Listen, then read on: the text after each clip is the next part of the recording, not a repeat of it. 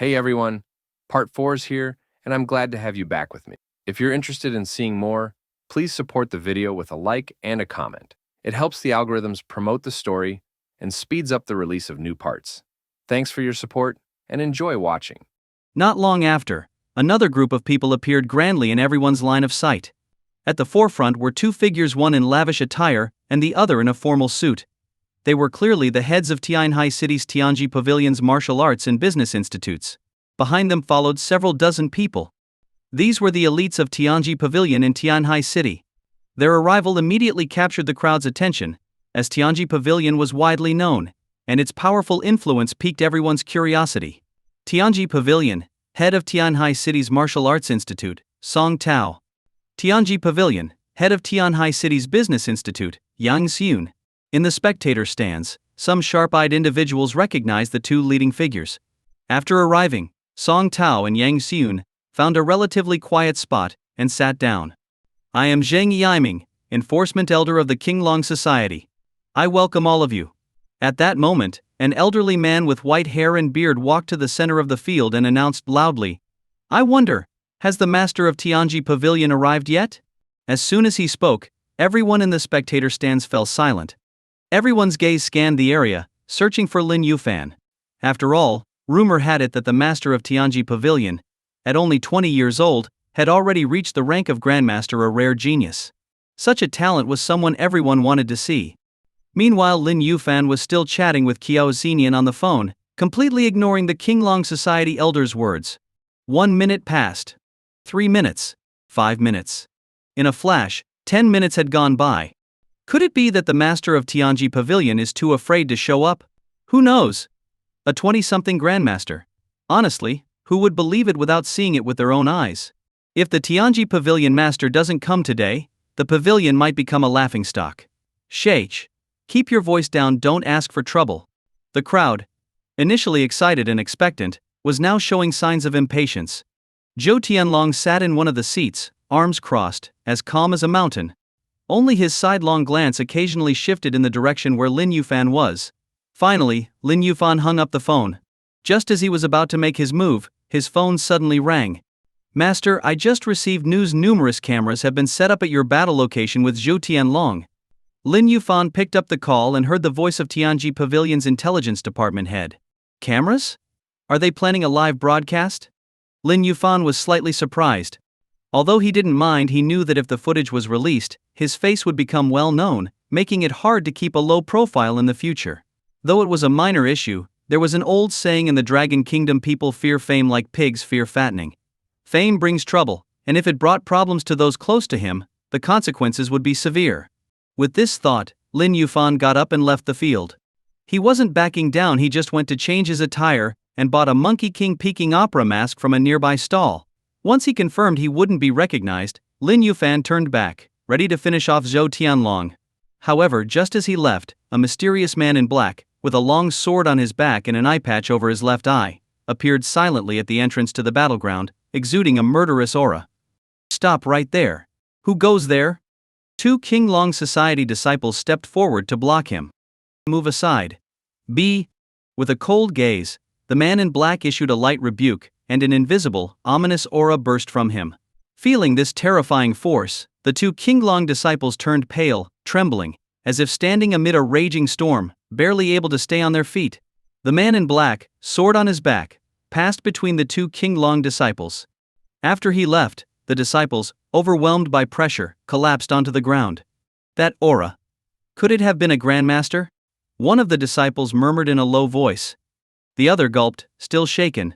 "For a moment I thought I was dead. Luckily he didn't make a move against us." They exchanged a glance, secretly relieved. Once calm, one disciple quickly took out his phone to report the situation to Elder Zheng Yiming of the Kinglong Society. Inside the field, Zheng Yiming had just received the news and was about to inform Zhou Tianlong, when a powerful voice suddenly rang out. "Zhou Tianlong, president of the Kinglong Society, challenges the master of Tianji Pavilion." Impatient, Zhou Tianlong leapt forward, landing in the center of the field in an instant. He placed his left hand behind his back, gesturing in the direction of the Tianji Pavilion's group with his right. "Why isn't the master here yet?" "No choice. I have to call King Ju and ask." Song Tao and Yang Xun looked gloomy. Song Tao took out his phone and called King Jiu. My fault. I got carried away chatting and lost track of time. I'll bring the master over now. King Jiu, you've really outdone yourself. How could you ignore something this important? Are you trying to ruin the reputation of Tianji Pavilion? Enough, no need for nonsense. We'll be there in 15 minutes. With that, the call ended. Frustrated, Song Tao stood up and said, President Zhou, please be patient. Our master is on his way. Still on the way? Hearing this, the crowd looked puzzled. Could the esteemed master of Tianji Pavilion actually be so unpunctual? The people of Tianji Pavilion looked embarrassed as well. Although the spectators felt somewhat displeased with Lin Yufan's lack of punctuality, they held back their complaints out of respect for Tianji Pavilion's reputation. Just then, something unexpected happened. One of the Kinglong Society elders suddenly flew backward, spitting blood and dying instantly. Confused, everyone turned to look. There, a middle-aged man in black with a long sword on his back strode toward the center of the field. This man stood tall and straight as a spear, walking with a fierce confidence. His aura demanded attention, and all eyes fixed on him. Zhou Tianlong, you despicable scoundrel. Today is the day you die. The man in black halted, his gaze sharp as a blade, looking coldly at Zhou Tianlong, who had turned pale with shock. Is that him? Could he still be alive? In the spectator stands, an elderly man looked astonished. Beside him, a young girl asked in confusion, Grandfather, do you know that man? The elderly man's face grew serious. Shi Qing. Shi Qing? King? The young girl thought for a moment, then gasped in shock. The Shi Qing from the Heavenly Blade Alliance? Didn't Zhou Tianlong kill him 10 years ago? The Kinglong Society's predecessor was the Heavenly Blade Alliance. Originally, Zhou Tianlong had been the vice leader of the Heavenly Blade Alliance. But the two had a falling out, which led to a duel at Luoying Peak near Tianhai City. That battle lasted a whole day and night, ending with Zhou Tianlong barely winning. Shi Qing had been struck down a sheer cliff by Zhou Tianlong. Later, a body was found at the foot of the cliff, assumed to be Shi Qing's. But now, 10 years later, Shi Qing had returned. Shi Qing, you're actually still alive. Zhou Tianlong's expression changed dramatically. Instantly, memories of his own sordid deeds surged up in his mind. Years ago, as a young man, he had befriended Shi Qing, and they became sworn brothers. Later, Shi Qing founded the Heavenly Blade Alliance and appointed him as the vice leader. During that time, the Heavenly Blade Alliance was at its peak, widely known in Tianhai City, and the two shared a close bond. That was until the Yishu family proposed a marriage alliance with Shi Qing and arranged for Xu Jiao to marry him. Upon seeing Zhu Jiao, a young and impulsive Zhu Tianlong felt a surge of desire. One night, while drunk, Zhou Tianlong took advantage of Shi Qing's absence and violated Xu Jiao. Fearing Shi Qing's retaliation if he found out, Zhou Tianlong pressured and threatened Zhu Jiao to poison Shi Qing.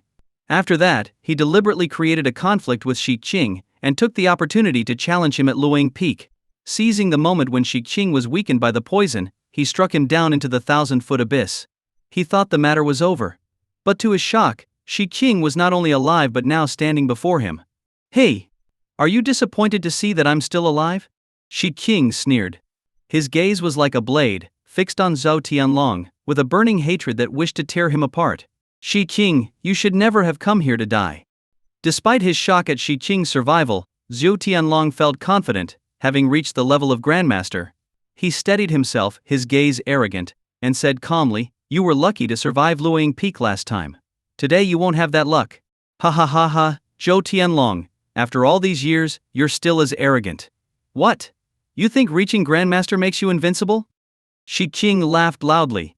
As Zhou Tianlong's expression wavered, an immense, terrifying aura suddenly erupted from Shi Qing. The aura was overwhelmingly fierce, sweeping straight towards Zhou Tianlong.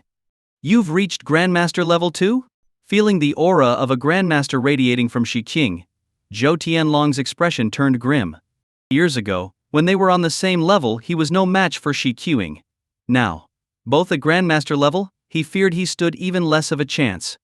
No more talking. Zhou Tianlong. You stole my Heavenly Blade Alliance and violated my fiancée. Today, I will kill you.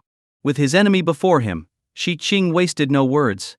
Drawing the long blade from his back, he gripped it with both hands and raised it high. A faint red blade aura emerged from the weapon. The aura grew, forming a 3-foot-long blood-red blade in an instant. Die! Shi Qing roared, striking down with the blade. In an instant, the sky seemed to darken as the violent blade aura swept through the area like a tornado. Zhou Tianlong's face changed dramatically as he unleashed his internal energy, forming a protective barrier around himself. This barrier, which only a grandmaster could create, was strong enough to block bullets, providing immense defense. Clang! Clang! With a deafening impact, the blade aura struck Zhou Tianlong's protective barrier. A sound like a massive bell echoed around them. What powerful blade aura!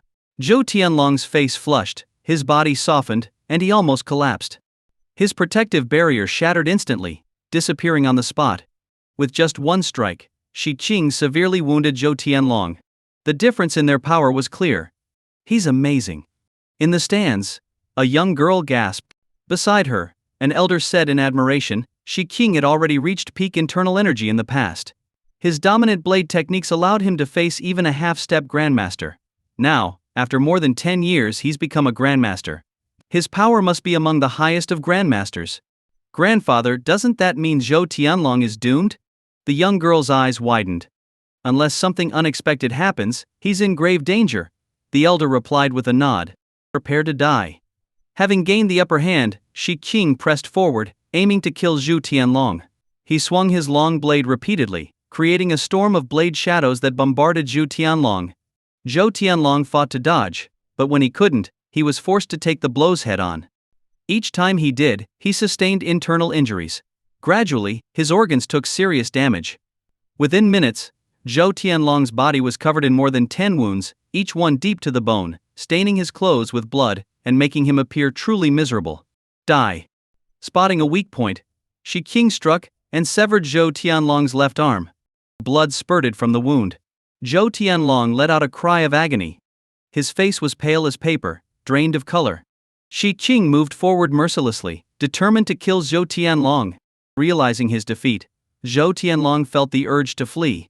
He shouted, launching a fist shadow, and turned to escape, dragging his battered body. Don't you run! Shi Qing shouted, chasing after him in swift strides. But at that moment, a figure in white leisurely appeared at the entrance, blocking Zhou Tianlong's path. Get out of my way! Seeing this, Zhou Tianlong roared and threw a punch, intending to kill the figure. The person in white was Lin Yuan. He had just arrived in his new attire when Zhou Tianlong came rushing at him. Before he could react, Zhou Tianlong attacked him. What's going on? Seeing the disheveled Zhou Tianlong with a severed arm, Lin Yuan looked bewildered. Kid, move aside. People in the stands began to shout, warning Lin Yuan to dodge. Oh no, this kid is done for. Others thought that this unfortunate person was doomed. After all, though Zhou Tianlong was losing to Shi Qing, he was still a grandmaster. Against a regular person, a single punch would be enough. However, just when everyone thought Lin Yuan was about to die, something strange happened. Lin Yuan sidestepped, dodging Zhou Tianlong's wild punch with ease. He then extended his leg and tripped him lightly. Zhou Tianlong lost his balance and fell to the ground, tumbling several times due to his momentum. The entire crowd was stunned. What had just happened? A grandmaster-level fighter, tripped by an ordinary person? This was beyond belief. Not far away, Shi Qing was charging forward with his blade. Seeing Zhou Tianlong fall, he leapt into the air and slashed down. Zhou Tianlong was just getting up when a flash of blade light passed before his eyes. Slash. A thin line of blood spread across his neck, and in the next second, blood spurted like a fountain, sending Zhou Tianlong's head airborne. Lin Yuan stood there, glancing at Zhou Tianlong's severed head. He then looked at Shi Qing and asked, "Who was that?" Shi Qing replied coldly, "Zhou Tianlong." "Zhou Tianlong?" Lin Yuan was stunned. "Master." At that moment, Qingju hurried over, his face full of urgency. Although Lin Yuan wore a mask and had changed his outfit, Qingju recognized him at once from their time spent together. "Master?" Upon hearing Qingju's form of address, a flash of surprise crossed Shi Qing's eyes. He hadn't expected this masked man to be the master of Tianji Pavilion, the foremost power in Dragon Country. Judging by his figure and voice, he seemed only in his 20s. Rumor had it that this young man was already a grandmaster. Thinking of this, Shi Qing couldn't help but scrutinize Lin Yuan closely. A grandmaster at barely 20, this was unheard of in Dragon Country. Seeing Qingju arrive, the heads of the martial arts and business institutes from Tianhai City, also stood and walked over. Qin Ju, who is this? Song Tao looked at Lin Yufan, his gaze probing. After all, they hadn't met Lin Yufan before, and the mask only deepened the mystery around his identity. This is the current master of Tianji Pavilion. What are you all standing there for? Bow to the master. Qin Ju scolded. Upon hearing this, Song Tao and Yang Zun's expressions changed, and they immediately knelt on one knee. Song Tao, head of the Martial Arts Institute in Tianhai City. Yang Xun, head of the Business Institute in Tianhai City. Greetings, master. The people from the Martial Arts and Business Institutes called out in unison, their voices echoing throughout the field. The crowd in the stands heard and stared wide-eyed in disbelief. What? The guy who just tripped Zhu Tianlong is the master of Tianji Pavilion? Why is he wearing a mask? Is he ugly or something? I knew it. There's no way Zhou Tianlong could be tripped by a regular person. Turns out he's the master of Tianji Pavilion. Just one move, and he took Zhou Tianlong down. This master of Tianji Pavilion is something else. In the stands, people began to talk among themselves. Elder, the president is dead. What? What should we do now? Meanwhile, the Kinglong Society members were visibly uneasy. With Zhou Tianlong dead, they were now leaderless, unsure of their future. The Kinglong Society was originally the Heavenly Blade Alliance, and it was Zhu Tianlong's schemes that took it over. Now that Shi Qing has returned, perhaps we should consider making him president. What do you think? An elder suggested. Elder Chen is right. Shi Qing's abilities far surpass Zhou Tianlong's. With him leading us, we wouldn't have to fear Tianji Pavilion, a disciple loyal to Elder Chen added. That may be, but Kinglong Society has many disciples, and our opinion isn't necessarily theirs. If Shi Qing wants to be president, he should first contribute something significant to Kinglong Society. A newly appointed elder voiced opposition. His words made sense, leaving everyone temporarily speechless. That's reasonable. Elder Chen nodded slightly in agreement. I'll go talk to Shi Qing first and see what he has to say. With that, Elder Chen got up and walked over to Shi Qing. 5 minutes later. Contributions? I founded the Heavenly Blade Alliance. It was simply taken over by Zhou Tianlong. What? Now I have to prove myself to take it back. Why did Zhou Tianlong become president without making any contribution?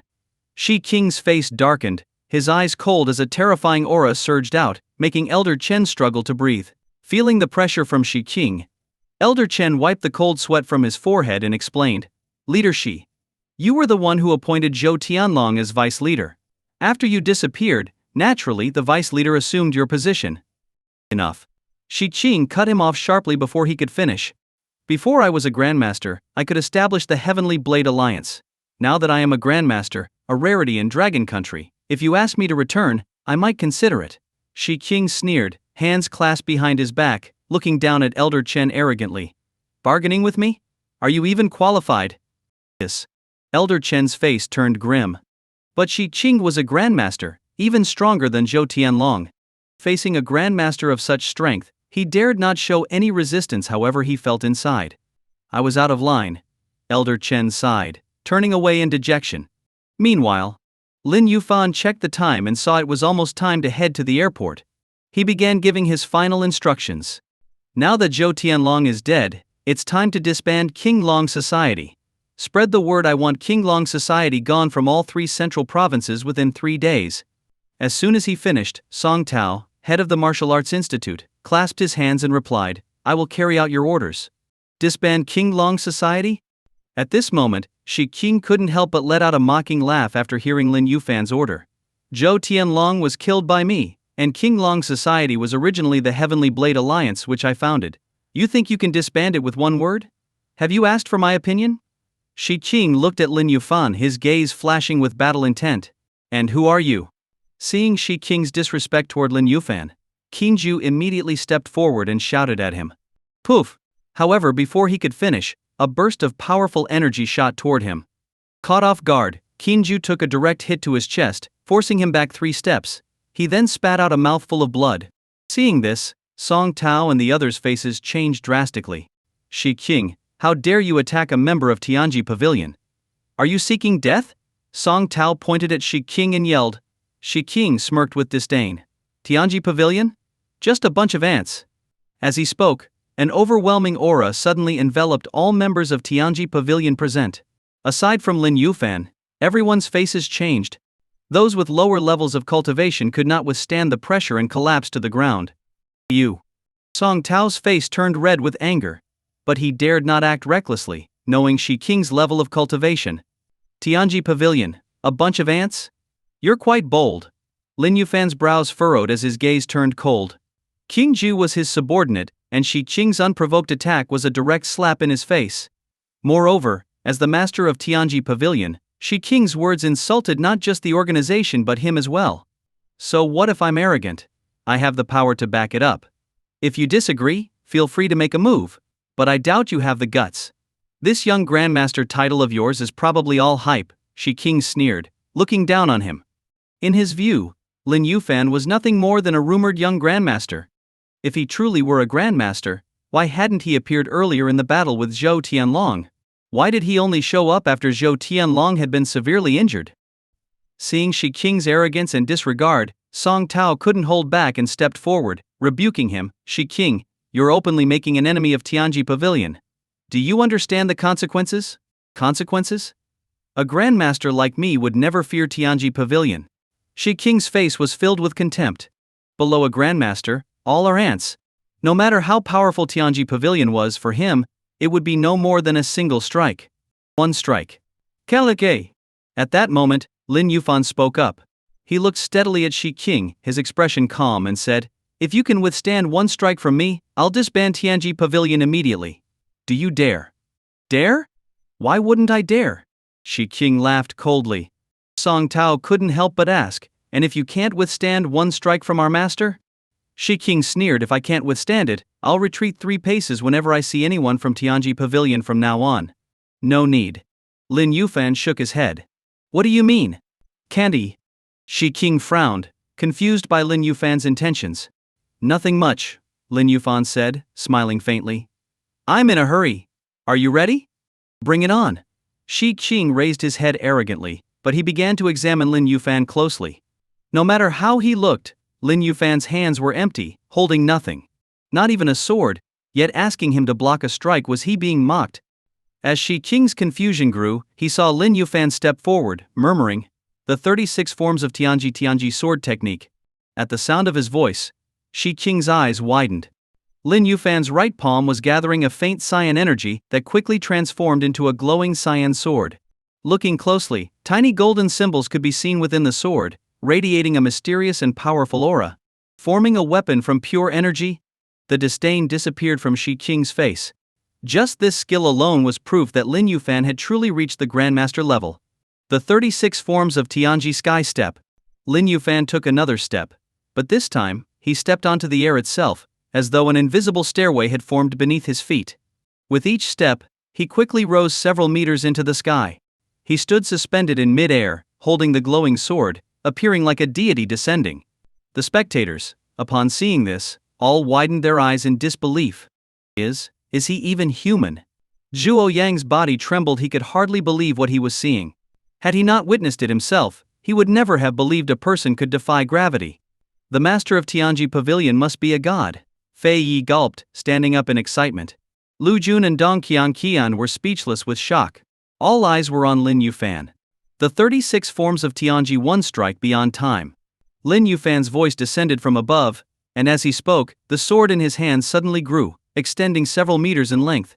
In an instant, a fierce sword aura tore through the air, sharp and terrifying, and even from a distance, all martial artists could feel its power. Die! Lin Yufan swung his sword. The sword light flashed, slicing through the air, making even heaven and earth seem to dim under this strike. No. Seeing this, Shi Qing's face turned deadly serious. He dared not be careless and drew his own sword, pouring his inner energy into it. The long sword emitted a hum, its aura expanding to form a 3-foot-long blood-red blade. Shi Qing swung his sword with all his might, aiming at Lin Yufan. The energy sword collided with the blood-red blade, but in the next moment, the energy sword sliced through it as though it were soft as tofu. Impossible. Shi Qing's face filled with shock. In the next second, the energy sword sliced down from above, cutting him from head to toe. Done. Lin Yufan withdrew his aura and gently floated to the ground like a feather. Turning, he looked at the still stunned Qinju and said, "It's about time. Get the car ready, let's head to the airport." Huh? But, what about him? Qinju snapped out of his daze, pointing toward Shi Qing. Shi Qing stood motionless, staring at Lin Yufan from afar, murmuring, "The master of Tianji Pavilion, a young grandmaster. Truly he lives up to the legend." As he spoke, Shi Qing collapsed backward. As he fell, a line of blood appeared from the top of his head down his body. In the next instant, blood gushed out, staining the ground around him. One strike. Shi Qing was dead. No wonder the master said there was no need. Song Tao, unable to contain his shock, muttered as he stared at Shi Qing's lifeless body. In the stands, a young girl spoke excitedly, "Grandfather, is this the true power of the master of Tianji Pavilion? It's godlike. To witness such a strike in my lifetime is truly without regret." The old man beside her said, his eyes wide with awe as he gazed at Lin Yufan. "Farewell, master." As Lin Yufan left with Qinju, Yang Xun bowed deeply and called out, "Farewell, master." Song Tao and the others quickly followed suit, bowing and shouting after him. Under everyone's gaze, Lin Yufan walked steadily out of the battleground. "Elder Chen, what should we do now?" In the Kinglong Society's camp, a disciple spoke hesitantly. "To go against Tianji Pavilion is suicide. Spread my command, notify everyone in Kinglong Society to disband immediately," Elder Chen said gravely. With that he walked toward Song Tao and the others from Tianji Pavilion. "Elder Chen, where are you going?" A fellow elder couldn't help but ask. "Kinglong Society is no more. I'm joining Tianji Pavilion," Elder Chen replied without looking back. The members of Kinglong Society were stunned. Elder Chen, the society's most senior elder, was joining Tianji Pavilion. What did that mean for the rest of them? "If you can't beat them, join them. Elder Chen is wise." A young disciple clapped. Realizing the truth, they all made their way towards Song Tao and the others from Tianji Pavilion. Elsewhere, Lin Yufan had already reached the airport. Just as he was about to board, he saw Qinju suddenly clutch his chest, coughing violently. "Are you okay?" Lin Yufan turned and looked at Qinju. Qinju shook his head and started to walk forward, but after just a few steps, he began coughing again. "Keep pretending. If you don't want to come back with me, just say so. Why act?" Lin Yufan rolled his eyes at Qinju. "Cough. Master, you see right through me. Fine, you stay here. I'll go back by myself." Lin Yufan rolled his eyes at Qinju and was about to board the plane. "Master, maybe I should arrange for two other." Qinju wanted to suggest assigning a couple of experts to secretly protect Lin Yufan. But on second thought, with Lin Yufan's grandmaster skills, did he really need protection? Anyone of lower skill level causing trouble would just be seeking death, and anyone stronger wouldn't be manageable anyway. Realizing this, Qinju relaxed. 2 hours later, Lin Yufan arrived back in Nanchi City. As soon as he got off the plane, he turned on his phone and saw several missed calls, all from his eighth sister, Qiao Zenian. Could something urgent have come up? Lin Yufan frowned slightly and quickly called her back. "Brother Yufan, why was your phone off? I've been trying to reach you for ages." "Oh, my phone battery died. Is something wrong?" "Of course there is. Come home first, I'm waiting for you." "All right, I'll head back now." Lin Yufan hung up and was about to ask Qinju to arrange a car. Then he remembered that Qinju was still back in Tianhai City. With a sigh, Lin Yufan hailed a taxi. Just as he was about to get in, a young woman and two men approached quickly from behind. The woman was nearly 1.7 meters tall, dressed in sportswear and a baseball cap, giving her an energetic look. The two men were in suits and sunglasses, clearly personal bodyguards. "Driver, to the Marriott Manor Villas." One of the bodyguards jumped into the front seat. The other opened the door and said to the young woman, "Miss, please. Hold on a second." Seeing this, Lin Yufan stepped forward and stopped the young woman. "What is it?" The young woman turned to look at Lin Yufan, frowning impatiently. "I flagged this taxi first, and you're cutting in. That's not right, is it?" Lin Yufan said with a smile. The young woman scoffed and pulled a few hundred-yuan bills from her wallet, throwing them at him. "Is this enough?" Lin Yufan was speechless. "Do I look that poor?" Before he could respond, she stuffed the money into his shirt pocket and got into the car. The taxi quickly drove away, leaving Lin Yufan standing by the roadside. This world really has all kinds of people. Shaking his head, he hailed another taxi. Half an hour later, he arrived at the Marriott Manor Villas. As soon as he stepped inside, he saw his eighth sister, Qiao Xingyan, in discussion with a young woman. Behind the woman stood the two suited bodyguards. Looking closely, wasn't this the same arrogant girl he'd encountered at the airport? Brother Yufan. Seeing him return, Qiao Xinyan waved him over, signaling him to sit beside her. Lin Yufan changed his shoes and walked over. As the young woman saw his face, she frowned slightly. "It's you!" "Yes, what a coincidence." Lin Yufan replied with a smile. "What, Brother Yufan, do you two know each other?" Qiao Xinyan was surprised to see that her client knew Lin Yufan. "No, we just ran into each other briefly at the airport." Lin Yufan shook his head. "Oh." Qiao Xinyan nodded slightly, then introduced, "This is Miss Zheng Ranran, the daughter of the Zheng family from Su City. Miss Zheng, this is my boyfriend, Lin Yufan." "Hello. Wan Mei." Hearing he was Qiao Xinyan's boyfriend, a flash of surprise appeared in Zheng Ranran's eyes. "Hello." Lin Yufan nodded slightly. "Dr. Qiao, I've already explained my purpose for coming. How much do you think it will cost?" After the brief introduction, Zheng Ranran resumed her discussion with Qiao Xinyan. "If it's just for a consultation and medication, 2 million should be enough. But if you want me to go with you to Sioux City, we'd have to renegotiate the price." Qiao Xinyan shook her head, looking hesitant. "You know I'm quite busy, and could earn 5 million in the time it would take me to make that round trip. Dr. Qiao, if you can cure my grandmother, the Zheng family is willing to pay you 10 million as a consultation fee. How about that?" Zheng Ranran frowned slightly, feeling like Qiao Xinyan was driving up the price, but she had no choice given her grandmother's health. For the Zheng family, whose assets totaled billions, 10 million was not a significant amount. Qiao Xinyan was pleased internally but maintained a calm expression. "That's acceptable, but I'd need to review your grandmother's medical records first." "Simon?"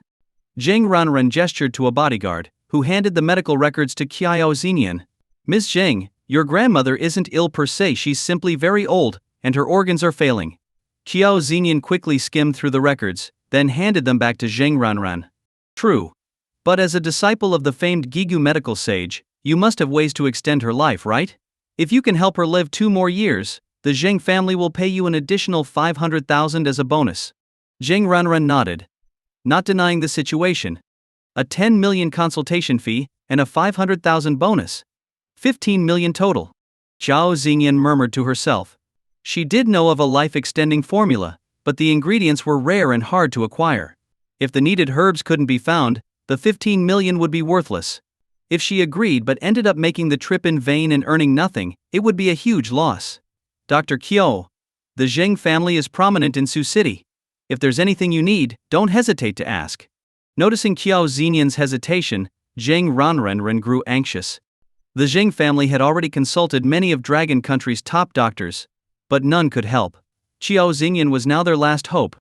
"I do know a way to extend life, but the herbs required are difficult to obtain. If I agree and you can't get them, wouldn't it be a waste of my time?" Qiao Xinyan explained her concerns. "Miss Qiao, my family owns a herbal medicine shop in Sioux City, and we have many rare herbs. Which ones do you need?" Zheng Ranran brightened, feeling relieved. Her biggest fear was that there was no way to prolong her grandmother's life, not that the herbs would be hard to acquire. Centennial Tianshan Snow Lotus, 100-year Wild Astragalus, 100-year Wild Lingji Mushroom. Qiao Xinyan listed more than 10 herbs. At first, Zheng Ranran didn't mind most of these herbs, though rare, could still be found on the market. But when Qiao Xinyan named the final, most crucial herb, Zheng Ranran's expression changed. "Miss Qiao, what did you just say that last ingredient was?" Zheng Ranran thought she must have misheard. After all, that kind of thing was generally only found in legends. Who had seen it in real life?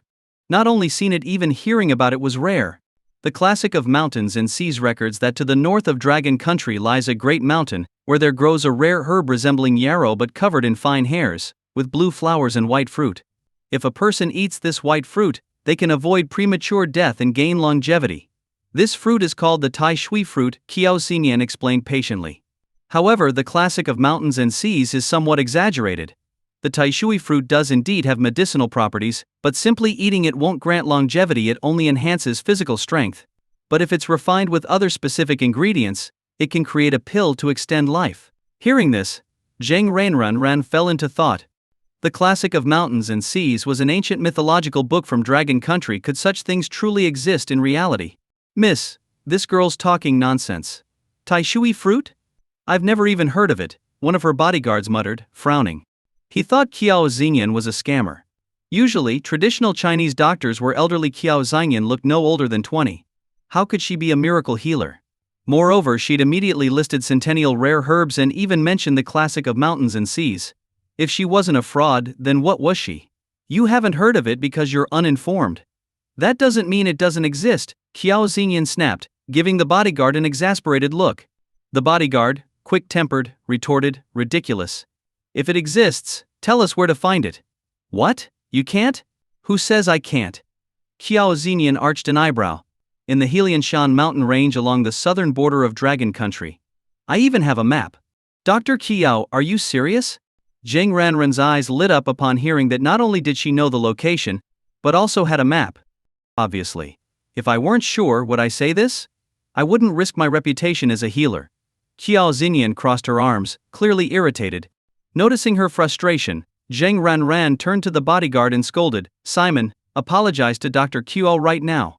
Simon looked reluctant, but seeing Zheng Ranran's increasingly cold expression, he sighed, stepped forward, and bowed to Qiao Xingyan. Dr. Qiao, I was too ignorant. I apologize. Fine. I won't stoop to your level. Just keep quiet when I'm talking, Qiao Xingyan said with a wave, appearing magnanimous. Simon's face darkened, but he bit his tongue and quietly stepped back. Dr. Qiao, aside from the Tai Shui fruit, the Zheng family will begin gathering the other herbs. Since Tai Shui fruit isn't available, we'll have to go find it. When do you think we should depart? Zheng Ranren asked eagerly. I have time so we can go whenever. But let me clarify, the 10 million we discussed was for a medical consultation in Sioux City. This request goes beyond that scope, Qiao Xingyan reminded her. Dr. Qiao, let's be transparent. How much do you want? Hearing this, Qiao Xingyan raised her right hand, showing her palm. 50 million? No. Qiao Xingyan shook her head and said calmly, 500 million. What? 500 million? Dr. Qiao, are you joking? Zheng Ranren's face darkened, displeased. We can handle most of the herbs ourselves. For one Tai Shui fruit, you want 500 million? The Zheng family may have money, but we're not fools. Dr. Qiao, this price seems excessive. I'm already giving you a bargain. The map isn't even mine, it's my master's. I have to buy it from him first, and as his disciple, the price is 400 million. Qiao Xingyan started calculating. If you went yourselves, forget 400 million, my master wouldn't even entertain you for 4 billion. You're welcome to try if you don't believe me. Then she added, also, do you even know what Tai Shui fruit looks like? Have you seen one? Zheng Ranren shook her head. Exactly. You haven't even seen it. Even if you find it, you wouldn't recognize it, meaning I'd have to accompany you.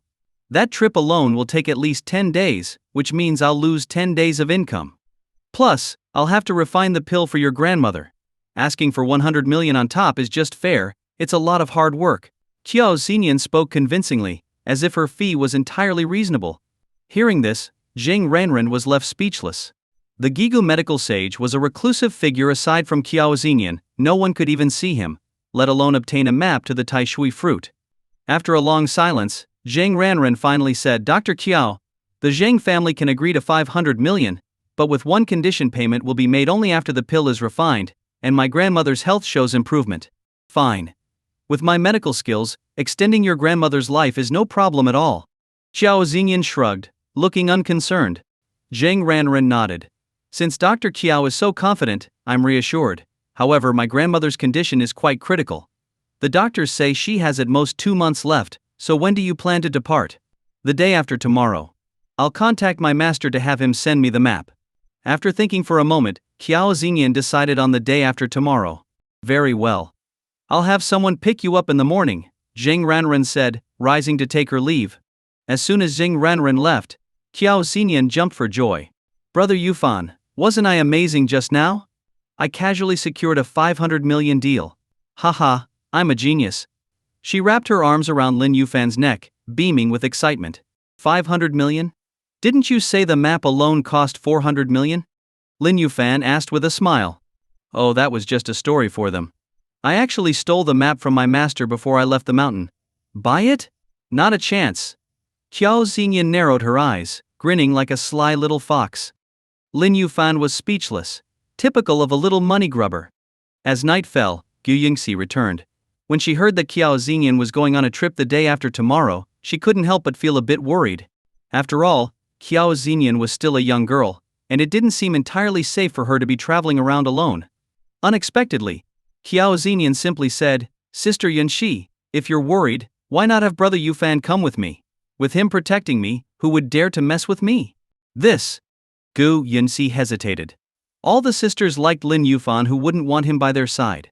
But thinking about Qiao Xingyan going on this long journey alone, she paused and then nodded. "Alright, if brother Yufan goes with you, then I won't worry. Why not ask for my opinion?" Lin Yufan was speechless. Shouldn't he, as the person in question, have a say? What?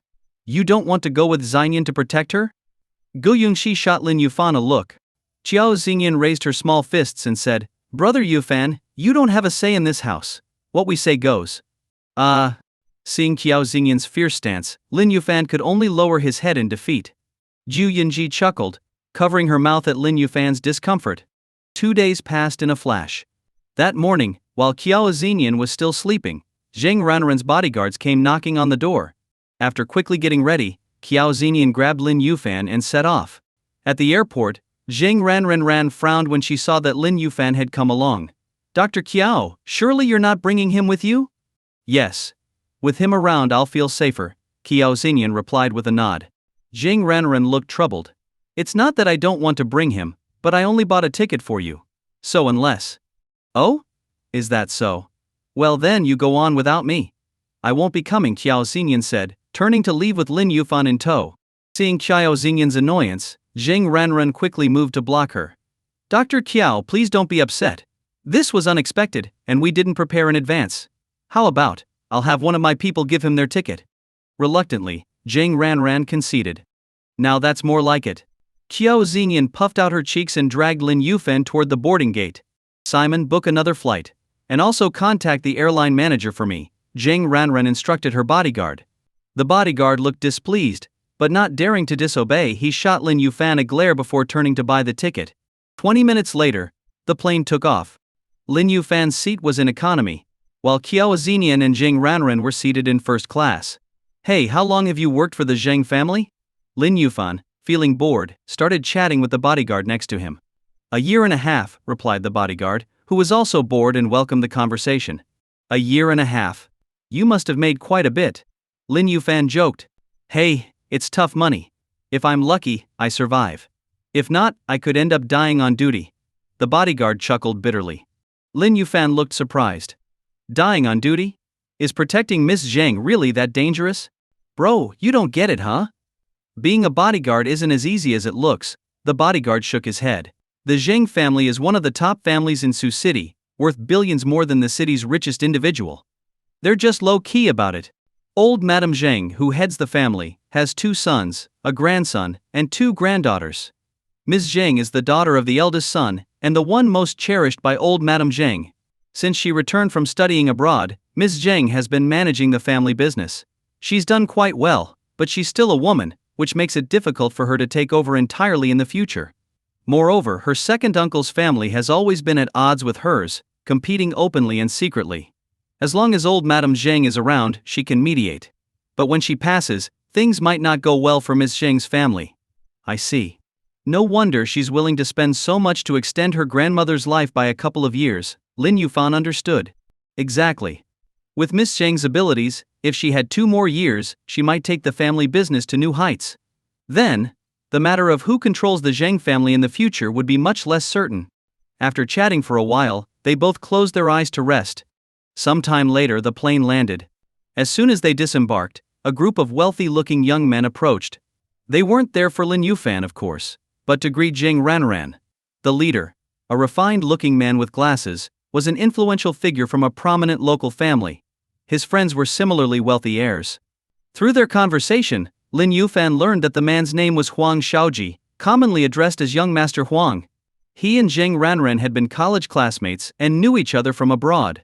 Hearing she was coming to Nanxi City, he had come personally to greet her. "Ranran, I know why you're here. However, being close to the border, our security isn't as good as yours in Sioux City. For safety, I've decided to accompany you," Huang Shaoji said as he led the way. "Wouldn't that trouble you too much?" Jing Ranran was surprised but didn't decline. Having a local friend along would certainly be convenient, saving her time and effort. No trouble at all. Just make sure to treat me well when I visit Sioux City. Huang Xiaoji laughed heartily, appearing quite magnanimous. In that case, I'll count on you. Zhang Ranran replied, deciding she could repay the favor later. After some small talk, they arrived at the parking lot. Huang Xiaoji's gaze shifted to Qiao Xingyan, who was chatting happily with Lin Yufan. Her youthful face, petite frame, and well-developed figure made his heart race with a flicker of desire. Oh, so this is the renowned Dragon Country doctor, Dr. Qiao? Huang Xiaoji stopped, smiling as he extended his hand to Qiao Xingyan. Dr. Qiao, I've heard so much about you. I'm Huang Xiaoji. It's a pleasure to meet you. Hello, Qiao Xingyan responded politely, reaching out to shake his hand. But a second later, her expression soured as she tried to pull her hand back, only to realize that Huang Xiaoji was holding on tight. Noticing this, Lin Yufan grabbed Huang Xiaoji's wrist and applied slight pressure, causing him to immediately release her hand. Watch your hands. Try that again, and I'll cut it off, Lin Yufan said coldly. Come on man, it was just a joke. No need to get so serious, Huang Xiaoji laughed awkwardly. But a flash of malice briefly appeared in his eyes. Hearing the argument, Zheng Ranren turned and walked over. Seeing Lin Yufan with a stern expression and Huang Xiaoji with a forced smile, she frowned and chided Lin Yufan. Lin Yufan, young Master Huang was just joking. Why take it so seriously? Even a joke has its limits. Besides, we're not close with young Master Huang at all, are we? A stranger's joke, is that appropriate? Lin Yufan replied coolly, glancing at Zheng Ranran. Hey you. Jing Ranran hadn't expected Lin Yufan to talk back, leaving her momentarily embarrassed. Alright. I just found Dr. Qiao too cute and wanted to tease her a bit. That was wrong of me. Let's just drop it. Huang Xiaoji quickly intervened to smooth things over. As he spoke, several luxury cars pulled up in front of them. Huang Xiaoji opened the door to a Porsche and said, Ranran, why don't you and Dr. Qiao ride with me? Alright. Jing Ranran nodded without any objection. Dr. Qiao, hop in. Jing Ranran gestured for Qiao Xingyan to join them. What about my brother Yufan? Which car will he ride in? Qiao Xingyan asked. There are plenty of cars in the back, you don't have to worry about him getting left behind, Huang Xiaoji said with a chuckle. No way. I want to ride with brother Yufan. Qiao Xingyan shook her head. The cars behind them started honking. Fine, then, Jing Ranran agreed, seeing how insistent Qiao Xingyan was. Just then, two more cars pulled up, both two-seater sports cars. Who wants to ride with me? A young man with short, light brown hair asked, lowering the window and looking at Lin Yufan and Qiao Xingyan. No thanks, Lin Yufan replied immediately. The young man sneered and muttered, TSK, ungrateful. With a rev of the engine he sped off. Jerk. If you've got guts, don't run away. Qiao Xingyan fumed. Forget it. Don't stoop to his level, Lin Yufan said, calming her down. Just then, a Mercedes pulled up with a chubby, honest-looking driver. Would you two like to ride in my car? It's not as fancy but I drive very steadily, the chubby man offered. Alright, thank you, Lin Yufan nodded and accepted. The chubby driver even kindly opened the door for them. A short time later, the group arrived at a 5-star hotel. Huang Xiaoji had reserved a private dining room in advance to welcome Zheng Ranran. At the table, Zheng Ranran asked Qiao Xingyan to take out the map. Being locals, Huang Xiaoji and his friends could easily pinpoint the location. This spot is pretty remote, almost on the border, Huang Xiaoji said, frowning as he looked at the map. Young Master Huang, since you're from around here, can you lead us to this marked location? Zheng Ranran asked. That area's in the mountains. I can get you close, but going deeper into the mountains would be beyond me, Huang Xiaoji replied, shaking his head. But don't worry, I can hire a couple of local hunters to guide us. Really? Thank you. Shall we head out immediately? Zheng Ranran said, visibly excited. There's heavy fog today. It'd be hard to reach even the nearby villages, let alone head into the mountains. Let's wait until tomorrow when the weather is clearer. We can set off in the morning and reach a village near the area by noon. If all goes well, we can enter the mountains by the afternoon, Huang Xiaoji suggested. Alright, tomorrow it is then, Zheng Ranran agreed, though she was a bit impatient. Given the situation, she had no choice but to follow his advice. Ranran, relax and enjoy your time here today. Tomorrow morning, we'll accompany you into the mountains to gather the herbs. Cheers, Huang Xiaoji said, raising his glass. With a smile, Zhang Ranran clinked glasses with him. The meal lasted over an hour, and everyone drank quite a bit. After a few drinks, everyone became more talkative. During this time, Huang Xiaoji didn't bother Lin Yufan or Qiao Xingyan further. Ranran, Dr. Qiao, since it's your first time in Nanxi City, I'll show you one of our unique local experiences later, Huang Xiaoji said mysteriously, holding a crystal wine glass. Unique? What is it? Zhang Ranran asked, her face flushed from the wine, looking captivating. Ever heard of shamanic witchcraft? Huang Xiaoji asked with a smirk. Isn't that something you only see in movies? Could it really exist? Zhang Ranran asked, instantly intrigued by the mysterious topic. Even Qiao Xingyan, who was enjoying her meal, perked up her ears in curiosity. Whether it's real or not, you'll find out. Meet me in the hotel lobby at 6 this evening, and I'll take you to see it, Huang Xiaoji replied.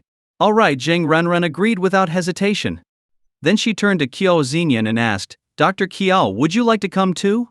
If Brother Yufan goes, I'll go. If he doesn't, I won't either, Qiao Xingyan replied, looking over at Lin Yufan. Let's go then. I've never seen anything like it myself, so I'm curious, Lin Yufan agreed, noticing Qiao Xingyan's interest. Huang Xiaoji rolled his eyes in disdain. If it weren't for Zhang Ranran and Qiao Xingyan, he wouldn't have invited Lin Yufan, but he kept his cool for Zhang Ranran's sake. The meal continued in a lively atmosphere, with glasses clinking and toasts exchanged. During the meal, Zhang Ranran and Huang Xiaoji reminisced about their university days, while Qiao Xingyan was focused on sampling the various dishes. Several young heirs approached her to make conversation, but she ignored them.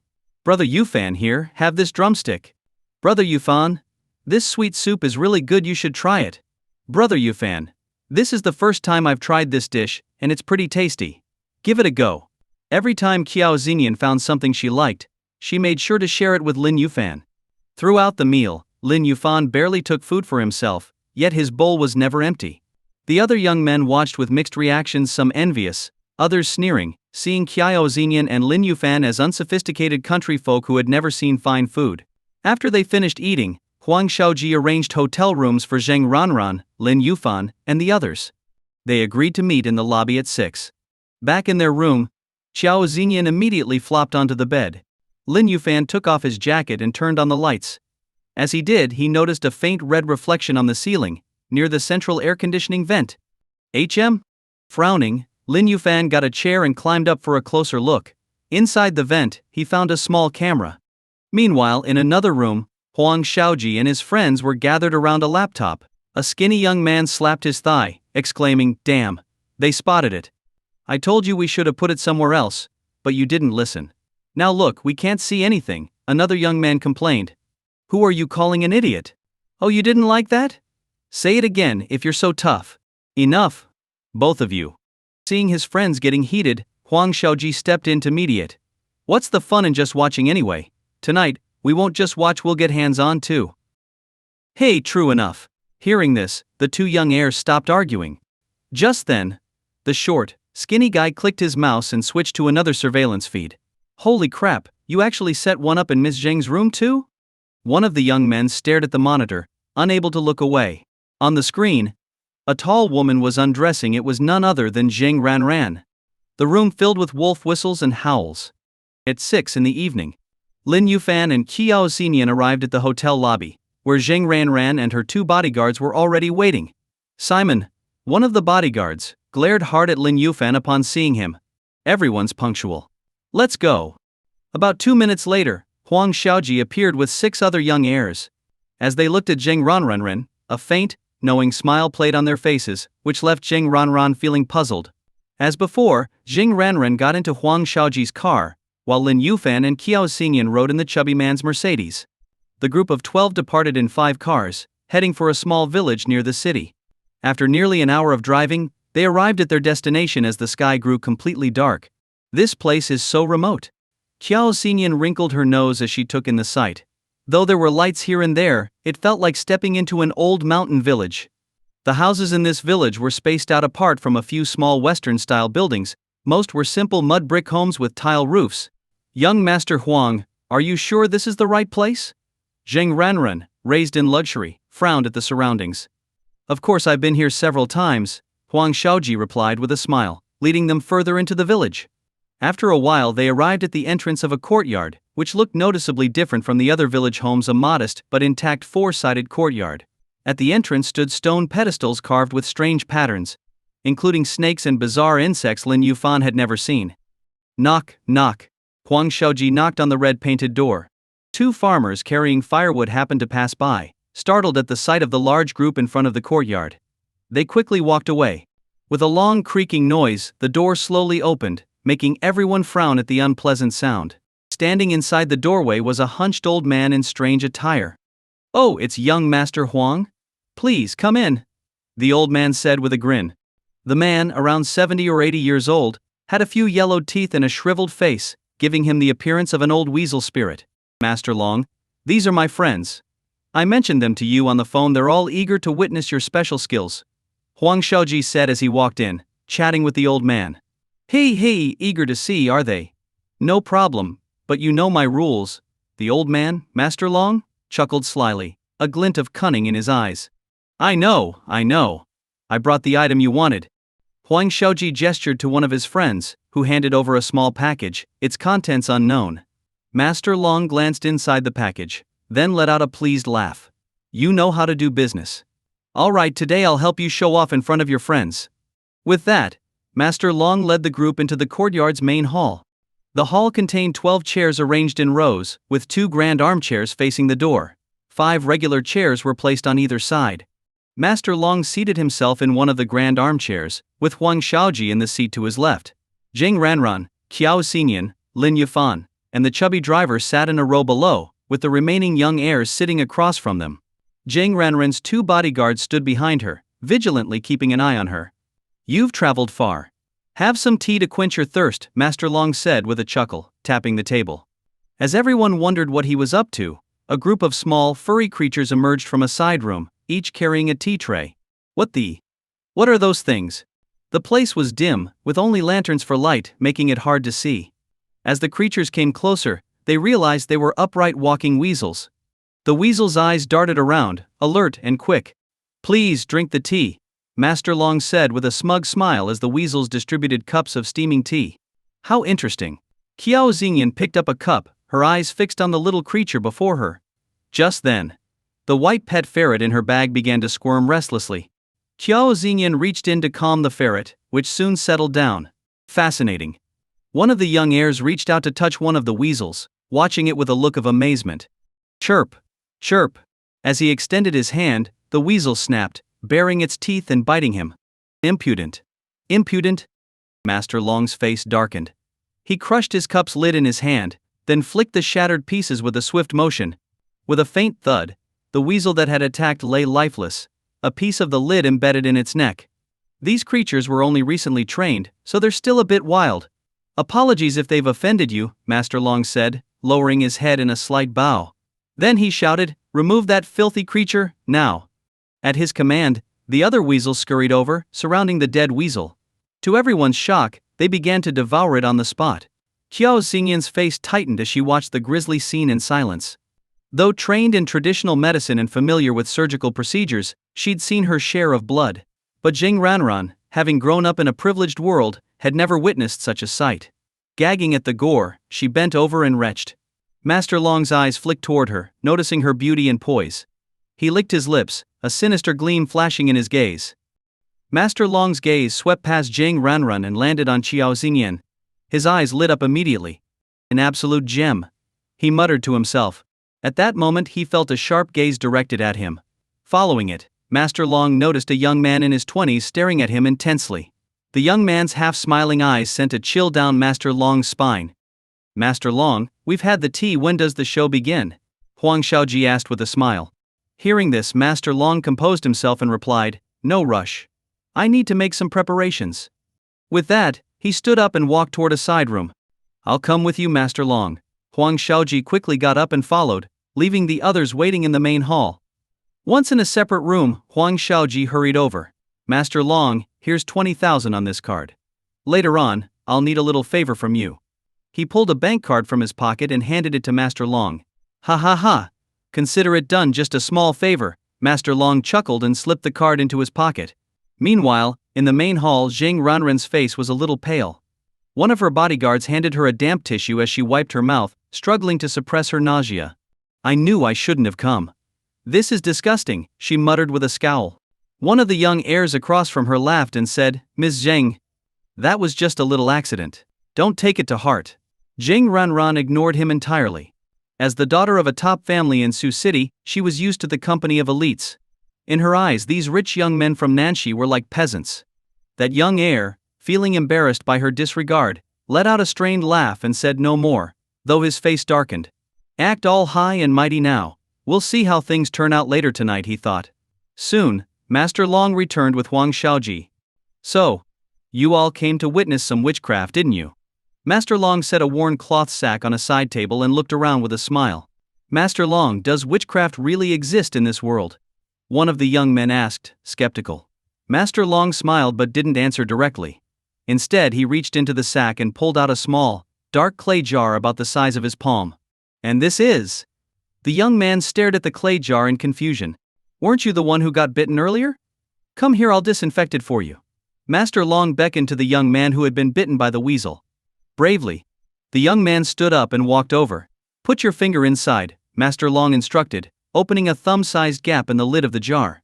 The young man hesitated, but with everyone watching, he gathered his courage and inserted his bleeding finger into the jar. Suddenly he let out a strange sound, almost as if he was enjoying it.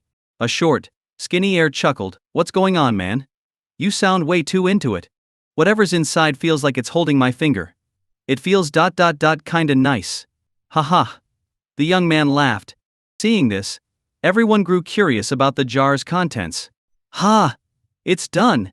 He pulled his finger out, and when he looked, he was stunned. The wound that had been bleeding was now completely healed. My wound, it's gone. Master Long, how did you do that? Everyone crowded around, astonished to see that the cut was fully healed in such a short time. There are specially bred worms inside the jar that can heal injuries, Master Long said with a chuckle, putting the clay jar back in the sack. Another heir, unable to contain his curiosity, asked, Master Long, can we see these magic worms? Yeah, Master Long, don't keep us in suspense. We came all this way to see your witchcraft, and it'd be no fun if we don't actually get to see it. Another heir chimed in. You want to look? Fine, 1,000 per person, Master Long said, raising the price. The heirs scoffed but didn't hesitate. One of them got Master Long's bank details and transferred 10,000 right away. With the payment in hand, Master Long took the jar back out and opened it in front of them. In the dim candlelight, they could see a large, hideous toad inside. One of the heirs who had put his finger inside earlier immediately started retching. The others couldn't help but laugh at his misery. Zheng Ranran, frowning, muttered, It's ugly. But this worm's healing power is incredible. This is just a small trick, Master Long said, sealing the jar and putting it back in his sack. Then, he took out a small compass-like instrument. Muttering under his breath, Master Long bit his finger and let a drop of blood fall onto the compass. The temperature in the room seemed to drop instantly. A faint, eerie rustling began outside, sending a chill down everyone's spine. They looked around to see swarms of colorful insects crawling into the room. What are these? This is creepy, one of the young men exclaimed, jumping onto his chair. Don't worry. They're just my obedient little friends, Master Long said, adjusting his fingers on the compass. As he moved his fingers, the bugs swarmed in different directions, following his every command. Interesting. So these are enchanted insects? One of the heirs asked, intrigued. Enchanted insects? You must be joking. True enchanted insects are rare, requiring years to cultivate. If I could breed that many, do you think I'd still be here? Master Long scoffed. Master Long, can you show us a real enchanted insect? One of the heirs asked eagerly. Want to see it? All right. Master Long smirked and turned to the young heir who had put his finger inside the jar earlier. The young man looked puzzled as Master Long pulled a small drum from his sack and began tapping it rhythmically. The young heir suddenly started moving as if in a trance, extending his arms and hopping on his feet. Turn around, Master Long commanded, beating the drum. Obediently, the young heir spun around and began hopping around the courtyard, his movements eerily reminiscent of a zombie from a Hong Kong horror movie. This is the witchcraft corpse control technique. What do you think? Master Long said with a twisted smile. Seeing that their companion had been controlled by Master Long's witchcraft, everyone gasped in shock and instinctively took a step back, wanting to keep their distance from him. After all, no one could figure out when Master Long had put a curse on their friend. If he could curse someone so secretly, who knew what else could happen? For most people, the unknown is something to be feared. Interesting. Lin Yuan narrowed his eyes, studying Master Long thoughtfully. Lin Yuan had studied under the heavenly sage and, besides martial arts, had also learned various other disciplines, including geomancy, exorcism, and other mystical arts. But he'd never learned anything about witchcraft. According to his master, witchcraft was an unrefined and eccentric technique, unworthy of study. However, seeing it firsthand, Lin Yuan couldn't help but feel that witchcraft had its own mysteries. Brother Yuan, did you figure out how it works? Qiao Xingyan tugged on Lin Yufan's sleeve, asking in a low voice. No. Lin Yufan shook his head. Hearing this, Qiao Xingyan chuckled softly and explained in a whisper, witchcraft is mainly about using gu, which means controlling special insects. To put a curse on someone, you have to find a way to get the insect inside their body, and then use it to force them to do things against their will.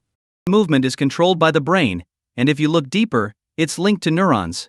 The gu insects affect the person's neural network, which is how they're able to control the target.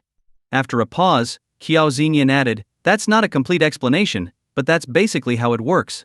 I didn't know you knew so much, Sister Xingyan. Lin Yufan smiled. Of course. My master is the Ghost Valley Immortal. He's wise and knows all sorts of things. I loved listening to him tell me about strange arts like this. He even taught me about witchcraft once. Qiao Xingyan chuckled proudly. Master Long is impressive. I've learned something today. One of the wealthy young men commented in admiration. Yes, Master Long's skills are truly astounding.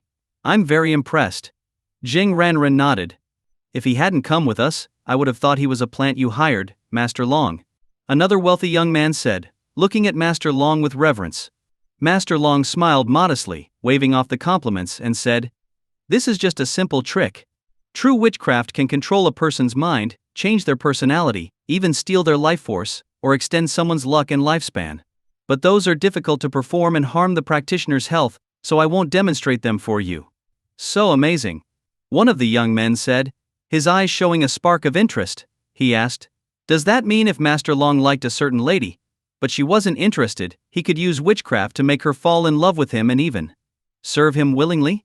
As soon as he finished speaking, a flash of murderous intent appeared in Master Long's eyes but was quickly hidden.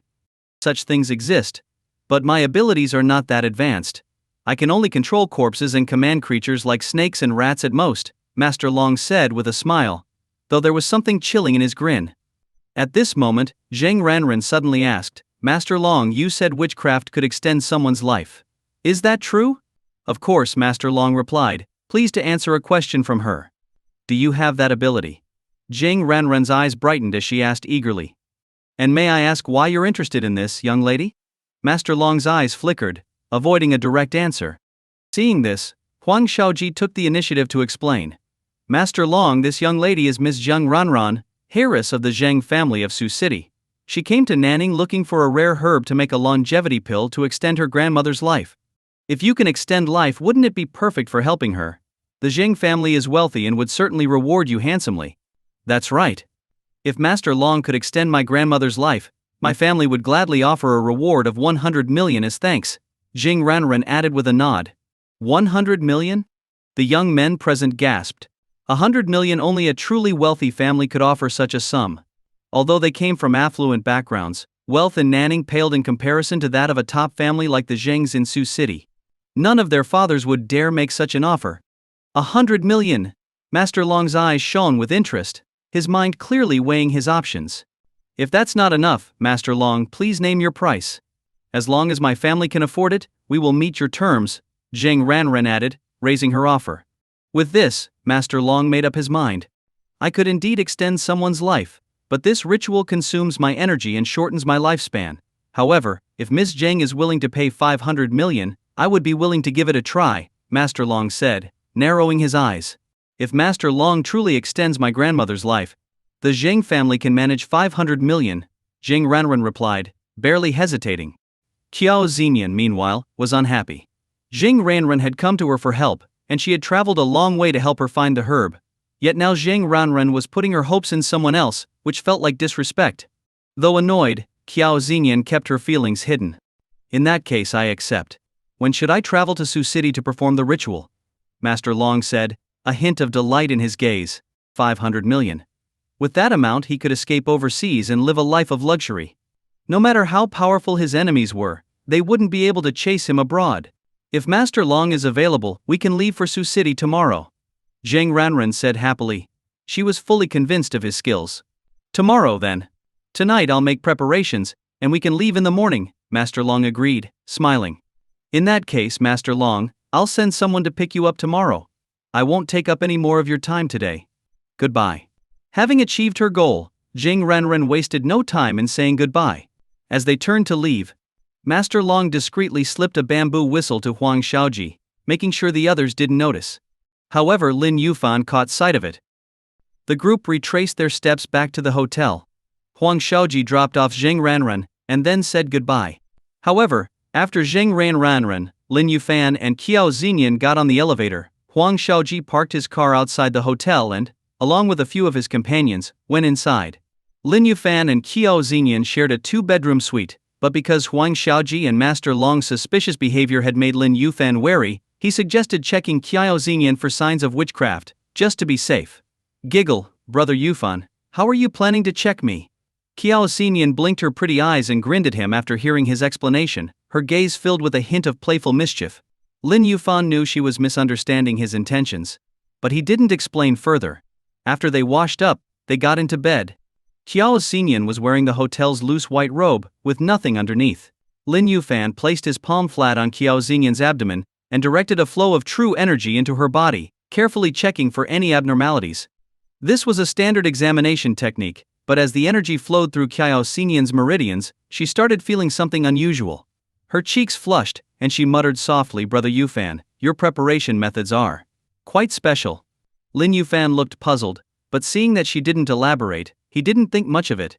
As time went on, Qiao Xinyan began making soft, kitten-like sounds of pleasure. Lin Yuan hadn't thought anything of it at first, but her noises were making it hard for him to stay composed. His breathing became heavier, but he managed to finish the examination without losing control. After confirming that everything was fine, he finally breathed a sigh of relief. Sister Xinyan, don't get the wrong idea. Master Long is skilled in witchcraft, and I was worried he might have secretly placed a curse on you. It's better to be cautious with something as insidious as that, Lin Yuan patiently explained, seeing her blushing face. Oh, don't worry. When I was studying medicine under my master, she used to make special pills for me regularly. I took them for years. With my constitution, even if someone did cast a curse on me, the Giyu insect wouldn't survive inside my body for more than a minute, Qiao Xinyan said with a smile. Sounds like your master treats you pretty well, Lin Yuan nodded slightly. We may be master and disciple, but she treats me like her own grandchild. She dotes on me a lot and fulfills almost any request I make, Qiao Xinyan said, her face lighting up with happiness as she spoke of her master. Brother Yufan, it's getting late. Tell me a bedtime story. Perhaps due to the tiring day, Qiao Xinyan yawned and unceremoniously pushed Lin Yuan down, resting her head on his chest as she prepared to sleep. Meanwhile, in Zhang Ranran's room, she had just finished taking a bath, and was about to rest when a sharp sound from a bamboo whistle came from outside the door. Zhang Ranran frowned, thinking the hotel's soundproofing wasn't very good, and assuming it was just some kids playing in the hallway. But suddenly, she began feeling feverish, and a wave of dizziness swept over her. At first she thought it was due to the stress and exhaustion from dealing with her grandmother's situation. But recalling the strange things she'd witnessed from Master Long, she was startled into partial alertness. Hesitating for a moment as the dizziness intensified, she picked up the phone on her nightstand and called Qiao Xinyan. Dr. Qiao, I'm not feeling well. Could you come over and take a look? She managed to say before everything went black, and she lost consciousness. Meanwhile, outside her room, Huang Xiaoji followed Master Long's instructions, blowing the bamboo whistle before sneaking into the room opposite Zhang Ranran's. Inside, several young men were gathered around a laptop, watching a surveillance feed. How's it going? Did it work? Huang Xiaoji asked eagerly as he entered. She's out cold. Master Long's Gyu insects are incredible, replied a skinny young man. Hey! Just as we agreed, I'm going first. Huang Xiaoji exclaimed with glee, snatching the keycard to Zhang Ranran's room and rushing inside. After confirming that she was completely unconscious, he couldn't wait to jump on her. In the other room, the young men watched the live feed, becoming more excited. But just as Huang Xiaoji was about to succeed, the doorbell suddenly rang.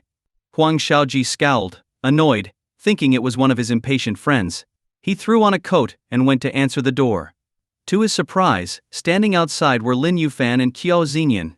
His expression darkened as he barked, "What are you doing here so late? Don't you sleep? Do you need something from Miss Jing?"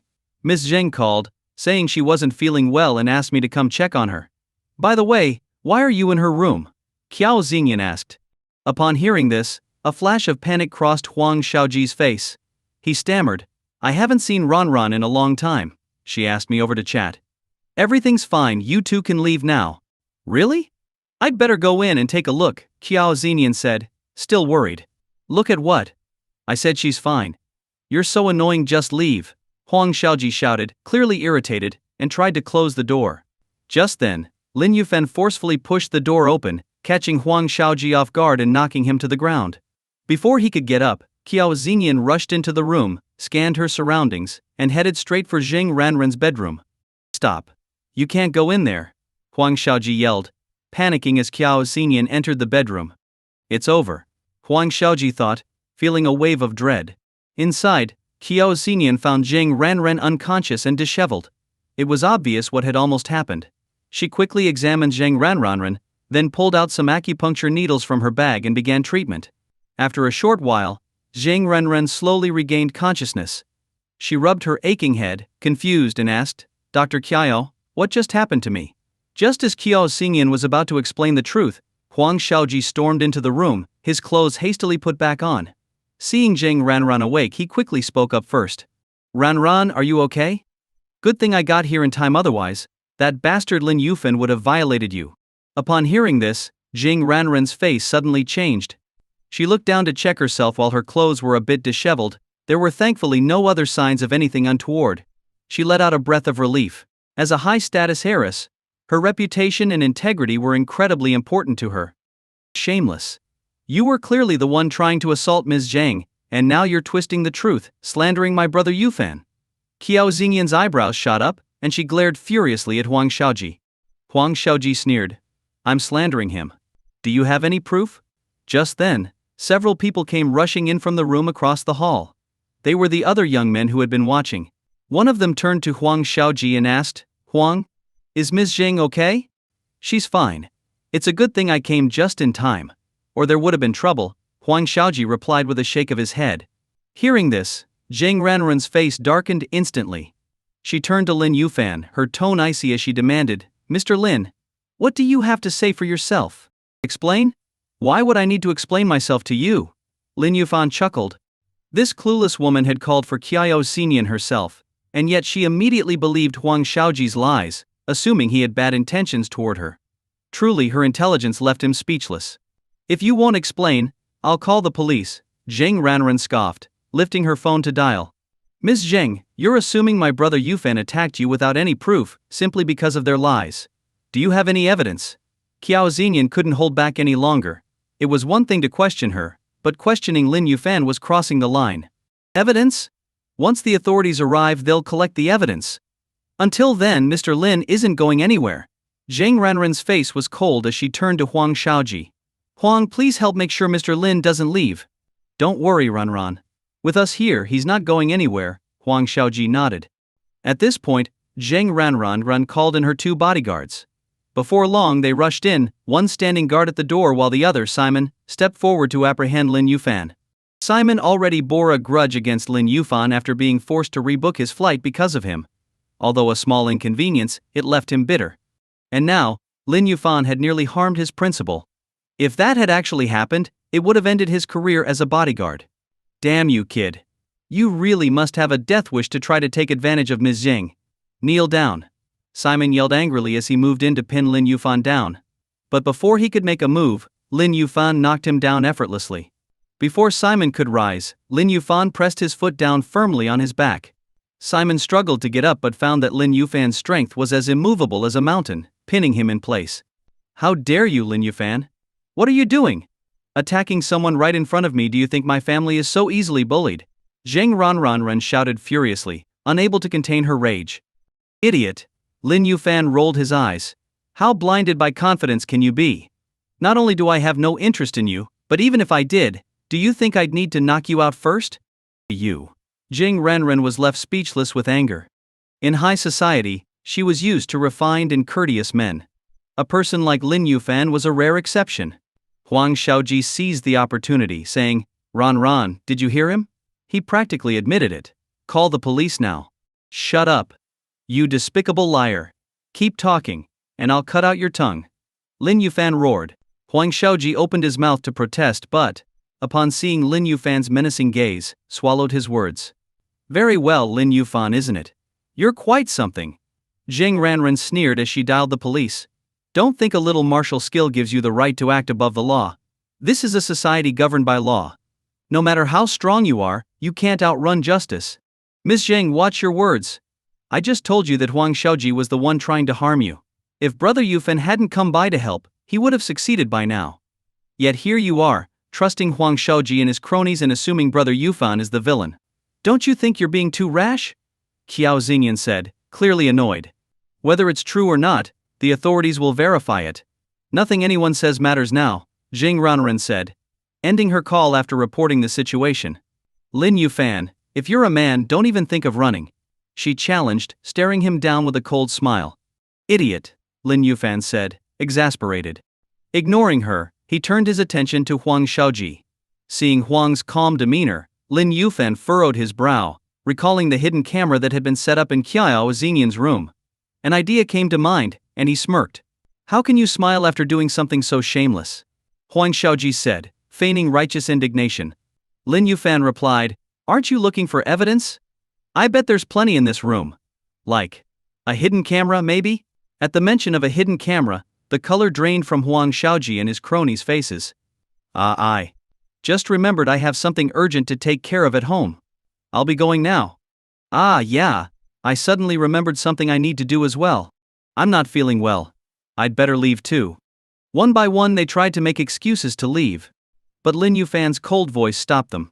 No one's going anywhere until this is settled. And who are you to make us stay? Yeah. What gives you the right to order us around? Don't listen to him. He's out of his mind. Just as they were cursing and trying to leave, Lin Yufan raised a fist and struck the wall to his left. With a loud crash, his punch left a gaping hole in the wall, exposing the steel reinforcement inside. The young men froze, staring wide-eyed in shock. By now Zheng Ranren had noticed the strange behavior of the wealthy young men around her. She glanced at Huang Shaoji, whose face had turned pale, beads of sweat forming on his forehead. Huang Shaoji, things have gone this far. Are you still not going to tell the truth? She demanded, fixing him with an intense gaze. Huang Shaoji swallowed hard, his face showing clear discomfort. Though he said nothing, his reaction was all the answer Zheng Ranren needed. Considering we're former classmates and you did introduce me to Master Long, I won't hold today's events against you. But from now on, I don't ever want to see you again. Consider yourself warned, Zheng Ranren said coldly, her face ashen. Huang Shaoji looked like he wanted to say something more, but Zheng Ranren abruptly cut him off, her voice sharp, and if I discover any inappropriate videos circulating, I swear I'll make sure your family is wiped out from Nanning. Now get out. At her words, Huang Shaoji shot Lin Yufan a venomous glare, then turned and stormed off without looking back. His friends quickly followed him out, not daring to stay behind. Qiao Xingyan let out a huff and looked at Zheng Ranren. Now that the truth is clear, shouldn't you apologize to my brother Yufan? I don't believe in apologies, Zheng Ranren replied, her face grim. Thank you, Dr. Qiao, for stepping in. Though our partnership is over, I'll still ensure you receive your full payment. Ungrateful. Qiao Xingyan muttered angrily, pulling Lin Yufan away without another word. After they left, Zheng Ranren turned to Simon, her bodyguard, who was just getting to his feet. Check the room. I suspect it's been bugged. At her order, Simon's gaze sharpened, and he immediately began a sweep of the room. As a professional, it didn't take him long to locate a hidden surveillance camera in the air conditioning vent. Kill anyone involved in this matter, Zheng Ranren commanded, standing by the window and looking out over the city lights. Understood, Simon replied, his eyes steely as he bowed and left the room. The next day, while Lin Yufan and Qiao Xingyan were still sleeping in, Zheng Ranren had already arranged for someone to pick up Master Long. It was around 10:30 in the morning when Lin Yufan finally woke up. Qiao Xingyan, sleeping beside him with her head resting on his arm, was still fast asleep. Sleepyhead, the sun's already up, and you're still in bed? Lin Yufan chuckled to himself, gently tapping her nose. Brother Yufan, you're so annoying, she murmured, wrinkling her nose and opening her eyes to give him a sleepy glare. Just then, a knock came at the door. "Dr. Kiao, are you awake?" came a voice from outside. Lin Yuan got up to open the door, and saw one of Zheng Ranran's bodyguards, Wang Long, the same one he'd chatted with on the plane. "Brother Lin, is Dr. Kiao awake? Ms. Zheng is waiting in the lobby, it's time to head out to Sioux City," Wang Long said with a friendly smile. "She just woke up. We'll meet you downstairs shortly," Lin Yuan replied. "Alright, I'll see you both there," Wang Long nodded and headed off. 10 minutes later, Lin Yuan and a freshly dressed Qiao Xinian arrived in the hotel lobby, where Zheng Ranran was deep in conversation with Master Long, with Simon and Wang Long standing by her side. "Dr. Qiao, we meet again," Master Long greeted her with a smile, completely ignoring Lin Yuan. Qiao Xinian, though somewhat annoyed with him for taking over her job, returned his greeting with a polite nod. "Now that everyone's here, let's go," Zheng Ranran announced. The group took two cars to the airport. It was only then that Qiao Xinian realized that Zheng Ranran intended to bring her and Lin Yuan along to Sioux City. "Miss Zheng, since you already have Master Long helping you, Brother Yuan and I won't accompany you to Sioux City. Let's part ways here," Qiao Xian suggested, wanting to avoid any further hassle. "Dr. Qiao, it's on the way. Besides, I'll still be paying you your fee," Zheng Ranran replied with a slight smile. Her implication was clear: if Qiao Xinian chose not to go, she might forfeit her payment. Though mildly exasperated, Qiao Xinian wasn't about to turn down money, so she reluctantly agreed to go along. They boarded the flight to Sioux City, and after landing, several luxury cars awaited them outside the airport. As soon as they stepped outside, the doors of 5 luxury vehicles opened simultaneously, and over a dozen tall, imposing bodyguards stepped out. "Welcome, Miss Zheng," one of them greeted, while another gestured respectfully for Master Long to enter the third car. Lin Yuan and Qiao Xinian were directed to the fourth car, while Zheng Ranran herself took the second car. Simon and Wang Long followed in the fifth vehicle. Once inside, Zheng Ranran turned to the driver and asked, "How is my grandmother's health?" The driver glanced at her through the rearview mirror. "Miss, her condition has been deteriorating over the past few days, and she started losing her appetite. Why didn't you inform me sooner?" Zheng Ranran's face darkened with worry. "I wanted to, but Madam insisted that I shouldn't worry you," the driver replied with a helpless smile. "Even now she's thinking of me," Zheng Ranran murmured, her expression softening as she thought of her beloved grandmother. "It's a good thing we found Master Long on this trip. With his help, grandmother should be able to extend her life by at least a couple more years," she thought to herself. Before long, the convoy pulled up in front of a scenic estate. As they exited the cars, Zheng Ranran led them to the entrance, extending a respectful invitation to Master Long. Her demeanor was far more deferential than it had been with Qiao Xinian, a fact that did not escape Qiao Xinian's notice, leaving her quietly fuming. Just then, a Lamborghini pulled up to the entrance. "Well, if it isn't my dear cousin Ranran," a tall, elegant young man with a strikingly handsome face stepped out. "Zheng Qiu." Zheng Ranran's face darkened upon seeing him. "Who's this beauty here?" Zheng Qiu's eyes lit up when he saw Qiao Xinian. He stepped forward with a charming smile, extending his hand. "Hello, beautiful. I'm Zheng Qiu, future heir of the Zheng family, and currently single." "Hello." Qiao Xinian gave Zheng Qiu a quick glance and immediately wrapped her hands around Lin Yufan's arm, making her point clear: "I already have a boyfriend." Zheng Qiu was momentarily surprised, then glanced over at Lin Yufan, noticing his plain attire, and let out a scornful chuckle. "Zheng Qiu, let me remind you, this is Dr. Qiao, a renowned healer in Longguo. I'd advise you to give up any ideas about her," Zheng Ranran said, glaring at Zheng Qiu. "Oh, come on, Ranran. What do you take me for?" he retorted, his tone mocking. "I think you know exactly what I mean." Zheng Ranran shot back icily. Fine. I don't have time to argue with you," Zheng Qiu scoffed. "I came here to visit Grandma. Just be careful not to start any trouble when we're in front of her." Throwing Qiao Xinian a final look, he strolled off into the estate. "Dr. Qiao, please don't mind my cousin. He's nothing but trouble," Zheng Ranran said politely to Qiao Xinian before leading Master Long inside. Qiao Xinian, arms wrapped around Lin Yufan's arm, pouted, but followed along with the others into the estate. They reached a bedroom where an elderly woman with white hair and a face deeply lined with age lay on a large bed, her eyes half closed, her spirit visibly weak. Her breathing was faint and irregular, making her seem like a candle flame flickering out. Next to her sat a dignified-looking middle-aged woman, tending to her with great care. Seeing Zheng Ranran and the others enter, The middle-aged woman softened and leaned down to the elderly lady, saying, "Mother, Ranran is here." "Mother." Jing Ranran greeted her, then knelt by the bed, holding the elderly woman's frail hand. "Grandma, how are you feeling?" "Ranran, don't worry about me. I'm just old, and it's simply time for me to rest," the elderly woman said, managing a kind smile. "Grandma, please don't say that. I've brought a highly skilled healer for you. With him here you'll feel better soon," Jing Ranran said, her eyes tearing up as she turned to Master Long. "Master Long, this is my grandmother. Please, I beg you to save her." "Don't worry," Master Long said, grinning and revealing his yellowed teeth. But his gaze lingered on the middle-aged woman by the bed, her beauty preserved despite her age. "Master Long, if you need anything for the treatment, please say so.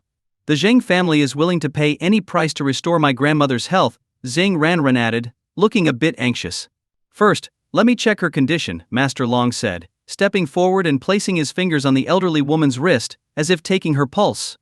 To the untrained eye, this looked like a normal diagnostic technique, but Qiao Xinyan couldn't help but stifle a laugh. Her quiet giggle earned disapproving looks from both Zheng Ranran and her mother. "Brother Yufan, this Master Long is such a joke," she whispered. "He doesn't even know how to take a pulse and is just pretending to be some old-school doctor." As a disciple of the famous Ghost Valley physician, Qiao Xinyan was trained in traditional medicine. From the way Master Long was taking the pulse, she could tell he was doing it completely wrong, revealing his lack of skill. After a moment, Master Long pulled back his hand, sighing as if in regret. "Ms. Zheng, the old lady's life is hanging by a thread. If I'd arrived even a few days later, it might have been too late to save her. Master Long, please do everything you can to extend my grandmother's life," Zheng Ranran pleaded. "Rest assured. With me here, your grandmother should be able to live another 3 to 5 years, he replied, stroking his chin with a smug smile. He took out a small black clay jar from his cloth bag, opened it, and revealed a fat, sticky black insect inside. "Do you have a knife?" he asked the middle-aged woman. "A fruit knife," she offered, taking a knife from a nearby fruit tray. After disinfecting it with alcohol, she handed it to him. Master Long accepted the knife, letting his fingers brush against her hand as he did so. The woman's face tensed, but she remained silent, while a slight smirk crossed Master Long's face. He took the knife, made a small cut on the old lady's wrist, then used his fingers to pull out the black insect, cutting it before placing it on the cut. Master Long. Zheng Ranran watched, her expression anxious. "Have no fear," he said with a faint smile, muttering an incantation. The insect started to shrivel, shrinking as if its blood and flesh were being drained.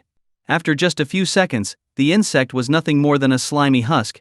"All done," he announced, throwing the husk into the trash. The wound on the elderly woman's wrist had vanished, replaced by a faint blue line. "What do you think, Xinyan? Can this Master Long actually extend her life?" Lin Yuan whispered, frowning. Qiao Xinyan shook her head. "I'm not sure, but I definitely don't trust him." "Master Long, how is my grandmother?" Zheng Ranran asked, her voice trembling with concern. "Her age is certainly an obstacle. I used a specially prepared insect to support her body's functions, but it will take time for her health to improve. I'd estimate about 49 days. Master Long stored the jar back in his bag. "I'll remain here during this period and prepare a medicinal decoction for her each day. If all goes well, she should be able to move around on her own after that." "Really? Thank you so much, Master Long," Jing Ranran exclaimed, visibly relieved. "Just doing my job," he replied with a laugh. "Mother, please arrange a room for Master Long.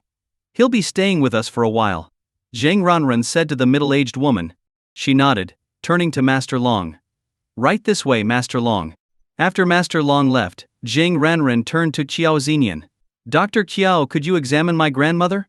Qiao Xinyan's tone was colder, but since she had been paid, she went over and began the examination. A moment later, her brow furrowed, showing her confusion. "Dr. Qiao, how is my grandmother?" Zheng Ranran asked, noticing Qiao Xinyan's silence.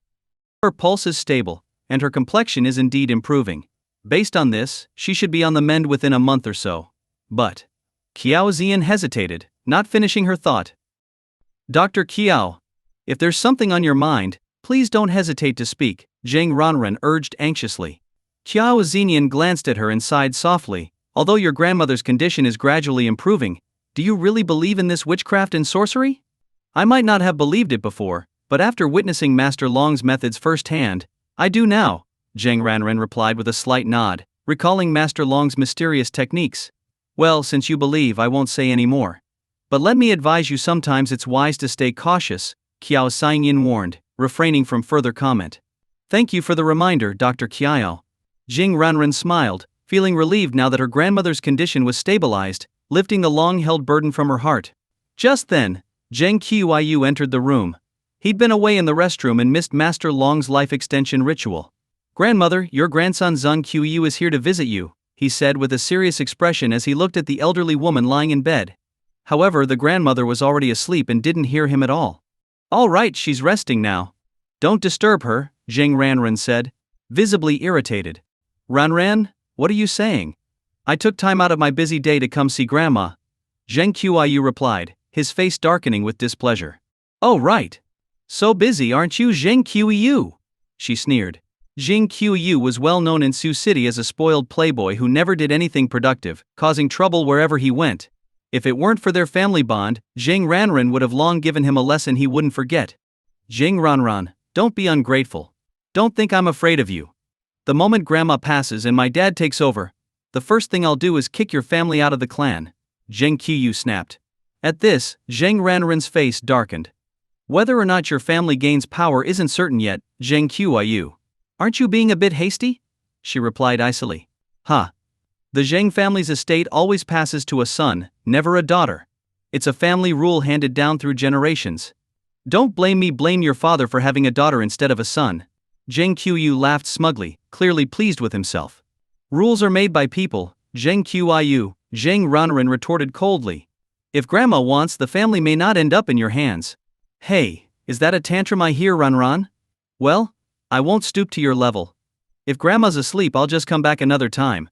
Feeling triumphant at having angered her, Zheng Qiyu flashed a grin, then shifted his gaze to Qiao Xingyin, his eyes filled with a disturbing intensity, as though he wanted to devour her. Unnerved, Qiao Xingyin quickly moved behind Lin Yuan, feeling a chill at his gaze. Oh, how amusing. Zheng Qiyu laughed. I like you, little lady. He turned and left without another word. Dr. Qiao, I apologize for letting you witness that, Zheng Ranren said, embarrassed. It's all right. Qiao Xingyin replied curtly. Dr. Qiao, it's nearly lunchtime. Let me treat you both to a meal, and we can settle the payment, Zheng Ranran offered. Qiao Xingyin nodded, and Zheng Ranren promptly called for a car, taking them to a high-end restaurant in Sioux City. Clearly a regular, Zheng Ranren was greeted personally by the restaurant's manager upon arrival. Ms. Zheng, it's been a while. Please, this way, he said, guiding them to a private dining room. Manager Chen. The usual, and add a bottle of red wine, she instructed as they sat down. Of course, Ms. Zheng.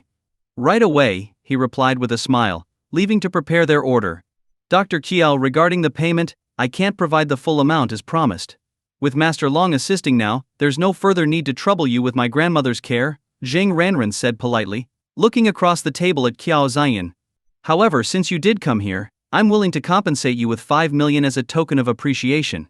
Would that be acceptable? 5 million, instead of 50 million. Qiao Xian felt the sting of disappointment. Still, given she hadn't contributed much, she could only accept Zheng Ranren's offer. That will do, she replied. At that moment, a server entered with appetizers and wine. Dr. Qiao, it's a pleasure to have met you. Allow me to offer a toast, Zheng Ranren said, raising her glass. With a polite nod, Qiao Xingyin raised her glass in response, reciprocating the gesture. After finishing the meal and receiving the payment, they parted ways. Brother Yufan, I checked the flights, and the earliest one to Nanshi City is tomorrow morning, so it looks like we'll need to stay here another night, Qiao Xingyin said as they exited the restaurant. Tomorrow? Then we should probably book a hotel for tonight, Lin Yuan replied, frowning slightly. Oh, come on. No need to rush. Qiao Xingyin took his arm playfully. Let's go for a stroll instead. What? Are you planning to drag me around shopping again? Lin Yufan's face fell, recalling how exhausted he'd been the last time she'd taken him shopping. Shopping was really not his thing. It was a mystery why Qiao Xingyin enjoyed it so much. Well, if shopping isn't your thing, let's go to Sioux City's cultural street. I heard people there dress in traditional Hanfu. We can pick out a set and take some photos, she said, her eyes lighting up with excitement. All right, that could be fun, Lin Yufan agreed, thinking of how elegant she might look in traditional clothing. Together, they flagged down a taxi and headed toward the cultural street. But as they drove off, a luxury sports car worth millions pulled out from the corner of the hotel. Behind the wheel was none other than Zheng Qiyu, the same Zheng family heir they had encountered earlier at the estate. As the young master of the Zheng family, Zheng Qiyu never lacked for female company. He'd had his share of models, actresses, famous internet personalities, and fresh-faced college beauties. But even with all his experience, he couldn't help but be captivated by Qiao Xingyan's unique charm. No woman I set my eyes on has ever refused me, he thought, a fiery glint flashing in his gaze. A few moments later, Lin Yuan and Qiao Xingyan arrived at Sioux City's cultural street. The street was a popular attraction with architecture modeled after ancient Chinese towns, filled with a variety of shops and tea houses. Some vendors, dressed in traditional attire, sold treats like candied hawthorn skewers from their street carts. "Brother Yufan, I want some candied hawthorn." Qiao Xingyan clung to his arm, swaying back and forth in a sweet, pleading voice. "Didn't we just finish eating?" Lin Yufan sighed, remembering how she had devoured her meal at the restaurant, leaving even Jing Ranran astounded. Despite her delicate, youthful appearance and slim figure, Qiao Xingyan had an appetite that was hard to believe but somehow never seemed to gain weight. "Come on, please. Buy it for me," she insisted, pouting and holding on to him without letting go. With a helpless smile, he bought 2 skewers. He planned to keep one for himself, but Qiao Xingyan quickly took both, savoring each bite from her left and right hands. "Look, it's so lively over there. Let's go check it out." Qiao Xingyan's eyes sparkled as she noticed a crowd gathering nearby. She dashed toward it, waving for Lin Yufan to follow. Lin Yufan hurried after her, feeling like a servant tasked with carrying her purchases. Squeezing through the crowd, they saw a grandfather and grandson performing acrobatics, and Qiao Xingyan clapped excitedly. After watching for a bit, she grew bored and led him to a nearby shop selling traditional Hanfu clothing. "Brother Yufan, how about this one? Do you think it'll look good on me?" She pointed to a finely crafted green Hanfu priced at 1,800 yuan. Without a word, Lin Yufan swiped his card. Beaming, Qiao Xingyan handed him the remains of her skewers, declaring that she'd saved some for him, and dashed off to the dressing room with her new Hanfu. 4 or 5 minutes later, she emerged, radiantly dressed. "Brother Yufan, how do I look?" She spun in front of him, her skirt swirling gracefully around her, making her look like a young lady from an ancient noble family. "Your girlfriend is absolutely beautiful. This Hanfu looks like it was made just for her," the sales assistant said admiringly. "Absolutely," Lin Yufan agreed with a slight nod. Then Qiao Xingyan pointed at another Hanfu, less striking and styled plainly, and said, "Brother Yufan, this one suits you perfectly. Go try it on." Lin Yufan turned to look at it and instantly frowned. He'd only joked earlier that he felt like her servant, but now it seemed she actually wanted him to dress like one. Seeing the eagerness in her eyes, he sighed and gave in. After changing, they prepared to leave when Zheng Qiyu suddenly walked into the shop. Seeing Qiao Xingyan in Hanfu, graceful and enchanting, he couldn't tear his eyes away. "Oh, Dr. Qiao. What a surprise to see you here." Zheng Qiyu called out in feigned surprise as he approached, concealing his true feelings. "What's this about a festival?" Qiao Xingyan asked, blinking in confusion. "It's the annual Hanfu Cultural Festival," Zheng Qiyu explained. "It's a unique event here in Sioux City where local young people gather to celebrate our traditional clothing. It only happens today." "Oh," Qiao Xingyan responded flatly, barely showing any interest. A bit taken aback, Zheng Qiyu quickly suggested, "I'm heading to a Hanfu fashion show myself. Would you like to join me?" "Hanfu fashion show?" Qiao Xingyan's eyes lit up with curiosity. "Yes. There's a showcase at Yusei Pavilion, a restaurant at the end of Cultural Street. Famous Hanfu designers are debuting new pieces there, modeled by professionals. There are all sorts of new designs, but it only happens once a year, so it's really worth seeing." "Really? Where is it?" she asked, now intrigued. "You're not familiar with the area since you're from out of town. If you'd like, I can take you there," Zheng Qiyu offered with a smile. "I was planning to go anyway." "Sounds great. Lead the way. Brother Yufan, let's go check it out." Qiao Xingyan took hold of Lin Yufan's arm. Seeing her affectionate gesture with Lin Yufan, a dark look flashed briefly in Zheng Qiyu's eyes, though he kept his composure. With Zheng Qiyu leading, they soon arrived at USA Pavilion, a 7-story building in full traditional decor. At the entrance stood 2 greeters in Hanfu. "Please, Dr. Qiao," Zheng Qiyu said, making a grand gesture toward the entrance. Without hesitation, Qiao Xingyan and Lin Yufan stepped inside. They followed the signs to a hallway where a staff member stood by the entrance. "Could I see your tickets, please?" Tickets. Qiao Xingyan was surprised. She had assumed it was just an open event. "My apologies," the staff member explained politely, "but entrance to the show requires tickets. They sold out last week, so if you don't have one, I'm afraid I can't let you in." "Oh, what a shame," Qiao Xingyan murmured, clearly disappointed. Jing Qiyu seized his opportunity, stepping forward and barking at the staff member. "Open your eyes and see who I am. Do I really need a ticket?" "Sir, you are?" The staff member hesitated, clearly not recognizing Jing Qiyu. Smack. Without hesitation, Jing Qiyu slapped the staff member. "Get your supervisor out here. You can't just hit people like that." The young man, only working a part-time job, was furious. At that moment, the event manager hurried over after hearing the commotion. Recognizing Zheng Qiyu, his expression changed, and he rushed to defuse the situation. "Mr. Zheng, this young man is new and didn't recognize you. Please don't take offense. Consider him lucky I'm in a good mood today, or I'd have broken his legs." Zheng Qiyu sneered, shooting a disdainful glance at the staff member, who was clutching his cheek in anger.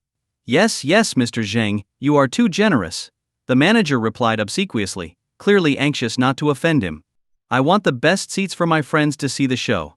Make sure it's arranged," Zheng Qiyu ordered, his tone demanding. "Understood right away, Mr. Zheng," the manager replied with a series of bows. "That's more like it." Zheng Qiyu grinned at Qiao Xingyan. "Dr. Qiao, this is my territory. Here I'm in charge. Anywhere you want to go, I can take you." Saying this, he shot Lin Yuan a challenging look. "So, you're her boyfriend, huh?" he thought. "Let's see what you can do when I steal her away, right in front of you." "Wow, young Master Zheng, you're amazing." Qiao Xingyan blinked playfully, her expression brimming with charm. Her innocent look instantly inflated Zheng Qiyu's ego. But Lin Yuan understood perfectly that Qiao Xingyan was simply teasing Zheng Qiyu. "Oh, it's nothing really. After all, I am the Zheng family's young master, so I have a bit of influence," Zheng Qiyu replied with a hearty laugh. Just then, the manager communicated through his radio with the staff inside. Turning back to Zheng Qiyu, he said, "Young Master Zheng, the seats are ready. Please follow me." The manager led Zheng Qiyu, Lin Yuan and Qiao Xingyan into the exhibition hall with utmost courtesy. Inside, the hall was already filled with people, almost all dressed in traditional Hanfu attire, clearly enthusiasts of the style. Among them were some attractive women surrounded by admirers, but the moment Qiao Xingyan walked in, nearly every man in the hall turned their gaze to her. With her porcelain-like doll face, petite height, and mature, striking figure, Qiao Xingyan was the kind of rare beauty who stood out no matter where she went, drawing attention like a beacon. "Excuse me, miss, may I take a photo of you?" asked a young man holding a camera. His eyes lingered on her like a hunter eyeing his prey. "Get lost, you punk!" Smack. Day smack. Before Qiao Xingyan could respond, Zheng Qiyu slapped the man hard across the face. "What the hell, man? Why'd you hit me?" The young man's camera dropped to the ground, breaking on impact. Heartbroken over the damage, he glared at Zheng Qiyu, furious. "What's wrong with hitting you? I'll hit you as much as I want. Don't like it?" Zheng Qiyu sneered, raising his foot to kick the young man. The young man, no weakling himself, prepared to defend himself, but then someone nearby recognized Zheng Qiyu. "Wait a minute, isn't that the infamous Zheng family's troublemaker? What's he doing here? Who's that? You must be new around here." "That's Zheng Qiyu, son of the Zheng Corporation." "Zheng Corporation?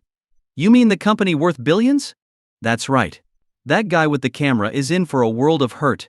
Overhearing the chatter, the young man suddenly realized that he was dealing with someone way out of his league, a privileged son from a top-tier family. Thud. Zheng Qiyu didn't care one bit.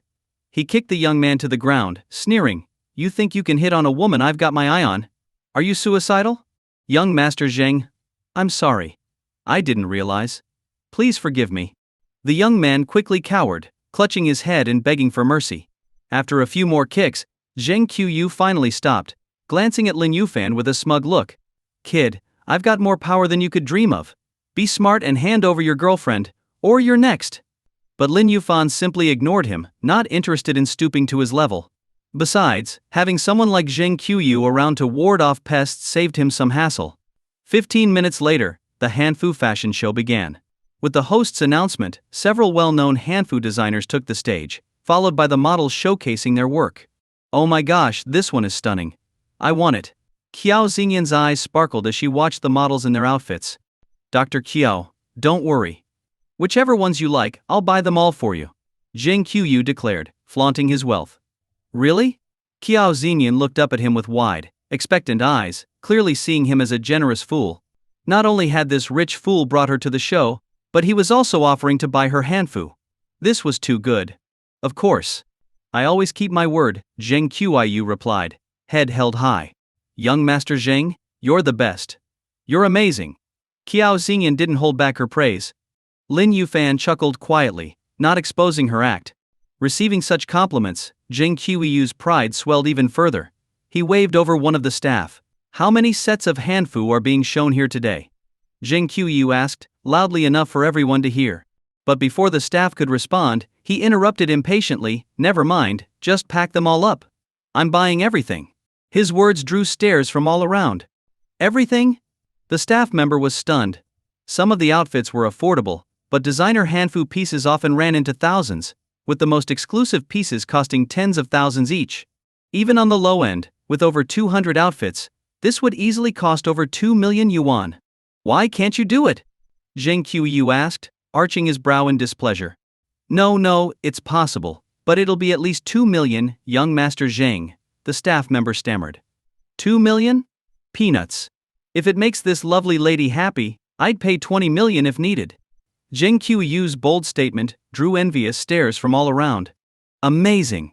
What a wealthy man. If someone spent that much on me, I'd marry him on the spot. Please, you're not his type. Look at his taste. No kidding. That girl is gorgeous. I'd go broke for her too. Hearing the whispers, Zheng Qiuyu was even prouder, casting a mocking glance at Lin Yuan. See that, kid? That's what real power looks like. You could never compete. But before he could gloat any further, Qiao Xingyan, to his utter shock, sidled up to Lin Yuan and wrapped her arms around him. Brother Yufan, she murmured sweetly. I'll pick out a few beautiful ones to model just for you, okay? All right. Lin Yuan nodded with a smile and added, I like that pink outfit from before, looks like there isn't much fabric. Pretty sexy. Oh, really? Then I'll wear that one for you tonight. They continued chatting as if no one else was around, completely oblivious to how dark Zheng Qiuyu's expression had become. Those seated nearby were visibly stunned. What's going on here? Just a moment ago, young Master Zheng was flaunting his wealth, spending millions to win over a beauty. And now, the beauty he's trying to impress is all lovey-dovey with another guy. One girl sighed. Young Master Zheng really wasted his time on the wrong person. A girl nearby, envious and admiring Qiao Xingyan, glanced at her with jealousy. Even though she was attractive herself, standing next to Qiao Xingyan felt like comparing a duckling to a swan. Looks like Zheng Qiuyu tried to steal the girl, but she's really loyal to her boyfriend. Someone nearby snickered. What a rare gem. She doesn't care about money and is devoted to her boyfriend. Women like that are nearly extinct. Another sighed, watching Lin Yuan with envy and resentment. That guy must have saved the universe in a past life to land such an amazing girlfriend. Damn it. Those shameless lovebirds. Zheng Qiuyu's eyes were burning with rage. But he forced himself to maintain a gentlemanly facade. The hanfu show went on for nearly 3 hours. Toward the end, Zheng Qiuyu excused himself, claiming he had to use the restroom, and sought out the organizer. In a moment. Yes, young Master Zheng. Once they had an understanding, Zheng Qiuyu returned to where Qiao Xingyan was seated. Soon after, the staff brought over the packed hanfu sets. Stacked like a mountain, they brought a huge grin to Qiao Xingyan's face. Other attendees couldn't resist taking out their phones to capture the moment. Miss Qiao, that'll be 3,187,500 yuan. If you'd like, we can arrange for home delivery instead of carrying it with you, the organizer said, showing her the amount on the calculator screen. Young Master Zheng, you can swipe your card now. Qiao Xingyan turned to Zheng Qiuyu. He smiled, reached for his pocket, and then froze, his face suddenly embarrassed. Oh no, I seem to have forgotten my card. Turning to Lin Yuan, he said, You're Lin Yuan, right? Aren't you Miss Qiao's boyfriend? Why don't you cover it first, and I'll wire you the money later? Lin Yuan raised an eyebrow, noticing the smug look in Zheng Qiuyu's eyes. He had a sense that Zheng Qiuyu was trying to pull something. Sure. Unfazed, he handed his card to the organizer. The organizer swiped the card in front of everyone, but the machine displayed a low balance error. That can't be right. Lin Yuan muttered, surprised. Although he wasn't sure how much money he had, his account definitely contained billions. There was no way it would come up empty. Right. Please try a different card, the organizer replied coldly. This is the only card I have on me. Could you maybe try a different machine? Lin Yuan suggested. Are you kidding, sir? I could switch to 100 machines, and it wouldn't change the fact that there's no money on this card. The organizer sneered. Lin Yuan noticed the organizer glancing at Zheng Qiu, who was smirking with satisfaction. It was clear to him that Zheng Qiu and the organizer were in on this together.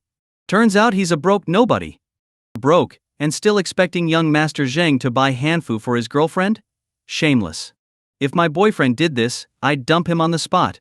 He's nothing compared to young Master Zheng. I don't get why that girl chose him. The people around them whispered among themselves, some pointing at Lin Yuan. Annoyed by the murmurs, Qiao Xingyan noticed Zheng Qiu's smirk, and how the organizer looked to him for cues. Zheng Qiu misinterpreted her irritation, thinking she was embarrassed by Lin Yuan. Turning to the organizer, he said, Listen, I'm Zheng Qiu from the Zheng family. Have someone deliver the hanfu to Miss Qiao's home. I'll settle the bill later. Young Master Zheng, there's no need to explain. With your reputation you can take whatever you want and settle up at your convenience, the organizer assured him. Thank you. Again, the surrounding crowd marveled at Zheng Qiu's grand gesture. There's no need, Qiao Xingyan suddenly interrupted, taking out a card from her pocket. I'll pay for it myself. The organizer hesitated and looked to Zheng Qiu. The POS machine in his hand was only a prop, incapable of processing any payments. Dr. Qiao, these are a gift. I wouldn't dream of letting you pay, Zheng Qiu said with a smile. Thank you for the thought. But, Qiao Xingyan replied sweetly, narrowing her gaze at the organizer, I'd like to see if my card is empty too. The organizer's face turned pale with worry. Dr. Qiao, that really won't be necessary, Zheng Qiu interjected, trying to shift the conversation. But Qiao Xingyan swiftly grabbed the device from the organizer, swiped her card, and entered her PIN. Just as I thought. When the machine once again displayed low balance, she laughed coldly, saying, Young man, Ms. Zheng Ranran herself gave me this card. How can it possibly be empty? The organizer went pale, sweat pouring down his face. Everyone around them now realized the trick being played here. Even the most oblivious spectator could see that the organizer and Zheng Qiu had colluded to humiliate Lin Yuan and make Qiao Xingyan look bad. Since it won't work, I don't need these, Qiao Xingyan declared, turning to Lin Yuan and taking his arm. Let's go find a hotel, darling. At the mention of a hotel, the crowd's expressions grew suggestive. Dr. Qiao. Furious. Zheng Qiu tried to stop her. She paused, looked at him with a frosty glare and said, If you mess with my Yuan again, you'll regret it. Now, get lost. Why you? Hearing Qiao Xingyan telling him to leave, Zheng Qiu's face instantly darkened. But Qiao Xingyan didn't give him another look, turning away as she took Lin Yuan's arm and walked off. After she left, people in the hanfu exhibition hall cast all kinds of glances at Zheng Qiu, some sympathetic, some amused, and many gloating. Feeling everyone's mocking gaze, Zheng Qiu clenched his fists, a fierce anger blazing in his chest. Young Master Zheng? About the hanfu sets? The organizer cautiously approached, testing Zheng Qiu's reaction. At that moment, Zheng Qiu was still fuming. He'd only agreed to buy the hanfu sets to pursue Qiao Xingyan. Now that she'd walked off, what use did he have for them? He slapped the organizer across the face and scolded, You worthless fool. Get lost. Young Master Zheng. The organizer felt utterly wronged. He'd only done everything as Zheng Qiu had instructed, thinking this could be a win-win, clearing his inventory while gaining favor with Zheng Qiu. Instead, he now had stacks of unsold hanfu sets on his hands and no reward in sight. Shut up. I'm in a foul mood, so if you don't want trouble, stay out of my way. Zheng Qiu shot him a murderous glare before storming off in the direction that Qiao Xingyan and Lin Yuan had left. Qiao Xingyan is it? Every woman I, Zheng Qiu, set my eyes on ends up in my bed. If you refuse me willingly, don't blame me for what happens next. Zheng Qiu's eyes glinted with a cold menace. As soon as he left, the hanfu designers gathered around the organizer. Manager QI, when will we get paid? Yeah, Manager QI. We set our pieces aside because you promised a buyout. Manager QI, I even gave you a 15% discount, don't go backing out now. Here's my payment info. You can wire the money directly to my account. One after another, The designers demanded their money. The organizer, QY, smiled awkwardly, trying to explain the situation. When they learned that Zheng Qiyu had backed out, their expressions turned sour. Manager QY? Are you joking? We skipped sales because you said Zheng Qiyu was buying everything, and now you're saying he doesn't want them? Right. You're responsible for this mess. If you don't pay, I'll be taking this to court. We won't be joining any future Hanfu exhibitions if you're in charge. Enough talking, let's teach him a lesson. Someone shouted, and soon after several people started hitting him. In seconds, Manager QI was getting a proper beating. Outside the cultural district, Lin Yuan and Qiao Ziyan found a hotel nearby with a view of most of Sioux City. They booked a room, and upon entering, Qiao Ziyan stole glances at Lin Yufan out of the corner of her eye, looking away quickly whenever he noticed, like someone hiding a guilty conscience. Ziyan, is there something you want to tell me? Amused, Lin Yufan reached out and lightly brushed her head. You're not mad, are you? It's my fault. If I hadn't agreed to attend the Hanfu show with that jerk Zheng Qiyu, you wouldn't have been dragged into his trap and embarrassed in public. Her tone was filled with guilt. It's such a trivial thing. Why would I be angry about it? Lin Yufan shook his head and laughed, pulling her into his arms. Ziyan, don't worry. I'm not someone who gets upset easily, and you didn't mean any harm. You're the best, Yufan. Qiao Xingyan looked up at him, and seeing he wasn't upset at all, wrapped her arms around his neck and kissed him deeply. They held each other and gradually ended up on the bed. Just as things were about to progress further. Growl. Qiao Xingyan's stomach rumbled loudly. Oh no. I'm hungry right at the wrong moment. Her cheeks flushed red as she looked at him shyly, her eyes brimming with affection. No problem, Xingyan. We can continue after a meal. Let's fill up and relax first. Lin Yufan laughed and gently tapped her nose. Fill up and relax? Are you trying to wear me out? She teased, her big eyes wide with playful innocence. Even knowing she was pretending, Lin Yufan couldn't help but laugh at her cuteness. What nonsense are you saying? I'm not. I heard you kept Sister Yinsi busy all night. And people say the first time hurts a lot. It might take 2 or 3 days to recover if it goes on too long. The more she spoke, the softer her voice became, her face turning bright red. If I can't get out of bed for 2 or 3 days, Yunxi and the others will make fun of me. I don't want that. By the end, her voice was so faint that if they weren't so close, he might not have heard her. All right, I'll wait until you're ready, Lin Yufan chuckled, not taking it to heart. You're the best, Yufan. She nestled in his arms, and the two of them stayed together until nightfall before heading downstairs to look for food. Meanwhile, outside the hotel. Young Master Zheng, I found out that Dr. Qiao is staying here. I even got her room number. A sycophantic young man reported to Zheng Qiyu with a smirk. They haven't come down since checking in. Zheng Qiyu's face was dark as he asked.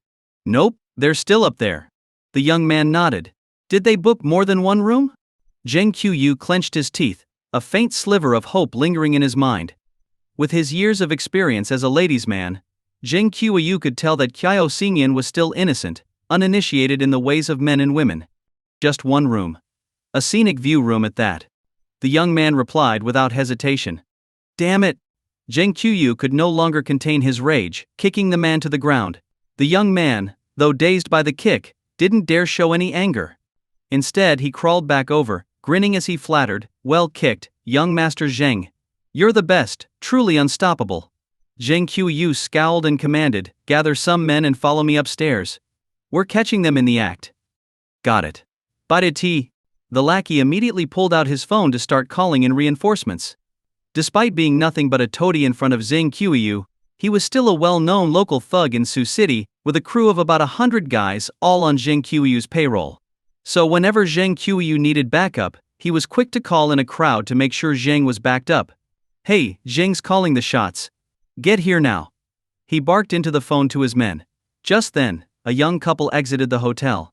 The man looked average, but the girl was so sweet and beautiful that she had a charm about her that just made people feel protective. The lackey stood there in a daze.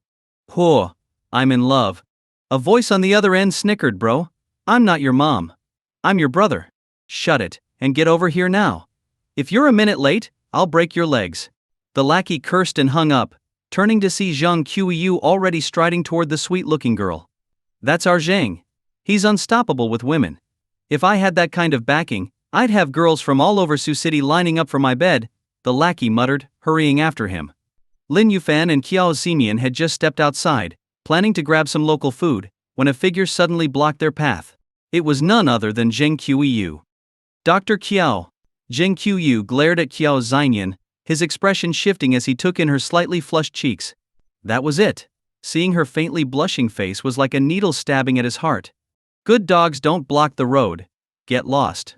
Qiao Ximian's expression turned icy. Get lost. Zheng Qiuyu sneered. Dr. Qiao, have you forgotten who I am? In Sioux City I'm the king. There isn't a single woman I want that I can't have. I think you know what I'm after. He gave Lin Yufan a scornful glance, full of disdain and resentment. This poor nobody, he thought, was so unbelievably lucky to have won Qiao's heart. King of Sioux City or not, come near me again, and I'll knock your teeth out. Now move. Qiao Ximian's voice held a hint of impatience. At that moment, Zheng's lackey finally hurried over. Hey, listen up. This guy here is young Master Zheng from the Zheng family of Sioux City. So be smart, hand over your girlfriend now, or I'll break your legs and feed you to the dogs in the wild. The lackey, pointing his finger in Lin Yufan's face, barked out his threat. Shut up. With one swift motion, Lin Yufan grabbed the lackey's wrist, applying a bit of pressure until the sound of cracking bones echoed through the air. Ah! The lackey's scream startled Zheng Qiuyu.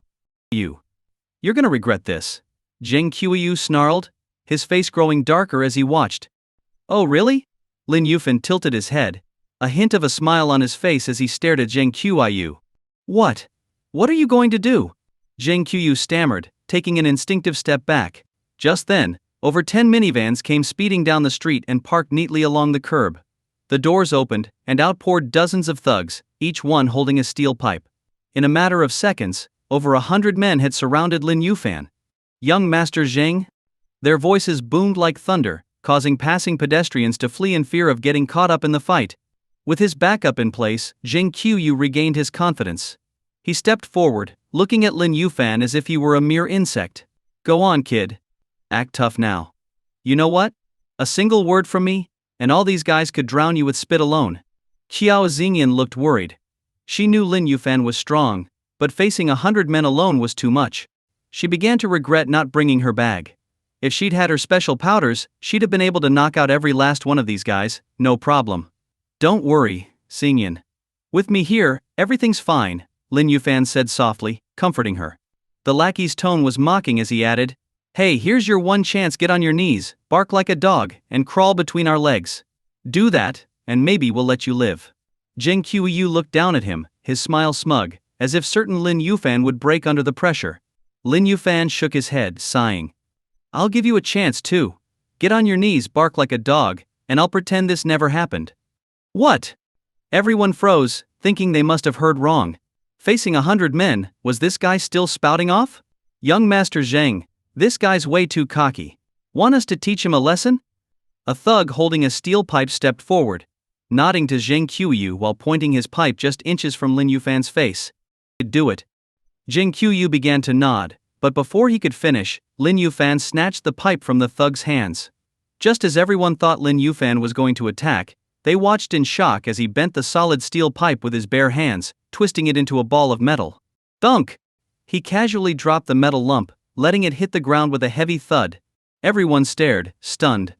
With his bare hands, he had just crushed a solid steel pipe like it was soft clay. Was this man even human? Gulp. Zheng Qiuyu swallowed hard, his face filled with disbelief.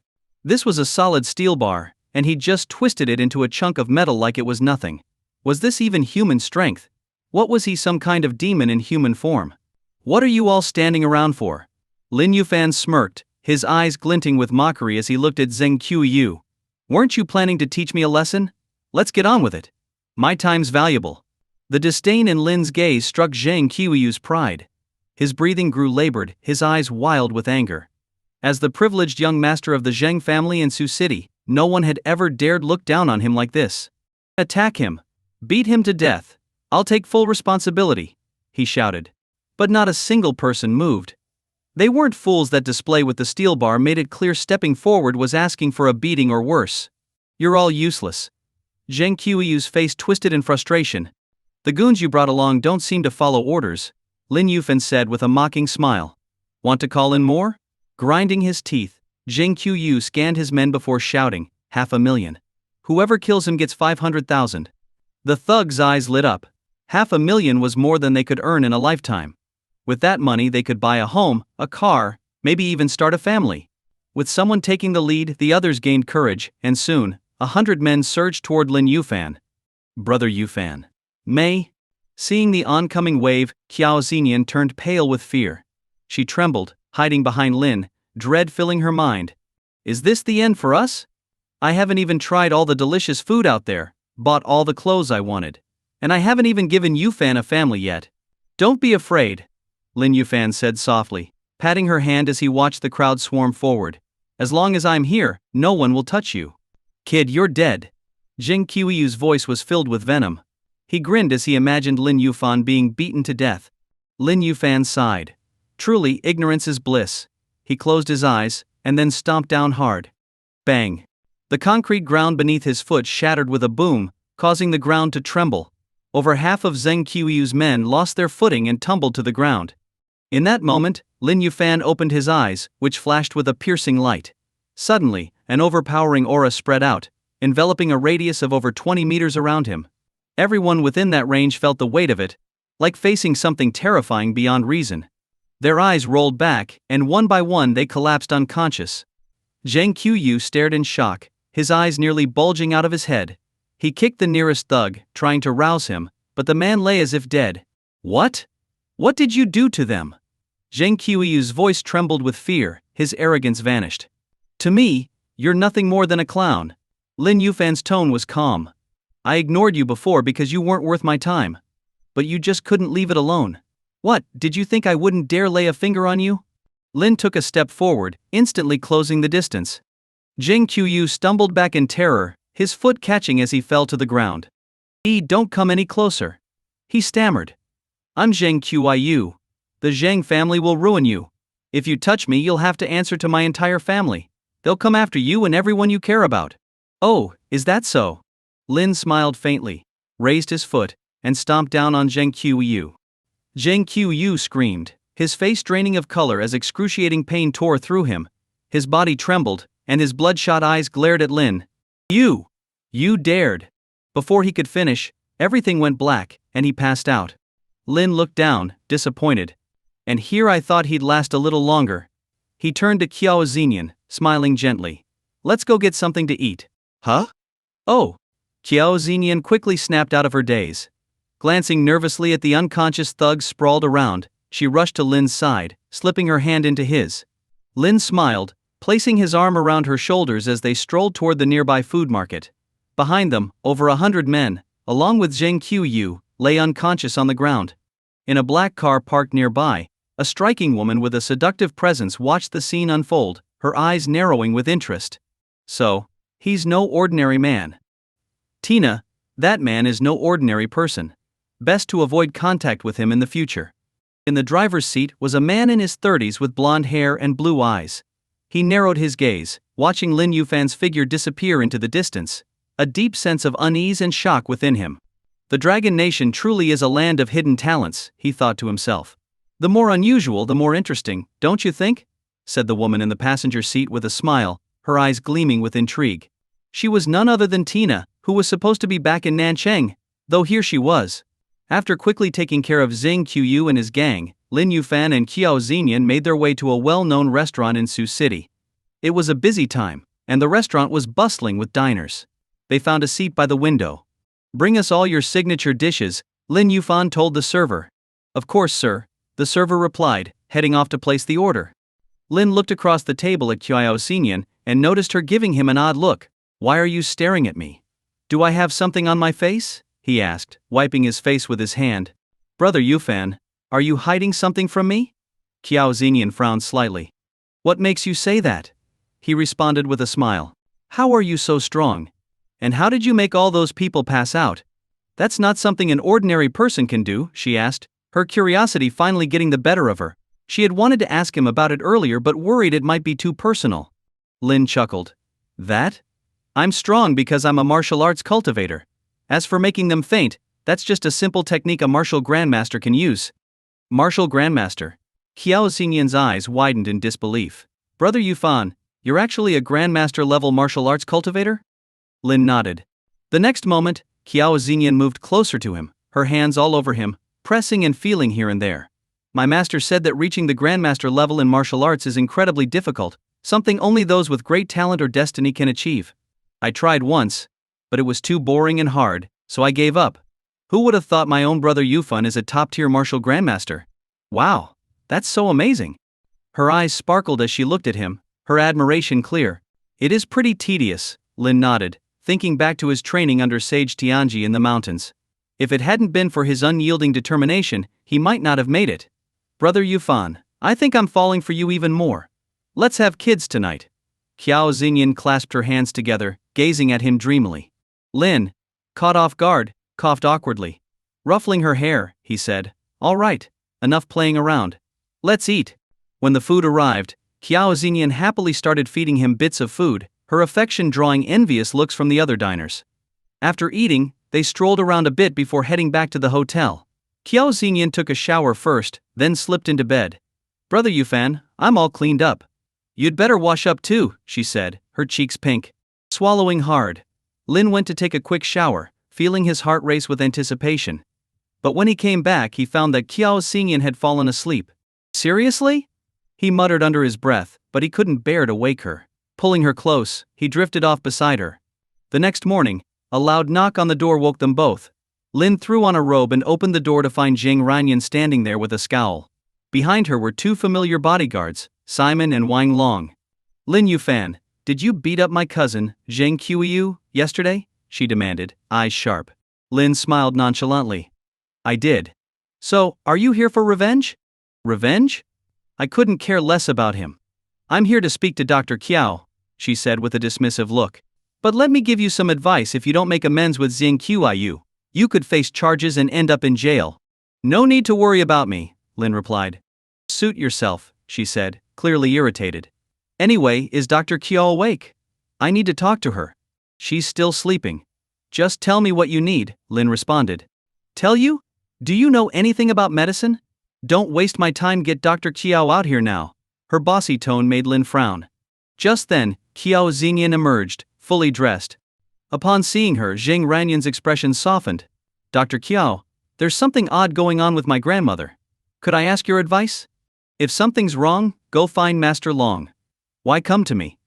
Qiao Xingyan replied impatiently. After all, Zheng Ranyan had originally hired her, only to turn around and choose Master Long instead, costing her a huge fee. Just thinking about it made her heart ache. If not for Zheng Ranyan showing up, Qiao Xingyan wouldn't have wanted to see her again. Qiao Xingyan's sharp response made Zheng Ranyan's face turn a bit awkward. But thinking about her grandmother's strange condition, she held back her temper and said, Dr. Qiao, it was wrong of me before. I shouldn't have sought out Master Long after hiring you. I sincerely apologize and hope that you can forgive me. Since you apologized, I won't hold it against you. Now, tell me why you came. Seeing Zheng Ranyan apologize, Qiao Xingyan didn't continue with her attitude, and instead walked toward the suite's living room. Since she had let it go, Lin Yufan also stepped aside to let Zheng Ranyan in. But as she walked past him, she deliberately brushed her shoulder against his. Small-minded people. Lin Yufan frowned and muttered to himself. Brother Lin, duty calls. Simon and I will wait outside, said Wang Long with a friendly smile. Thanks, Lin Yufan replied with a smile before closing the door and following them into the living room. The living room was small, with just a double-seater sofa and a single armchair. Qiao Xingyan sat with her legs crossed on the double-seater, while Zheng Ranyan took the single chair opposite her. Dr. Qiao, my grandmother was able to get out of bed today, and she even seems quite spirited, said Zheng Ranyan, looking worried. Oh? Isn't that a good thing? Qiao Xingyan replied casually, reaching for an apple from the coffee table. But before she could take a bite, Lin Yufan, passing by, took it from her. Wash it first before you eat it, he said sternly. All right, thanks, Brother Yufan. Qiao Xingyan smiled playfully. Lin Yufan gave her an exasperated look, washed the apple, and handed it back to her. Ms. Zheng, please continue. I'm listening, Qiao Xingyan said with a smile, taking a bite of the apple and glancing over at a less than pleased Zheng Ranyan. Ranyan nodded, shooting a resentful look at Lin Yufan. My grandmother can walk around, yes, but she's acting very strange. With a complicated expression, she continued, This morning, I went to see her, and I found her drinking chicken blood still warm. Well, your grandmother certainly has unique tastes, Lin Yuan interjected. Your grandmother's the one with unique tastes. Your whole family does. Zheng Ranian snapped back at him. Hey brother Yufan, serves you right for poking fun at her. Qiao Xingyan chuckled. Dr. Qiao, my grandmother never used to do this. It's only just started, and she seems like a different person, very quick-tempered. This morning over the smallest thing she even beat 2 servants to death. Ranian's face grew increasingly tense. Losing 2 servants wasn't the issue, it was how they died. Her grandmother was usually gentle, devoted to Buddhism, and rarely lost her temper. But now, she was volatile, drinking blood, and even killed 2 people. This is all normal. You don't need to worry, Ms. Zheng, Qiao Zian said, still chewing her apple. Normal? Are you joking, Dr. Qiao? How is this in any way normal? This is downright bizarre. Zheng Ranian frowned, baffled. Witchcraft naturally has side effects, though I don't know exactly what they are. But your grandmother's current behavior seems like one of them, Qiao Xingyan explained. Before, I asked if you believed in witchcraft, and you said you did. So if you believe in it, this should be expected. She smiled sweetly at Zheng Ranian, a smile that seemed pleasant, but held a hint of schadenfreude. See, I told you so, and now look where it's gotten you. Amused, Lin Yufan hid a smile, knowing Qiao Xingyan was deliberately irritating her. Realizing this, Zheng Ranian felt a surge of frustration but sighed softly and said in a pleading tone, Dr. Qiao, I was short-sighted before, but as a doctor please help my grandmother. I'm sorry, Ms. Zheng, but I can't help. You'll have to find someone else. Qiao Xingyan flatly refused. Why not? Could it be even you can't help her? Ranian's face turned pale with despair. It's not that. I have a rule: if someone seeks my help and then goes elsewhere midway, I won't assist them, Qiao Xingyan said, tossing the apple core into the trash. I didn't know about that rule. Could you make an exception just this once? Ranian begged. Well, you wouldn't have known, since I made the rule just now, replied Qiao Xingyan with a smirk. And as for exceptions, what's the point of rules if I keep making them? So there's really no room for discussion? Ranian asked, gritting her teeth. Miss Zheng, I'm truly sorry, but I can't help. In business, pride matters, and clients were never in short supply for her. There was always another Chen, Li, or Zhao family willing to pay for her expertise. Apologies for the disturbance, Dr. Qiao, said Ranian, resigned. She started toward the door but suddenly stopped, turning back with a hint of defiance. Dr. Qiao, I was planning to offer an additional 100 million as a gesture of apology if you could cure my grandmother, but if you don't want to break your rule, then never mind. 100 million? Qiao Xingyan's eyes lit up. Wait. She called out, stopping Ranian. I have another rule: when the payment is high enough, rules can be reconsidered. Really? A hint of joy flashed in Zheng Ranran's eyes. Just now she had only been testing the waters, but unexpectedly, Qiao Xingyan actually took the bait. For her family, money was just a number. But if she could save her grandmother, their branch of the family would still have a chance to inherit the family business. If her grandmother died, their branch might lose their position entirely. Are you doubting me? When I, Qiao Xingyan, say something, I follow through. I'm not like someone. Qiao Xingyan raised an eyebrow, a trace of sarcasm in her tone. Zheng Ranran knew Qiao Xingyan was referring to her. Under normal circumstances, she might have scolded Qiao Xingyan. But now, Qiao Xingyan was her only hope, and she dared not offend her any further. Dr. Qiao, let's go back to the Zheng house right now. Zheng Ranran said with a worried look. I'm afraid the longer we delay, the worse Grandma's situation will get. She's already 90, drinking chicken blood. Bouncing around, it feels like she's exhausting what little life she has left. Oh, you're not so dense after all. Qiao Xingyan's eyes revealed a hint of approval. As Zheng Ranran said, while old Madame Zheng seemed full of life, it was only an illusion created by dark arts. Dr. Qiao, there's no time to waste. Please, let's go to the Zheng house right away. Seeing Qiao Xingyan's response, Zheng Ranran grew even more anxious. All right, considering the money, I'll go with you. Qiao Xingyan nodded, tugged on Lin Yufan's sleeve and said, Brother Yufan, come with me. I'm a little scared of that Master Long. All right. Lin Yufan nodded. Even if Qiao Xingyan hadn't asked, he would have accompanied her. A few minutes later, a group of 5 left the hotel and headed to the Zheng family estate. When they arrived, old Madame Zheng was chatting happily with Master Long over a sumptuous meal. Seeing Zheng Ranran return, old Madame Zheng, her wrinkled face lit up, said in a booming voice, Ranran, you're back just in time. Come over and join Master Long for a drink. Zheng Ranran raised her eyebrows and looked at Master Long. There he was, lounging with his legs crossed, looking like a rogue as he stuffed his face with delicacies. Behind him stood an elegant woman holding a wine jug, pouring drinks for him, and it was her mother. "Mom, why are you doing the work of a servant?" Seeing her mother serving Master Long like a maid, Zheng Ranren was instantly displeased. "Ranren, what are you saying? Serving Master Long is an honor." Hearing this, the old lady frowned and scolded Zheng Ranren. Then she urged her, "Hurry up and join Master Long for a drink. Or do you expect me, an old woman, to do it instead? Grandma? He's just a charlatan who practices some shady arts. Aren't you giving him too much credit?" Zheng Ranren couldn't hold back her discontent. "Insolent. How dare you speak to Master Long like that?" The old lady immediately became furious. Seeing this, the woman pouring the wine gave Zheng Ranren a look and quickly tried to defuse the situation. "Mother, Ranran is young and doesn't understand. Please, don't hold it against her. It's your fault for spoiling her." The old lady glared at Zheng Ranren with clear disapproval. "Dr. Kiao, please, you must examine my grandmother. She was never like this," Zheng Ranren said, ignoring her grandmother and turning to Kiao Xinyan for help. "All right." Kiao Xinyan nodded slightly and was about to approach the old lady for a checkup. But before she could get close, the old lady suddenly grabbed a wine cup and threw it toward Kiao Xinyan. The cup shattered on impact, startling everyone. "You insolent girl! My health is already under Master Long's care. Why would I need some young girl to examine me?" The old lady scowled and scolded her. She glared at Kiao Xinyan fiercely before turning to Zheng Ranren. "Ranren, I've spoiled you, but I didn't expect you'd become arrogant and forget who your grandmother is." "Grandma, no. That's not what I meant." Zheng Ranren tried to explain. "Enough." The old lady cut her off with a shout and continued. "Let me make it clear. As long as I'm alive, I am in charge of this family. Now, get over here and pour Master Long a drink. Do you understand?" "Aye." Zheng Ranren bit her lip, hesitating. But her grandmother's stern gaze forced her to sit down at the table reluctantly. Seeing Zheng Ranren obediently comply, the old lady's expression softened. She then turned to look at Kiao Xingyan and Lin Yufan. "And you Dr. Kiao, isn't it? You may stay. But as for that boy, he should go back to wherever he came from. He's not welcome here." "No way. If you make Brother Yufan leave, I'll leave with him," Kiao Xingyan declared. "Insolent. Do you think the Zheng household is a place where you come and go as you please? If I let you stay, you stay.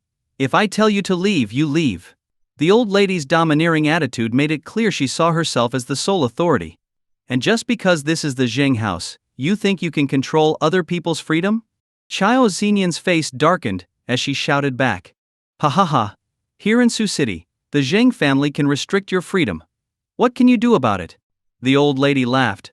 Her tone and mannerisms were nothing like those of a 90-year-old woman. Since arriving, Lin Yufan had been observing her and felt something was amiss, as if she was being controlled.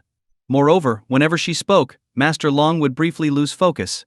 From this detail and her strange behavior, it wasn't hard to infer that Master Long was pulling the strings. Realizing this, Lin Yufan's eyes narrowed, and he turned to Master Long.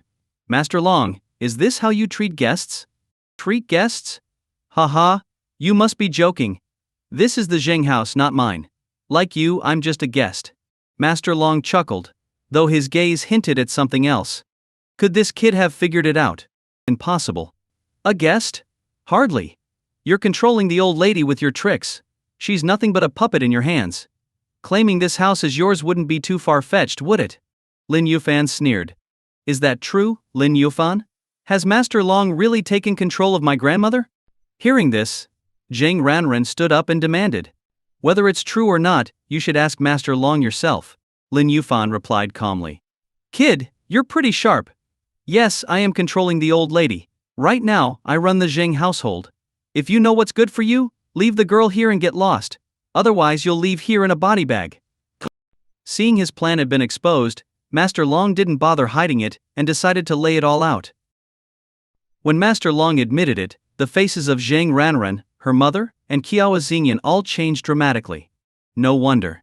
No wonder Grandma was acting so strangely. She was being controlled. Zheng Ranren's eyes reddened, her teeth clenched tightly as she glared at the near-smirking Master Long. She demanded, "Master Long, I, Zheng Ranren, have treated you generously, paid you handsomely just to extend my grandmother's life. So why would you?" "Ha." Before she could finish, Master Long laughed aloud. "Paid me handsomely? Ridiculous. To me, 10,000, 1,000,000, 10,000,000, even 1,000,000,000, what difference does it make? If I want wealth, it comes to me at a snap of my fingers. With an eerie glint in his eyes, Master Long fixed his gaze on Zheng Ranran and said, "Money may not hold much appeal for me, but beautiful women? I'm utterly captivated by them, especially ones like you, your mother, and Dr. Qiao here. 3 beauties all at once. What a treat that would be. Such bliss, such joy." His laughter echoed throughout the grand hall. Zheng Ranran's face turned red with fury. Glaring at him, she snapped, "Master Long, you're going too far. This is the Zheng family, how dare you lay a hand on us? Aren't you afraid of our revenge?" "Revenge? What revenge?" Master Long sneered, amused. "Your grandmother is already my puppet. By the end of today, you, your mother, and Dr. Qiao here will all be my women. I'm not worried you won't obey, as I can easily use my sorcery to control your thoughts, make you fall for me wholeheartedly, and obey my every word. Spit. Dream on." Qiao Xingyan couldn't hold back any longer. This Master Long was old enough to be her grandfather, yet he wanted her to be his woman? How shameless and vile. "Ha ha ha, Dr. Qiao, from the moment I first laid eyes on you, I've longed for you. And now, you've come right to my door. How could I refuse your kindness? Soon, you'll serve me first." Master Long laughed gleefully, his tone smug and unrestrained. "Simon, Wang Long, get in here." Enraged beyond words by Master Long's audacity, Zheng Ranran couldn't suppress her murderous intent any longer and shouted for her 2 bodyguards. With swift, precise steps, Simon and Wang Long, her loyal guards, immediately entered. "Miss Zheng." They responded in unison. "Kill him for me." Zheng Ranran's voice was icy as she pointed directly at Master Long. "Master Long?" Simon's eyes showed a flash of surprise as he glanced at the smug Master Long. Wasn't this the expert Ms. Zheng had hired to extend her grandmother's life? They'd all shown him so much respect before, why were they now ordered to kill him? Though puzzled, Simon and Wang Long didn't hesitate. After all, loyalty to their employer was their duty. Simon lunged toward Master Long in a powerful leap. Though the so-called Master Long was an expert in mystical arts, surely he'd be no match in a physical confrontation. "Bring it on." A gleam flashed in Master Long's eyes as he raised his palm to meet Simon. Simon, scornful of the old man's attack, shouted, "Die?" With a cold glint in his eyes, he clenched his fist, his arm muscles bulging as he threw a full-force punch at Master Long. Bang! Master Long's withered palm met Simon's fist, and a shocking scene unfolded. Simon let out a pained scream as his arm fractured in multiple places, twisting out of shape. What's happening? Wang Long was stunned. Having worked alongside Simon for over a year, he knew all too well how strong he was. Few people could even come close to besting Simon in a fight. Yet here he was, his arm shattered in one blow from Master Long. This was beyond eerie. "Hey, foolish boy, you underestimated me," Master Long sneered. "Before delving into the dark arts, I was a master martial artist of inner strength. You're just a mere bodyguard, you dare challenge me? Courting death." Master Long's laughter had barely subsided before he reached out like lightning and seized Simon by the head. "Everyone here who's a man he will die. Only the women will remain." With that, Master Long's grip tightened, and with a sickening crunch, he crushed Simon's skull. Blood and brain matter splattered everywhere, painting the ground red. Qiao Xingyan, utterly unprepared for such a brutal sight, felt a wave of nausea and almost vomited on the spot. "Simon." Zheng Ranran's pupils contracted in horror, her face paling. Simon had been her loyal guard, yet here, in front of her eyes, Master Long had crushed his head. "I'll hold him off, miss. Run. Take Dr. Qiao and Lin Yuan and escape." Wang Long's face was solemn. Seeing Master Long's overwhelming strength, he knew he was no match. Resolving himself to a likely death, he could only hope to buy time for Zheng Ranran, Dr. Qiao, and Lin Yuan to escape. Recovering from her shock, Zheng Ranran quickly nodded, turning to flee toward Qiao Xingyan and Lin Yuan. "Escape?" Master Long's sinister smile returned as he sneered, "None of you will escape today." He swept his sleeve, and a black liquid sprayed out in the direction of Lin Yuan and the others. "Are those insects?" Qiao Xingyan's sharp eyes spotted that the black liquid was not ink but a swarm of tiny black bugs with wings, now swarming toward them.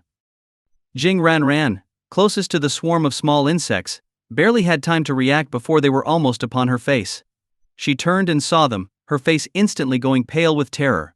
"Miss." Hearing Zheng Ranran scream, Wang Long was alarmed. Ignoring Master Long, he quickly leapt forward, pushing Zheng Ranran out of the way. But the black insects instantly covered his body. Wang Long cried out as his clothes and skin began to disappear at a visibly horrifying speed. Seeing this, Lin Yufan didn't hesitate. He waved his hand, releasing a blast of force that swept the insects off Wang Long's body. Corpse-eating worms. Qiao Xingyan's face turned pale with fear in her eyes. What are corpse-eating worms? Lin Yufan asked, frowning. They're worms controlled by sorcery, fed with flesh and corpses. They're extremely bloodthirsty and are usually starved, only fed every 10 days. Once released, they'll devour anything in their path, like what happened just now, Qiao Xingyan explained, her face ashen. Dr. Qiao, you're quite knowledgeable. Master Long laughed, his smile lecherous. Disgusting old pervert. Who cares about your admiration? Qiao Xingyan glared fiercely at him. Her defiant look only seemed to fuel Master Long's desire to possess her. A girl with such a flawless face, I've never seen such beauty in my life. I can only imagine the pleasure of having her in my grasp, Master Long thought, his eyes shining with lewd intent. Brother Lin, get Dr. Qiao and Ms. Zheng out of here. I'll hold him off. Wang Long struggled to stand, his back still bleeding from the insect's attack. Thanks to Lin Yufan's timely intervention, he had only lost a layer of skin, but the injury was not severe. Don't bother, you can't hold him off. I'll take care of this. Lin Yufan shook his head, sighing softly. But Wang Long hesitated, looking concerned. Lin Yufan smiled and said, Don't worry. He's no match for me. Such arrogance. Master Long's face darkened. As both a master in ancient martial arts and sorcery, he was confident that few could challenge him. Yet this Lin Yufan dared to dismiss him, filling him with rage. Show me what you've got, or I won't give you another chance when I strike, Lin Yufan said calmly, fixing his gaze on Master Long. Master Long laughed coldly. I knew from our first meeting that you weren't ordinary. Judging by the energy you released just now, you're also a practitioner of internal martial arts, perhaps even advanced. Master Long then released the black insects that Lin Yufan had blown away, surrounding him. Maybe the corpse-eating worms can't get to you. But what about these? Master Long sneered as he opened a pouch at his waist. From it crawled centipedes, scorpions, lizards, snakes, and toads. Be careful, Yufan. They're poisonous. Qiao Xingyan warned loudly. So besides controlling a few pests, you have no other tricks? Lin Yufan raised an eyebrow, unimpressed. The master's methods were far from the mystical arts Lin had expected, like curses, mind control, or commanding the undead. Lin Yufan sighed in disappointment. Master Long sneered, oblivious. These venomous creatures had been raised for over 10 years, and were extremely lethal. A single bite could kill in seconds, and he was certain Lin Yufan underestimated their power. Let's see if your skin is as tough as your words. Master Long laughed, his eyes glinting with malice. Before he could finish, Lin Yufan took a step forward, releasing an overwhelming aura. Reaching out with his right hand, he immobilized the poisonous creatures in midair with an invisible force. Explode! With a single command, Lin Yufan clenched his fist, and the venomous creatures exploded into pieces. What? Master Long's face twisted in shock. It wasn't his prized pets that concerned him, but Lin Yufan's terrifying skill. An advanced martial artist could project energy over a few meters, but to manipulate and crush objects so precisely was unheard of. Could Lin Yufan's power surpass internal mastery? Could he be a grandmaster? Just as Master Long reeled in fear, he heard Lin Yufan say, Enough with the noise. With a calm gesture, Lin Yufan created a spiraling gust of energy that pulled the swarm of black insects together. They condensed into a small, rotating black sphere in his palm. Take it back. With a flick of his wrist, Lin Yufan hurled the black sphere at Master Long, striking his chest and sending him flying backward. Master Long spat out blood as he crashed to the ground, his face drained of color. His chest was covered in blood, a grisly mess. Moments earlier, Master Long had been arrogantly boasting of taking Qiao Xingyan and the Zheng women as his own. Now, after a single blow from Lin Yufan, he lay gravely injured, struggling to move. You're? Master Long propped himself up with one hand, pointing at Lin Yufan, his eyes filled with terror. How could such a young grandmaster exist in this world and, worse yet, how did I end up running into him? Master Long's heart sank, gripped by despair. He had no fight left in him as he faced Lin Yufan. Just then, a green snake over a meter long with a triangular head slithered up quickly from behind him. Master Long screamed as the green snake bit his neck. He clutched at his throat, gasping for breath, his face turning a deep shade of blue before he collapsed to the ground, dead within seconds. The sudden twist of events left everyone stunned. Lin Yufan blinked in surprise. He had noticed the green snake earlier but assumed it was one of Master Long's pets and didn't pay it any mind. Yet, the snake had killed Master Long. After delivering its deadly bite, the green snake slithered swiftly up to the windowsill and disappeared in a flash.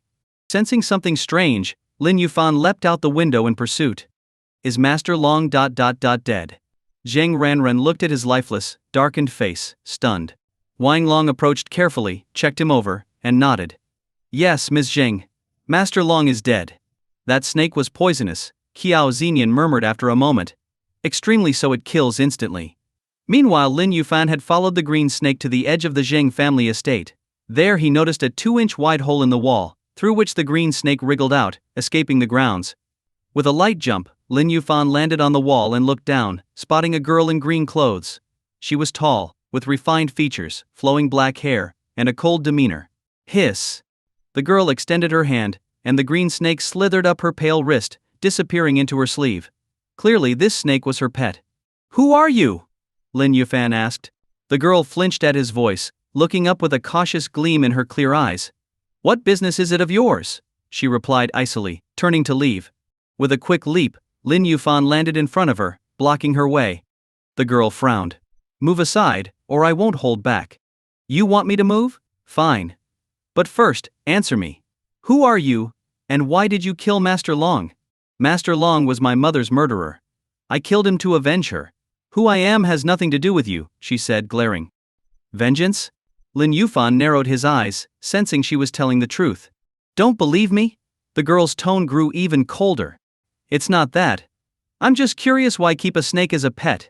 Aren't you worried it might bite you? None of that concerns you. Step aside. The girl reached out to push him but ended up stumbling back. Unfortunately, her foot landed on a loose brick, twisting her ankle. Ah! She winced in pain, her body tilting as she nearly fell to the ground. Instinctively, Lin Yufan reached out, catching her by the waist. Scoundrel. Let go of me. Her face flushed in anger as she raised a hand to slap him, but he dodged easily. Hiss! Just then, the green snake shot out from her sleeve, flashing its fangs as it lunged for Lin Yufan's neck.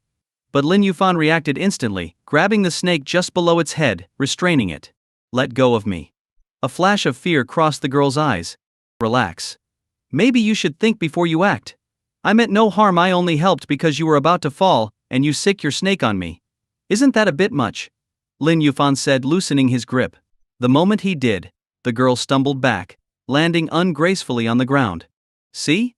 I let go, and you ended up falling. Lin Yufan chuckled. The green-robed girl's face flushed even redder with embarrassment. Let go of little green, she demanded, looking anxiously at the snake in his grip. Here. Lin Yufan squatted down, carefully passing the snake back to her. His cautious gesture made the girl realize he wasn't a threat, and she lowered her guard. You don't have to worry, little green is well behaved and won't bite me. Good to be cautious anyway. You're young and beautiful, wouldn't want you dying from a snake bite, right? Lin Yufan smiled as he released the snake, which promptly slithered back into her sleeve. Such a silver tongue, she muttered, rubbing her swollen ankle. As she massaged it, she winced in pain, her ankle had swollen. Let me help. Lin Yufan began gently massaging her ankle, using his internal energy to ease the flow of blood and reduce the swelling. She initially resisted, but as the pain subsided, she let him continue in silence. After a moment he looked up and said, All done. Does it still hurt? You're a good man, but don't get any ideas. I'm already engaged, and my fiancé is a remarkable man, an unmatched genius with power and influence beyond your imagination. Compared to him, you're nothing. Lin Yufan was taken aback, momentarily speechless. He had only meant to help, with no ulterior motives. Still, he couldn't help but chuckle. So your fiancé is that incredible? Genius, powerful, influential, sounds like you're exaggerating. The girl huffed. I'm not exaggerating. My fiancé is the leader of the Celestial Pavilion, a young grandmaster. If you don't believe me, go ask any martial arts family. Did you just say that your fiancé is the head of the Celestial Pavilion? Lin Yufan looked at the girl in green with a strange expression. You mean that old man, practically halfway to the grave? You're talking about the Celestial Sage, right? He was the previous head. My fiancé is the current one, she retorted. Since you know about the Celestial Sage, then you must know of the Celestial Pavilion. So, I advise you to abandon any thoughts about me. I am the woman of the Celestial Pavilion's leader. Lin Yufan pointed to his own face. Ah, do you recognize me? Recognize you? Are you some big shot? Should I know who you are? She frowned, thinking he seemed overly confident. Fine. Then let me ask you this, have you even met your fiancé? No, I haven't, the girl admitted, shaking her head slightly. Then how can you claim he's your fiancé?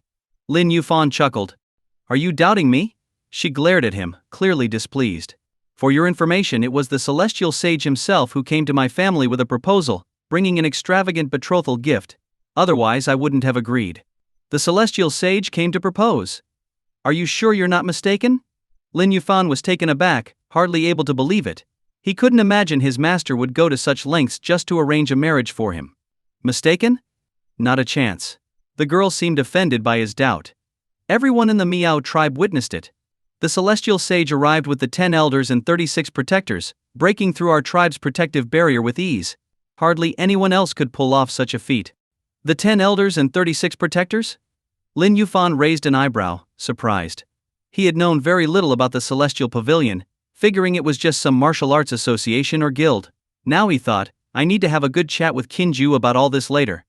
My fiancé is the Celestial Sage's only true disciple, and has already achieved Grandmaster status at a young age, she continued proudly. As the current head of the Celestial Pavilion, he's indeed a peerless talent, one of the most exceptional of his generation, second to none. Maybe a bit of modesty would be good, Lin Yuan suggested, smiling uncomfortably. Why would I be modest? I'm bragging about my fiancé, not you. Stop flattering yourself. She gave him a sharp look. Lin Yuan was speechless. Enough. I have to hurry to Nanxi to meet my fiancé. She stood up, dusted off her clothes, and strode off. After she left, Lin Yuan took out his phone and called Qingju. Who's this? Speak up. I'm busy. He heard Qingju's irritated voice, along with a faint sound of a woman's breath. It's me, Lin Yuan said, his tone serious. Upon recognizing the voice, Qingju froze in panic. Oh, master. Sorry, I didn't see the caller ID. Please don't be angry. Enough. I have a question aside from the head. Who are the other high-ranking members of the Celestial Pavilion? The pavilion's highest authorities are, of course, the Celestial Sage and you, master. Below you are the 10 elders, 36 protectors, and the 108 shadow guards. The 10 elders are all grandmasters, the 36 protectors are half-step grandmasters, and the shadow guards are peak inner strength practitioners. Below them are the heads of our various outposts and branches. Lin Yuan was stunned. If this were true, then the girl's story might indeed be real. And another thing, Lin Yuan continued, did my master? Did he actually go to the Miao tribe to break their protective barrier and arrange a marriage for me? Oh, absolutely. About half a year ago, the Celestial Sage led the 10 elders and 36 protectors to the Miao tribe, supposedly to arrange a marriage, but really, it was more of a raid. The Miao clan's head refused initially, thinking their barrier could keep the Celestial Sage at bay, but the sage broke through it in no time. With someone as powerful as the Celestial Sage, along with 10 Grandmaster-level elders and 36 half-step Grandmasters, the Miao tribe didn't stand a chance. When the barrier fell, they surrendered immediately. During the incident, the high priest of the Dark Shaman sect had brought his son there to complete a marriage ritual. When the Celestial Sage found out, he crushed the high priest with one finger. His son also had his leg broken for some reason. And he'd have been killed too if it weren't for the Miao clan princess's pleas. Afterward, the Celestial Sage even sent a lavish betrothal gift to the Miao tribe. And honestly, these kinds of arrangements aren't uncommon. The sage has arranged several similar betrothals for you.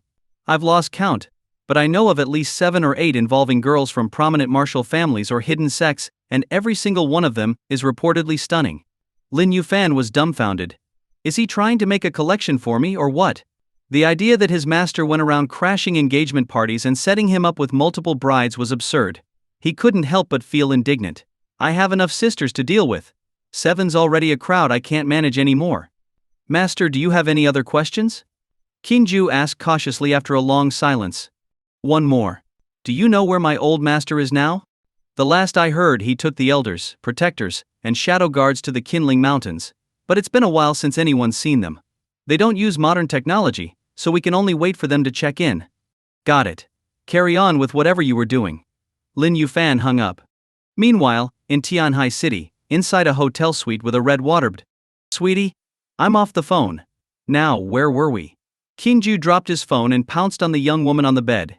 If Lin Yufan were there, he would have recognized her immediately as Gu Tian, the flight attendant he'd met before. Lin Yufan had no thoughts for Qinju and Gu Tian at the moment. He was preoccupied with the matter of the marriage arrangements. That old man must really be bored out of his mind. Standing by the courtyard wall, he held his phone and felt utterly speechless. He already had 7 sisters, each of whom had sworn to marry him in the future. Now, there were additional marriage arrangements. If his 7 sisters found out, wouldn't they rip him apart? No, I need to confirm just how many engagements that old man has set up for me. If it's too many, I'll go door to door to cancel them. Lin Yufan muttered to himself. Resolving to do this, he quickly sent Qingju a message. Moments later, Lin Yufan returned to the Zheng family estate. Master Long's corpse had already been removed, and several servants were busy cleaning the hall. "Where is your young lady?" Lin Yufan asked. "She's with Dr. Qiao in the old lady's room," a servant replied. Hearing this, Lin Yufan followed his memory of the layout to the old lady's room. The door was open. Upon entering, he saw that his sister Xingyan was seated by the bed, taking the old lady's pulse. "Dr. Qiao, how is my grandmother?" Beside the bed, Jing Ranyan's eyes were red with worry. If it hadn't been for her misplaced trust in Master Long, the old lady wouldn't have suffered like this. Ultimately, she was deeply responsible for her grandmother falling under his control. "Your grandmother's condition is quite severe. Not only are her organs rapidly failing, but there are also many parasitic worms devouring her organs and tissues." After a thorough examination, a rare look of concern appeared on Qiao Xingyan's face. Although she was trained by the Ghost Valley healer and possessed 70% of his skill, the unique situation with Jing's grandmother left her at a loss for a solution. "Dr. Qiao, do you have any way to save her?" Zheng Ranyan's face grew pale as her teary eyes gazed at Qiao Xingyan with hope and desperation. "Ah, I do have a way. But it would take time to prepare. Given her condition, I'm afraid she won't make it through the night." Qiao Xingyan shook her head with a sigh. Life and death were natural events. At over 90, the old lady's life was already nearing its end. However, if the old lady passed away, the 600 million reward Zheng Ranyan had promised would likely vanish. 600 million was a fortune. Just thinking about it made Qiao Xingyan's heart ache. So, there's no way to save her. Hearing this, Zheng Ranyan's vision darkened, and she nearly fainted. If it weren't for Lin Yufan's quick support, she would have collapsed. "Woo-woo. It's all my fault. If it weren't for me, Grandma wouldn't have to suffer this at her age." Zheng Ranyan sank to her knees and covered her face in tears. Feeling pity, Qiao Xingyan wanted to console her, but she didn't know what to say. "Xingyan, even you can't do anything." Lin Yufan walked over and softly asked. "Brother Yufan, her condition is too severe. With my skills, I fear there's nothing I can do. Unless my teacher were here, I'm afraid there's no one on earth who could save her." Xingyan sighed, deeply affected by 2 failures in a row. Seeing this, Lin Yufan felt a pang in his heart. He moved to the old lady's bedside, took her pulse, and began assessing her condition. Seeing this, Xingyan's eyes lit up with curiosity. "Brother Yufan, could it be that you also know medicine?" A bit." Lin Yufan gave a slight smile and said no more, and Qiao Xingyan refrained from interrupting. After a moment, Lin Yufan withdrew his hand with a solemn expression. "Brother Yufan?" Qiao Xingyan called softly. Lin Yufan looked at her and sighed. The old lady's condition is indeed dire, and ordinary Chinese medicine can't save her. Just as Qiao Xingyan was sure there was no way, Lin Yufan added, "Unless." Stopping mid-sentence, he seemed hesitant. "Unless what?" Sensing he might have a solution, Qiao Xingyan grew curious. Even Zheng Ranyan, who had been crying, looked up hopefully. "Mr. Lin, if you can save my grandmother, name your price. As long as it's within my means, I'll give it to you. I don't need money." Lin Yufan furrowed his brow and shook his head. "No money? Then, what do you want?" Zheng Ranyan hesitated, seeing Lin Yufan's complex expression as he stared at her. Blushing, she murmured, "If you can save my grandmother, I'll stay with you for a day. No, 3 days. Ah? Still unsure whether to intervene, Lin Yufan was stunned by her offer. "Brother Yufan, do you have feelings for Ms. Zheng?" Xingyan, equally astonished, fixed her perceptive gaze on Lin Yufan as if trying to read his thoughts. "What nonsense is this? I don't have any feelings for her." Lin Yufan hurriedly explained, "I was just considering whether to save her. Mr. Lin, I was wrong before to doubt your character or to treat you disrespectfully. Please, I beg your forgiveness." With that, Zhang Reinyan began to bow her head in apology. Lin Yufan quickly reached out to stop her and said calmly, "Miss Zhang, I haven't thought twice about it. My reasons have nothing to do with past issues." Xingyan added, "Brother Yufan, saving a life is a virtue. If you have a way, you should help her." "Fine, since Xingyan insists, I'll do it this time." Lin Yufan took a deep breath and picked up a fruit knife from the nightstand. To Xingyan and Reinyan's astonishment, he used the knife to cut his own wrist. Blood instantly began to seep from the wound, and he quickly directed it to drip into the old lady's mouth. "Brother Yufan, what are you doing?" Xingyan was taken aback. "When I was on the mountain, I consumed various 100,000-year-old medicinal herbs and took herbal baths every night. Over time, my blood developed special properties, like detoxifying and restoring vitality," he explained. "With my blood, the parasitic worms inside her will be expelled, and her organs will be somewhat revitalized." Incredible. Xingyan was astonished. She remembered her master, the Ghost Valley healer, once said that if a person took rare herbs and medicinal baths over time, their body could become a living elixir, with blood and flesh that held extraordinary effects. Was her own brother Yufan a modern-day version of Tang Sanzang, the monk whose flesh was sought after in Journey to the West? Xingyan's eyes sparkled, watching him with an increasingly curious and intent gaze. Initially, Qiao Xingyan thought her master's tales were mere exaggerations, meant to fool her. But now that Lin Yufan himself had confirmed it, she began to feel that perhaps her master, the Ghost Valley healer, hadn't been lying after all. Driven by strong curiosity, Qiao Xingyan started checking the pulse of the Zheng family's old lady. At first, her pulse was barely detectable, weak and frail. Yet now, each beat was growing stronger and steadier, a sign of recovering vitality. How is this even possible? Qiao Xingyan was stunned. She widened her eyes, looking at Lin Yufan in disbelief. Right then, the old lady of the Zheng family suddenly woke up. The moment she opened her eyes, she coughed up a mouthful of dark blood, which was filled with countless, tiny parasitic worms. "Grandma, are you all right?" Seeing her awake, Zheng Reinyan hurriedly approached her in concern. "Is that you, Reinyan?" The old lady's voice was faint, but her complexion was visibly improving, becoming rosy and vibrant. Zheng Reinyan nodded, her eyes filling with joyful tears. "Yes, it's me, Grandma. How are you feeling? Is there any discomfort?" "I feel as if there's a warm current in my stomach, spreading throughout my limbs. Strangely, as it flows, the areas that used to ache or felt numb are now feeling comfortable and alive again." At first her voice was weak, but as she spoke, it gradually grew louder and stronger. Her complexion, too, was becoming noticeably healthier by the moment. Lin Yufan had sealed the blood vessels at his wrist with his internal energy, and Qiao Xingyan was attentively bandaging the wound. "Brother Yufan, are you all right?" Qiao Xingyan asked, looking at him with a worried expression as she wrapped his wrist. "I'm fine," Lin Yufan replied with a smile, though he felt a slight regret. The blood he had just let wasn't ordinary blood, it was essence blood, the most vital part. Essence blood is limited, and using it depletes one's core strength. If not for his desire to make Xingyan happy, he would never have used his essence blood to save an unrelated elderly woman. "Mr. Lin, my grandmother?" Zheng Reinyan looked at him with uncertainty. After the ordeal with Master Long, she dared not trust any fleeting improvement, as it might only be a temporary illusion. "Rest assured, your grandmother won't have any issues for another 3 to 5 years. "Really?" Zheng Reinyan's eyes widened in shock. Could it be that his blood truly held some miraculous, life-giving power? This kind of thing seemed straight out of a myth.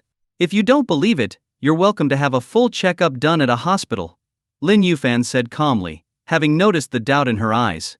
"No need for the hospital. I had a set of medical equipment installed here at home a month ago, along with an on-call doctor," Zheng Reinyan replied quietly. "I'll have them conduct a full checkup now." "All right," Lin Yufan nodded. Qiao Xingyan, however, looked slightly displeased. She was one of the top Chinese doctors in the country, and she had already said the old lady was fine. For Zheng Reinyan to insist on further testing seemed like a lack of trust in her skills. Seeing Xingyan's pout, Lin Yufan smiled softly and reassured her. "Xingyan, don't be upset. If you were in her shoes, wouldn't you want to be sure?" "You're right." With a sigh, Xingyan's annoyance eased a bit. Soon, 2 doctors in white coats escorted the old lady to a room where medical equipment had been set up. An hour passed as they waited, with Qiao Xingyan almost nodding off. Finally, Zheng Reinyan returned, flushed with excitement. "Mr. Lin, the results are in." She handed the report to Lin Yufan, but he didn't bother to take it, he already knew the outcome. Instead, Qiao Xinian grabbed it and began to read. Blood pressure normal, blood lipids normal, blood sugar normal, kidney function normal, liver function normal, lung function normal, all systems normal. Reading the report, Qiao Xinian was taken aback. This must be the power of a living elixir, like an actual miracle pill. Setting down the report, she gazed at Lin Yuan with a new gleam in her eyes, as if looking at a priceless treasure. Mr. Lin, you are a great benefactor to our family. Please allow me, Zheng Ranyan, to express my deepest gratitude. With that, she bowed deeply to show her appreciation. No need for that. I only saved your grandmother for my sister Xinian's sake. If you're grateful, thank her instead. Turning to Qiao Xinian, Zheng Ranyan said, Dr. Qiao. But Qiao Xinian waved her hand dismissively. All right, enough with the gratitude. Since the checkup's complete, Miss Zheng, how about that payment? Of course, Dr. Qiao. I'll call the company's finance department right away to transfer it to you. A few minutes later, Qiao Xinian's phone chimed with a transfer notification. Seeing the long string of zeros in the message, her delicate face lit up with a radiant smile. Brother Yufan, you're amazing. I've decided I'll bring you along on every job from now on. If I can't handle it, you'll take over. We'll make tons of money together. Hugging his neck, she gave him a quick kiss on the cheek. What? You're not planning to turn me into a money-making tool, are you? Lin Yufan's face fell, realizing what she meant. Ah, Xinian, he thought. Although my blood has special effects, it's essence blood, limited and irreplaceable. Do you really want to drain me dry? The sunset was like blood over the western hills. Inside the Zheng family estate, there was laughter and cheer. After an afternoon of rest, although the elderly lady of the Zheng family was still somewhat weak, she could now get out of bed with Zheng Ranji's help. Upon learning that Lin Yufan and Qiao Xinian had saved her, the elderly lady insisted on holding a banquet to thank them. After the feast, Zheng Ranji arranged guest rooms for Lin Yufan and Qiao Xinian so they could spend the night at the estate, and organized a private jet for them to fly to Nanjing City the following morning. Reluctant to decline such warm hospitality, and with Qiao Xinian eager to save some money, Lin Yufan accepted the offer. As evening approached, Zheng Ranji escorted Lin Yufan and Qiao Xinian to their rooms. When Qiao Xinian went to the bathroom, Zheng Ranji suddenly said, Mr. Lin, I have an unusual request I'd like to discuss with you. I know what you're going to say, Lin Yufan said, looking at her with a sharp, penetrating gaze. At that moment, Zheng Ranji felt as if her very thoughts were visible to him. However, I suggest you give up on that idea. If it hadn't been for Xinian, I wouldn't have cared whether your grandmother lived or died. And if you want to talk about money, I'll be honest, whether it's 10 billion or 100 billion, it's all worthless paper to me. With that, Lin Yufan turned and walked into his room, closing the door behind him. Zheng Ranji stood outside, just about to call out, but he'd already shut the door. Fine. Anyway, my grandmother's condition is stable now, so in the next few years, I should have enough time to prove my abilities and persuade her to entrust me with the family business. If it doesn't work out in 3 to 5 years, I'll ask Dr. Qiao for help again, she muttered to herself. The night passed in silence, and morning arrived. Early in the morning, Lin Yufan and Qiao Xinian boarded the private plane bound for Nanjing City. Around 10:30 a.m., they arrived in Nanjing. Just as they stepped outside the airport to hail a taxi to the Marriott Garden Villas, a red sports car pulled up in front of them. Mr. Lin, what a coincidence. Are you just arriving in Nanjing City too? Inside the car was Tina, a foreign woman with golden hair, blue eyes, and a stunning figure. She looked at Lin Yufan in surprise. As for the adorable young girl next to Lin, she was completely ignored. Yeah, what a coincidence. Lin Yufan replied with a smile. Next to him, Qiao Xinian puffed up her cheeks, glaring at Tina, as if she were a rival. Are you planning to take a cab, Mr. Lin? If you don't mind, I can give you a ride, Tina offered, assuming no man could refuse her. Lin Yufan glanced at her car, a Ferrari with 2 seats, and then at Qiao Xinian beside him. He smiled and shook his head. No thanks. We'll just take a taxi. Oh? Tina's eyes flickered with displeasure.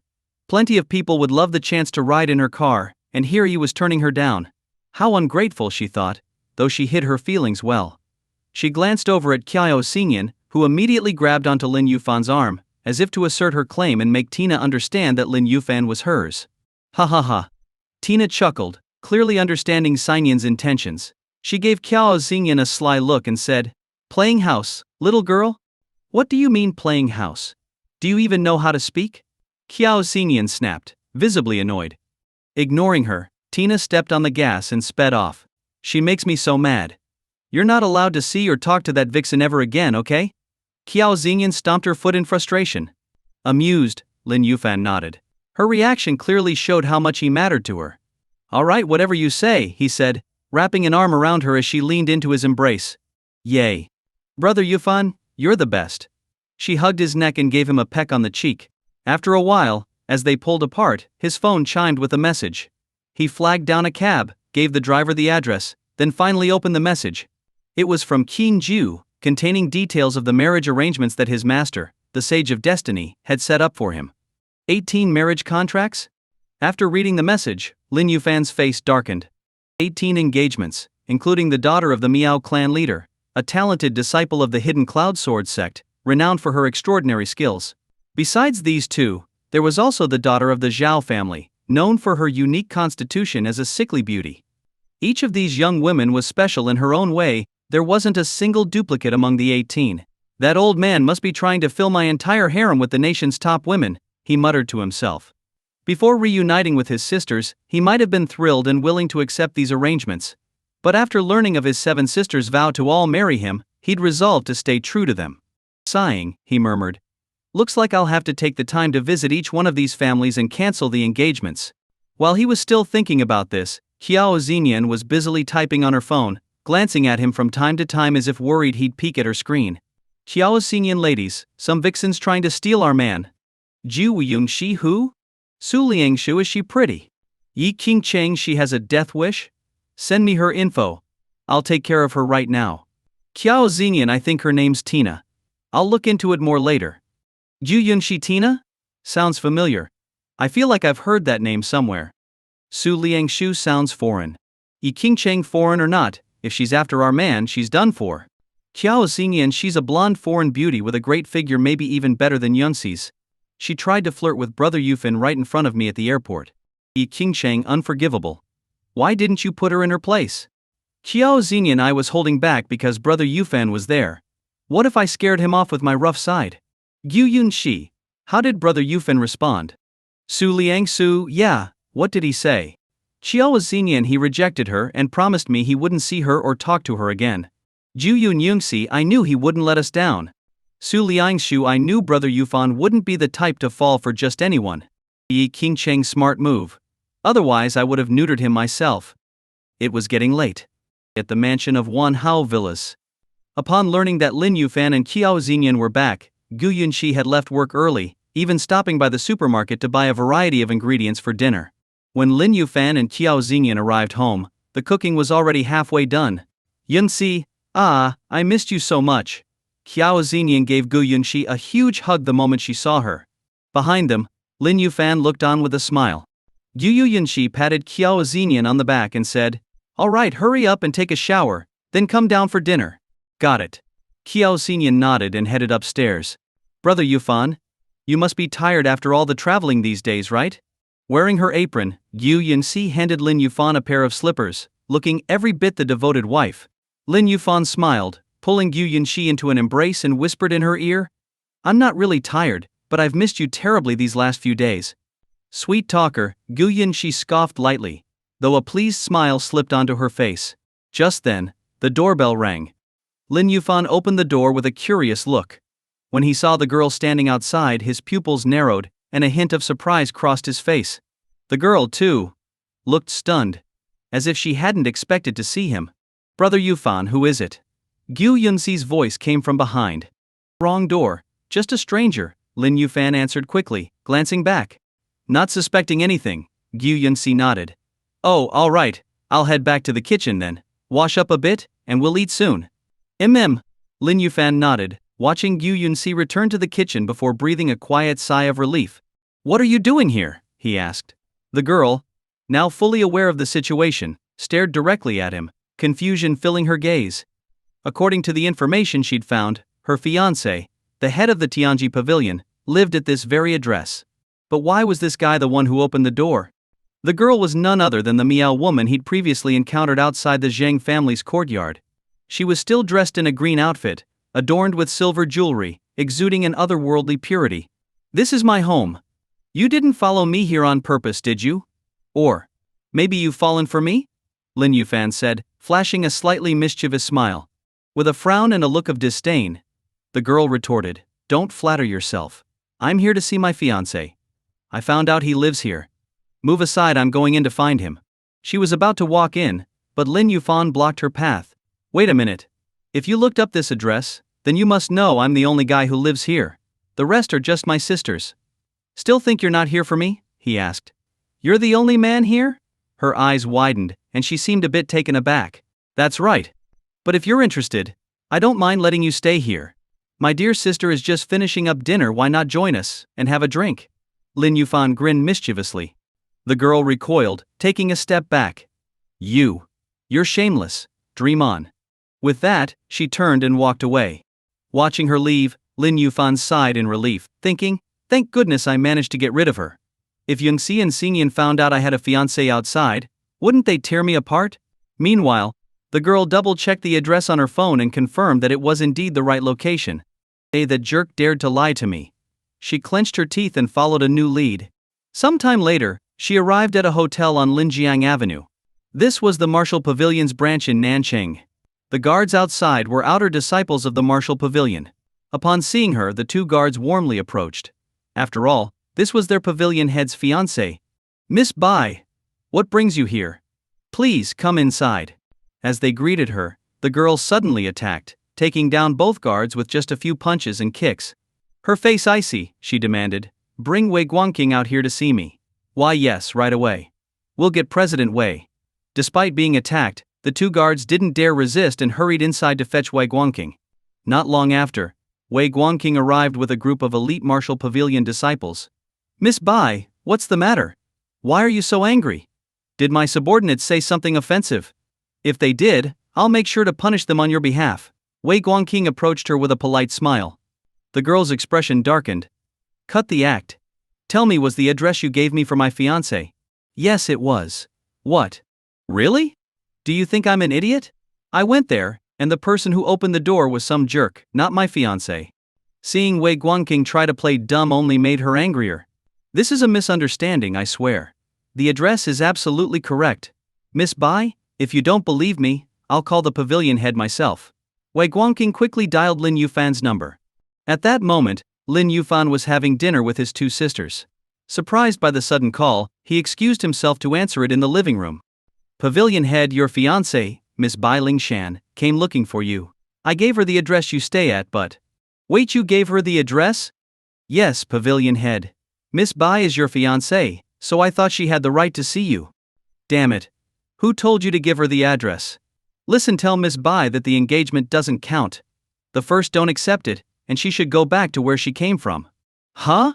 Wei Guangqing was stunned. Don't huh me.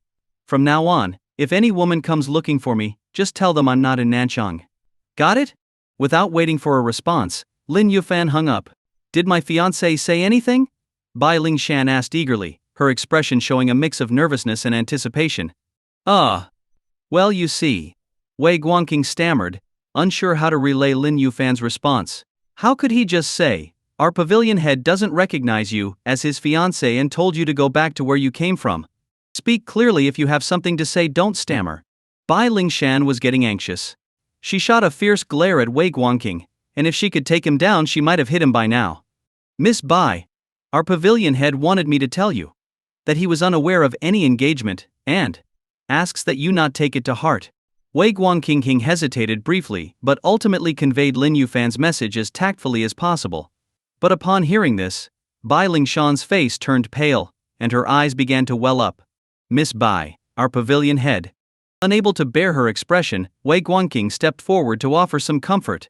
But as soon as he approached, Bai Lingshan raised her hand, and from her sleeve, a green snake shot out, biting Wei Guangqing on the shoulder with lightning speed. Miss Bai. What? What are you doing? Wei Guangqing's face turned ashen as his arm immediately went numb. This is an antidote that will slow the poison. Take it, and you'll live for an hour. If you don't. Bai Lingshan plucked a small white pill from her waist and flicked it into his hand. Feeling the poison spreading quickly, Wei Guangqing didn't dare hesitate. He swallowed the pill immediately. Miss Bai, I have no grudge against you, why go this far? Feeling the poison spread slow, Wei Guangqing glared at her indignantly. Make him come see me. Or you're dead. Bai Lingshan said coldly, as she turned and walked toward the river. Wei Guangqing nearly coughed up blood in frustration. What does your relationship drama have to do with me? Helpless but desperate to save his life, he dialed Lin Yufan once more. After hanging up, Lin Yufan returned to the dining table. Go Yunxi asked gently, Brother Yufan, you seemed a bit upset. Did something happen? Nothing much. Just an idiot. Lin Yufan laughed it off. Right then, his phone started ringing again. When he saw it was Wei Guangqing calling, he immediately declined the call. But not even a few minutes passed before the phone started ringing again. Brother Yufan, who keeps calling you? Qiao Xingyan asked with wide eyes. Just an idiot, Lin Yufan replied, sounding annoyed. If someone's calling repeatedly, it might be important. You should answer it, Brother Yufan, said Gu Yinxi understandingly. With a nod, Lin Yufan went to the living room and took the call. Pavilion head. Help me. Wei Guangqing's voice was frantic. Huh? What do you mean? It's your fiancé, well, Miss Bai. Wei Guangqing tearfully recounted the entire incident, then pleaded, Pavilion head, please hurry. If you don't come, I'm done for. So that's what happened. Fine, hang on, I'm on my way. With a frown, Lin Yufan reluctantly agreed, knowing that if Wei Guangqing, as the head of the martial pavilion in Nanqing, were to die, it would strain relations between the martial pavilion and the Miao tribe. After informing Gu Yinxi and Qiao Xingyan, he quickly left. Outside the villa, a concealed martial pavilion disciple pulled up in a car to the martial pavilion base. The disciple nodded and drove swiftly to the hotel on Linjiang Avenue. An hour later, Wei Guangqing, who had been able to resist the poison earlier, was now slumped against a pillar outside the hotel, his face turning purple and lips darkening, a clear sign of severe poisoning. Has the pavilion head arrived yet? Wei Guangqing asked weakly. No, not yet, a martial pavilion elite replied, crouching beside him. I've made it this far, am I really going to die because of the pavilion head? Wei Guangqing muttered, gasping as frustration filled his eyes. At that moment, a black sedan pulled up at the hotel. Lin Yufan, dressed in casual clothes, got out. Seeing him, the elite disciple quickly called out, President Wei, the pavilion head is here. He finally came. If he'd taken any longer, I'd be a goner. Wei Guangqing raised his hand, and the disciple helped him stand. Subordinate Wei Guangqing greets the pavilion head. Wei Guangqing bowed slightly, but there was no response. He looked up to find that Lin Yufan had walked straight past him toward the river where Bai Lingshan was waiting. Bai Lingshan. My? Lin Yufan strode up behind her. Bai Lingshan was sitting on a stone by the river, waving a dry stick back and forth, and muttering something to herself. Hearing her name, she wiped away a tear and turned to look at him. Why is it you again? Why do you keep haunting me? Frowning, Bai Lingshan looked both upset and angry. Ahem, let me introduce myself. I'm Lin Yufan, he said, coughing lightly as he introduced himself. He knew that unless he cleared things up today, this misunderstanding would never be resolved. And why should I care? Get lost. I don't want to see you. If you don't leave, I'll poison you right now. Bai Lingshan shouted furiously. Don't be in such a rush. Just hear me out first, Lin Yufan replied with a sigh. I have another identity. I'm also the current head of the Tianji Pavilion. You're the head of the Tianji Pavilion? Bai Lingshan froze, looking him up and down skeptically. Do you think that's a funny joke? It's the truth. If you don't believe me, ask the people at the martial pavilion. Seeing his serious expression, Bai Lingshan was stunned. You're really the head of the Tianji Pavilion? My fiancé? Lin Yufan replied. I am the head of the Tianji Pavilion, yes. But I'm not your fiancé. My master initiated the engagement on his own, it has nothing to do with me. I didn't know anything about it, and I came here to set things straight with you. So you're saying you want to call off the engagement? Bai Lingshan's face paled, and a hint of shame and anger filled her eyes. She was widely acknowledged as the Miao tribe's most beautiful woman, with men lining up for her back home. Yet Lin Yufan wanted to call it off. If Miss Bai insists on seeing it that way, then yes. No way. If you call off the engagement, what about my reputation? Bai Lingshan gritted her teeth. You're the head of the Tianji Pavilion, surely you'll have many wives and concubines. One more or one less doesn't matter to you, so why insist on breaking it off? I already have someone in my heart. Miss Bai, feelings can't be forced. Lin Yufan started, attempting to explain, but she cut him off, ignoring his reasoning. I don't care.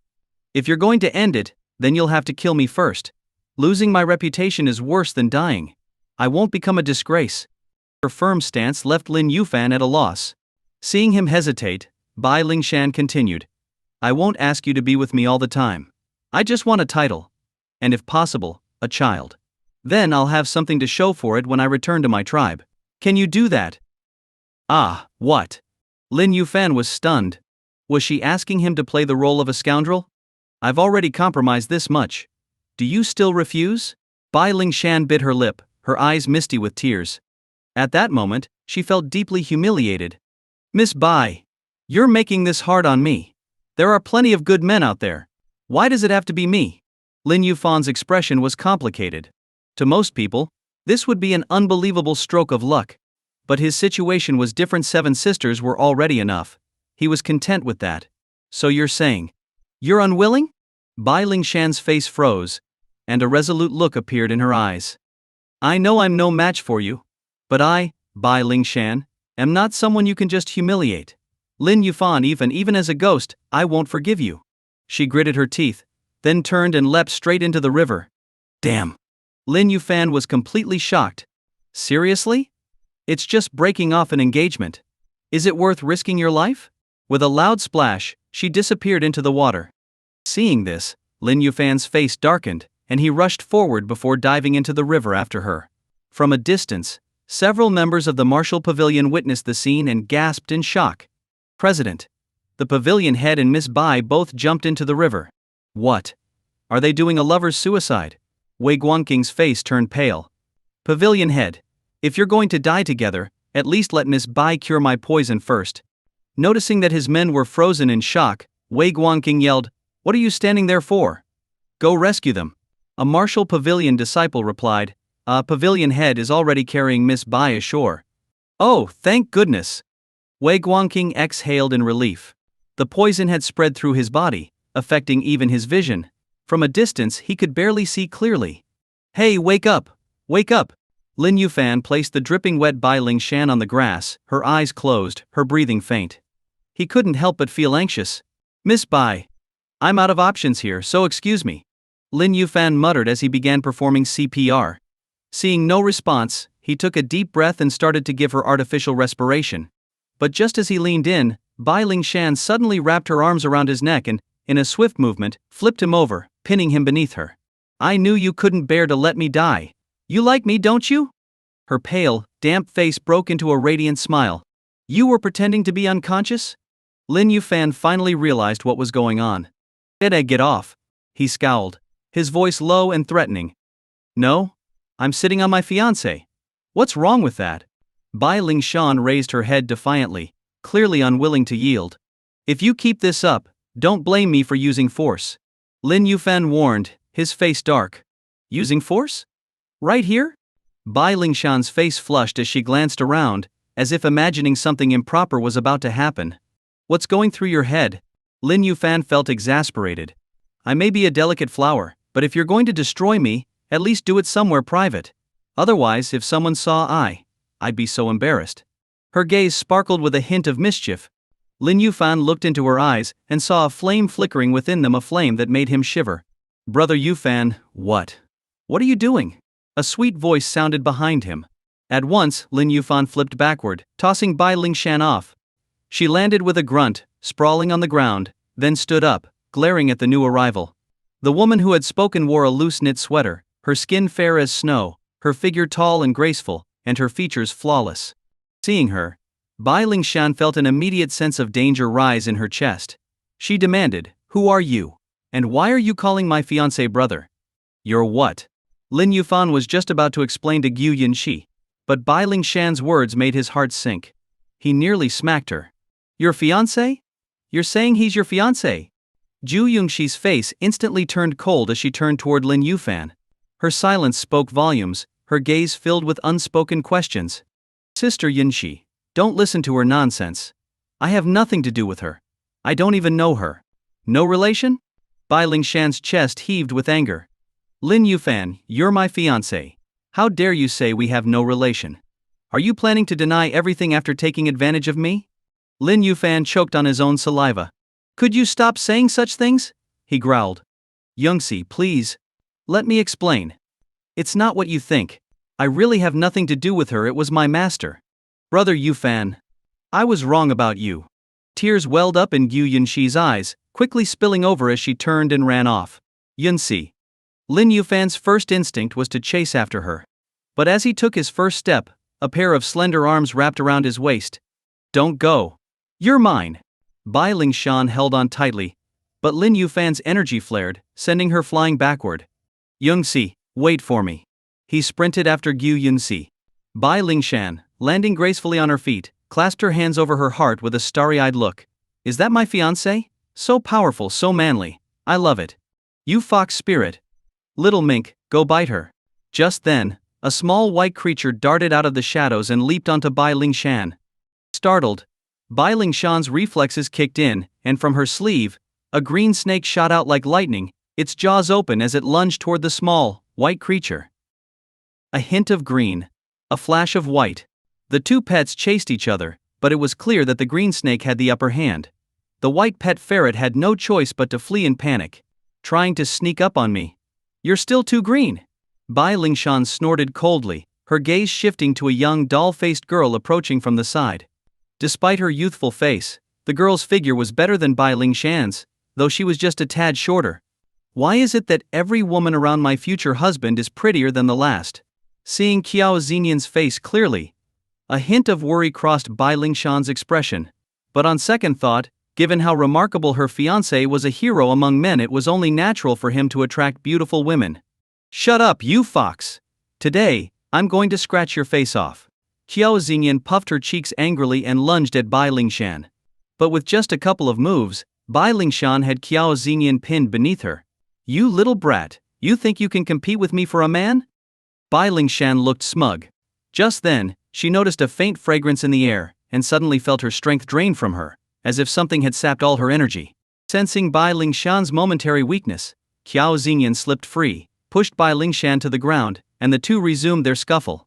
Not far away, a group of martial arts students watched, wanting to step in but unsure who to help. President, what should we do? It seems both of them have a special relationship with the master. Now that they're fighting, who should we help? One disciple looked anxious. Help? You'd be asking for trouble. Just act like you didn't see anything and go about your business. Wei Guangqing rolled his eyes, then clutched his chest with a groan, complaining, why me? Go find the master, I can't hold out much longer with this poison. Meanwhile, Lin Yufan had caught up with Gu Yunxi. Yu Yunxi was just about to get in her car and leave when Lin Yufan stepped right in front of it, spreading his arms as if to block her at all costs. Get out of my way. Yu Yunxi pressed the horn furiously, her face dark with anger. No way. I'm not moving even if it kills me. Lin Yufan shook his head firmly. If you don't move, I'll run you over. Zhu Yunxi threatened. Sister Yunxi, if you want to run me over, then go ahead. I won't dodge. Lin Yufan stood his ground. Hearing this, Gu Yunxi assumed he was playing the martyr and pressed down on the gas. Just as she expected him to dodge, she heard a loud thud. Lin Yufan was thrown 2 or 3 meters, landing motionless on the ground. Seeing him lying still, Gu Yunxi felt a sudden jolt of shock. Brother Yufan. Ben. Zhu Yunxi threw open the car door and rushed to his side. Brother Yufan. I'm sorry. I didn't mean to. She knelt beside him, gently pushing him, as if hoping he would wake up. At that moment, Lin Yufan opened his eyes weakly and said, Sister Yunxi, please don't cry. It breaks my heart. Brother Yufan, I'm so sorry, I thought. I thought you'd move but you didn't. Why didn't you move? Yu Yunxi sobbed, fumbling for her phone to call an ambulance. Sister Yunxi, can I explain? I have nothing to do with Bai Lingshan. It's my master, he acted behind my back. Seeing his chance, Lin Yufan quickly explained everything. After recounting the situation, he waited to see if Gu Yunxi would believe him. Brother Yufan, don't say any more. I believe you. Just stay still, the ambulance will be here soon. Yu Yunxi nodded repeatedly. Do you really believe me? Lin Yufan asked again for confirmation. I believe you, Brother Yufan. Whatever you say, I believe. Yu Yunxi's face was soaked in tears. Guilt written all over it.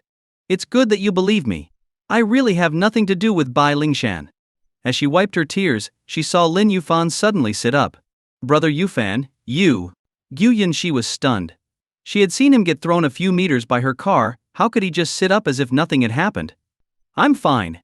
Your brother Yufan is in perfect health. At the speed you were going, even if you hit me a dozen more times, I wouldn't get hurt. Lin Yufan grinned. So you were lying there. You tricked me. Realizing the truth, Gu Yunji felt a mix of anger and relief, and playfully punched Lin Yufan's chest. But after a few hits, he pulled her into a tight hug.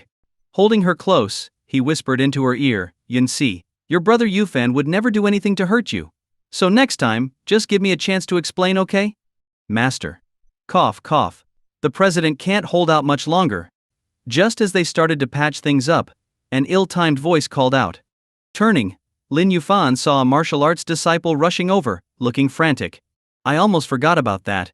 Lin Yufan jolted, remembering that Wei Guangqing, the head of the martial arts academy in Nanjing, seemed to be poisoned.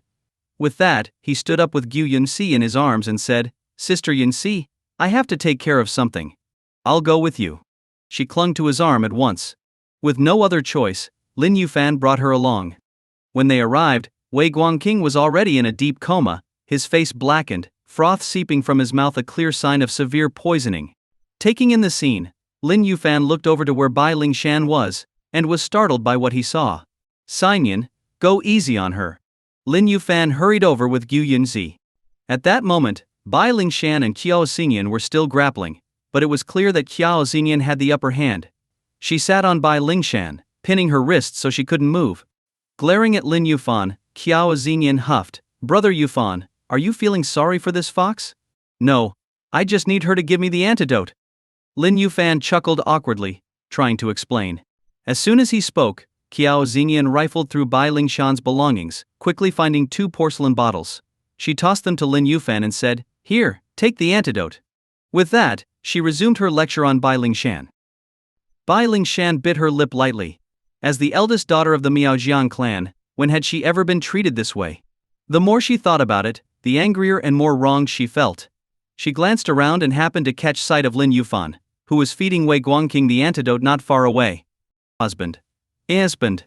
She shouted and quickly trotted over to Lin Yufan. Hearing her call him husband, Lin Yufan felt a shiver run down his spine. He tossed the medicine bottle to one of the martial arts disciples nearby and said, Take care of him, and notify me immediately if anything happens. Yes, master. The 2 martial arts disciples bowed, and then carried Wei Guangqing into the hotel. By this time, Bai Lingshan had already run over to him, with Gu Yunxi and Qiao Xinyan following close behind. Miss Bai, stop calling me that. I'm not your husband, and our engagement doesn't count. Lin Yufan's face was cold, keeping her at arm's length. However, Bai Lingshan was relentless. I don't care. Since your master paid the betrothal gift, you're my husband. Denying it won't change anything. You? Lin Yufan was speechless. This Bai Lingshan was nothing short of a shameless pest. He was completely stuck. He couldn't just get rid of her by force, could he? Feeling helpless, he looked to Gu Yunxi for assistance. Miss Bai, if you don't mind, could we talk privately? Gu Yunxi said politely. There's nothing to talk about with you, Bai Lingshan replied with a disdainful glance. At that moment, Qiao Xinyan interjected mockingly, You're just scared, aren't you? Who says I'm scared? Fine, let's talk. What, do you think she's going to eat me? Already at odds with Qiao Xinyan, Bai Lingshan now felt an even stronger urge to give her a beating. Gu Yunxi noticed that Bai Lingshan's clothes were torn in several places, likely from her tussle with Qiao Xinyan, so she offered kindly, Let's talk in my car. I have an extra jacket there. No need for your fake concern. Though Bai Lingshan's words were defiant, she still followed Gu Yunxi to the car. The 2 of them talked in the car for a full half hour. Since the doors and windows were closed, Lin Yufan couldn't hear a thing, even with his sharp hearing. Brother Yufan, you big flirt. You already have Sister Yunxi, Sister Qingcheng, and Sister Liangsu, and yet you're still not satisfied. Qiao Xinyan muttered resentfully as she adjusted her clothes, casting Lin Yufan an indignant look. Feeling embarrassed, Lin Yufan quickly offered her another explanation. Really? Then what was your master thinking? Did he think you're so unattractive that you'd never find a wife? After hearing Lin Yufan's explanation, Qiao Xinyan frowned slightly, looking utterly confused. Maybe? Lin Yufan replied with a wry smile. Wait a second. Brother Yufan, did you just say your master arranged 18 engagements for you? Qiao Xinyan suddenly seemed to realize something and looked at him in disbelief. Does your master want you to die of exhaustion?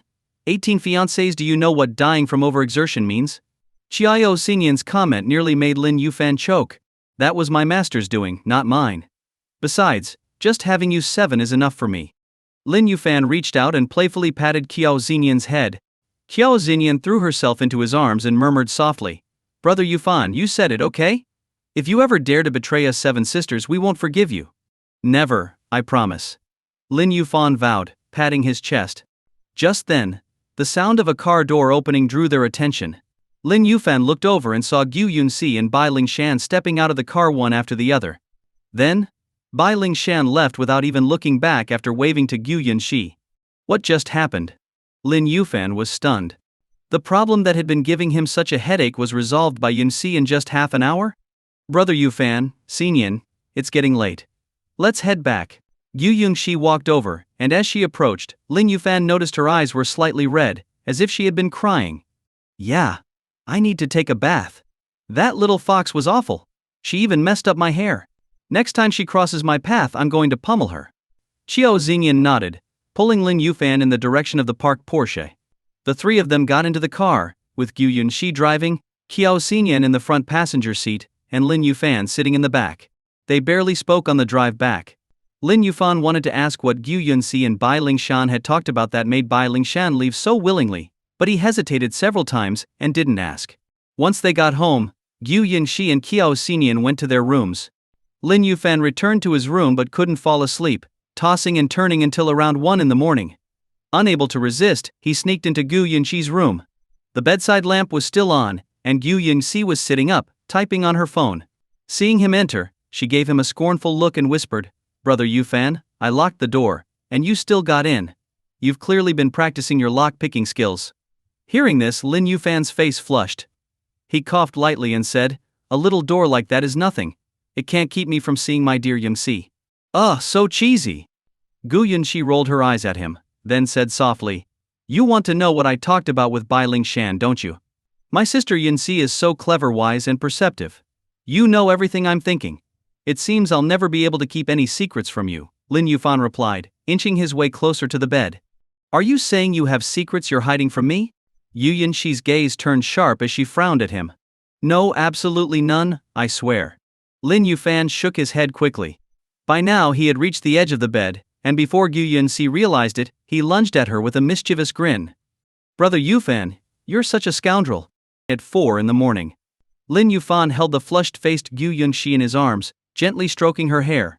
"Yunxi, what exactly did you say to Bai Lingshan earlier? Brother Yufan, could it be that you have feelings for her and can't bear to let her go?" Gu Yunxi murmured softly, her voice weak. As she spoke, her hand reached for the soft spot at Lin Yufan's waist, as if ready to punish him if his answer didn't please her. Sensing her intent, Lin Yufan replied with utmost seriousness, "How could that be? I was just curious. I tried everything to get her to leave, but she wouldn't listen. Then you talked to her, and she just left. I just want to know why." Hearing this, Gu Yunxi finally released her grip on his waist. Lin Yufan breathed a quiet sigh of relief. At that moment, a gentle smile played at the corner of Gu Yunxi's mouth. She looked up, her gaze soft as water, and focused on Lin Yufan. "Miss Bai is only clinging to you out of desperation. Do you really think your charm is that irresistible? Would she really go to such lengths just to hold on to you?" Lin Yufan frowned slightly. He'd only met Bai Lingshan 3 times. But his impression of her was of a headstrong, unreasonable person who simply wouldn't give up. Yet, according to Gu Yunxi, Bai Lingshan had no choice but to act this way. Gu Yunxi, seeing the confusion in Lin Yufan's eyes, gently touched his face and spoke softly.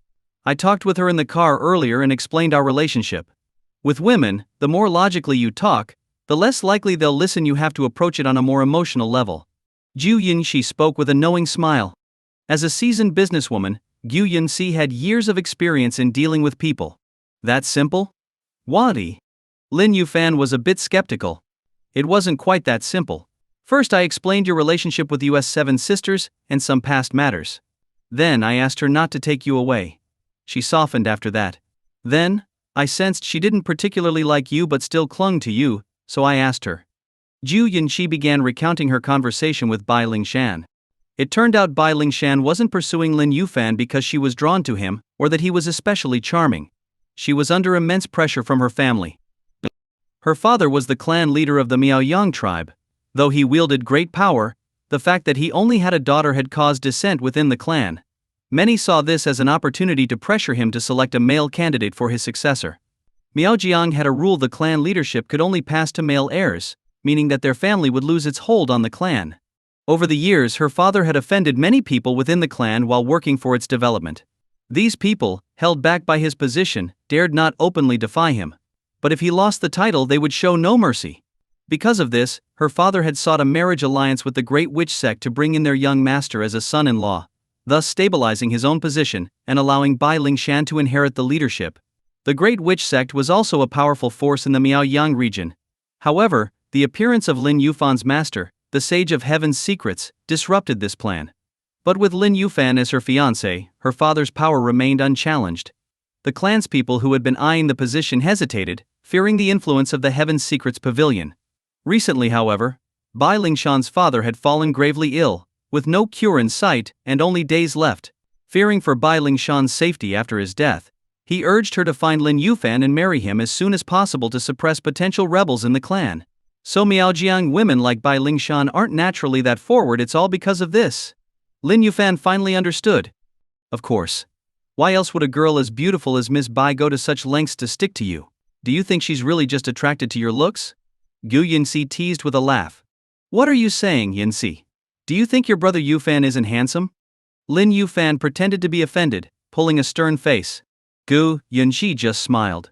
If I'm that ugly, then I'll leave. Lin Yufan started to get up, but Gu Yinxi pulled him back. Now that you're in my bed, there's no leaving. Gu Yinxi playfully gave him a fierce look. Lin Yufan grinned and wrapped her in his arms. To die for a beauty is a sweet end. Even if you put a knife to my neck, I wouldn't go. Oh, stop it. Gu Yinxi giggled. By the way, since Bai Lingshan came here with an agenda, how come she left? Did you help her find a solution? Lin Yufan couldn't resist asking. Gu Yinxi nodded. I promised her that you'd help settle the troubles in her clan, and Xingyan would treat her father's illness. Lin Yufan's face grew worried.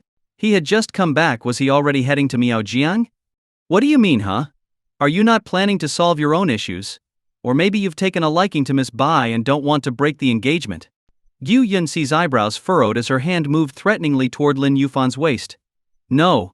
It's just that I hate being away from you, Yinxi. A single day apart feels like 3 years. Lin Yufan quickly explained. Gu Yinxi's face softened into a happy smile at his words, but she still playfully scolded him. I don't like being apart from you either, brother Yufan, but there are some things you have to deal with. Sigh. Lin Yufan sighed. Come on now, brother Yufan. I'm already yours, so a few days apart won't hurt. Besides, absence makes the heart grow fonder. If we're together every day, I worry you'll stop feeling anything for me. Gu Yunxi coaxed him tenderly. She was as understanding as a devoted little wife, warm and thoughtful. How could I not feel anything? I feel something every time I see you. Lin Yufan gave her a serious look and suddenly leaned in, pinning her down. No. Gu Yunxi's face instantly flushed, but her petite frame was no match for Lin Yufan. This fool. In moments she was breathless and exhausted, finally falling into a deep sleep only as dawn broke. It wasn't until noon that Lin Yufan and Gu Yinxi finally woke up. They washed up and went downstairs, where they saw Qiao Xingyan bustling in the kitchen. Hey Xingyan, you can cook? Lin Yufan looked surprised. But when Qiao Xingyan proudly served her carefully prepared dishes, Lin Yufan's face turned dark. Xingyan, maybe you should let Yinxi handle the cooking from now on, he said, wiping cold sweat from his forehead. Gu Yunxi's expression was equally awkward. On the table were 3 dishes and a soup: spicy shredded potatoes, stir-fried pork with green peppers, scrambled eggs with tomatoes, and a bowl of seaweed and egg soup. But each potato shred was as thick as a finger, and they looked half-cooked. The stir-fried pork was so blackened it was hard to tell which pieces were pork and which were peppers. The scrambled eggs looked somewhat okay, but she'd added way too much soy sauce, making it rather unappetizing. The only dish that looked halfway decent was the seaweed soup, but when Lin Yufan took a sip, it was so salty he nearly choked. I made lunch for you, and you're complaining. So ungrateful. Qiao Xingyan's face turned red with embarrassment and anger as she stomped her foot, then ran upstairs. Just as Lin Yufan was about to go after her, the doorbell rang. Gu Yinxi opened the door and saw a girl in green standing outside. Her eyes flashed with a hint of surprise, but she gave her a polite smile and invited her in. "Miss Bai, please come in." It was none other than Bai Lingshan, who had clashed with Qiao Xinyan the previous day. Gu Yunxi welcomed her inside, and even prepared a cup of tea for her. Bai Lingshan sat on the living room sofa, her gaze darting around. Not seeing Lin Yufan, she quietly asked, "Sister Gu, just call me Lingshan. By the way, where's brother Lin Yufan?" "Oh, he just went upstairs to calm Xinyan down. I'll go get them." Gu Yunxi smiled and went upstairs to call Lin Yufan and Qiao Xinyan. Qiao Xinyan had been sulking, but upon hearing that Bai Lingshan was here, she promptly followed Lin Yufan downstairs, brimming with defiance. As soon as they met, the air between them crackled with tension. "Xinyan, we have a guest." "What's with that look?" Seeing Qiao Xinyan's puffed up cheeks and hostile gaze, Gu Yunxi gave her a stern look. "What guest?" "She's here to steal brother Yufan, that fox." Qiao Xinyan snapped back. "You're the fox. Your whole family is foxes."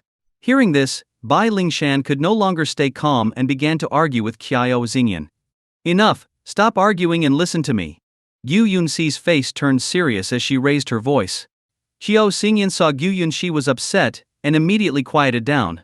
Although Bai Lingshan wasn't intimidated by Gu Yunxi, she still needed her help, so she huffed but kept silent.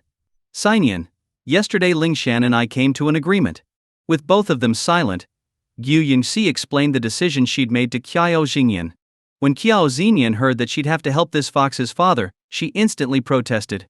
"No way. Why should I help her father? She fought me yesterday. I won't do it." Qiao Xinyan crossed her arms and looked away, her expression defiant. "If you don't help, I'll marry brother Yufan." Bai Lingshan replied, unfazed. "You dare?" Qiao Xinyan's face turned red with anger. "Why wouldn't I dare?" Bai Lingshan shot back. You fox. Brother Yufan, tell her you'll never marry her. Make her give up already." Qiao Xinyan stomped her foot in frustration, clinging to Lin Yufan's arm and shaking it. "Xinyan, please be reasonable. I decided to help Lingshan's father. Won't you respect my wishes?" Gu Yunxi urged. Lin Yufan added, "Xinyan, this is really my fault. Yunxi's plan is the best solution. Would you help me out by making this trip?" "Fine. Out of respect for brother Yufan and sister Yunxi, I, the great doctor, will reluctantly help your father." Seeing both Gu Yunxi and Lin Yufan pleading, Qiao Xinyan finally agreed, though reluctantly. "Let's see if this so-called doctor can even cure my father." Bai Lingshan rolled her eyes. "Oh? Are you doubting my medical skills? Let me tell you, there isn't a single illness I can't cure. As long as he's alive, I can save him." Qiao Xinyan was getting irritated. The two began bickering again, and this time, neither Gu Yunxi's persuasion nor Lin Yufan's mediation had any effect. Gu Yunxi and Lin Yufan exchanged helpless glances. By the afternoon, Lin Yufan, Qiao Xinyan, and Bai Lingshan boarded a green train headed to Miaojiang. As soon as they got on, Qiao Xinyan pouted with displeasure. "What kind of place doesn't allow planes? My time is valuable, and they expect me to take this train. Ridiculous." She glanced pointedly at Bai Lingshan, who was sitting across from her. Bai Lingshan's expression darkened, and though she wanted to retort, she swallowed her words, realizing her father's life might depend on this young girl. "Brother Yufan, are you really coming with just me? Shouldn't we bring a few helpers?" Taking a deep breath, Bai Lingshan looked at Lin Yufan. "I'm enough on my own." Lin Yufan smiled. "That's true. With your skills, there's really no one in Miaojiang who could be a match for you." Bai Lingshan nodded in agreement. At that, the bored Qiao Xinyan chimed in. "My brother Yufan is a martial arts master, capable of taking on hundreds, even thousands. The people in your clan don't stand a chance." She folded her arms proudly. Lin Yufan chuckled silently. Bai Lingshan snorted quietly, muttering, "I never said otherwise." "What do you mean?" Qiao Xinyan immediately realized she was being called inhuman by Bai Lingshan. "You fox. Disrespect me again, and I'll tear your mouth apart." Qiao Xinyan's hands moved in a mock-threatening way, looking both fierce and cute. "Whatever." Bai Lingshan huffed, deciding not to argue further. Boring. Seeing that Bai Lingshan didn't respond, Qiao Xinyan felt deflated. She cuddled up next to Lin Yufan, resting her head on his shoulder, staring dazedly out the window. After nearly 5 hours on the train, the three finally arrived in Yunzhou City. Dusk had fallen, but Bai Lingshan, eager to continue, ignored Qiao Xingyan's protests and bought 3 bus tickets. After a quick meal they boarded. The bus was old, with bunks instead of regular seats. Qiao Xingyan took the lower bunk next to Lin Yufan, who was on the top bunk, while Bai Lingshan took the bunk beside his. "Brother Yufan, get some rest. I'll wake you when we arrive," Bai Lingshan said as she lay down. "I'm not tired yet. If you are, get some sleep. I'll wake you when we need to get off."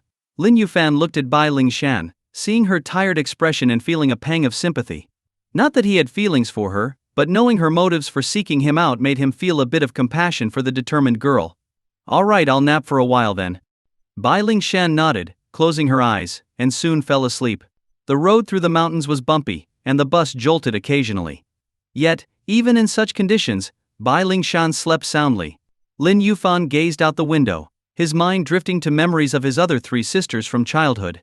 Since leaving the mountain, he'd met his 4th sister Yi Qingcheng, 6th sister Su Liangsu, 7th sister Yu Yunzi, and 8th sister Qiao Xinyan.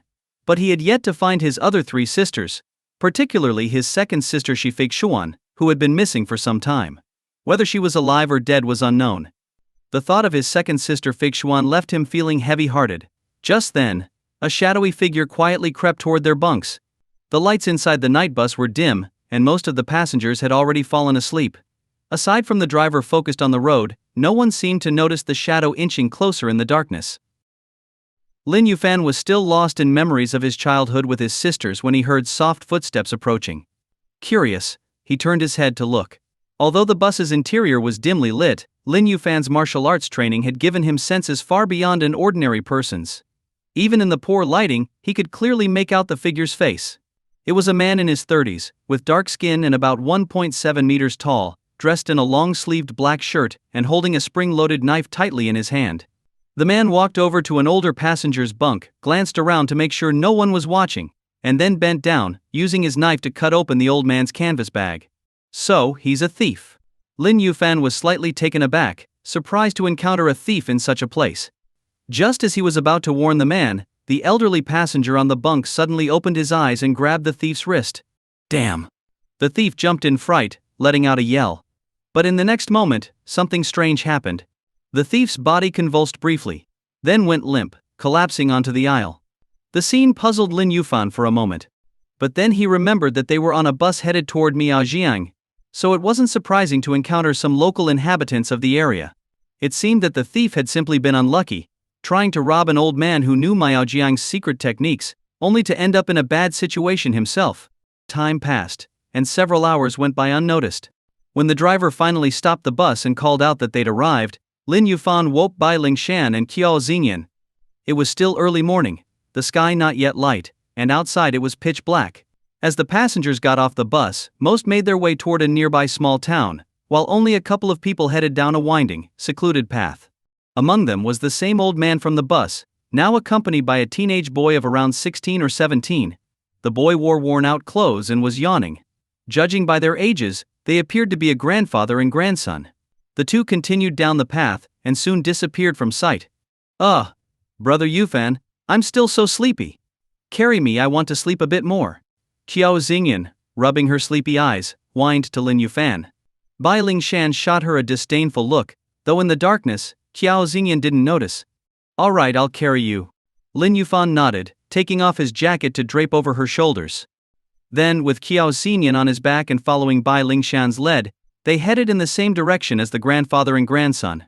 They walked neither too fast, nor too slow. Though it was dark and hard to see, Bai Lingshan had bought 2 flashlights before getting on the bus, which now proved useful. The 3 of them continued along the winding mountain path, and as they crossed 2 mountains, dawn began to break. "Our clan's village is just up ahead, halfway up the mountain. We should be there in about half an hour." Bai Lingshan pointed to a faintly lit area on the mountainside. Just then, sounds of fighting echoed from not far ahead. Mixed with the sound of combat was the desperate shouting of an elderly man. "Sani or run, run." Hearing the shout, Bai Lingshan stopped and turned to look at Lin Yufan, as if seeking his opinion. "Let's go check it out." Lin Yufan frowned and picked up his pace toward the source of the sound. Bai Lingshan followed closely. Within moments, the 3 of them reached the foot of the mountain. Peering through a gap in the trees, they saw 8 men dressed in strange black clothes, wielding large machetes, surrounding the elderly man from the bus. The old man's clothing was torn in several places and stained with blood. Despite his injuries, he still shielded his grandson behind him. Knowing he couldn't hold out much longer against so many attackers, he pushed his grandson away, shouting at him to run. Run? Neither of you will live to reach the village today. One of the black-clad men sneered, gesturing with his hand, and two more figures emerged from the bushes, blocking the old man's escape route. At this point, Bai Lingshan quietly stepped behind Lin Yufan, whispering as she looked at the men in black, "They're from the Great Witch Sect." The Great Witch Sect? Lin Yufan's brow furrowed. Technically, they're also part of the Miaojiang clan, but their beliefs differ from ours, so we're separated. By the way, their previous leader was actually killed by your master. Bai Lingshan gave Lin Yufan an odd look and added, "So technically you're their enemy too." Lin Yufan let out an awkward laugh, saying nothing more as he turned his attention back to the elderly man under attack by the 10 Great Witch Sect members. Despite being over 80, the old man's skills were impressive. Lin Yufan observed that he possessed early-stage inner strength. However, his age was a disadvantage, and as the fight dragged on he started losing ground.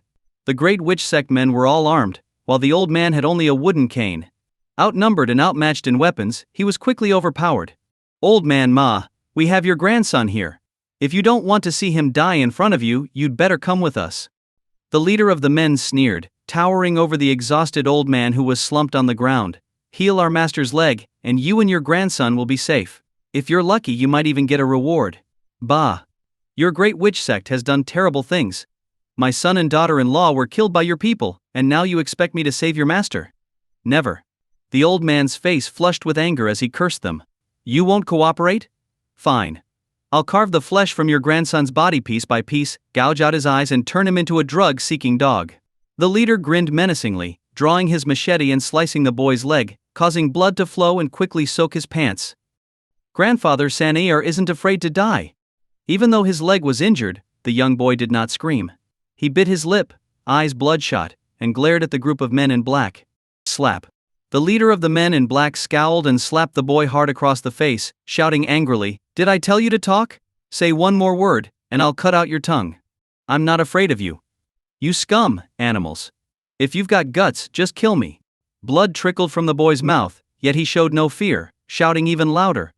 "Fine, I'll grant your wish." The man in black, visibly enraged, raised his machete, preparing to strike down on the boy's leg. His intention was clear, he meant to sever it. No. Seeing this, the old man couldn't help but shout. But the man in black did not stop. He brought the machete down toward the boy's knee. Just as the old man was filled with despair and the boy closed his eyes tightly, a green leaf flew through the air with a burst of energy. Swish! The leaf slashed deep into the man's wrist, cutting through to the bone, severing his tendons instantly. With a groan of pain, the man dropped the machete and turned, clutching his bleeding wrist, looking toward where Lin Yufan and his companions stood. "Who's there?" The man in black shouted, his voice echoing like a wild beast through the forest. "If you don't want to die, let them go." Lin Yufan stepped forward, his expression calm but his gaze as sharp as a blade. "And who are you to interfere with the Great Witch Sect's business? Aren't you afraid of death?" The leader of the men glared fiercely at Lin Yufan, though he hesitated, recalling the mysterious leaf strike. "The Great Witch Sect? Hey, have you forgotten how your previous master died?" Lin Yufan laughed, his eyes glinting with a hint of amusement. The group of men in black was startled. They exchanged nervous, uncertain glances as they looked at Lin Yufan. The leader stared at Lin Yufan and asked, "Are you from the Heaven's Secrets Pavilion? If you know I'm from the Heaven's Secrets Pavilion, then get lost." With a wave of his hand, Lin Yufan unleashed a force that sent the black-clad men surrounding the old man sprawling to the ground. Realizing they had encountered a powerful opponent, the men scrambled to their feet and fled without looking back. "This isn't over, kid." Seeing his men retreat, the leader hesitated only a moment before also turning to flee. "I spared you. And you still have the nerve to threaten me? Fine, you're not going anywhere." A flash of cold light appeared in Lin Yufan's eyes as he flicked his finger. A burst of energy shot through the air like a bullet, striking the man in black almost instantly. The man's body froze, and with a dull thud he fell lifelessly to the ground. The boy, freed from danger, curiously approached the body and saw a hole in the back of the man's head. Amazing! The boy couldn't help but exclaim in awe.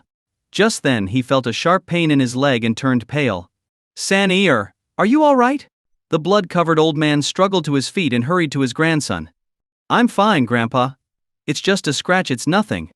Though he tried to reassure his grandfather, cold sweat poured down his face, betraying his pain. "Thank you, young man, for your righteous help. I owe you a debt of gratitude." Once assured his grandson's injuries were minor, the old man turned to thank Lin Yuan and began to kneel in gratitude. Lin Yuan quickly raised his hand and said, "It was nothing, no need for thanks." With this small motion, the old man felt an invisible force hold him up before his knees could touch the ground. A master of peak internal strength? The old man stared in shock. Seeing the young Lin Yuan with such power left him speechless. To achieve such skill in his 20s, it was no wonder he belonged to the esteemed Heaven's Secrets Pavilion. "Grandfather, which tribe are you from?" With the men of the great witch sect gone, Bai Lingshan stepped forward from behind the trees. The old man looked at her clothing and recognized the style from a neighboring tribe, asking in surprise, "I am from the Vine Wood tribe." "From your attire, are you also from Miaoyang?" "I'm from the Spirit Snake tribe. My father is Bai Qingyun, and my name is Bai Lingshan," she replied. "So? You are the young lady?" Old Massachusetts pays his respects. Startled, the old man bowed to Bai Lingshan, following the custom of showing respect to the tribe leader's family. Bai Lingshan didn't stop him and allowed him to bow. But as soon as he knelt, his body swayed, and he collapsed onto the ground, unable to get up. He was covered in wounds, and had held on through sheer will. This final kneel had reopened his wounds, and with the intense pain and blood loss, he was now unable to move. "Grandfather. Mason." The boy dropped to his knees, fearfully looking at his grandfather, whose face was pale and body motionless, as he began to cry. "Who's being so loud? Can't a person get some sleep around here?" At that moment, Qiao Xinyan, who had been dozing on Lin Yufan's back like a lazy sloth, was awakened by the noise. Annoyed, she opened her eyes and saw the boy crying beside his grandfather. She glanced at the pale old man and grumbled, "Why the wailing? He's just lost some blood. Stop the bleeding, and he'll be fine." "Stop the bleeding?" The boy froze, realizing he had no herbs nearby to stop his grandfather's bleeding. You're hopeless." Seeing the boy's helplessness, Qiao Xinyan huffed, jumped off Lin Yufan's back, and took out a needle kit from her bag. She quickly selected a few silver needles and began inserting them at specific points above each wound. In just a few moments, the old man's wounds stopped bleeding entirely. Watching her in action, Bai Lingshan's eyes lit up. She had initially thought Qiao Xinyan was too young to possess significant medical skills, but it turned out she was truly talented. "Maybe she really can heal my father's illness," Bai Lingshan thought to herself. In the past, Lin Yuan had only seen Qiao Xinyan perform simple medical tasks, like taking a pulse. But now, he witnessed Qiao Xinyan using her medical skills to treat the white-haired old man. The old man's bleeding quickly stopped under Qiao Xinyan's acupuncture treatment. Then she took out a silver needle shaped like a fishhook, with a thread as fine as silkworm silk attached to its end. Moving swiftly, she stitched up all the old man's wounds within minutes. Once the stitching was complete, she took out a bottle of medicine and some cotton balls, dabbing them with the solution to disinfect the wounds. All done. Now he just needs to rest, and let the wounds heal. Qiao Xinyan packed up her tools and clapped her hands. "Thank you, fairy sister," the boy said gratefully. "What did you just call me? Fairy sister?" Qiao Xinyan's eyes sparkled as she looked at the boy with a delighted smile. The boy blushed and couldn't bring himself to say anything else. Pleased, Qiao Xinyan generously took out a small porcelain bottle. She handed it to the boy and said, "Little brother, since you know how to talk sweetly, here's a pill for promoting blood circulation and healing bruises. Give one to your grandfather each day to help him heal faster." "Thank you, fairy sister." The boy's eyes shone with gratitude as he thanked her repeatedly. Qiao Xinyan nodded and smiled, saying nothing more. She had sold these pills to wealthy people before, each bottle worth $1 million. If not for the boy's sweet words, she wouldn't have given them away so easily. The old man, having regained some strength, struggled to his feet and bowed to Qiao Xinyan. "Thank you, young lady, for your kindness." "It was nothing," Qiao Xinyan said with a smile, glancing sideways at Bai Lingshan. "See that? My medical skills aren't too shabby." Bai Lingshan noticed Qiao Xinyan's look but didn't respond this time. After resting briefly, they continued on their way. By now, daylight had fully broken. They slowed their pace to accommodate the injured old man. When they arrived at the Miaojiang village, it was already around 10 in the morning. The village sat on a cleared area halfway up the mountain, with signs of excavation, and had over 100 households. As soon as Bai Lingshan, the clan leader's daughter, arrived, villagers gathered around. After greeting the villagers, Bai Lingshan led Lin Yufan and Qiao Xingyan to her home. Her home was located at the back of the village, and compared to the simple wooden houses along the way, it was clearly more refined. There was a bamboo house, a bamboo pavilion, and even a small, clear lake outside, where colorful fish and shrimp swam playfully. Qiao Xingyan, intrigued, broke off a bamboo stick and squatted by the lake to play with the fish and shrimp. "Dad, I'm back." Bai Lingshan opened the bamboo door and entered the house. Inside, a man in his 50s, with graying temples and a pale, sickly complexion, lay on a bamboo chair with his eyes closed. This was Bai Qingshan, the clan leader of Miaojiang and Bai Lingshan's father. Hearing her, Bai Qingshan opened his eyes and looked at his daughter approaching. "Why are you back? Did you find your fiancé?" A hopeful look flickered in Bai Qingshan's eyes. Hearing this, Bai Lingshan's face showed a trace of hesitation. "Dad, sigh. I suppose you didn't find him." Her reaction made Bai Qingshan's eyes dim, and he sighed, his aura weakening as if he had suddenly aged. At that moment, Lin Yufan stepped in and cupped his hands. "I am Lin Yufan, here to greet the clan leader Bai." "Lin Yufan?" That name. Bai Qingshan looked at Lin Yufan in surprise. He felt the name was familiar, as though he had heard it somewhere before. "Dad, he's..." Bai Lingshan was about to introduce Lin Yufan as the current leader of the Heaven's Secrets Pavilion, but suddenly, a scream came from outside. Alarmed, Lin Yufan rushed out in a flash, disappearing like the wind. "Young lady, which family are you from? I've never seen you around here. Come, let me have a good look at you. Don't be shy." Outside, a man in his 30s dressed in Miaojiang clothing was grinning as he tried to touch Qiao Xingyan's face. Two younger men in Miaojiang attire stood behind him, clearly acting as his lackeys. Qiao Xingyan backed up in fright, nearly falling into the lake. "Sister Xingyan?" Seeing this as he rushed out, Lin Yufan's face darkened. In a flash, he kicked the man into the lake. "Are you all right?" Lin Yufan asked Qiao Xingyan with concern. "I'm fine, but that guy just touched me." Qiao Xingyan's face flushed as she shook her head. She'd screamed because she had been playing by the lake when the man suddenly touched her from behind, scaring her. "And who are you to dare lay a hand on Tai?" The two lackeys snarled, approaching Lin Yufan menacingly. "Get lost." Lin Yufan roared, and his powerful aura made them freeze on the spot. At this moment, Tai, who had been kicked into the lake, climbed back onto the shore. "Get him. Beat him to death, and tie up that girl. I'll make her my 6th wife." He glared at Lin Yufan, eyes full of viciousness. "Oh?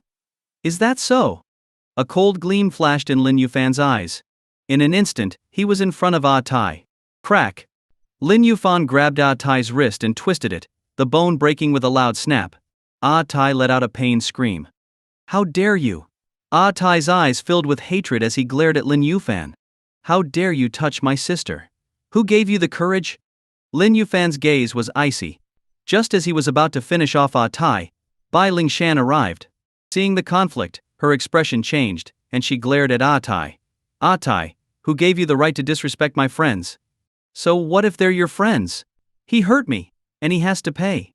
Why are you two just standing there? Attack! Kill this outsider!" Tai sneered, his eyes flickering with surprise upon seeing Bai Lingshan but quickly hardening as he directed his malice at Lin Yufan. "I'd like to see who dares." Bai Lingshan stepped forward, positioning herself in front of Lin Yufan. "Miss, they're just two outsiders. There's no need for you to clash with Tai over them." "Yeah, miss. Tai's father is the high priest. If you offend him, how will you keep living in the village?" Tai's two lackeys looked uneasy.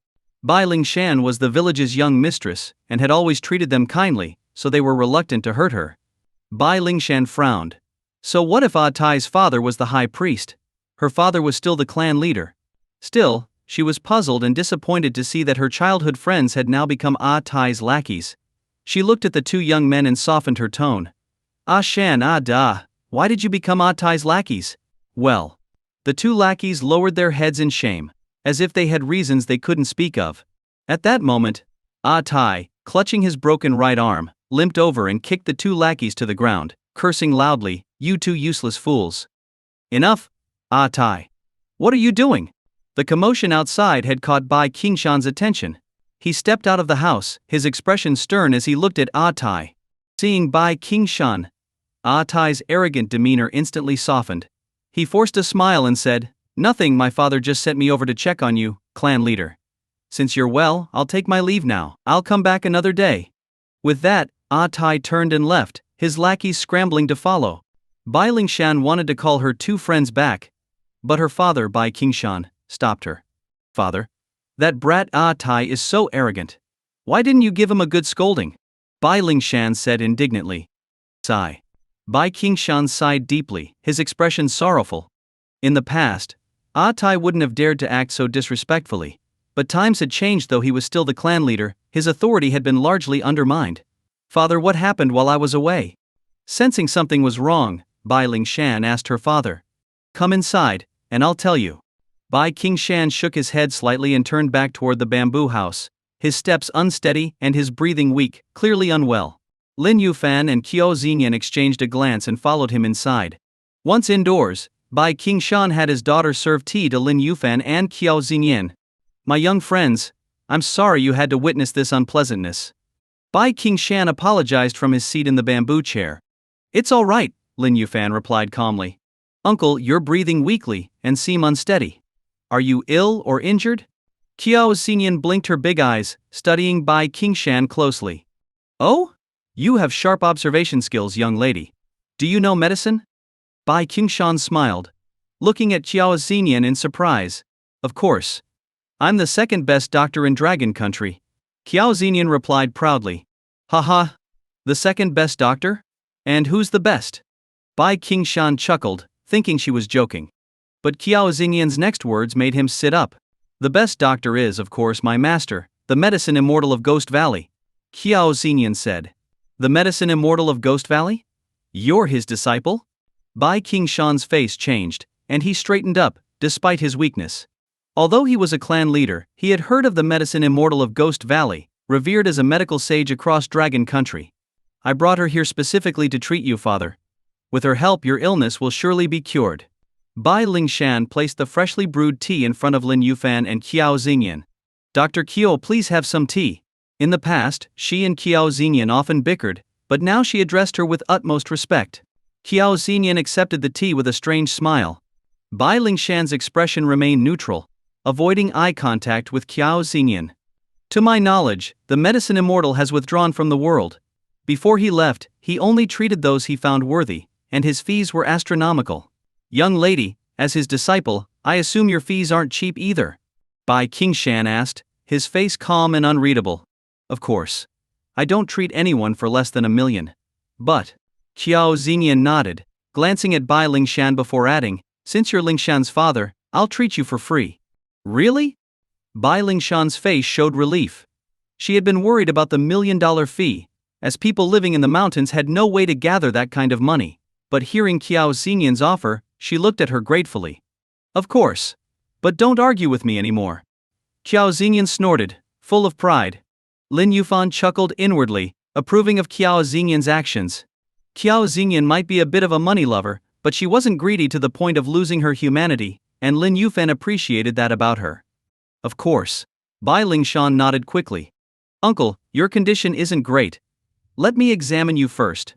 Qiao Xinyan set down her tea and walked over to take Bai Qingshan's pulse.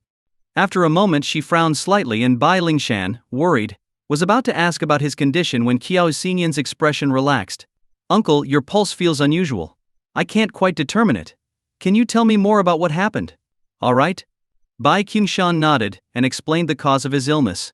"Based on what you said, you're not sick, you've been cursed," Qiao Xinyan said thoughtfully. "A curse?" Bai Lingshan's face went pale, and she clenched her fists in worry. "While studying medicine with my master, I saw him treat patients affected by curses.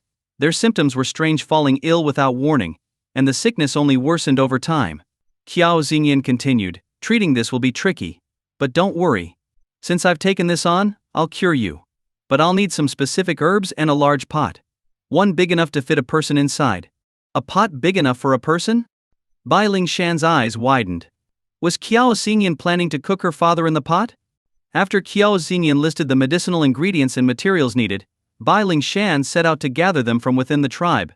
Being from the mountains, there was no shortage of medicinal herbs here, and they didn't even cost anything. The only challenge was finding a large pot, But fortunately the village had a big copper pot used for festival banquets, which met Qiao Xingyan's requirements. At the same time, at a temple on the mountaintop, 2 wooden statues stood at the temple entrance, with green faces, fangs and blood-red eyes, giving them a terrifying, ghostly appearance.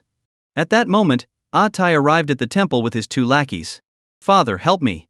Tai shouted from outside the temple.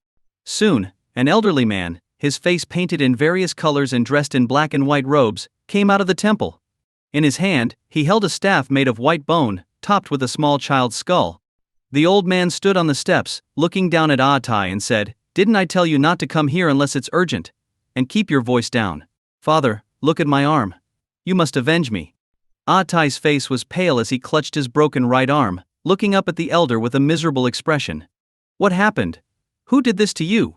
Seeing Tai's twisted arm, the elder's face darkened with anger. It was Bai Lingshan. She brought 2 outsiders to the village, a man and a woman. The man was so arrogant that he broke my arm.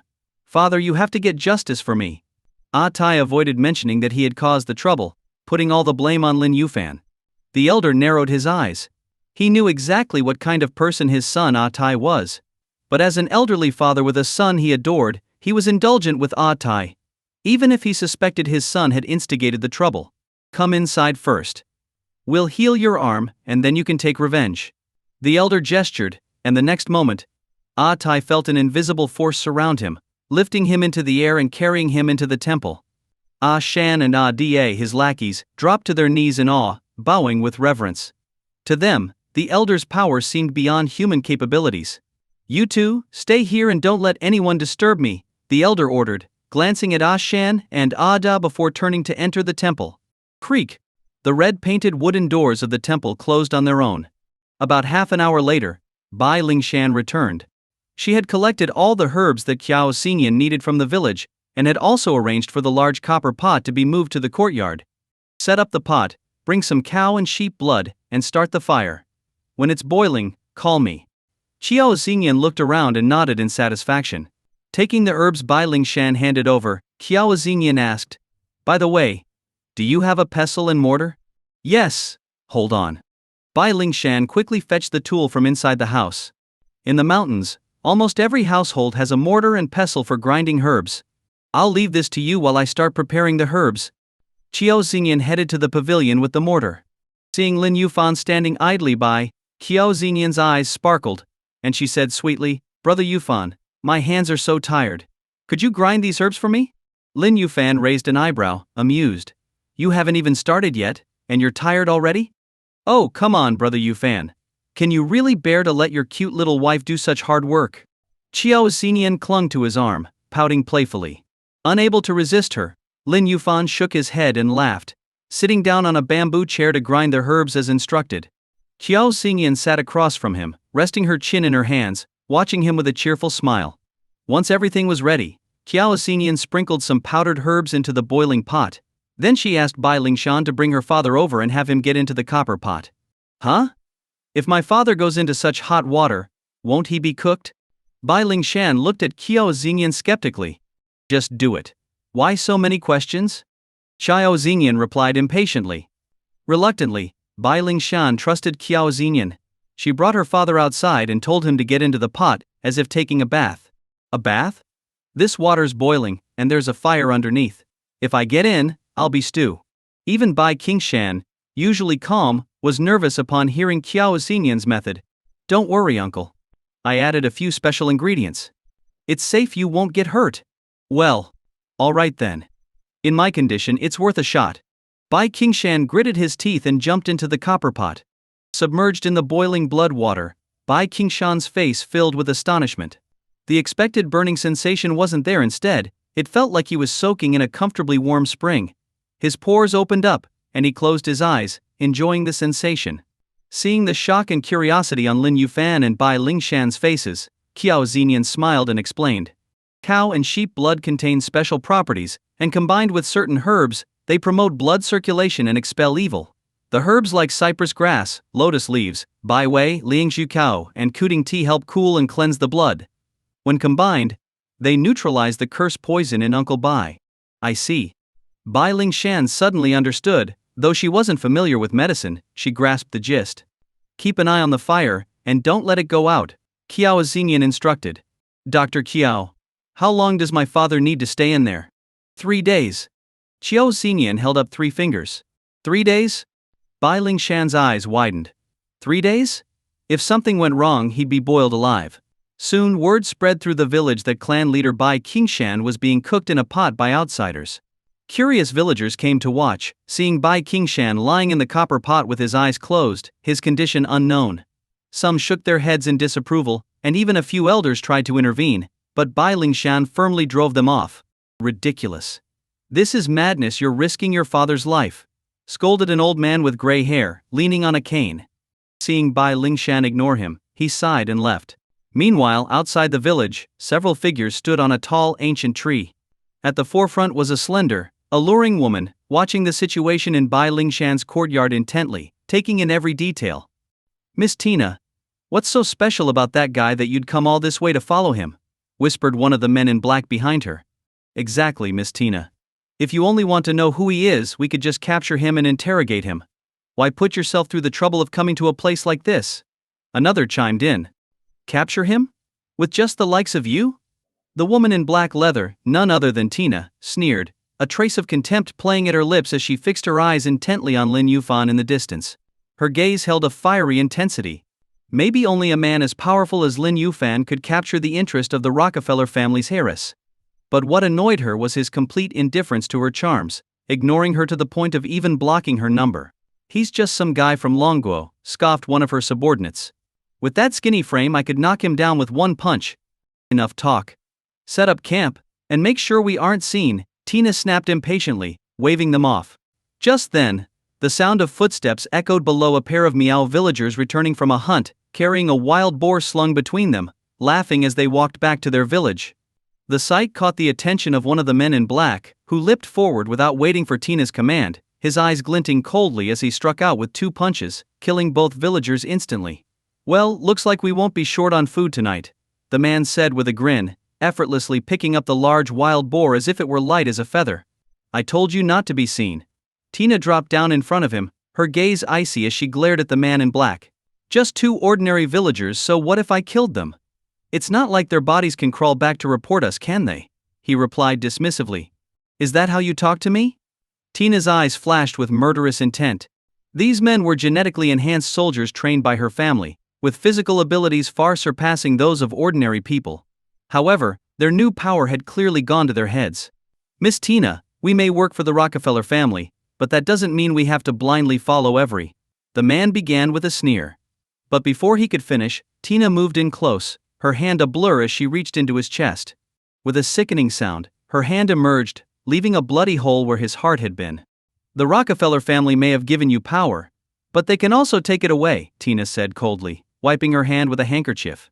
Disobedient people don't deserve to live. She turned, her gaze sharp as she looked at the other men in black. They quickly lowered their heads, cowed by her display of strength. Enhanced as they were, they still knew that going against Tina meant death. Dispose of the bodies and leave no trace, she commanded. After ensuring they were subdued, Tina leaped up into the trees with feline grace, her eyes locking once again onto Lin Yuan. One day, Lin Yuan, I'll uncover your true identity and make you fall at my feet. Her gaze was predatory, like a panther focused on its prey. 2 days passed quickly. During this time, Lin Yuan and Bai Lingshan took turns keeping watch over Bai Qingshan. After 2 days of medicinal baths, his complexion had improved significantly, and even his breathing had grown stronger and steadier. According to Lin Yufan's calculations, Bai Qingshan would likely be fully recovered by tomorrow. But that afternoon, a large group of Miao villagers approached. Leading them was a Tai, the young man whose arm Lin Yuan had disabled 2 days prior. Remarkably, a Tai's arm was now fully restored, as if it had never been injured. That's him, one of the outsiders. A Tai shouted, pointing at Lin Yuan. There's also a woman with him. Seize them both. With his command, a crowd of Miao tribesmen surged forward. Hearing the commotion, Bai Lingshan rushed out of the house. She quickly stepped in front of the villagers, saying, Mr. Lin is my honored guest. What are you doing, your honored guest? Bai Lingshan, have you no shame? A Tai sneered. You brought 2 outsiders cursed by the mountain god into the village. Now, the mountain god has sent a plague as punishment. This is all you're doing. The mountain god's curse? A plague? What nonsense are you talking about? Bai Lingshan frowned, utterly confused. Miss Lingshan, how could you bring outsiders into our village? Shouted one of the villagers. Because of them, our children have fallen ill. The only way to appease the mountain god is to burn them at the shrine. Yes, Miss Lingshan, my child has been burning with fever for a whole day and night. If we don't appease the mountain god soon, he might die. Please, Miss Lingshan, our children are suffering. You can't afford to be soft-hearted. For the sake of the village, please hand over the outsiders. One by one, the women of the village began to cry out, pleading with her. Bai Lingshan's frown deepened. She glanced back at her father, who seemed to be resting peacefully. Gritting her teeth, she turned to Atai. Who decided that my friends should be burned? Was it you? No, it was the high priest's order. To be precise, it was the will of the mountain god himself. Atai replied with a cold laugh. The high priest? Wasn't that Atai's father? Bai Lingshan immediately understood this was all just an excuse for revenge against Lin Yuan. But to seek revenge by harming the village's children went too far. And what if I refuse? Bai Lingshan's voice was icy. Lin Yuan and Qiao Xingyan were her guests, and Qiao Xingyan had even treated her father's illness.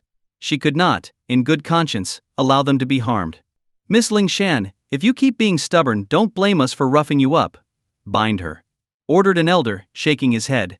Don't listen to the high priest. He's just using this as an excuse for revenge. My friends aren't cursed by the mountain god. It's all a lie. Bai Lingshan protested, her face pale.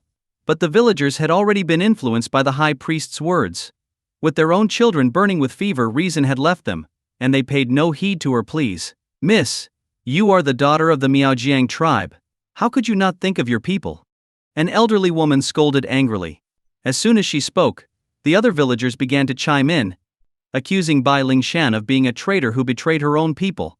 Bai Lingshan, do you still think your father Bai Qingshan is in charge of the tribe? How ridiculous. Tai, watching coldly from the side, sneered inwardly. When Bai Qingshan fell ill, his father, the high priest, had already begun to plot in secret, winning over some of the tribe's elders and effectively stripping Bai Qingshan of his power. Although Bai Qingshan was still nominally the clan leader, he was now merely a puppet with no real authority. You all. Bai Lingshan's eyes turned red with anger as her people hurled insults at her. Enough. Suddenly, a calm voice rang out. The crowd fell silent, turning their gaze to the speaker. Lin Yuan stepped forward, his eyes sweeping over the crowd before landing on Atai. You just want revenge, don't you? Fine, I'll go with you. I'd actually like to meet this high priest of yours. The mountain god? Hey, I've never seen a god in my life. This is a perfect chance to see what your so-called mountain god really is. Lin Yuan spoke calmly, a slight smile of amusement playing at his lips. He could see clearly that arguing with these people was useless. The real manipulator here was the high priest. If he wanted to resolve the trouble at hand, he had to confront the high priest directly. So, you want to see the mountain god? Don't worry, you definitely will. Men, bind this outsider. Tai sneered inwardly. You want to see the mountain god? After you're burned to ashes, you can search for him as a ghost in the mountains. Soon, 4 Miaojiang tribesmen tied Lin Yuan up tightly. When 2 of them moved to bind Qiao Xingyan, Lin Yuan frowned and said to Tai, My little sister is just a young girl, no need to tie her up, right? Are you really afraid she'll try to escape? She wouldn't cause any trouble anyway. Tai glanced at Qiao Xingyan, a hint of desire flashing in his eyes. Such a pretty girl, if she got hurt while being tied up, he'd be heartbroken. With a wave, he called the men back. Everyone, follow me. Let's escort these 2 to the mountain god's temple and await the high priest's orders. At Tai's command, a group surrounded Lin Yuan and Qiao Xingyan, leading them up the mountain. Don't worry about us. Stay with your father, it's the last day. Remember, don't let the fire go out. Seeing Bai Lingshan about to follow them, Qiao Xingyan smiled, undaunted, and reminded her. But what about you 2? Bai Lingshan bit her lip, torn between her father and her 2 benefactors, Lin Yuan and Qiao Xingyan. Don't worry. With Brother Yuan here, these people can't do anything to us. Qiao Xingyan raised her head and smiled confidently. After all, her brother Yuan was a martial arts master, and these ordinary people were no match for him. Take care, then. Gritting her teeth, Bai Lingshan finally chose to stay and watch over her father. Enough talk. Move along. Tai shouted impatiently from the side. Fine, we're going. Why so rude? so annoying. Qiao Xingyan shot him an annoyed glare. Instead of getting angry, Tai chuckled. Even when angry, this little beauty was irresistibly cute. Once we're up the mountain and I burn her boyfriend to ashes, she'll be mine. Tai thought to himself, his mood suddenly soaring. Meanwhile, on a nearby tall tree, Tina and her men observed everything. What's Lin Yufan doing? With his strength, these people couldn't be a threat. So why is he letting himself get captured? Confused, Tina continued up the mountain path. The black-clad men behind her followed closely, not daring to fall behind. The mountain path was rough, but Tai sat in a small makeshift sedan chair, carried by 4 strong tribesmen. Despite the bumpy ride, he was completely at ease. Reclining comfortably, he looked ahead at Qiao Xingyan, who was climbing alongside Lin Yufan. "Hey beautiful, you must be tired. Why don't you come sit with your big brother?" he said with a grin. "Sit with your sister." Qiao Xingyan snapped, giving him a fierce glare before turning away, ignoring him. After about 10 minutes, the group finally reached the mountaintop.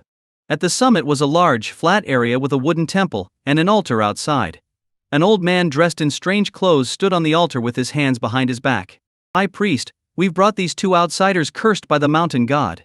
Please perform the ritual and burn them to appease the mountain god's wrath." An elderly tribesman knelt before the high priest and bowed. The rest of the villagers also knelt and worshipped the high priest. Excellent. The high priest turned to face Lin Yufan and Qiao Xingyan, his eyes piercing. "Light the fire. This man is deeply cursed and must be burned. As for the girl, she doesn't seem cursed but instead carries the mark of the mountain god." The high priest looked down from the altar, speaking calmly. "The mountain god's mark? High priest, what does this mean? Could this girl be chosen as a servant of the mountain god?"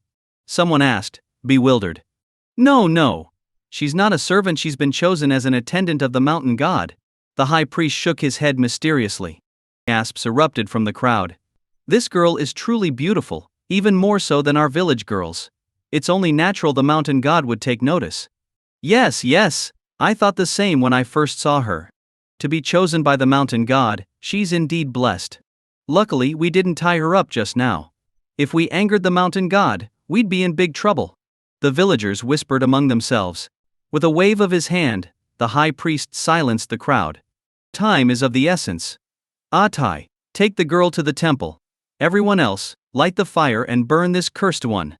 Once the crowd quieted, the high priest began giving orders. As the villagers piled wood and pushed Lin Yufan onto the altar, Lin Yufan exerted a little strength, and the ropes binding him snapped apart instantly. In the shocked silence, Lin Yufan looked directly at the high priest, who was close enough to be struck down instantly, and asked with a faint smile, "You say this is the mountain god's will. But how exactly can you prove it's really the mountain god's command?" Lin Yufan was silently recalling his master's advice when suddenly a ghostly wail echoed from the void. Instinctively, he looked in the direction of the sound, only to see a black vortex appear behind the grand priest, from which the terrifying noise emerged. "What is that?" Lin Yufan frowned. The grand priest was the first spell practitioner he had encountered since descending from the mountain, and it was clear he might even be a true spellmaster. After all, who but a spellmaster would dare to plot against a martial grandmaster like him? He was more than a little frustrated. What kind of terrible luck led him to meet a spellmaster on his first encounter? And one who was determined to kill him, no less. Just then, 3 dark phantoms shot out from the vortex. These phantoms, with their ghastly, fanged faces, looked exactly like the fearsome deities carved into the temple's pillars. As soon as the phantoms emerged, they lunged toward Lin Yufan with clawed hands. Though startled by the grand priest's methods, he quickly countered, flicking his fingers to release 3 streams of qi that shot like bullets, piercing holes in each phantom's forehead. To Lin Yufan's surprise, the holes on the phantoms' heads healed instantly. "You've got to be kidding me," Lin Yufan muttered, beginning to understand why his master had told him to flee if he ever encountered a spellmaster. As the 3 phantoms closed in again, Lin Yufan swiftly dodged, putting some distance between them. "It's pointless," the grand priest said with a sinister grin. "Even with your level of martial prowess, you'll soon meet your end under the relentless attacks of these spirits." To him, Lin Yufan was nothing more than a struggling prey, a creature making its last stand. "Brother Yufan." Not far away, Qiao Xingyan was watching with an odd expression on her face. Seeing her expression, Lin Yufan's mind raced with a realization. Master said that spellmasters cultivate spiritual energy, which can interfere with a person's mind. So could it be? Lin Yufan's mind worked quickly as he focused on the three phantoms charging toward him again. An illusion. It's all an illusion, he whispered to himself. This time, he didn't dodge the ghost lunging at him. Instead, he let the phantom's gaping mouth come straight at him. Damn, if it's an illusion, why does it hurt so much? He muttered, feeling a jolt of pain in his chest. Looking down, he saw that he was unscathed. It really is an illusion, Lin Yufan exhaled in relief. He'd been too stunned by the Grand Priest's tricks and almost believed that these ghostly spirits were real. But now, it was clear the Grand Priest had merely used powerful spiritual energy to create these phantasms. If actual spirits that couldn't be defeated existed, his master wouldn't have been able to deal with the Grand Priest either. So you saw through it, the Grand Priest sneered, unfazed. He hadn't expected this little trick to kill Lin Yufan, it was only a warm-up. But seeing Lin Yufan look exasperated, and even humiliated at falling for the illusion brought him satisfaction. Old man, you tricked me? Lin Yufan glared, frustrated. It would have been fine if no one had witnessed it, but his younger sister Qiao Xinyan had seen him jump around dodging illusions like a fool. His composed image was probably shattered in her eyes now. The thought made him furious, and he barely stopped himself from charging at the Grand Priest. Ha ha! Lin Yufan. If you understood the ways of spellcraft, killing you might be harder. But you don't, which means today is the day you die. The Grand Priest's tone turned icy. Lin Yufan had no patience left for a drawn-out fight. He raised his hand, channeling his Qi to form a sword, sending a powerful blade of energy toward the Grand Priest. The blade, sharp enough to cut through anything, shot toward him in an instant. With calm composure, the Grand Priest moved his fingers, forming a barrier in front of himself that blocked the sword energy entirely. What? Lin Yufan was stunned. Spiritual energy alone could block an attack like this? Lin Yufan, in your last moments, I'll be generous and let you witness the true power of spellcraft. The Grand Priest formed a strange hand seal, pointing at Lin Yufan from afar. The next second, a colossal serpent's shadow appeared out of thin air, its jaws lunging toward him. Lin Yufan leapt to avoid it, but as he looked down he saw the ground split open where the serpent had struck. Damn it! Lin Yufan cursed. He slashed his Qi-formed sword at the serpent, cutting it in half, but it reformed instantly. Lin Yufan's brow furrowed deeply. The ghostly phantoms might have been illusions, but this serpent's shadow was certainly real. Otherwise it wouldn't have created that crater in the ground. The idea of fleeing crossed his mind, but he couldn't leave Qiao Xinyan behind. And even if he did escape with her, what about Bai Lingshan and her father? He had come here to help Bai Lingshan, and if he left now, he'd be breaking his word. Not only that, it would tarnish his master's reputation. With newfound resolve, he focused on how to end the Grand Priest. Got it. A sudden idea flashed in his mind. If the serpent's shadow was crafted by spell energy, why not attack the Grand Priest directly? If he could kill him, the spell would break.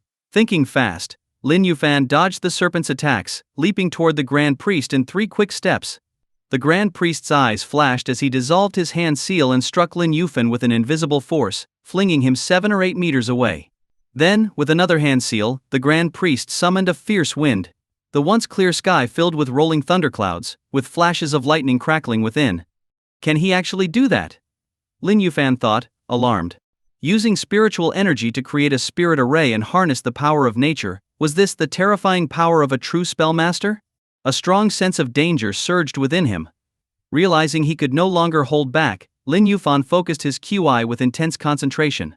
His body lifted into the air as he clasped his hands together, as if holding a mountain, then brought them down in a powerful strike. Heavenly secret technique, Form 36 heaven-shattering hammer. Lin Yufan was silently recalling his master's advice when suddenly a ghostly wail echoed from the void. Instinctively he looked in the direction of the sound, only to see a black vortex appear behind the Grand Priest, from which the terrifying noise emerged. What is that? Lin Yufan frowned. The Grand Priest was the first spell practitioner he had encountered since descending from the mountain, and it was clear he might even be a true spellmaster. After all, who but a spellmaster would dare to plot against a martial grandmaster like him? He was more than a little frustrated. What kind of terrible luck led him to meet a spellmaster on his first encounter? And one who was determined to kill him, no less? Just then, 3 dark phantoms shot out from the vortex. These phantoms, with their ghastly, fanged faces, looked exactly like the fearsome deities carved into the temple's pillars. As soon as the phantoms emerged, they lunged toward Lin Yufan with clawed hands. Though startled by the Grand Priest's methods, he quickly countered, flicking his fingers to release 3 streams of Qi that shot like bullets, piercing holes in each phantom's forehead. To Lin Yufan's surprise, the holes on the phantoms' heads healed instantly. "You've got to be kidding me," Lin Yufan muttered, beginning to understand why his master had told him to flee if he ever encountered a spellmaster. As the three phantoms closed in again, Lin Yufan swiftly dodged, putting some distance between them. "It's pointless," the Grand Priest said with a sinister grin. "Even with your level of martial prowess, you'll soon meet your end under the relentless attacks of these spirits." To him, Lin Yufan was nothing more than a struggling prey, a creature making its last stand. Brother Yufan. Not far away, Qiao Xinyan was watching with an odd expression on her face. Seeing her expression, Lin Yufan's mind raced with a realization. Master said that spell masters cultivate spiritual energy, which can interfere with a person's mind. So could it be? Lin Yufan's mind worked quickly as he focused on the three phantoms charging toward him again. "An illusion. It's all an illusion," he whispered to himself. This time, he didn't dodge the ghost lunging at him. Instead, he let the phantom's gaping mouth come straight at him. "Damn, if it's an illusion, why does it hurt so much?" he muttered, feeling a jolt of pain in his chest. Looking down, he saw that he was unscathed. "It really is an illusion," Lin Yufan exhaled in relief. He'd been too stunned by the Grand Priest's tricks and almost believed that these ghostly spirits were real. But now, it was clear the Grand Priest had merely used powerful spiritual energy to create these phantasms. If actual spirits that couldn't be defeated existed, his master wouldn't have been able to deal with the Grand Priest either. "So, you saw through it," the Grand Priest sneered, unfazed. He hadn't expected this little trick to kill Lin Yufan. It was only a warm-up. But seeing Lin Yufan look exasperated and even humiliated at falling for the illusion brought him satisfaction. "Old man, you tricked me?" Lin Yufan glared, frustrated. It would have been fine if no one had witnessed it, but his younger sister Qiao Xinyan had seen him jump around dodging illusions like a fool. His composed image was probably shattered in her eyes now. The thought made him furious, and he barely stopped himself from charging at the Grand Priest. "Haha. Lin Yufan. If you understood the ways of spellcraft, killing you might be harder. But you don't, which means today is the day you die." The Grand Priest's tone turned icy. Lin Yufan had no patience left for a drawn-out fight. He raised his hand, channeling his Qi to form a sword, sending a powerful blade of energy toward the Grand Priest. The blade, sharp enough to cut through anything, shot toward him in an instant. With calm composure, the Grand Priest moved his fingers, forming a barrier in front of himself that blocked the sword energy entirely. "What?" Lin Yufan was stunned. Spiritual energy alone could block an attack like this? "Lin Yufan, in your last moments, I'll be generous and let you witness the true power of spellcraft." The Grand Priest formed a strange hand seal, pointing at Lin Yufan from afar. The next second, a colossal serpent's shadow appeared out of thin air, its jaws lunging toward him. Lin Yufan leapt to avoid it, but as he looked down he saw the ground split open where the serpent had struck. "Damn it," Lin Yufan cursed. He slashed his Qi-formed sword at the serpent, cutting it in half, but it reformed instantly. Lin Yufan's brow furrowed deeply. The ghostly phantoms might have been illusions, but this serpent's shadow was certainly real. Otherwise, it wouldn't have created that crater in the ground. The idea of fleeing crossed his mind, but he couldn't leave Qiao Xinyan behind. And even if he did escape with her, what about Bai Lingshan and her father? He had come here to help Bai Lingshan. And if he left now, he'd be breaking his word. Not only that, it would tarnish his master's reputation. With newfound resolve, he focused on how to end the Grand Priest. Got it. A sudden idea flashed in his mind. If the serpent's shadow was crafted by spell energy, why not attack the Grand Priest directly? If he could kill him, the spell would break. Thinking fast, Lin Yufan dodged the serpent's attacks, leaping toward the Grand Priest in 3 quick steps. The Grand Priest's eyes flashed as he dissolved his hand seal and struck Lin Yufan with an invisible force, flinging him 7 or 8 meters away. Then, with another hand seal, the Grand Priest summoned a fierce wind. The once clear sky filled with rolling thunderclouds, with flashes of lightning crackling within. Can he actually do that? Lin Yufan thought, alarmed. Using spiritual energy to create a spirit array and harness the power of nature, was this the terrifying power of a true spellmaster? A strong sense of danger surged within him. Realizing he could no longer hold back, Lin Yufan focused his Qi with intense concentration. His body lifted into the air as he clasped his hands together as if holding a mountain, then brought them down in a powerful strike. Heavenly secret technique, form 36 heaven-shattering hammer.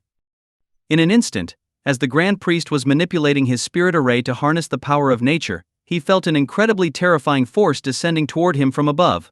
He quickly backed away, just in time to avoid the impact. But the ground in front of him was struck with a deafening crash, leaving a massive crater about 10 meters wide. Hiss! The Grand Priest couldn't help but suck in a breath. He had just narrowly avoided being killed by Lin Yufan's heaven-shattering hammer. Heavenly Secret Technique Form 36 Celestial Sword. Lin Yufan's voice rang out once again. The Grand Priest looked up and saw a light green energy forming in Lin Yufan's hand. The energy fluctuated, eventually taking the shape of a pale green sword that glowed with a faint light. This sword was entirely different from an ordinary condensed QI weapon. It contained faint golden symbols within, symbols so intricate and filled with a mysterious, powerful aura that at the very first glance, the Grand Priest felt a surge of unease. Converge. The Grand Priest quickly formed a hand seal, and a colossal serpent shadow formed once again in the air. It let out a thunderous roar before diving toward Lin Yufan with its jaws wide open. Heavenly Secret Technique Form 36 Void Leap. With the light green sword in hand, Lin Yufan took a step forward, launching himself several meters into the air. What a fool! A glint of murderous intent flashed in the Grand Priest's eyes. By leaping into the air, Lin Yufan had seemingly limited his own movement, leaving him nowhere to escape as the spirit serpent prepared to strike. Brother Yufan. Qiao Xinyan was terrified, wanting to help but knowing she was powerless. But then, to everyone's astonishment, Lin Yufan appeared to hover mid-air, as if he were standing on an invisible platform. How? How is that possible? The Grand Priest gasped, eyes wide.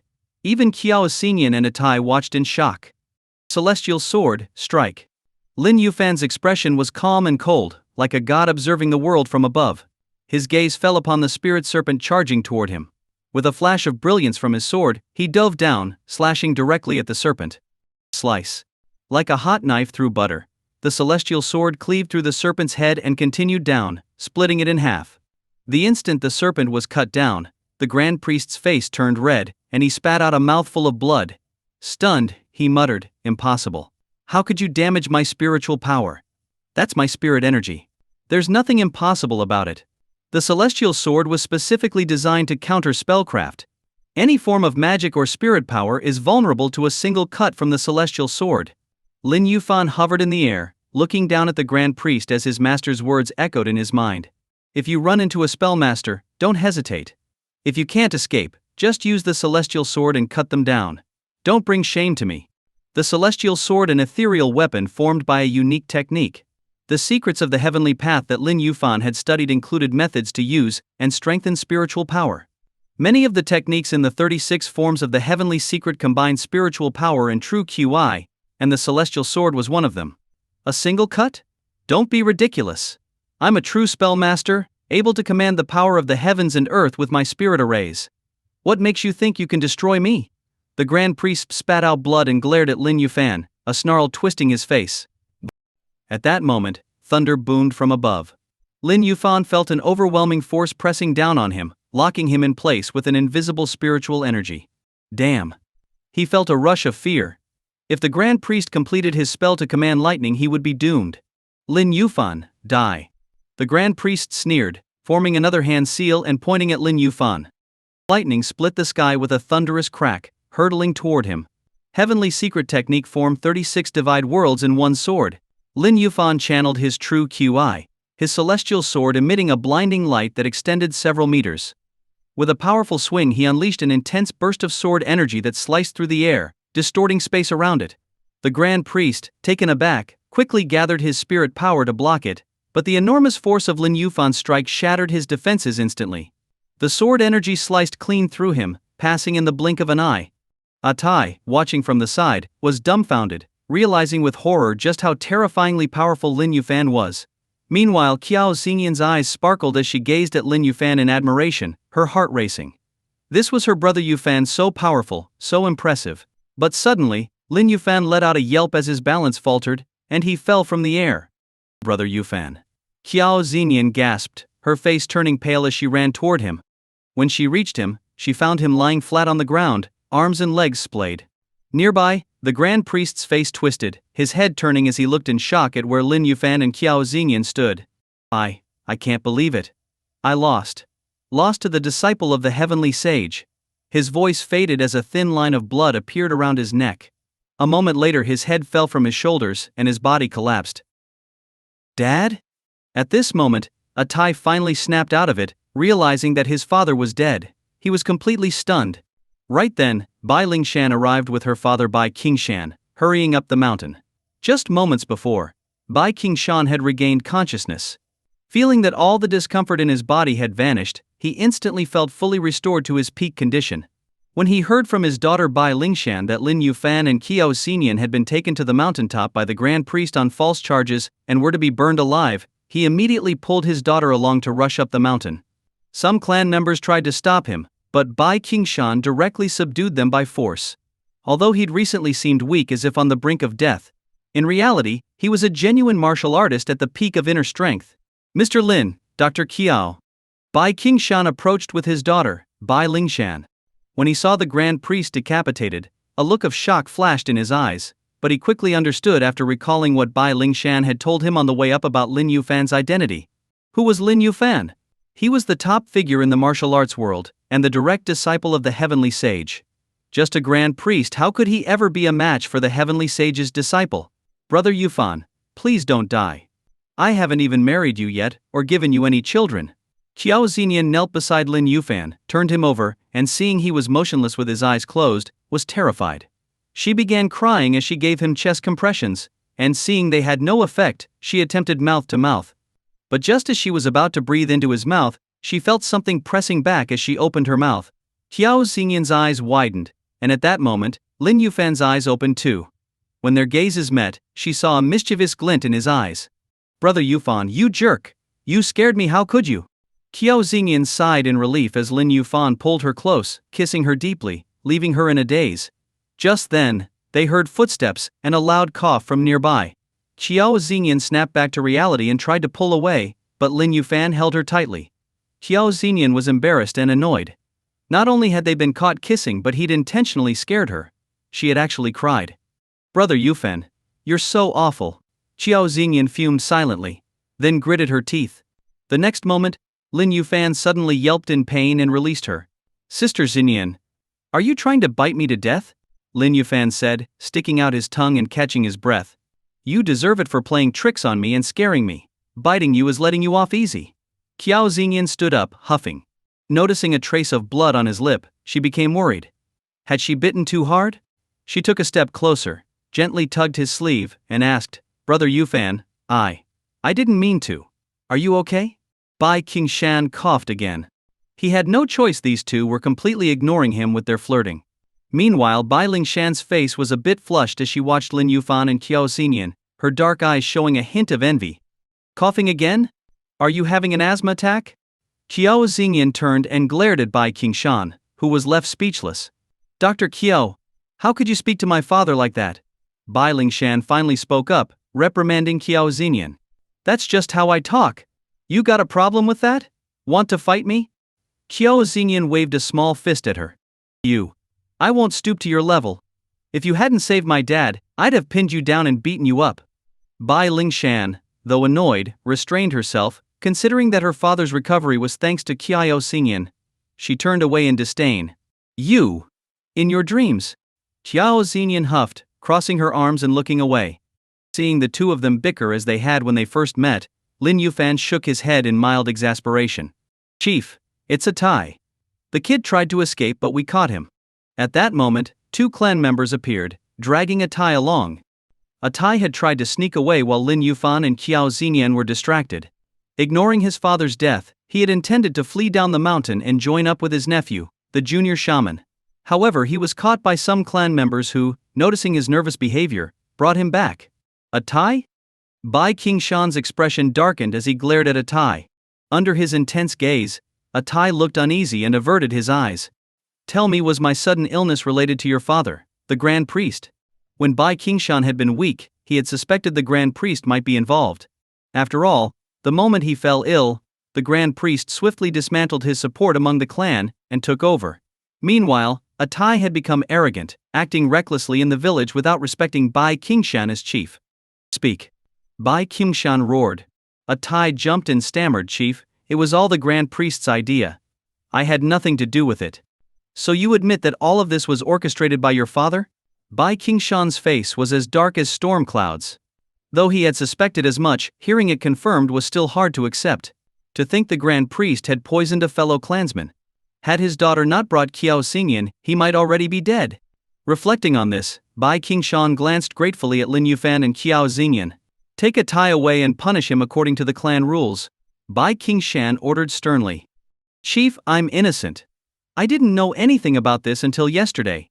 Tai tried to defend himself, but two of the clan members he had often bullied struck him down and tied his hands and feet with rope. Before long, Tai was being carried down the mountain like a wild boar. At that moment, Lin Yufan felt something and glanced to the left. What is it? Qiao Xingyan asked curiously. Nothing, Lin Yufan replied with a smile. Meanwhile, Tina and her group, who were in the direction he had looked, were retreating quickly down the mountain. Lin Yufan is terrifying. It's a good thing we didn't try anything against him. Who knows what would have happened, said one of the men in black, still visibly shaken. Yes, he's like a god. We couldn't stand a chance against him. Miss Tina, he almost sensed us just now. Maybe we should stop tracking him. Another man in black agreed. Silence. Tina's brows furrowed as she hushed them. She was still replaying Lin Yufan's image in her mind, hovering mid-air and wielding his incredible sword. Could such terrifying power truly belong to a human? Lin Yufan was so powerful that even the strongest S-rank superhuman in their organization might not stand a chance against him. A moment later, at the residence of the clan leader, Bai Qingshan. In the pavilion, a bamboo table was almost completely covered with a variety of delicacies unique to the mountains. Bai Qingshan raised his cup and expressed his gratitude to Lin Yufan and Qiao Xingyan. Today, thanks to Mr. Lin and Dr. Qiao's generous help, our Miao clan has averted a catastrophe. Bai Qingshan is deeply grateful. After saying this, Bai Qingshan finished his cup of clear wine in one gulp. Beside him, Bai Lingshan looked at Lin Yufan with a complex gaze filled with admiration, hope and resignation. If only I could marry him. That would be so wonderful. But her expression turned complicated as she sat silently by her father's side. No need to be so formal, Uncle Bai, we're all on the same side. It's only right, Lin Yufan replied with a calm smile. Qiao Xingyan, however, didn't bother with pleasantries, picking up her chopsticks and diving into the feast. Mountain delicacies like these were rare treats, offering a unique flavor only found in the mountains, even if they lacked the sophistication of a starred hotel. What is this? So delicious, she said, savoring a mushroom she picked up, her eyes narrowing with satisfaction. If Dr. Qiao likes it, I can have some packed for you to take with you, Bai Lingshan said with a hearty laugh. No need, it would be a hassle, and by the time we get back, it'll probably be stale and not as fresh, Qiao Xingyan replied, shaking her head unenthusiastically. True enough, Bai Qingshan nodded, glancing at his daughter. She hesitated briefly but, seeing her father's firm look, sighed softly and rose to retrieve a wooden box from a nearby room. Brother Yufan, this is a token of my father's gratitude for your selfless help. I hope you won't mind accepting it, she said, handing the box to Lin Yufan. Curious, Lin Yufan took the box, opened it, and saw a flute emitting a faint green glow. Wow, it's beautiful, Qiao Xingyan said, reaching out to hold it, her eyes lighting up. It feels cool and smooth. It doesn't feel like ceramic though, she remarked, surprised. Dr. Qiao has a keen eye.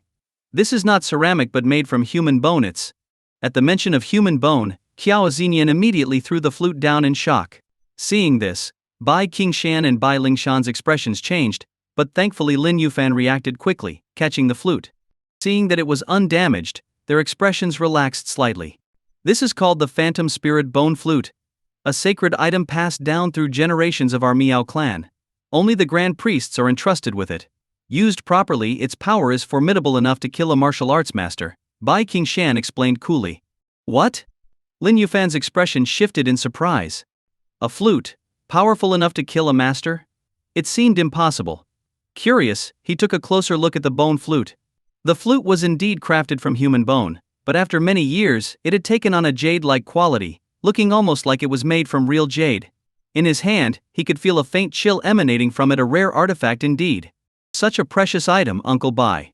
We can't accept this. Although intrigued, Lin Yufan was reluctant to accept it, considering it a treasured item of the Miao clan. There's no need to be so polite, Mr. Lin. You and Dr. Qiao have done a great service for our clan. Additionally, only the Grand Priests understand its use. Now that the current Grand Priest has passed, keeping it would only waste its potential.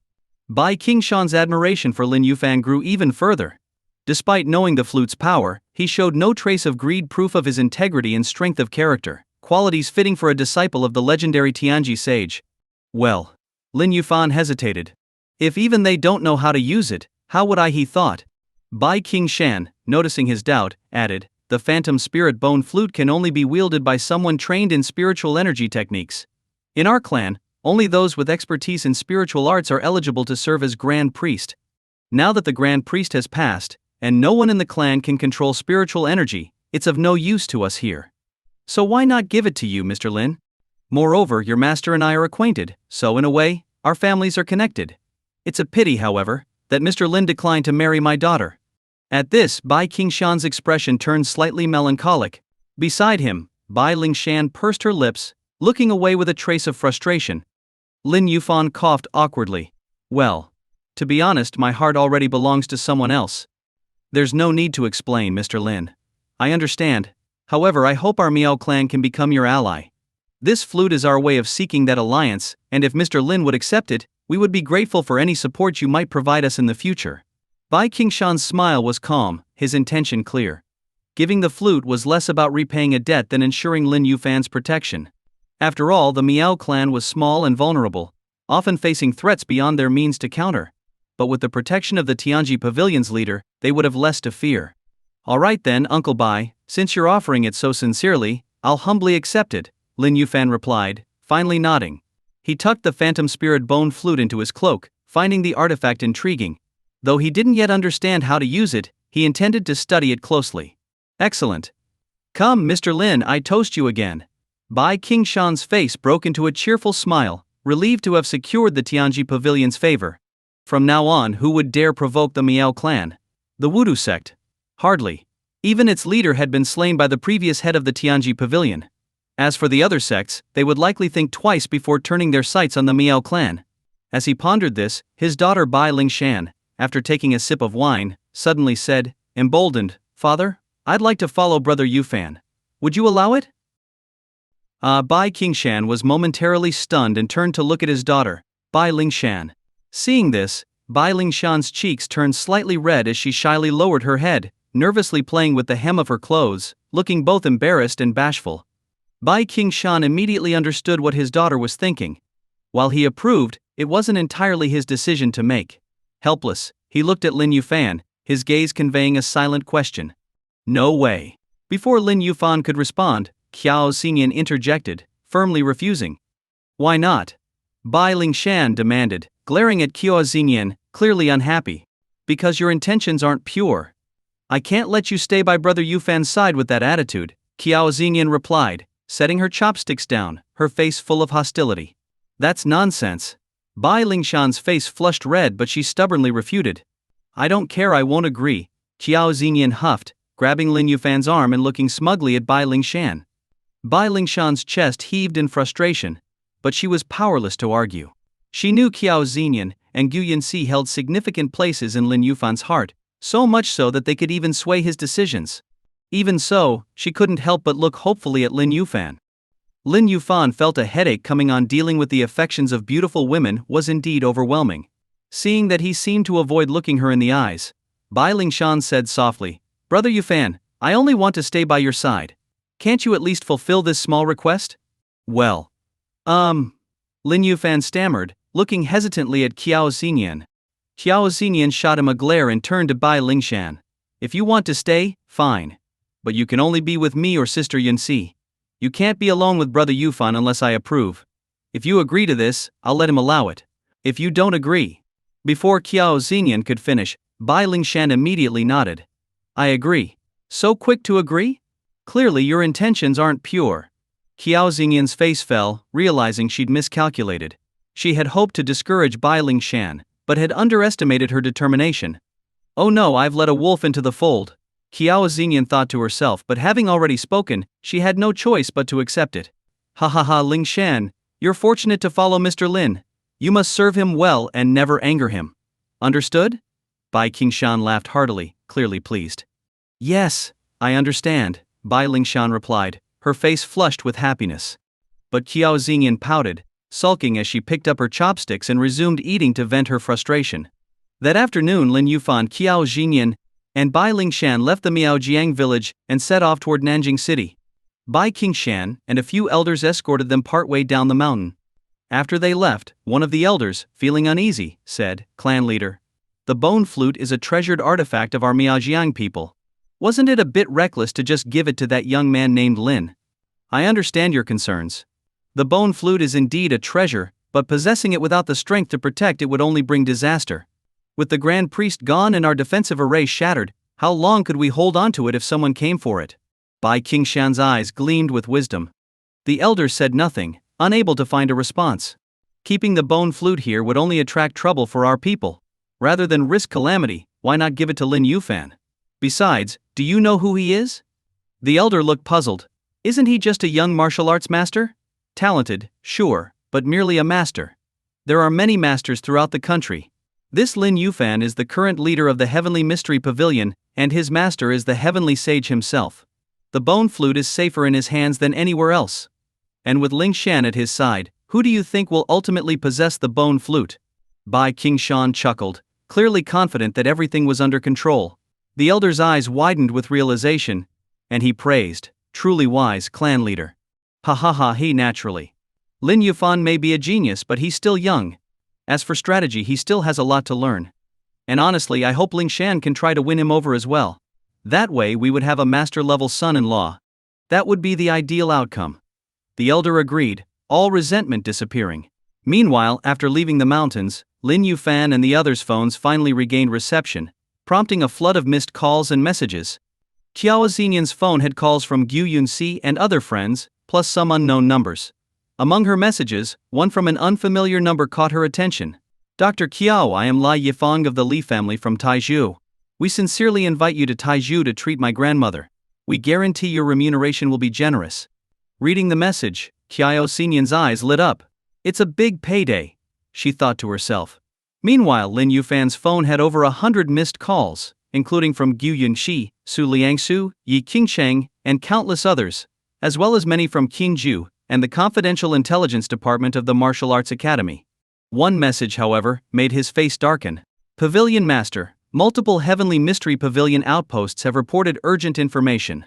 Local ancient martial clans have targeted our branches, and 2 bases have already been destroyed. We urgently await your response." Reading this, Lin Yufan was shocked. He had never encountered such an escalation. He opened another message from Qingzhou, and his expression grew more severe. "Lin Yufan, Qingzhou is dead. He was beaten to death. Where are you? I beg you to avenge Qingzhou." Chu Wenju. Dead? Lin Yufan's mind was buzzing as if thunder had just exploded in his head. Who was Qingzhou? He was the close bodyguard who had been by his side ever since he came down from the mountain. Although they were master and servant in name, Lin Yufan had long regarded Qingzhou as a close friend. Images of his past times with Qingzhou flashed vividly through his mind. And now, Qingzhou was dead? In that instant, Lin Yufan felt an uncontrollable surge of killing intent rising within him. The murderous aura spread outward, and it seemed as though the very air around him froze, the temperature dropping sharply to freezing. Achoo! The sudden chill made Bai Lingshan sneeze involuntarily. Qiao Xingyan crossed her arms, surprised, and looked at Lin Yufan. "Brother Yufan, what's wrong?" "Nothing," Lin Yufan replied, forcing a faint smile as he regained control. Just then, a bus pulled up. Qiao Xingyan hugged Lin Yufan's arm, speaking in a soft voice. "Oh, the bus is here. Brother Yufan, let's head back." Lin Yufan nodded, and the 3 of them boarded the bus. Sensing Lin Yufan's somber mood, Qiao Xinyan and Bai Lingshan wisely stayed silent. After they entered the city, Lin Yufan hesitated before turning to Qiao Xinyan. "Xinyan, I have some matters to handle in Tianhai City. You should take Lingshan back first." "Brother Yufan, aren't you coming back to Nanjing City with us?" Qiao Xinyan asked, surprised. "No," Lin Yufan replied, nodding slightly. Seeing the unusual look in his eyes, Qiao Xinyan didn't press further. "All right then. When you've finished, please come back soon. Sister Yunxi and I will be waiting for you in Nanjing." "Of course. Once everything's settled, I'll come see you both right away." Lin Yufan smiled gently, reaching out to pat her head. Qiao Xinyan stepped forward, tightly hugging him around the waist, resting her head on his chest. "Come back soon, Brother Yufan. I'll miss you. Lin Yufan replied firmly. Watching the two of them embrace, Bai Lingshan felt a pang of disappointment. She, too, wanted to hug Lin Yufan, but with Qiao Xingyan there, she knew her chance was slim. Just as she felt a bit of envy, she heard Qiao Xingyan say, "Hey, you there! Brother Yufan's going out, and he'll need someone to watch over him. Since you're his maid, you should go with him. If he gets hurt, I'll make sure you're out of his life." Huh? Bai Lingshan initially felt annoyed at being called a maid, but hearing Qiao Xingyan's last words, she quickly agreed with a smile. She couldn't pass up this opportunity. If Qiao Xingyan was handing her a chance, she was determined to make the most of it. However, just as she was secretly feeling pleased, Qiao Xingyan leaned in and whispered in her ear, "Don't get any funny ideas. Otherwise, don't blame me if Yunxi and I kick you out." Seeing that Qiao Xingyan had seen through her intentions, Bai Lingshan flushed with anger. "What, you? Keep an eye on Brother Yufan, and don't let any other women charm him." "Got it."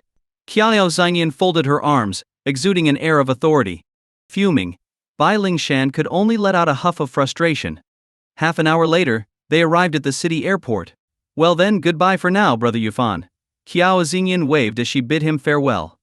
Originally, she had planned to rest in Nanjing for a couple of days before contacting the man from Taizhou, Li Yifeng.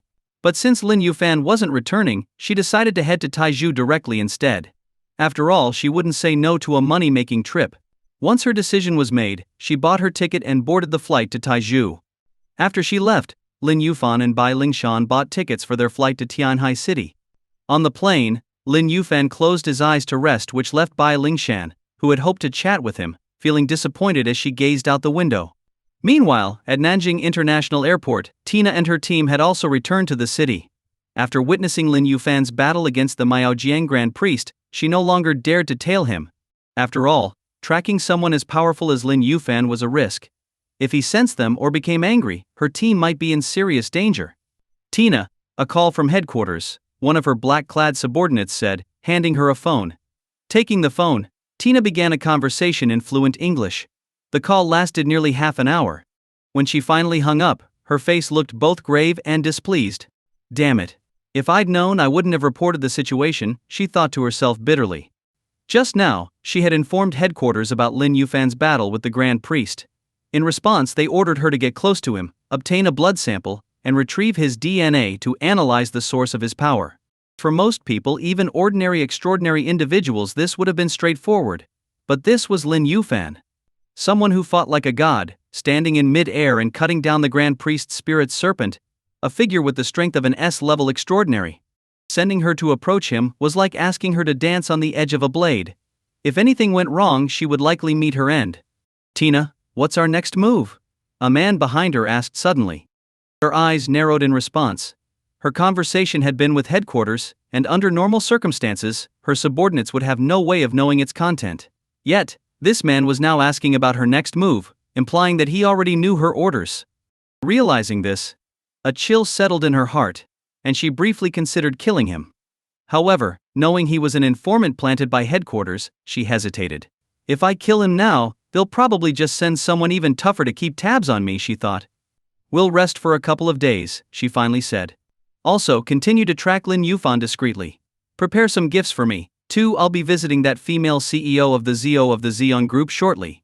The CEO of the Ziyong Group, of course, was Gu Yongxi. Based on her intelligence, Tina knew that Gu Yongxi was Lin Yufan's lover.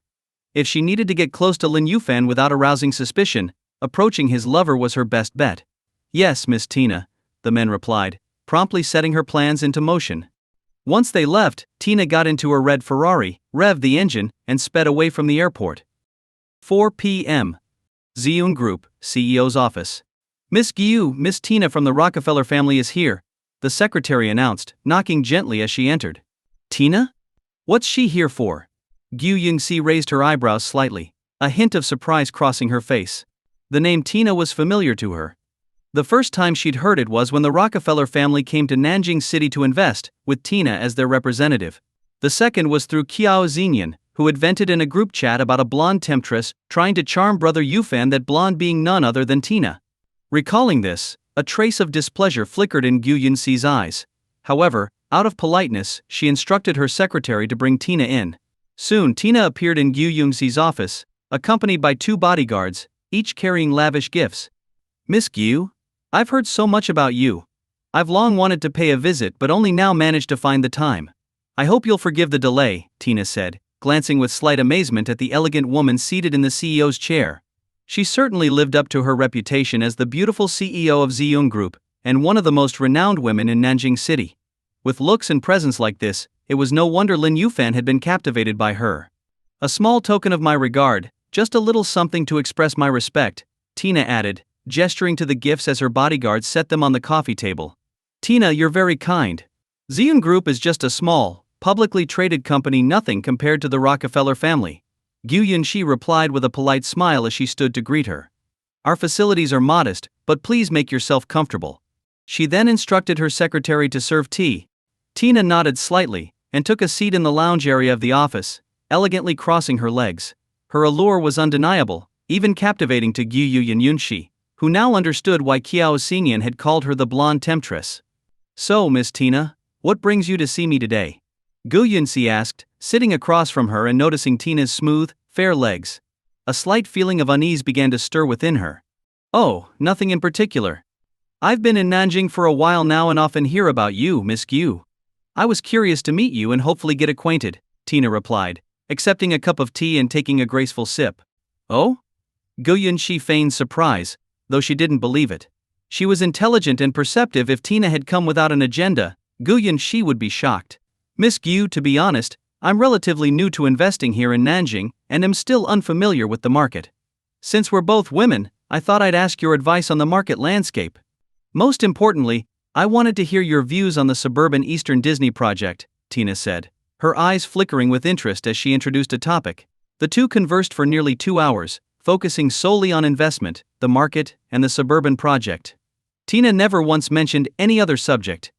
Initially, Gu Yunxi had suspected Tina might have other motives, but Tina seemed focused purely on business, gradually easing Gu Yunxi's concerns. Could I have been overthinking it? Is she really here just to talk business? Gu Yunxi wondered. "Oh my, I'm so sorry, I didn't realize it was already past 6, Tina said with a touch of contrived surprise as the sky began to darken. "I apologize for taking up so much of your time, Ms. Gu." Gu Yunxi smiled politely, standing as well. "Not at all. It was a pleasure discussing business with you. Miss Gu, you're the first woman I've met who I truly respect. Your insight and business acumen rival those of top-tier billionaires. And I have to say, your foresight took me by surprise," Tina said, extending her hand with a charming smile. "I came today with low expectations, but I'm genuinely amazed by your talent. Since it's getting late, I feel bad for taking up so much of your time. Why don't I treat you to dinner? Please, don't decline." Such flattery made even someone as composed as Gu Yunxi a bit bashful. "Miss Tina, you're our guest. This meal should be on me. Please allow me." Moments later, Gu Yunxi, her secretary Tina, and 2 bodyguards made their way to a high-end restaurant near Ziyun Group. Inside, Gu Yunxi and Tina were seated while the 2 bodyguards waited outside. At Ziyun Group, their conversation had revolved around Nanjing's market and investment. But here at the dinner table, Tina focused on more personal topics like self-care, steering clear of business entirely. Gradually, Gu Yunxi began to relax and realized that Tina was different from other foreigners she'd met. There was no arrogance in her. She was gracious and easy to talk to, like an old friend. After their meal, Tina rose to leave, politely suggesting they meet again sometime, which Gu Yunxi agreed to. As she watched Tina and her bodyguards leave, Gu Yunxi sighed and murmured to herself. Xingyan said Tina was a shameless temptress, but the Tina I met seemed more like a mature, responsible businesswoman. She shook her head, brushing the thought aside, and paid the bill before leaving with her secretary. Meanwhile, in the hotel parking lot, Tina got into her red Ferrari with a smile. Her plan had worked. Knowing Gu Yunxi's wary nature, Tina had focused on project and business topics at Ziyun Group. Later, at dinner, she avoided bringing up Lin Yuan, determined to ease Gu Yunxi's suspicions. Judging by Gu Yunxi's reaction when they parted, her strategy seemed effective. From here, it's just a matter of time. Once I establish a closer connection, I'll have my chance to get near Lin Yuan, she thought, smirking as she started her car and headed to her hotel. At the same time, in an apartment complex in Tianhai City. Ding dong. Lin Yuan pressed the doorbell. Soon, the door opened, revealing a slender woman with a worn-out appearance, her face pale and visibly drained. As the woman saw Lin Yuan, her pupils contracted, and her eyes reddened as she trembled and said, "Lin Yufan, where the hell were you? Do you even know that Qingju died because of you?" The woman standing there, clearly exhausted and emotional, was Gu Tian, the flight attendant Lin Yufan had introduced to Qingju. Qingju hadn't disappointed him, he had successfully won her heart. But who could have guessed that so soon, Qingju would? Thinking of this, a hint of guilt flashed across Lin Yufan's face. He gently asked, "Could you tell me more about what happened to Qingju?" "I can tell you, but you need to answer me first. Did you come here to avenge him?" Gu Tian's eyes were red as she stared at him. Lin Yufan nodded firmly. Seeing this, Gu Tian opened the door and invited Lin Yufan and Bai Lingshan inside. Before, her apartment would have been spotless. But ever since the incident with Qingju, her place had fallen into disarray. Beer bottles were scattered across the coffee table, and the room was filled with a strong smell of alcohol. Bai Lingshan wrinkled her nose slightly, clearly uncomfortable with the odor. "I'll wait outside," she said. "All right." Lin Yufan nodded, and Bai Lingshan stepped outside. "Sorry, I didn't know you were coming, so I didn't have time to clean up," Gu Tian said, her expression somber. "It's okay. Just tell me about Qingju," Lin Yufan said, shaking his head gently. "It happened the day before yesterday. Qingju took me to meet some people. They were very welcoming and said they were his friends. We had dinner together, but halfway through, a group showed up. Qingju told me to stay back and then went over with some people to confront them. Not long after, they started fighting." At this point, Gu Tian began to sob quietly. They were all very skilled. Qingju and his friends were too. But then an older man, about 60 or 70, stepped forward. My view was blocked, so I couldn't see what happened. When I finally got there, I saw Qingju lying on the ground, blood at the corner of his mouth, lifeless. With a shaky voice, Gu Tian said, "He just lay there dead, right in front of me." I was completely shocked. "And where is Qingju now?" Lin Yufan asked, frowning slightly. "His friends took him away," Gu Tian replied, wiping away her tears. "All right. I'll take care of it.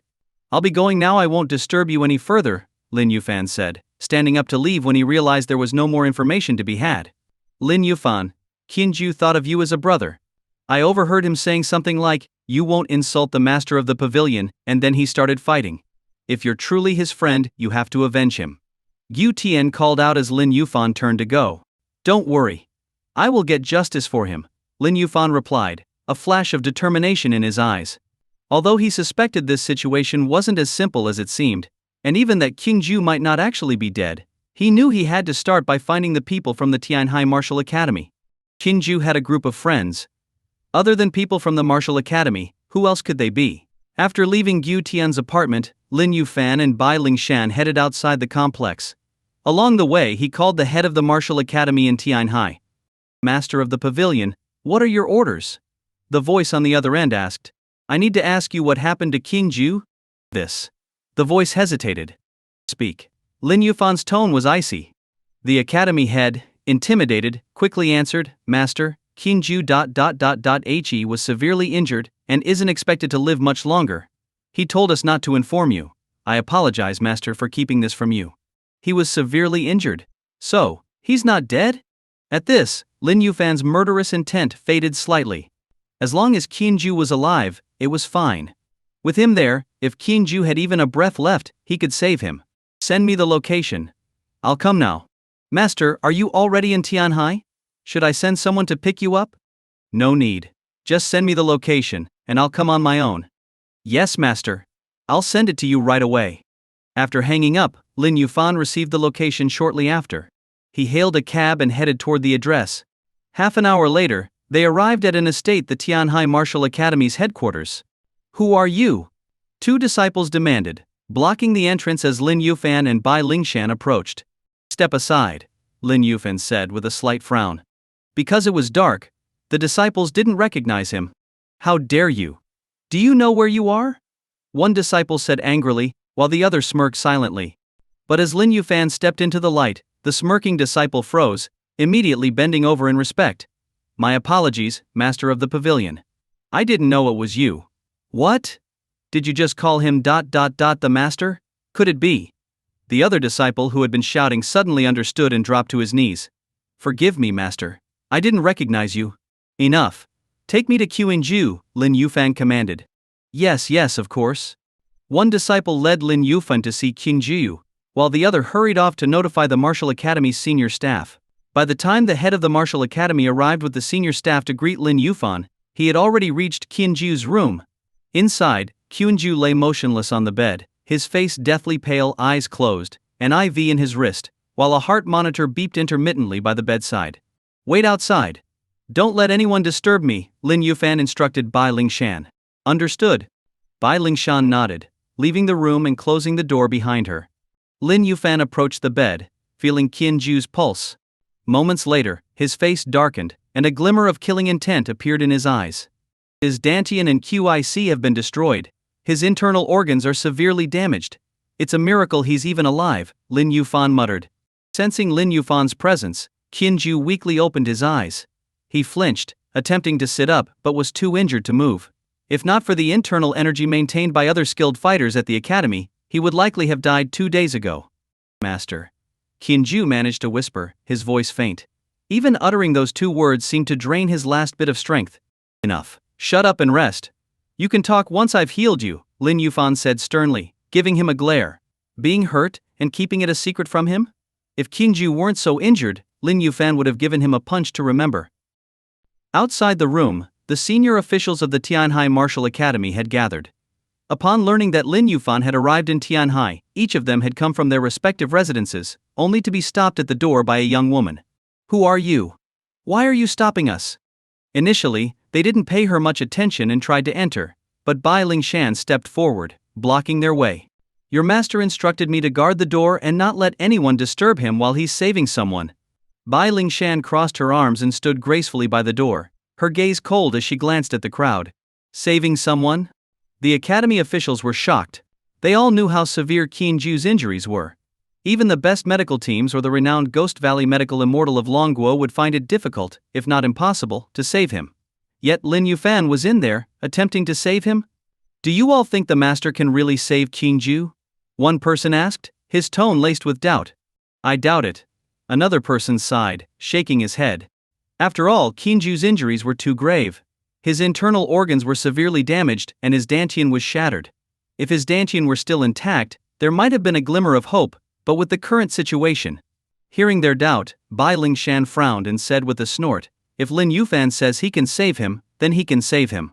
As his subordinates, how can you not believe in his abilities?" "Young lady, it's not that we doubt the master's abilities," the academy leader sighed. "But Qingju's injuries are simply too severe. The master is known for his martial prowess and skill in the martial arts, but healing is not his area of expertise." "If you don't believe, I do." Bai Lingshan huffed in frustration, annoyed by their lack of faith. The officials were displeased with her attitude, but since she was with Lin Yuan, none dared say anything further. After all, who knew? This woman could very well become the master's wife in the future. Better not to offend her. Inside the room, Lin Yuan continuously channeled true energy into Qingju, nourishing his damaged meridians in preparation for the treatment. Once the meridians had recovered slightly, Lin Yuan narrowed his eyes, circulating his inner energy. Celestial technique. 36 styles returned to origin divine needles. With a low shout, Lin Yuan placed his palms together, releasing a sphere of true essence energy about the size of a basketball. Unlike regular energy which is used for attacks, true essence is the concentrated refinement of Lin Yuan's internal energy and life force. It possesses unique healing properties. Combined with the methods of the celestial technique, this can't resurrect the dead but can save someone as long as they're still breathing, even fully restoring them to health. "Condense," Lin Yuan commanded. In an instant, the true essence split into 36 portions. After just a few breaths, each portion condensed into long, thin needles. "Go." Lin Yuan maneuvered the needles with precision, suspending Qingqiu in mid-air. The needles pierced his body, targeting 36 acupoints to stimulate the body's potential and promote healing. Qingqiu looked like a porcupine, bristling with the needles. "Master, there's no need to waste your true essence on me. My life isn't worth it," Qingqiu said weakly, overwhelmed by the restorative energy now coursing through his body. Despite his gradual recovery, he felt only guilt. Even if he survived, his shattered dantian meant he was essentially useless. "Whether it's necessary or not isn't for you to decide. If I don't want you to die, not even the heavens can take you," Lin Yuan growled, channeling the needles further. Over time, Qingju's body began absorbing the energy from each needle. An hour passed. Then 5 hours. Soon 10 hours had passed. Outside, the officials waited patiently through the night. It's been an entire night. Why hasn't the master come out yet? Someone muttered, starting to lose patience. Honestly, I don't think there's much hope left. Even those who had initially been optimistic now felt dispirited after so many hours had passed. Bai Lingshan, although exhausted, remained stationed at the door, refusing to move. Then, suddenly, from within the room, came a loud shout, clear and powerful. Everyone gasped. It was Qin Ju's voice. Inside, King Ju was slowly lowered to the floor. He looked down at his clenched fists, astonished and in disbelief. I'm fully recovered? My shattered dantian is restored and my strength is even higher than before. Feeling the changes in his body, King Ju's eyes welled up with tears. He had lost all hope, but Lin Yuan had given him a second chance, restoring his dantian and even increasing his power. From his previous level, he now sensed that he was only half a step away from becoming a grandmaster. To achieve half-step grandmaster from one treatment, it was beyond belief. At that moment, a fist flew toward him, and though he could have dodged, he didn't move, allowing it to strike him squarely on the face. I wanted to punch you last night, but I held back so I wouldn't accidentally kill you. Now that you're fine, I finally get to make up for it, Lin Yuan said, retracting his hand, his face slightly pale. Though outwardly calm, he felt the strain. The return to origin divine needles technique had drained far more energy than he had anticipated. With his energy nearly depleted, he realized that if King Ju had harbored any ill intent, he would have been in mortal danger. Seems I should save that technique for emergencies, Lin Yuan mused to himself. With a thud, Qin Ju dropped to his knees, pressing his forehead to the floor, and said in a trembling voice, Qin Ju kneels in gratitude to the master for giving me new life. From now on, my life belongs to you, master. Just give the order, and I'll go through fire and water without hesitation. I don't need you going through fire or over mountains for me, Lin Yuan replied with a sigh. I just need you to be a bit smarter in the future. You're old enough to know when to pick your battles. If you end up in trouble again, I won't bother saving you. Yes, master, Qin Ju coughed in embarrassment. But inwardly he resolved that if anyone insulted Lin Yuan again, he wouldn't sit idly by, no matter the consequences. He would defend his honor, even at the risk of his life. All right, Lin Yuan said, waving his hand. Gu Tian's been devastated these past 2 days. Go check on her before she does anything drastic. Xiao Tian. Qin Ju's expression softened with worry at the mention of her name. Why are you still here? Go. Lin Yuan gave him a shove, ushering him out the door. Yes, master. Qin Ju bowed, grateful, but his mind was already focused on Gu Tian, anxious to see her. As he stepped outside, the academy officials waiting at the door widened their eyes in disbelief when they saw Qin Ju looking healthy and strong. Old Nine Yu. You're okay? His aura's even stronger than before. Could it be that he's reached the level of a half-step grandmaster? One senior exclaimed.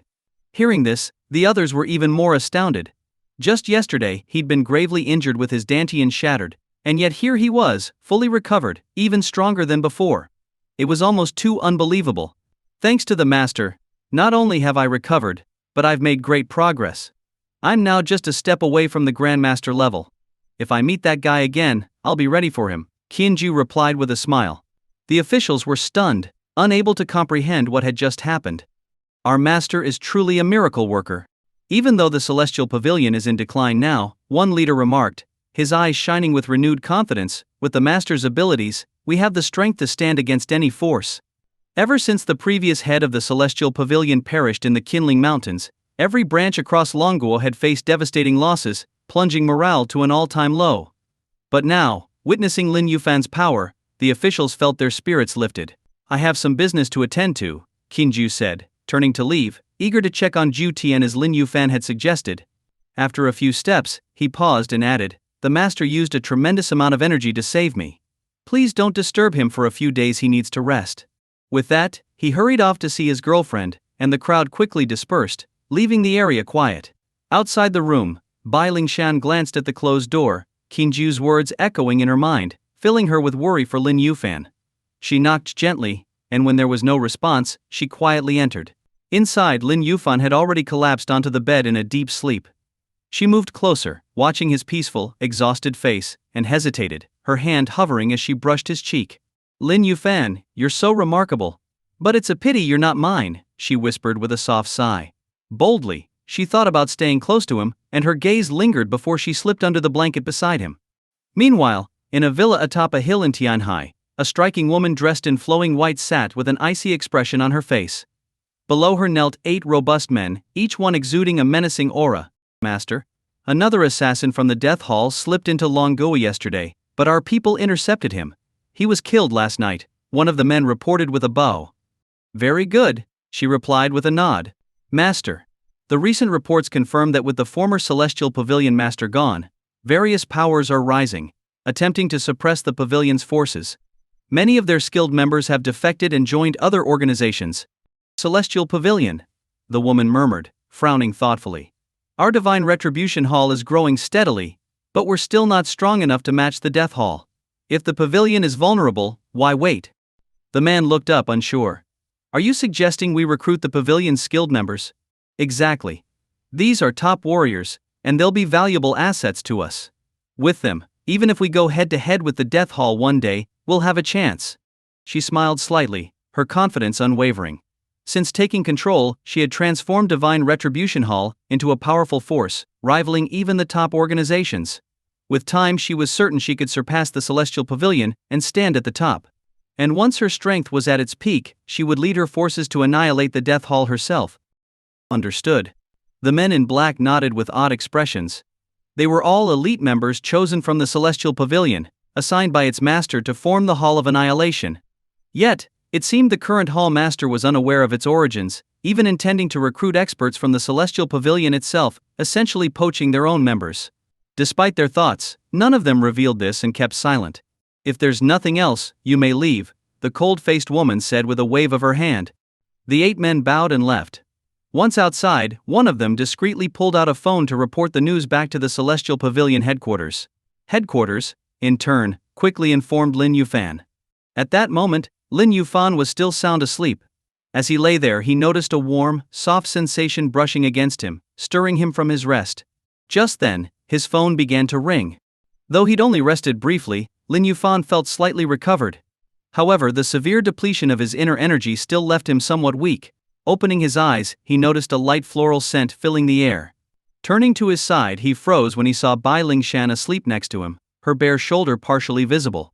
Bai Lingshan? Lin Yufan's mind raced as he struggled to recall the events before he fell asleep, relieved when he realized he hadn't done anything inappropriate. Carefully, he grabbed his phone and switched it to silent mode before quietly getting out of bed. After getting dressed, he answered the call. Master, there's news. Miss Shi Qing, who heads the Hall of Annihilation you instructed us to form, has just issued a new order. The Intelligence Division briefed Lin Yufan on the directive from the hall. Hearing that Qingcheng wanted to recruit Celestial Pavilion experts, Lin Yufan couldn't help but smile. Let her do as she pleases. However many she wants to recruit, let her. But, Master. No buts, Lin Yufan said firmly. After all, King Chun was his future wife. Her Hall of Annihilation was practically his own, there was no reason to interfere. As you wish, Master, came the response.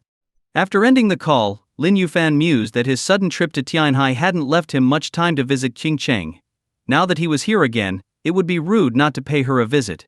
As he thought about her cool demeanor, fiery temper, and stunning figure, anticipation flickered in his heart. Just then, Bai Lingshan's voice came from behind him. You're awake? Turning around in surprise, Lin Yufan felt awkward facing her, given they had shared a bed even if nothing had happened. Ah. Yeah, I just woke up, he replied, coughing lightly to hide his embarrassment. You don't have to get up, he added quickly as he saw her stirring, his back turned to avoid looking at her. Just rest. Bai Lingshan, sensing his discomfort, laughed softly. Don't worry. I won't tell Xin Yan or Yunxi about this. Lin Yufan was at a loss for words. It sounded as if something actually happened between them. Even if you don't feel anything for me now, I believe someday you'll fall in love with me and make me your woman, she said confidently, then lay back down and closed her eyes, exhaustion quickly pulling her back to sleep. Watching her, Lin Yufan could only shake his head. Leaving the room quietly, he decided not to disturb the others, heading outside to call Yi Qingqing. Wow, Yufan. You actually found time to call me? I thought you'd forgotten about me. Yi Qingqing's sweet yet slightly reproachful voice greeted him as she answered. Not at all. Just been a bit busy lately. By the way, where are you right now? Send me your location, I'll come over, he replied with a chuckle. You're in Tianhai City? she asked in surprise, excitement evident in her voice. Yeah, I got here last night, but it was too late to visit, he said. All right, I'll send it right away, she replied, hanging up before he could say more. In no time, Lin Yuan received her location via text. Taking a cab, he headed up to her villa on the hill. After an hour's ride, he finally reached her estate. Who's there? 2 security guards outside the villa blocked his path. I'm here to see Yi Qingcheng. Could you please inform her? Lin Yuan asked politely. You're here to see Our Lady? Do you have an appointment? One of the guards asked, eyeing him suspiciously. No, but she'll let me in if you tell her I'm here, Lin Yuan replied, trying to keep his cool. Oh, you think you can just waltz in here? Our Lady doesn't see just anyone. If you don't have an appointment, get lost. The second guard snapped, waving him off dismissively. Lin Yuan was about to respond sharply when he saw a familiar figure approaching from the villa. Instantly he calmed down. Yuan. Yi Qingcheng called, hurrying towards him. She wore a casual outfit, but even in simple attire, her graceful curves were impossible to ignore. The 2 guards stared in shock as Yi Qingcheng threw her arms around Lin Yuan. Their idolized goddess was now in the arms of another man. Qingcheng, there are people around. Lin Yuan said this, but his hands weren't exactly honest as he hugged Yi Qingcheng tightly. It has grown a bit, he thought to himself. I'm not bothered, what are you worried about? Yi Qingcheng looked up and gave him a sidelong glance, though her happiness was clear in her eyes. Hey haha. Lin Yuan chuckled and said nothing more. After a moment in each other's embrace, Yi Qingcheng led him inside the villa. She even instructed the 2 guards, this is my fiancé. Let him pass freely in the future. Yes, miss, the guards replied, looking crestfallen. As they watched her walk inside with Lin Yuan, they exchanged looks, pulling out cigarettes with a sigh. That's fate for you, no use resisting. In the villa's living room, Yi Qingcheng instructed a maid to serve Lin Yuan tea. She snuggled beside him, unwilling to let go, to the maid's astonishment, though she knew better than to comment. Yuan, did you come all this way just to see me? Yi Qingcheng looked up at him with wide, adoring eyes. Pretty much, he nodded. Pretty much so. You didn't come to Tianhai just to see me? Her face suddenly cooled, and the temperature in the room seemed to drop. Realizing his mistake, Lin Yuan quickly added, mainly to see you. I just have a few minor matters to handle on the side. That's better. Her expression warmed again. He sighed inwardly, noting he'd have to be more careful in the future. He didn't want to risk upsetting any of his masters back home. Qingcheng, are you all right living in Tianhai all by yourself? Why not come back to Nanjing to stay with us? I have my own things to take care of, she replied with a smile. But Yuan, remember our promise? Give me 3 years, and I'll be wearing a wedding dress, walking down the aisle to you. You got it, he nodded, smiling. But if you do run into any trouble, promise you'll let me know. Don't worry, I'll handle it, she said with a sweet smile, but thought to herself, Yuan, the trouble I'm facing is beyond what you can handle. But don't worry, I'll take care of it. Once the Hall of Assassins is finished, I'll be by your side for good. After a long while together, she finally let him go. How long are you staying in Tianhai? She asked. Not sure. Maybe 3 to 5 days, he replied. Originally, he'd planned on just 2 days, long enough to track down and deal with the person who hurt Qinju.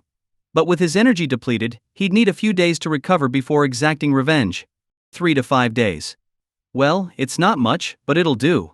Why not stay here with me? Lin Yuan hesitated, thinking about Bai Lingshan, who was waiting at the Martial Arts Institute. What? You don't want to stay here, or do you have a secret lover in Tianhai? Yi Qingcheng's eyes narrowed, fixing him with a sharp gaze. Quickly, he replied, of course not. With all of you, I hardly have the time to spare for anyone else. But you're still not off the hook. Who's this Tina? What's your relationship with her? She asked, raising an eyebrow. Lin Yufan's face froze. How did Qingcheng, all the way out here, know about Tina? It had to be Xin Yan who spilled the beans. Well?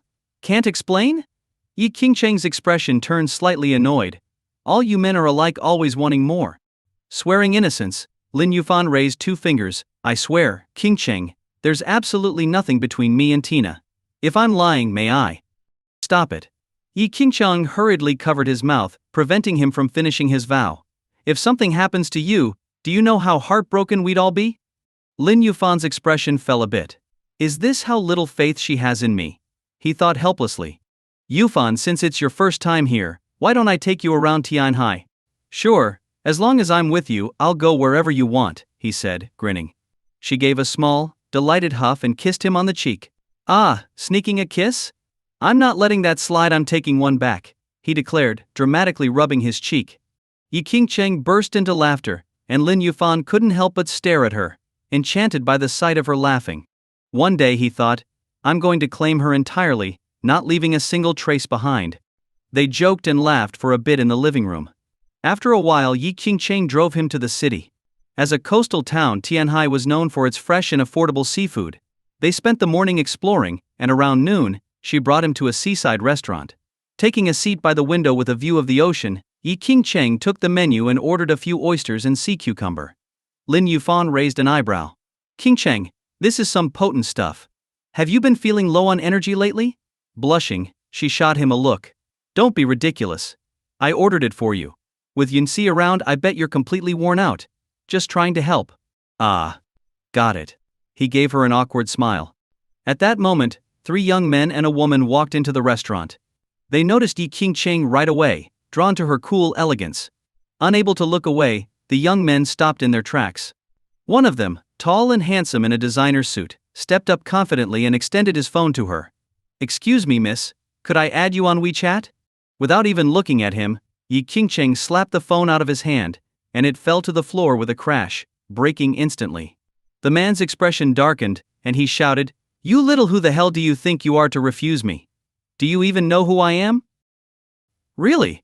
I have no idea who you are, Yi Qingcheng said coldly, her face turning frosty. This here is Mr. Ji from the GI family of Tianhai City. Have you heard of the GI family? They're a top-level wealthy family in Tianhai, worth billions. A young man behind the wealthy kid stepped forward arrogantly and said, Offending Mr. GI is like offending the entire Ji family, offending all the powerful people in Tianhai. I'd advise you to apologize quickly if you don't want Mr. Ji to get angry. Mr. Ji? The Ji family? Ha! Never heard of them. Yi Qingcheng scoffed and casually took a sip of lemon water. Insolent. You're actually disregarding the Ji family? The young man barked, his face immediately changing color. Hey, there's no need to be so rough with a lady, Ji Luoqing said, gesturing for the young man to stop, his gaze fixed intently on Yi Qingcheng, captivated by her cold beauty and stunning figure. My name is Ji Luoqing. If you haven't heard of me, feel free to ask around. In Tianhai City, there's hardly anyone who doesn't know who I am.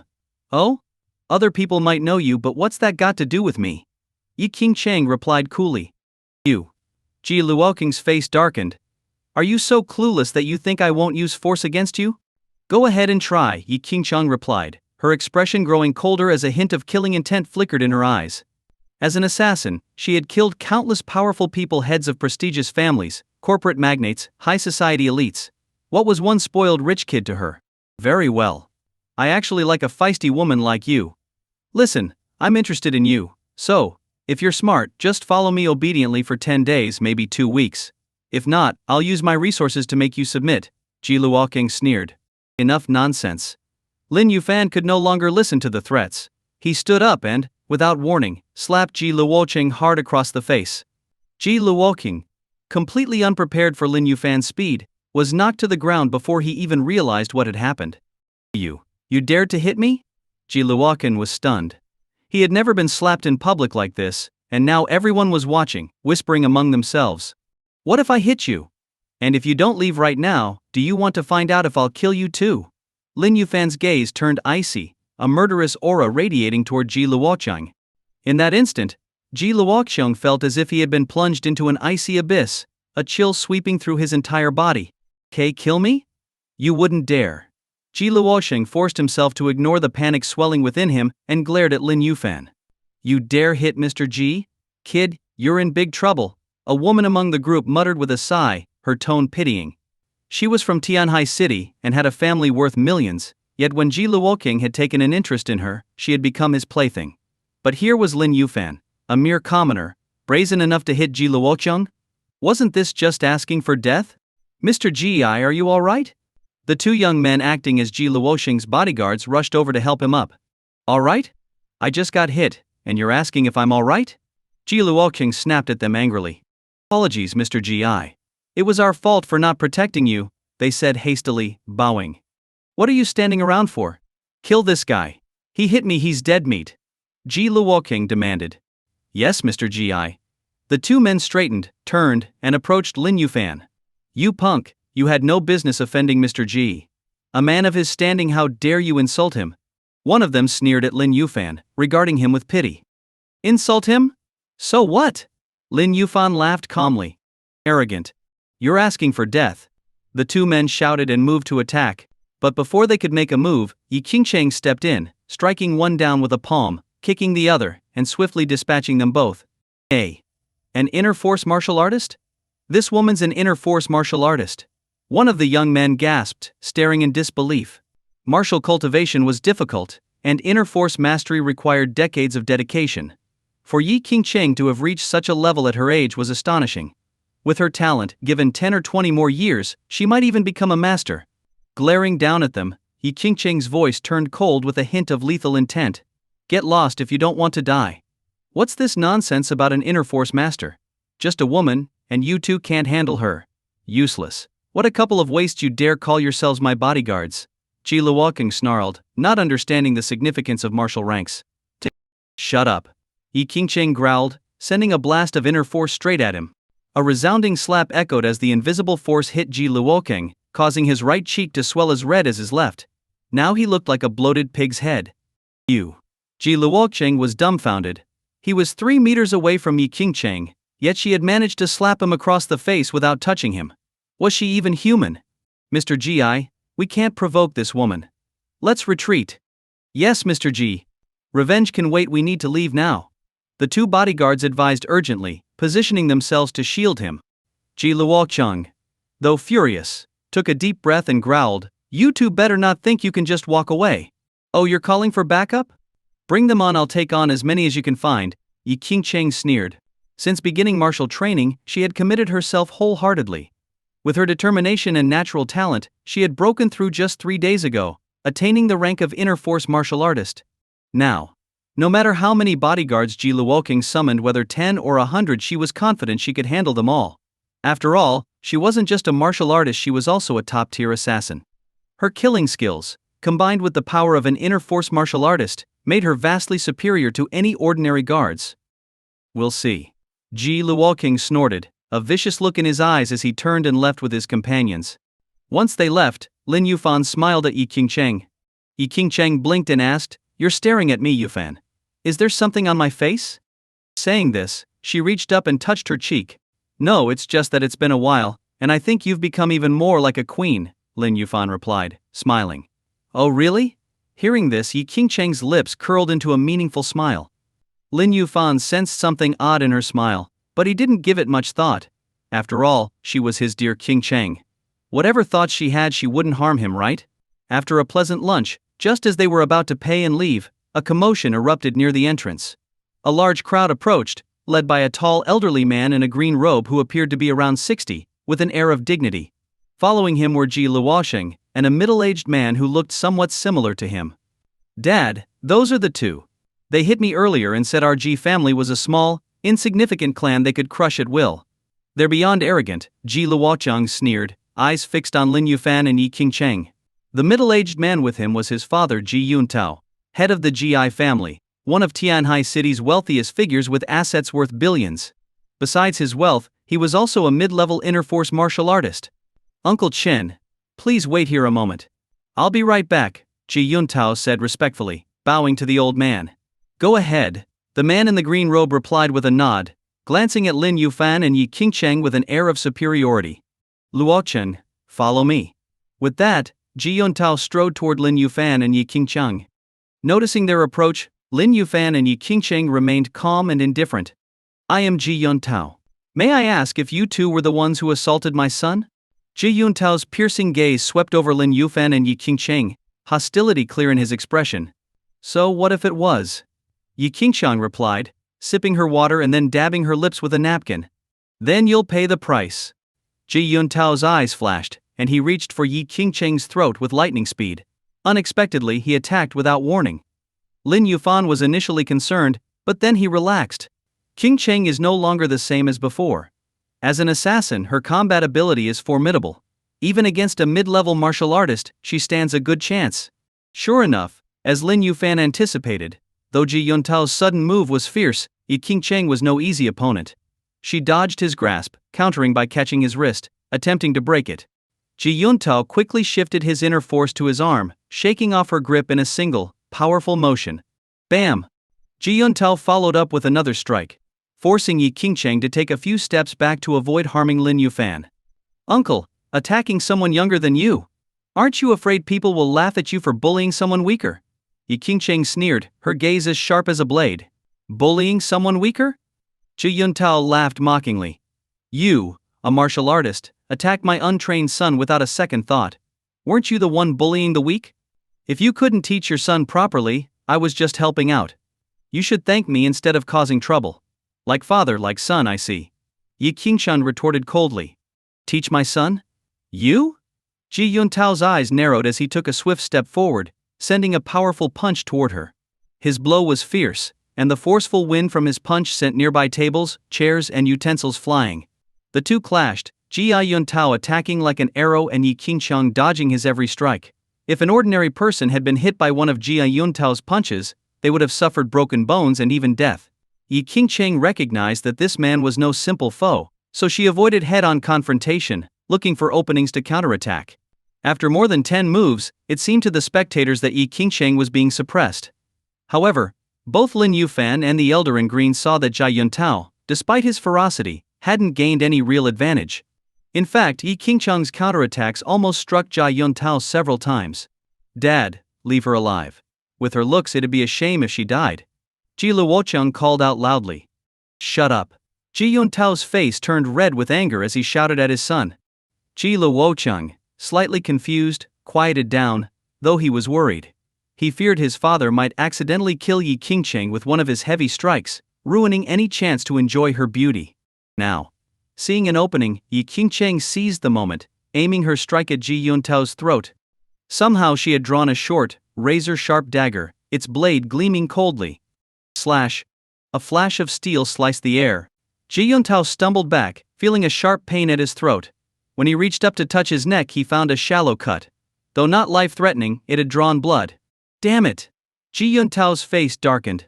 He had only intended to teach Yi Qingcheng a lesson, but now she was going for his life. Realizing the danger, Ji Yuntao was done underestimating her. He kicked a nearby table hard, sending it flying toward Yi Qingcheng. Yi Qingcheng focused, switching to a two-handed grip on her dagger and slicing through the table. Just then, Ji Yuntao moved in close. With a powerful punch aimed directly at her, the force alone caused her hair to flutter from the impact. Careful. Lin Yufan's heart jumped, and he prepared to make a move, but as soon as he gathered his inner energy, it suddenly dissipated. Yesterday he had expended a huge amount of true energy using the Guyuan needle technique from the Heavenly Technique 36 styles to heal Qinju, leaving him with significant aftereffects. Given his current state, it would take at least 3 to 5 days to regain his strength, and a full recovery might take a month. Lin Yufan looked anxiously towards Yi Qingcheng, who, in the nick of time, managed to dodge Ji Yuntao's lethal punch by sidestepping slightly. Bang! Yi Qingcheng dodged the punch, but Ji Yuntao swiftly followed it up with a powerful kick that sent her flying. Cough. Yi Qingcheng felt a massive force impact her, as if struck by a speeding motorcycle. Her shoulder flared in pain, and she flew sideways like a kite with a broken string. Yes. That's it. Ji Luoking cheered. Ironically, Yi Qingcheng landed directly in front of Ji Luoheng. As soon as she hit the ground, she rolled up and grabbed hold of him. Let go of my son. Ji Yuntao's face twisted in shock. Ji Luoshen was his only son, and he had spoiled him excessively. No matter what trouble his son caused, Ji Yuntao would always fix it. Let him go. Do you really think that's possible? Yi Qingcheng's delicate fingers clamped down on Ji Luoking's shoulder with surprising strength, making him wince in pain. And a short dagger lay pressed to his throat. If my son suffers any harm, I'll have you ground to dust and your family destroyed, Ji Yuntao roared, staring intently at the dagger. Oh really? Then I'll take your son down with me, Yi Qingcheng sneered, unfazed. As an experienced assassin, she had no fear of death. What do you want to let him go? Ji Yuntao took a deep breath, trying to stay calm. Let us leave, and I'll release him. If not, he dies. Only then did Ji Yuntao realize that Yi Qingcheng was not alone, she had a companion. He glanced at Lin Yufan, noting his pale face and fragile appearance, as if he were a sickly weakling. In a flash, Ji Yuntao lunged toward Lin Yufan. Be careful, Yufan. Yi Qingcheng cried out. What? Lin Yufan hadn't expected himself to appear as an easy target, but this suited him just fine. This man had injured his dear Qingcheng, and it was time for payback. In an instant, Ji Yuntao reached him, grabbing for Lin Yufan's throat to use him as leverage against Yi Qingcheng. But just as his hand stretched out, he felt an unexpected sense of danger. Whoosh! Lin Yufan stepped in closer instead of retreating, his movements seemingly reckless, almost as if inviting death. But in the next second he raised his left hand, easily blocking Ji Yuntao's grip, and followed up with a rapid flurry of punches. Caught off guard, Ji Yuntao couldn't react in time, and was hit repeatedly before being knocked back by a final knee strike. Everyone around froze at the sight. Was this really happening? Yi Qingcheng too was astonished at Lin Yufan's skill in close combat. She thought that if she had been in Ji Yuntao's place, she might not have fared any better. Hurry, Yufan! Yi Qingcheng called. Lin Yufan gave her a nod and jogged over, quickening his pace and diving forward at the last second. Yi Qingcheng looked at him in surprise, only to realize he was intercepting a blue shadow hurtling towards her left-sided deadly palm strike. She could feel the raw force radiating from it, powerful enough to inflict serious injury. Cough. Lin Yufan took the hit head-on, feeling his energy churn inside him as he spat blood. Ah! Yi Qingcheng's expression turned cold as she drove her dagger into Ji Luoqing's chest. Luocheng. Ji Yuntao's face drained of color, horrified, but he held back, fearing Yi Qingcheng would kill his son. Back off. Now. Or my next move will pierce his heart. Yi Qingcheng's icy tone left no room for negotiation. Ji Yuntao stepped back, turning to the elderly man in green. Uncle Chen, please hold back. My son's life is at stake. The old man looked deeply at Lin Yufan, who was struggling to stand after the blow. Strange, he thought. This one appears frail, yet he took my palm strike and is still standing. Odd. Uncle Chen. Ji Yuntao urged again, looking desperate. The elderly man sighed, moving away toward the restaurant's window, hands clasped behind his back. Let's not do anything hasty. I'll pay you whatever you want.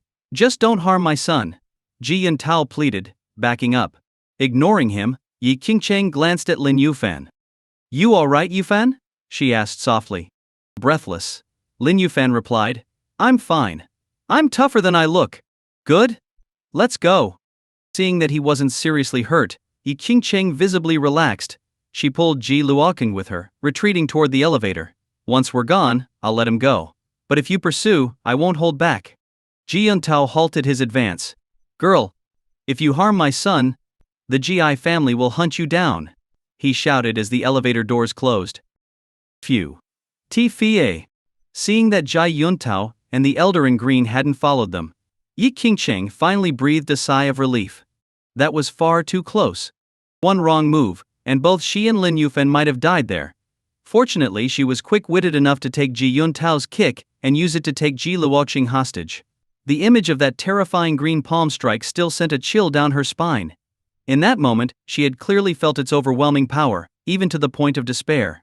Luckily, Lin Yufan had taken the hit for her, otherwise, she wasn't sure she could have stood up again as he had. Brother Yufan, you just took a direct hit. Are you really all right? She asked, her tone full of worry. If something happened to him, she'd feel unbearable guilt, and she wouldn't be able to face Guyu Yingxi, Qiao Xinyan, or Su Liangshu, either. Don't worry, it's just some internal injuries. A few days of rest, and I'll be fine. Lin Yufan shook his head, his lips curling into a faint smile. Good thing I took that hit. If it had been Qingcheng, she would have been gravely injured, if not worse, he thought. Since childhood, he had trained with medicinal baths, strengthening his body to be 10 times tougher than normal. On top of that, he was a grandmaster in martial arts, giving him a much higher resilience than Yi Qingcheng. That's why he could take a grandmaster level hit and still get up like nothing happened. That damned old man, I underestimated him. I had no idea he was a grandmaster. At the thought of the elder in green, Lin Yufan's eyes flashed with killing intent. If he hadn't exhausted his true energy, he would have dealt with both that elder and Ji Yuntao without hesitation. It's all his fault. Yi Qingcheng looked at Ji Luoqing and, remembering how this whole ordeal began with him, her anger flared. She kicked the back of his knee, forcing him down onto one knee. Let me remind you, my father is the head of the GI family. And that old man, Grandpa Chen, he's our family's protector. If you dare harm me, neither my father, the GI family, nor Grandpa Chen will ever let you go. Ji Luoqing snarled in a desperate attempt to intimidate them. Not let us go? First, I won't let you go. Yi Qingcheng's anger only rose, and with another kick, she forced both his knees to the ground. She pressed her short blade to his neck. With the blade's sharpness, one slash would open a deep gash. Wait. We don't have to take things this far. I was wrong, okay? I'll apologize, just let me go, please. Ji Luoking's bravado vanished instantly, his tone turning into a pitiful plea. Ding. The elevator arrived on the ground floor. Lin Yufan led the way, scanning the surroundings, and seeing no danger, they prepared to leave. Brother Yufan, what about him? Yi Qingcheng asked, glancing at Ji Luoshang. In the past she wouldn't have hesitated to kill him. But things were different now. Her base, the assassin's den, was here in Tianhai City, and Lin Yufan was also involved. She wasn't afraid for herself, but if things escalated, the GI family and that mysterious elder in green might come after Lin Yufan. Him? Lin Yufan looked at Ji Luoking. Meeting his gaze, Ji Luoking's eyes flashed with malice, glaring at him with silent threats. Swish! Lin Yufan raised his right hand, took Yi Qingcheng's sharp blade, and with a swift motion, slashed across Ji Luoqing's neck. A thin line of red appeared, followed by a warm flow of blood. You actually dared to kill me? Ji Luoking's face was filled with disbelief as he clutched his neck, falling to the ground with a thud. Brother Yufan, you! Yi Qingcheng was taken aback, assuming he'd only intended to scare Ji Luoking. But Lin Yufan had actually killed him, the only heir of the GI family, and its future leader. Killing him would certainly mean unending enmity with the GI family. Even as head of the assassin's den, with many martial artists under her command, Yi Qingcheng wouldn't have dared act so rashly. Yet Lin Yufan had ended Ji Luoxing's life without a second thought. All of this started because of him. He deserved to die. Lin Yufan's face remained impassive as he returned the blade to Yi Qingcheng. This place isn't safe. Let's go. Right. Yi Qingcheng nodded. A short while later she was driving toward the mountaintop villa with Lin Yufan in the passenger seat. In the car, Lin Yufan closed his eyes, checking his internal state. Yi Qingcheng stayed quiet, considering their next steps to deal with the trouble this might bring. Meanwhile, back in the hotel lobby, a crowd had gathered around the elevator. Oh my god, isn't that the second-generation heir from the GI family? How did he end up dead? Judging by the wound, it looks like his throat was cut by an enemy. Serves him right, he did so many awful things. Good riddance. The bystanders whispered among themselves, until the second elevator came down and opened, revealing Ji Yuntao and the elder in green. It's Ji Yuntao. Scatter, everyone. Someone shouted, and the crowd quickly dispersed. Ji Yuntao frowned, wondering why everyone was fleeing, but when he saw his son's blood-soaked body blocking the elevator doors, his face went deathly pale. Luocheng. He rushed over, trembling as he confirmed his son's death. His eyes turned red, and he let out a furious roar. They dared to kill my son.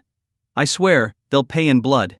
Hours later, at the mountaintop villa, Lin Yufan lay on the sofa in the living room, while an elderly doctor in a white coat examined him.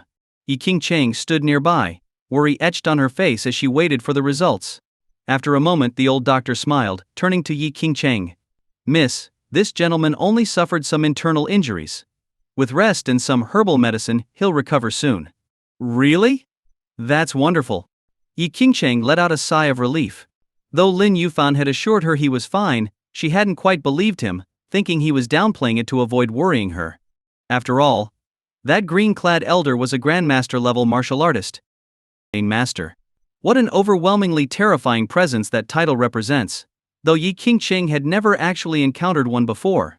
But today, she finally witnessed it. Even though the Chen named master had only casually delivered a single palm strike, the pressure from that move still lingered in Yi Qingcheng's memory, sharp as ever. So, this is a true master. I'd always heard people say, below a master, all are like ants. Masters cannot be insulted, don't ever provoke one. I used to dismiss that notion. But now, I realize how shallow my understanding was. Yi Qingcheng murmured to herself. At the same time she was surprised how had Lin Yufan only sustained minor internal injuries after taking that master's palm strike? Could it be that her Yufan brother really was as tough-skinned as he seemed? With this thought, Yi Qingcheng curiously eyed Lin Yufan up and down. Other than a decent physique, there's really nothing unusual about him, she muttered softly. I already told you I'm fine, didn't I? You wouldn't believe me though, see? Even the old doctor says so now, so can you relax? Lin Yufan shrugged and sat up from the sofa. Are you saying I'm a bother? Yi Qingcheng huffed in mild annoyance. She reached up to rub her left shoulder, where she had been hit by Ji Yuntao's whip kick earlier. That spot still pulsed with pain from the blow. No.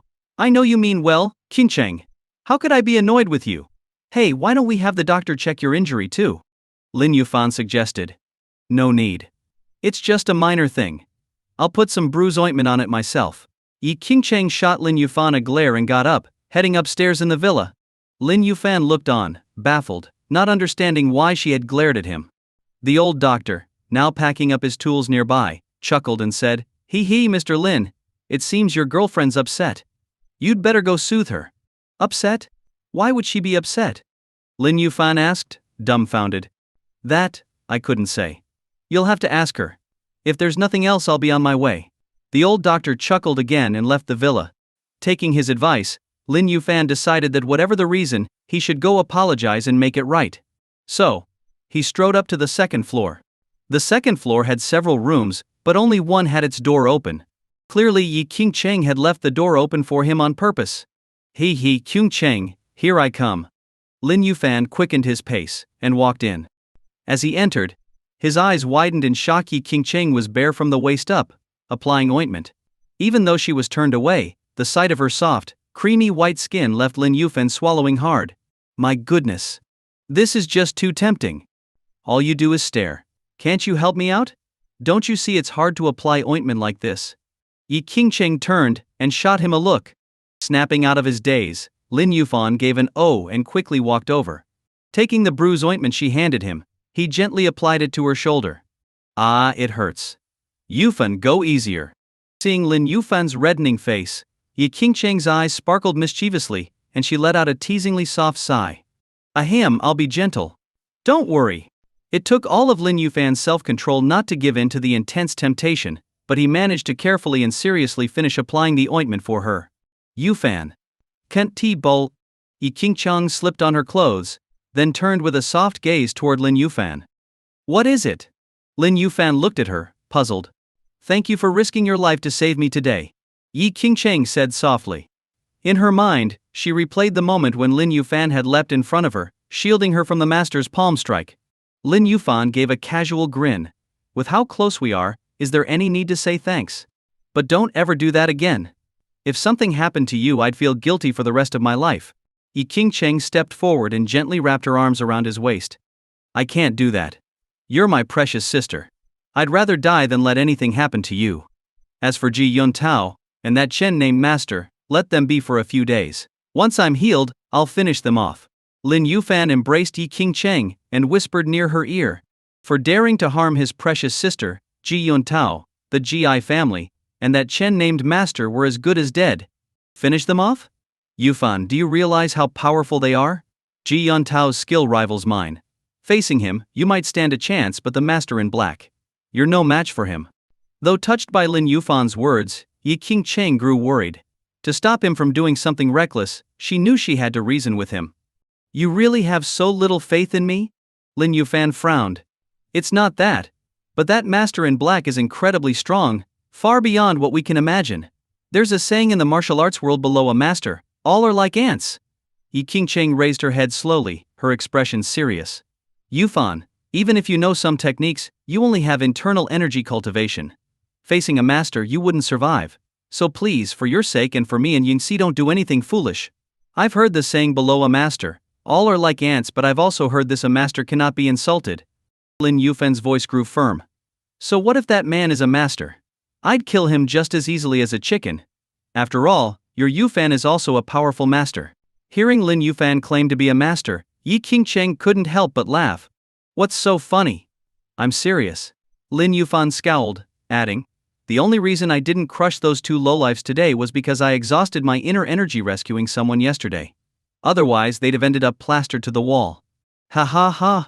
Yi Qingcheng laughed even harder. Sigh, whatever. Explaining's pointless, just wait until I've recovered. Then you'll see. Lin Yufan sighed, deciding not to say more. Right now, no matter how he explained, his dear Qingcheng wouldn't believe him.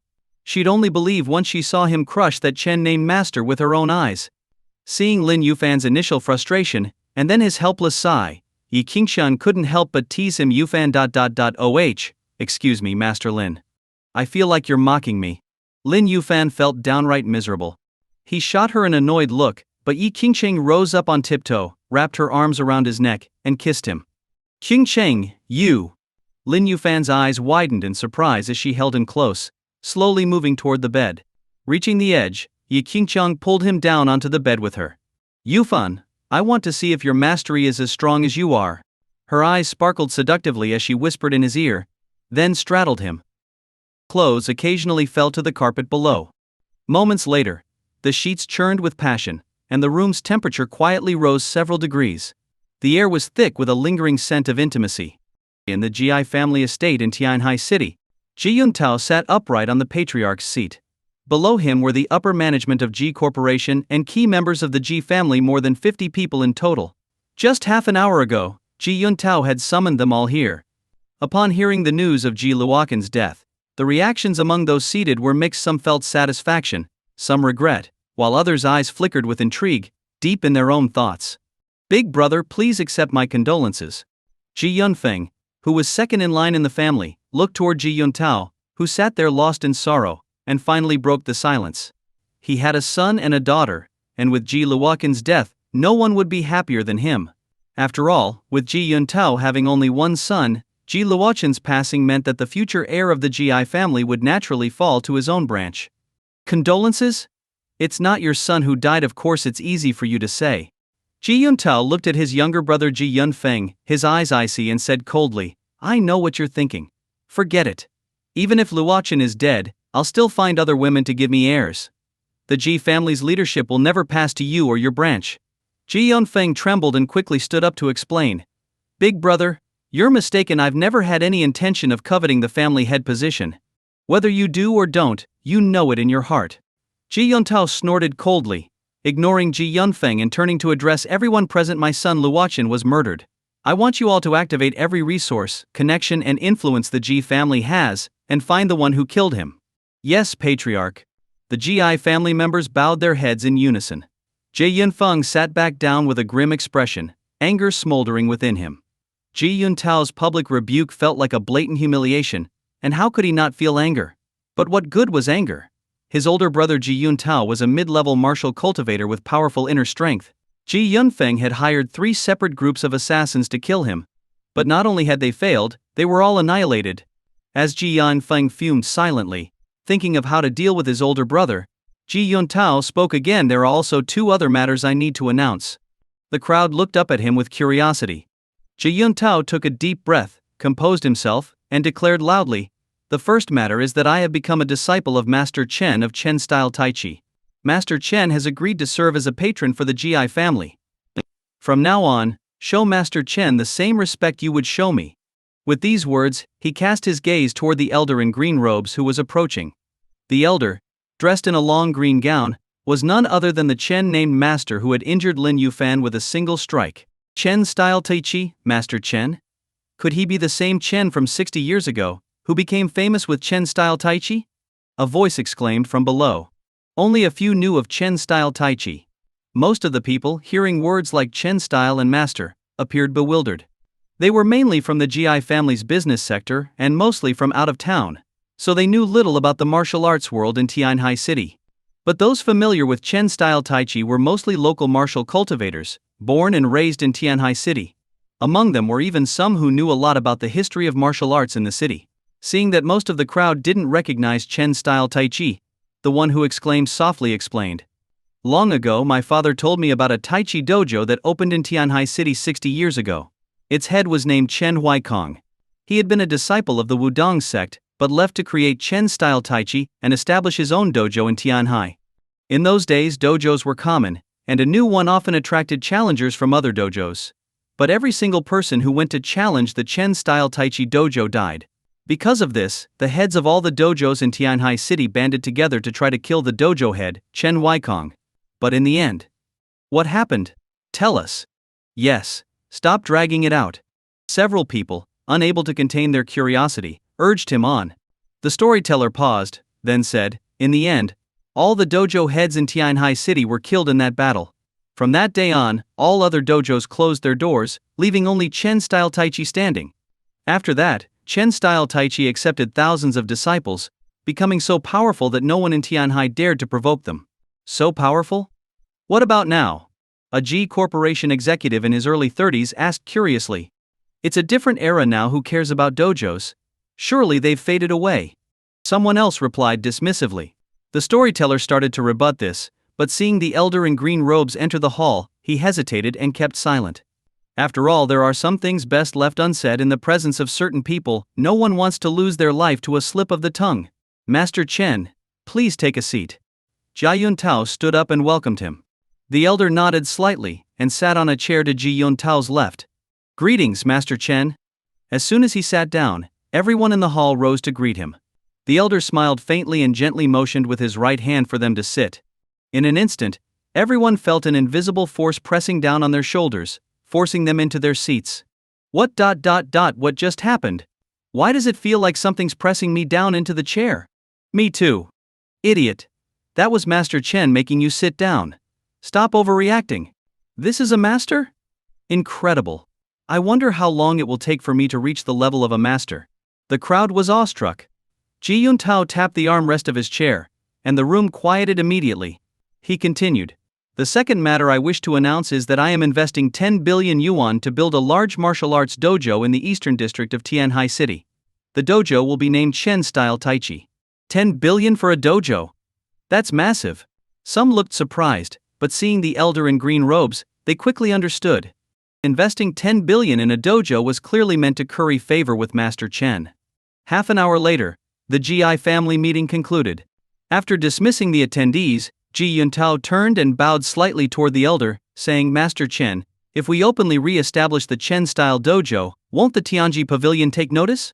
A trace of worry appeared on Ji Yuntao's face. The sage of Tianji and the true elites of Tianji Pavilion perished in the kindling forbidden zone. The current Tianji Pavilion is nothing but a rabble.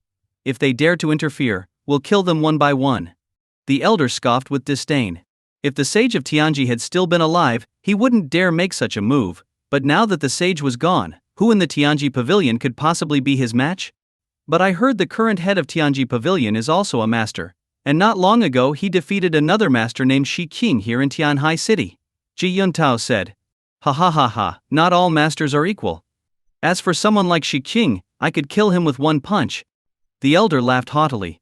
And as for that new young master at Tianji Pavilion, he's nothing but a kid in his 20s. He's no threat to me. 3:30 a.m.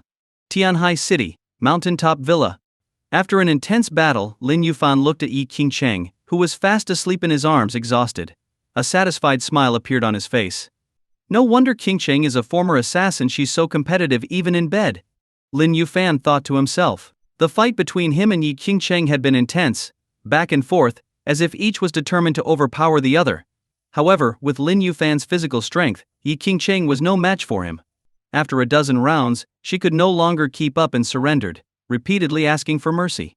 Otherwise, Lin Yuan might have kept going until dawn. Lin Yuan let out a long breath, his mind still lingering on the image of Yi Qingcheng's graceful, knightly figure.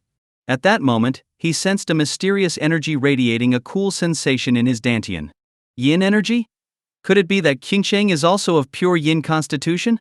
Sensing it carefully, Lin Yuan recognized that the mysterious energy in his dantian was the same pure yin energy he had felt after his first time with Gu Yunxi.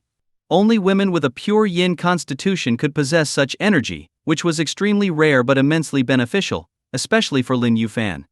Realizing this, he didn't delay. He sat down cross-legged, calmed his mind, and began absorbing and refining the yin energy, merging it with his own. As the yin energy fused with his qi, his previously depleted energy from using the Guan needle technique started to recover at a remarkable speed. Not only that, but his internal injuries were also healing under the nourishing effects of the yin energy.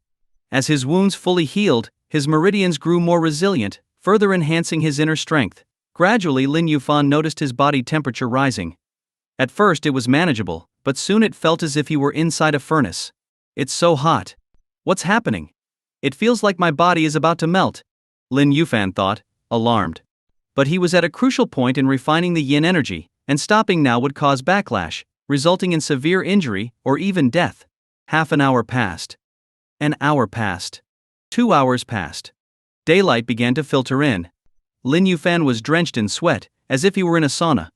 His whole body was flushed, looking like a steamed lobster.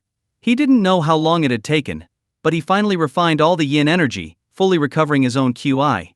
Not only that, but it was now even purer than before. His strength had grown subtly, though he hadn't quite reached a breakthrough. Opening his eyes, the first thing he did was rush to the bathroom. He turned on the cold water to cool himself down. Ugh, what's that smell? He hadn't noticed while training, but now, as he showered, he caught an indescribably foul odor. Looking down, he saw that the water was washing away some black impurities from his body. Body cleansing? After a moment of surprise, Lin Yufan realized what had happened. The sage of Tianji had once said that cultivating the Tianji manual would eventually trigger a purification process, washing away impurities and transforming the body. This cleansing process would strengthen the body, expel impurities, and bring it to an optimal, pure state. Clenching his fist, Lin Yufan felt a powerful energy within him. This wasn't QI or any form of energy, it was pure physical strength. He felt that he could defeat martial artists who had mastered inner strength using sheer physical force alone. After washing up, Lin Yufan stood in front of the mirror, examining the changes. My skin is clearer, my physique more defined. Wait, have I actually become more handsome? I look almost like one of those pretty boys now. Lin Yufan touched his face, somewhat amazed. Oh well, time to get cleaned up. He shrugged, wrapped a towel around himself, and stepped out.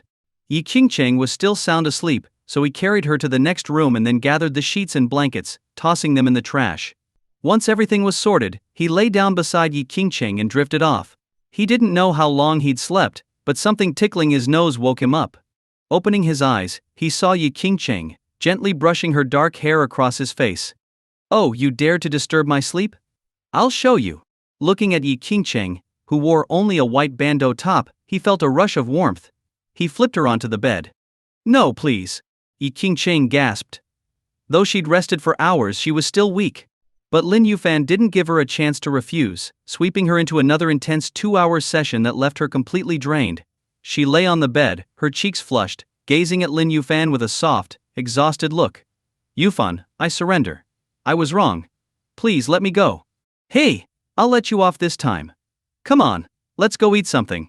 I'm starving. Lin Yufan chuckled, sitting up. Yufan, carry me? Yi Qingcheng held out her arms. She was too exhausted to even move and just wanted to lie still and recover.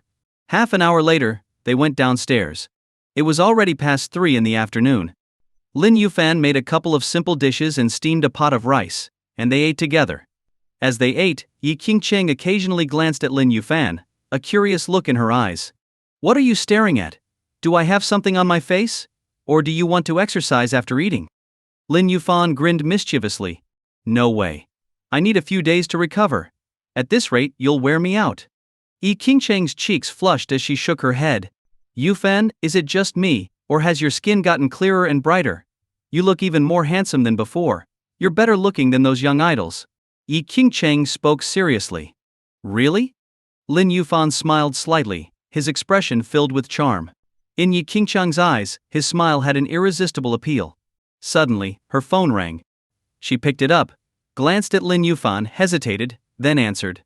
Call master, we have a serious problem. On the other end, an expert from the Temple of Assassins was reporting an update. After Lin Yufan killed Ji Luokan yesterday, the Ji family had issued a bounty. Now, the entire Tianhai city was searching for her and Lin Yufan. Understood, she said, hanging up, a look of worry crossing her face. Her worst fears had come true. Just as she was considering whether to move the Temple of Assassins base to another city, Lin Yufan put down his chopsticks and said, Qingcheng, are you done eating? If so, let's go get some revenge. Revenge? A strange look appeared in Yi Qingcheng's eyes. Seeing that Lin Yufan seemed serious, she sighed and said, Yufan, let it go. If it were just the Ji family, revenge wouldn't be a problem.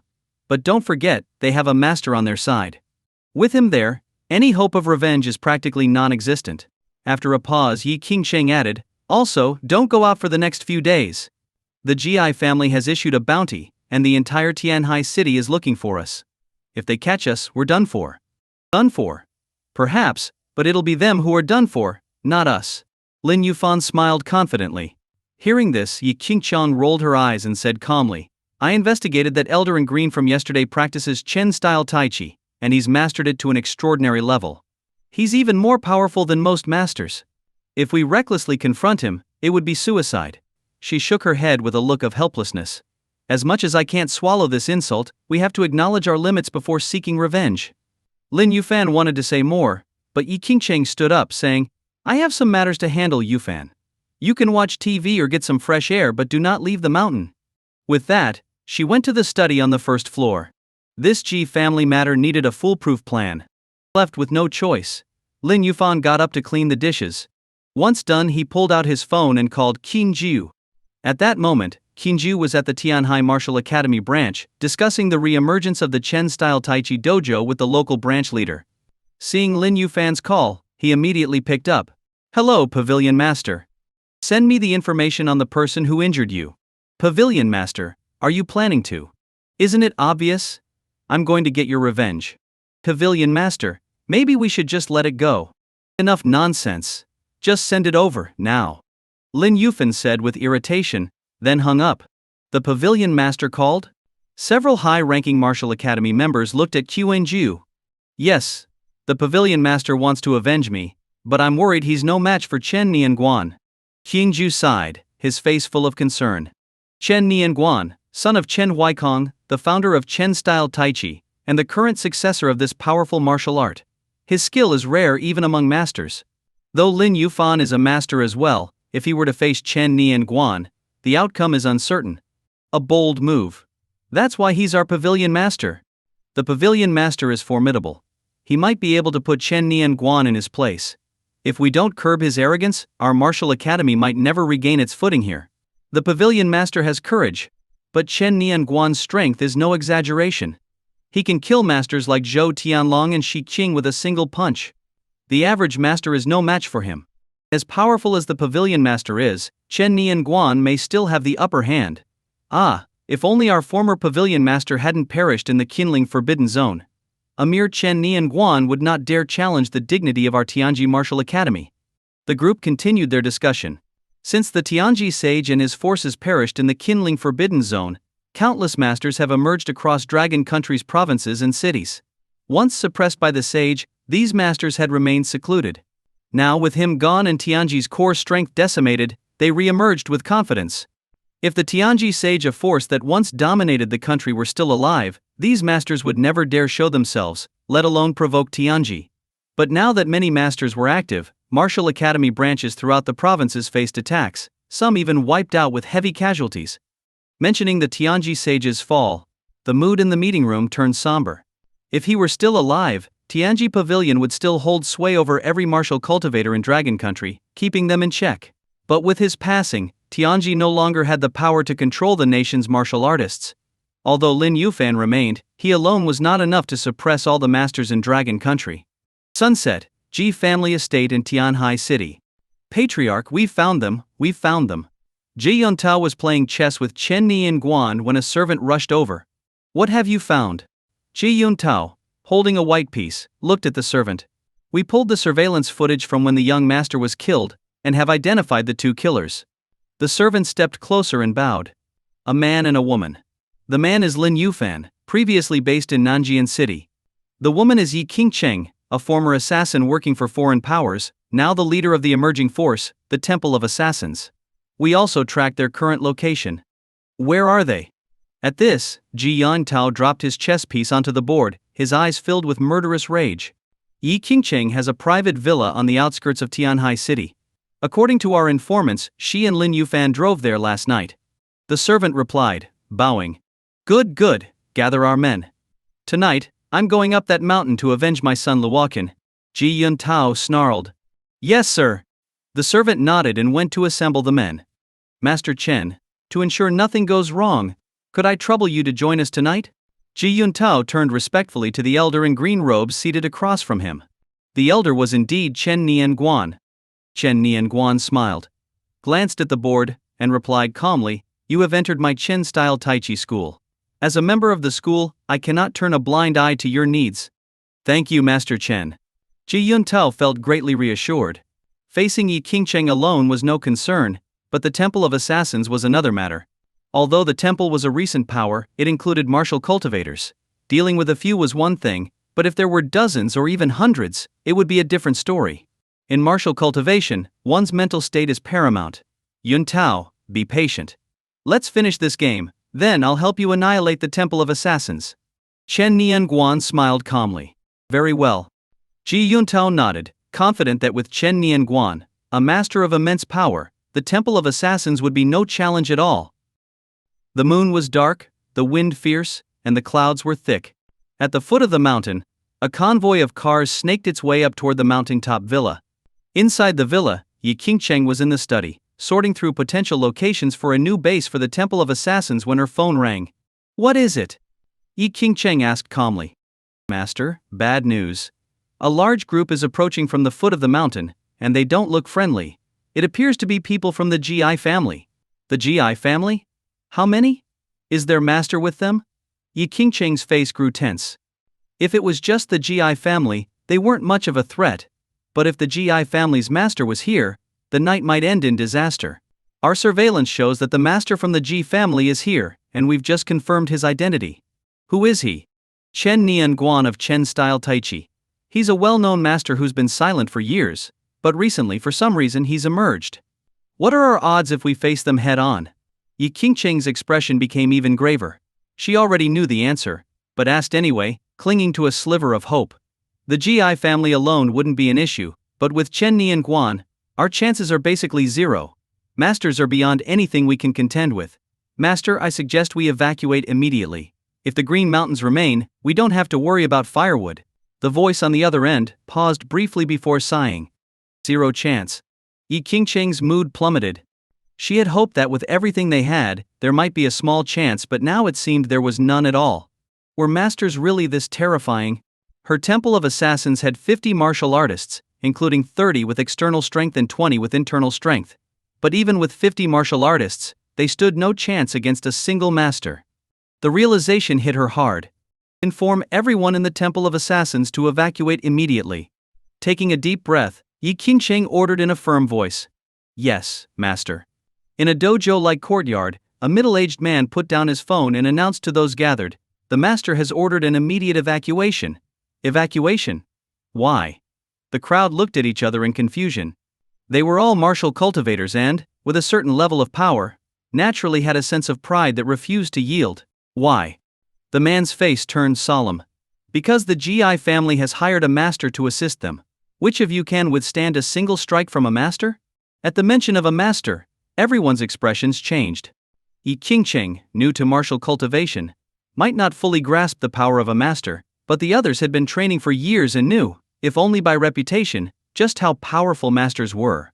A master's strike was as devastating as a dragon's, easily piercing through thick steel plates. Among them, some had trained in iron body techniques, but none of them could compare to solid steel. Who is this master? Someone finally asked, curiosity mixed with fear. Chen Nianguan. A disciple of Chen Style Taichi. The man replied, a hint of dread in his eyes. It's him? I thought he had retreated from the world. Why is he appearing now? Chen Style Taichi. That was Tianhai City's biggest martial school 60 years ago. I never expected the heir of Chen Style Taichi to re-emerge. Chen Nianguan. Isn't he the son of Chen Huaikong, the founder of Chen Style Taichi? The crowd murmured in shock. A moment ago, their pride had made them reluctant to leave. But hearing that a master was on his way up the mountain, all thoughts of resistance vanished. What a joke! A master. How could they possibly contend with a master's power? There's no time to lose. Let's go. The middle-aged man opened the door to leave. The others followed suit, hurriedly escaping down a stone path on the mountainside. There was no time to gather belongings, all they could do was flee in haste. Although they felt humiliated, they knew that staying would mean certain death. As they made their way down the path, a crowd suddenly emerged from below, all armed with powerful weapons. Fire! The leader shouted as he saw the members of the Temple of Assassins. Gunfire erupted like firecrackers, echoing across the mountainside. A retreat to the summit. The temple members were horrified. Ambushed from below and with a master behind them, their only option was to flee to the top. Back at the villa, Yi Qingcheng had just ended the call and changed into leather clothing. She opened a hidden compartment in the wardrobe and pulled out a large silver case. Inside was an assortment of advanced firearms. She grabbed 2 silver pistols, then hurried downstairs. You, King Cheng, what are you doing? Lin Yufan, smoking on the first floor, was taken aback at her appearance. Yufan, there's no time to explain. We need to leave, now. Yi Qingcheng grabbed his hand and led him quickly out of the villa. They headed for the garage to get the car, but a group of temple members suddenly appeared at the villa's entrance, battered and exhausted. Several clutched their shoulders or chests, clearly wounded. The man in front rushed over and bowed. Master, we're in trouble. The GI family has arrived. So quickly? Yi Qingcheng's eyes widened in disbelief. It's not just the GI family. There's also a mercenary team of about 100 men, fully armed. They're advancing from the rear side of the mountain. The middle-aged man explained. With both the GI family and Chen Nianguan, we're already outmatched. Now, they've brought a fully armed mercenary team. They're clearly here to wipe us out. A flash of anger crossed Yi Qingcheng's face. Boom! At that moment, a rocket exploded, blowing apart the villa's main entrance. An armed team of mercenaries stormed through the smoke. This is outrageous. Brothers, let's fight back. A 20-something martial artist from the Temple of Assassins, unable to hold back his fury, drew his spear and charged forward. Skillfully evading bullets, he waited for an opening and threw his spear with full force. The spear struck one of the lead mercenaries, impaling him. Seeing this, the other temple members regained some confidence. With nowhere left to run, they prepared to fight with everything they had. Uncle Meng, if we can break through and escape before Chen Nianguan and the GI family reach the summit, we'll have a slim chance at survival. Otherwise, we're all dead. Yi Qingcheng calmly analyzed. Understood. The middle-aged man knew time was short, so he immediately rallied everyone to engage the 100 mercenaries. Yufan, find a place to hide. When there's an opening, escape. But don't go down the main road, head toward the back of the mountain and keep going as far as you can.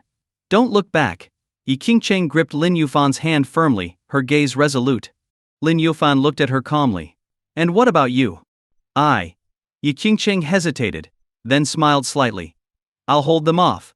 But don't worry, once you get down the mountain, leave Tianhai City and go back to Nanjian. We'll meet there in 2 days. Do you think I'm a fool? You're planning to stay and fight, aren't you? Lin Yufan saw right through her. Yufan, they're my people, I can't abandon them. But you're different. You don't owe them anything, and you have to survive. What about Xingyan, Liangshu and Yunxi? What will they do if you stay? Yi Qingcheng's eyes dimmed. She couldn't bear to leave him, but she knew staying would mean his death. She would rather sacrifice herself than have him die with her. Lin Yufan smiled. Who said I have nothing to do with them? They're your people, so they're mine too. You. Yi Qingcheng glared at him but couldn't argue. Lin Yufan was her man, and everything she had belonged to him too. Just then, a blood-curdling scream rang out nearby. They turned to see a member of the Temple of Assassins riddled with bullets, his body collapsing. More temple members charged forward from both sides, filling the air with the sounds of battle. The ferocity of their assault forced the mercenaries back, and on the right the temple members managed to break through, carving out a blood-soaked path. Seeing this, Yi Qingcheng's eyes flashed with determination. While Lin Yufan's attention was elsewhere, she struck him at the back of his neck with her gun. Yufan. His vision went black, and he collapsed into her arms. I'm sorry, Yufan. Forgive me for being selfish. Though I want to be with you, I want even more for you to live on, she murmured, her eyes filling with tears as she caressed his cheek. Master, our brothers have fought desperately to open a path. There's no time to waste. You must leave. Meng, her loyal follower, staggered over, covered in blood. Uncle Meng, take him and go. Make sure he reaches Nanjian safely.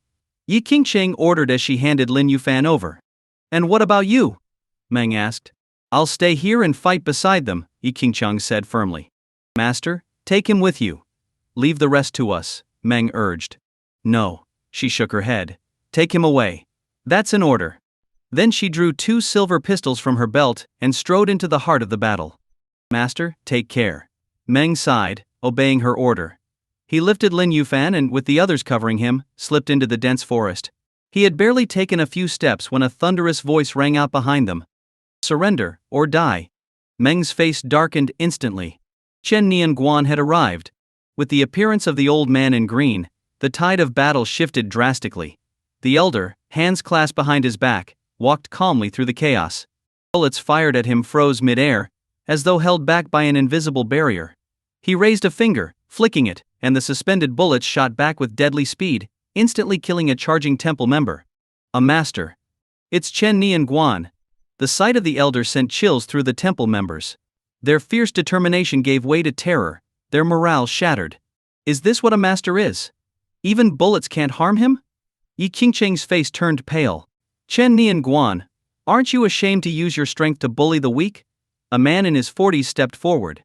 He was an internal energy cultivator at the peak of his level and one of the temple's strongest. A mere internal energy warrior, daring to speak before me? Courting death. Chen Nianguan cast a disdainful look at him, then casually punched forward. The simple punch unleashed a powerful force that exploded through the air, shattering the man's body instantly. Everyone stared in horror. With one punch, a man had been obliterated, as if hit by a cannon. Just then, Ji Yuntao approached. He had seen from afar how Chen Nianguan had killed the peak-level warrior with a single blow.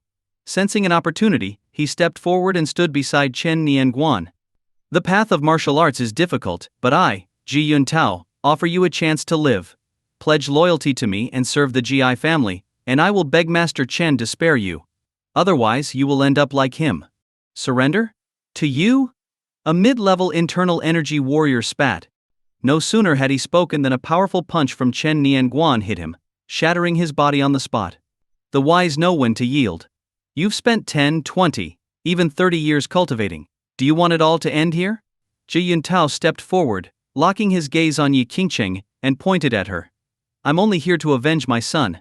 I hold no grudges against the rest of you. Hand over the murderer and swear allegiance to me, and I will offer you better treatment than the Temple of Assassins ever could. When Ji Yuntao said this, the despairing members of the Temple of Assassins suddenly showed a glimmer of hope. As Ji Yuntao had pointed out, they were martial cultivators who had trained for decades. Who would willingly meet their end here? We are willing to live and die with the master. A young man in his 20s stepped forward, his gaze resolute. Seeing this, the others swallowed the words they had wanted to say. Yi Qingcheng noticed and felt touched, but at that moment, a figure suddenly shot out from behind her and struck her in the back. Ah! Caught off guard, Yi Qingcheng spat out blood from the impact, stumbling as she turned to see who had attacked her.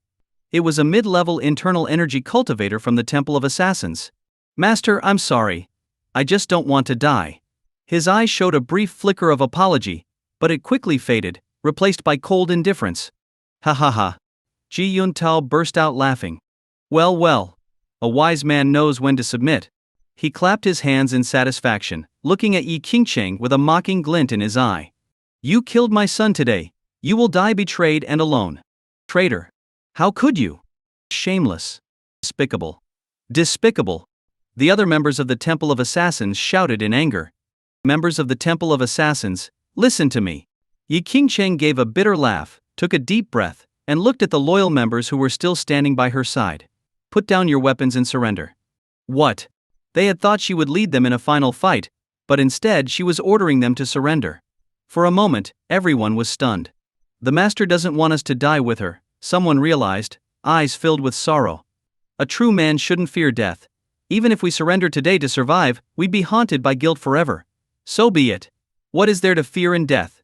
Someone sighed, stepping forward to stand behind Yi Qingcheng. Right. The pavilion master founded the Temple of Assassins and ordered us to serve the master. If she fights to the end, then we should stand with her, and never bring shame to the pavilion master or the master. Another member spoke up and joined Yi Qingcheng's side with a loud laugh. I may not be educated, but my mom taught me to repay kindness. Since I joined the temple, the master has treated me well. Today I won't run away while she's in danger. A rugged-looking martial cultivator stepped forward. Soon, over 30 people stood firmly behind Yi Qingcheng, pledging their loyalty to her until the end. But some of the more fearful ones kept their heads down, choosing to stay where they were. Stubborn fools. If you choose death, don't blame us for being merciless. Ji Yuntao's face darkened with a trace of regret. If he could recruit the temple's martial cultivators and add Chen Nianguan to the mix, the GI family would undoubtedly rule Tianhai City. Master Chen, please deal with these fools. Ji Yuntao bowed to Chen Nianguan beside him. Chen Nianguan nodded slightly. Killing one was killing, and killing 30 was the same to him. Boom! Chen Nianguan took a step forward, his energy suddenly surging several times over. With a single punch, a thunderous explosion echoed across the area. A massive green fist-shaped energy projection appeared out of nowhere, exuding a terrifying aura that surged toward Yi Qingcheng and her loyal followers. "It's over for us." Many members of the Temple of Assassins showed faces of despair. They knew they had no hope of surviving this punch. "Goodbye, Yufan," whispered Yi Qingcheng, her face pale, biting her lip as tears welled in her eyes. At that moment, she thought she saw the figure of the man she loved standing before her in a vision. "Yufan." Yi Qingcheng murmured. Smack. Smack. Suddenly, a figure appeared like a ghost in front of her group, reaching out and casually deflecting the powerful punch, as if swatting away a balloon. "Oh no!" Run. The temple members who had chosen to surrender to Ji Yuntao looked in horror as the redirected punch hurtled toward them instead. They tried to flee, but the green fist projection was too fast. As it hit, it exploded, killing 9 defectors instantly. Hearing the explosion, Yi Qingcheng was startled. She had thought she was dead, but realized she was unharmed, while the traitors lay dead instead. "Qingcheng, are you crying?" The man who had appeared was, of course, Lin Yuan. He had woken up shortly after being knocked out, only to see someone carrying him down the mountain. Without a word, he rushed back as fast as he could. Yufan, why? Why did you come back?" Yi Qingcheng's initial joy quickly turned to despair, her face paling. "It's over," she thought. "I've dragged him into this after all." Seeing her tears, Lin Yufan's heart ached. He turned to face Ji Yuntao's group, his eyes cold and filled with killing intent. "Who dared to bully my beloved Qingcheng? Step forward. I swear I'll crush him today." "Arrogant fool." A mercenary raised his gun and fired without hesitation. They were veteran mercenaries, not the best, but skilled enough to easily hit their target from this range. But the next moment, the mercenary's face paled in shock. Lin Yufan caught the bullet with his fingers, squeezing it as if it were nothing. "Here, have it back." With a flick of his fingers, the bullet disappeared from sight. A moment later, 4 muffled groans echoed from the mercenary's side. Lin Yufan's casually flicked bullet had pierced the heads of 4 mercenaries in one shot.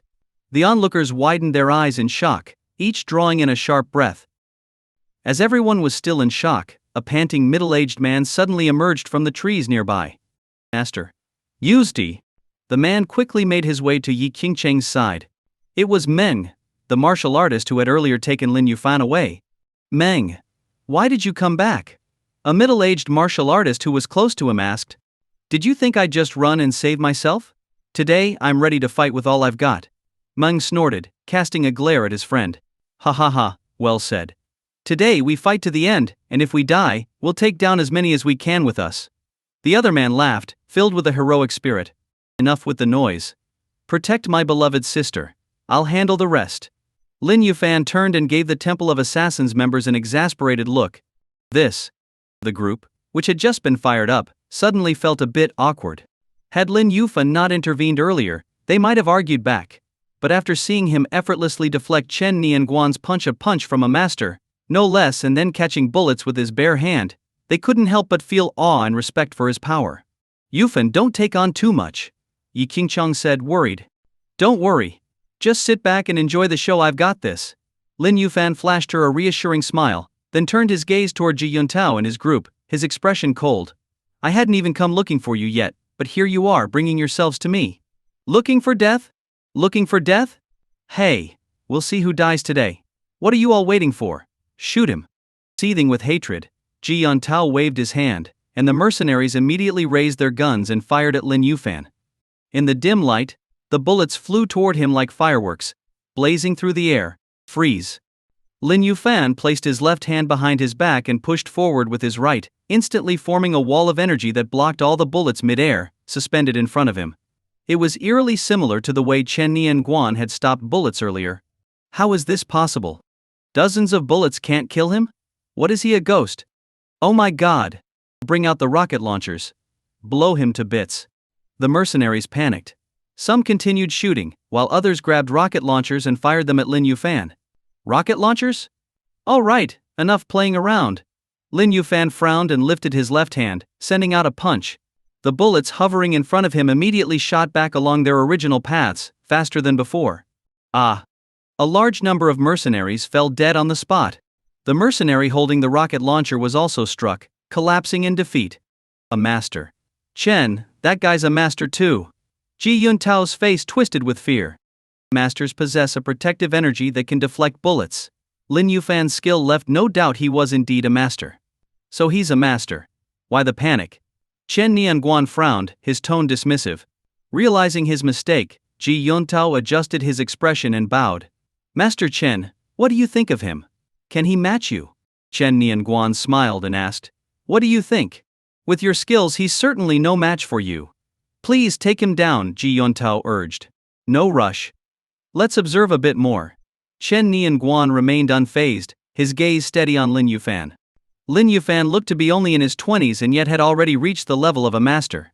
Across the world, there was only one other master this young, the current head of the Tianji Pavilion, Lin Yufan himself. A young master? Let's see what you're capable of, Chen Nianguan thought.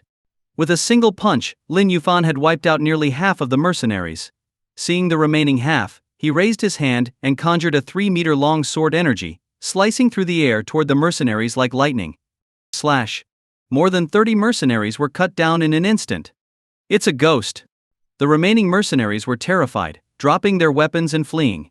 Think you can hurt my beloved sister and just leave? Lin Yufan took a step forward, swinging his hand to release another sword slash. Another dozen mercenaries fell dead on the spot. Some of the clever mercenaries split off from the group, trying to use the others as a distraction to buy time to escape.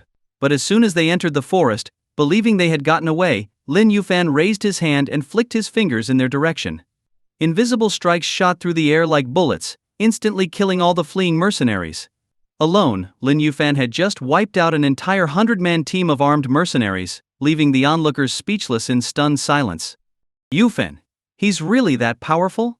Yi Qingqing murmured, hardly able to believe the man who had been with her the night before could possess such terrifying strength. Heaven hasn't abandoned the Temple of Assassins. Meng cried out in joy. With his sharp perception he could tell that Lin Yufan was indeed a martial arts master.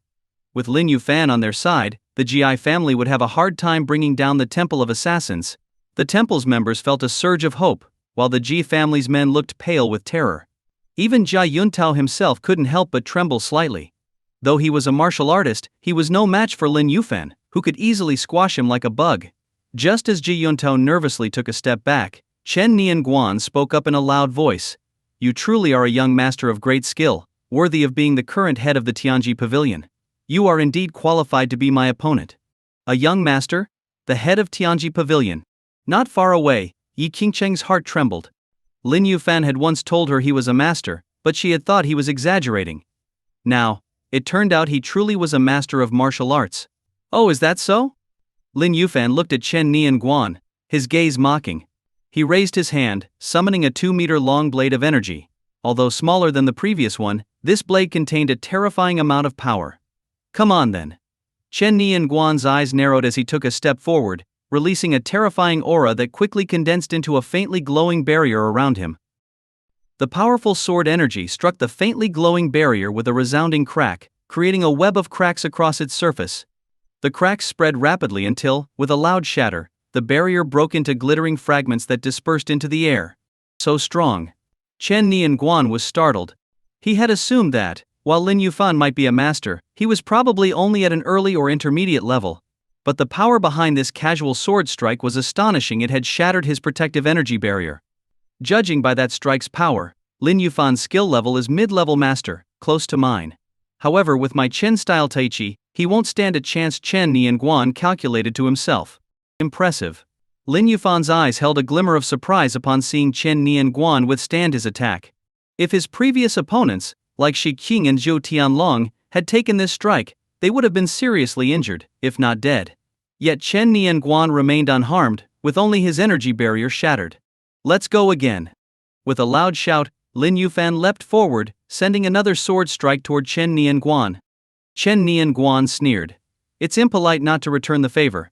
Lin Yufan, take this punch. Chen Nianguan moved quickly, and threw a fierce punch. Boom! The sound of air bursting reverberated as a wave of energy, like a soaring rainbow, surged toward Lin Yufan. Boom!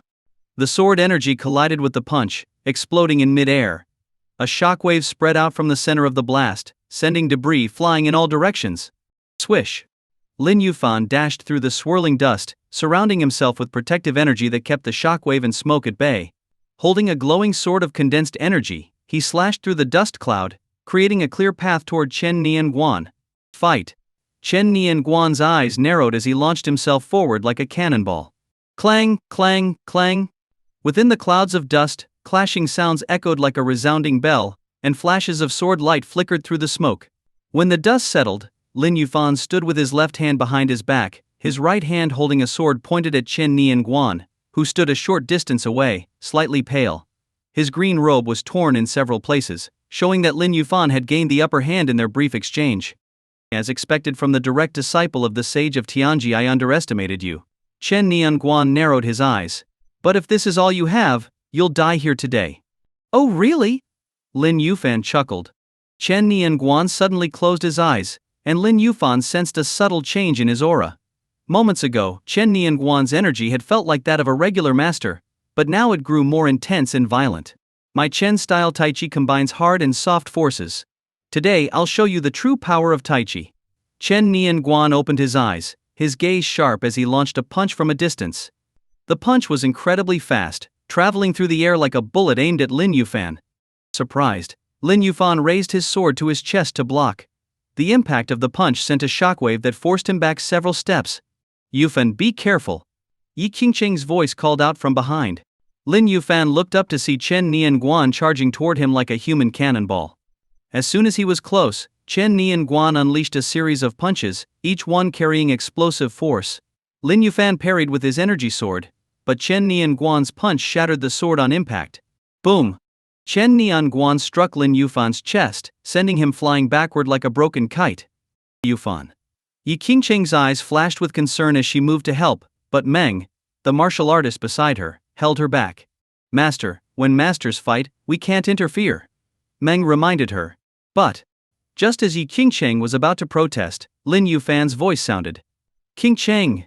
Don't worry, I was just a bit careless. They looked over to see Lin Yuan somersault in mid-air before landing steadily on his feet. He wiped the blood from the corner of his mouth and smirked. You're stronger than other masters I've encountered, especially with that powerful punch. It caught me by surprise. My Chen-style Tai Chi once dominated Tianhai City, and for good reason. Chen Nianguan replied with a proud sneer. Chen-style Tai Chi was inspired by Wudang Tai Chi, but combined with other martial styles to create both hard and soft techniques. The hard style struck with explosive force, overwhelming opponents with raw power, while the soft style excelled in defense and countering. Interesting. But if you think this will be enough to defeat me, you're mistaken, Lin Yuan laughed confidently. Since his journey down the mountain, he had rarely needed to exert himself. Most opponents, even other masters, were easily defeated in just a few moves. Though Chen Nianguan was indeed strong, Lin Yuan still felt no pressure. Your strength isn't bad, and your Chen-style Tai Chi has earned you the right to see my true skill. You hit me with a punch, now take a sword strike from me. With that, Lin Yuan leapt into the air, and a light green energy sword formed in his hand. Tianji technique passage through the void. He stood still in mid-air, his sword radiating a dazzling light, as if a deity with a divine blade had descended. Tianji technique world cleaving slash. Raising the energy sword, Lin Yuan unleashed a powerful strike. Everyone looked up, their eyes fixed on Lin Yuan, who stood in mid-air like a god. Lin Yuan held a glowing sword 3 meters long, and with a swift slash, a thread-like beam of sword energy shot toward Chen Nianguan. Unlike his previous sword strikes, which had been broad and sweeping, this beam was thin as a golden thread. Yet no one doubted the power in this sword stroke. As the golden thread sliced through the air, the space around it seemed to distort, as if cut apart by the force. Seeing the sword energy approaching, Chen Nianguan's heart raced. I can't take this head-on. He felt an indescribable fear, a sense of death closing in, making cold sweat run down his back. In a desperate attempt, he unleashed a punch to slow down the oncoming sword energy. A punch the size of a millstone surged forward, radiating explosive power. But when the punch met the golden thread of sword energy, it was sliced in half as effortlessly as a knife through butter. The punch exploded, but the sword energy continued unimpeded, cutting its way toward Chen Nianguan. This can't be. Chen Nianguan was shaken. He had sensed the sword energy was strong but hadn't expected it to be this powerful, reducing his full force punch to nothing. Is this still an ordinary sword technique? In an instant of terror, Chen Nianguan's instincts kicked in. He bent his knees and leapt out of the sword's path. Chen Nianguan, as a master, managed to avoid the strike, but the Ji family members behind him weren't as fortunate. The sword energy cut through the group like a laser, passing straight through Ji Yuntao and the others. One of Ji's family members looked down, surprised. I think I'm fine? But just as he spoke, his arms detached and fell to the ground, followed by his upper body sliding off at the waist, hitting the ground with a dull thud. Impossible. He gasped in terror as his life faded.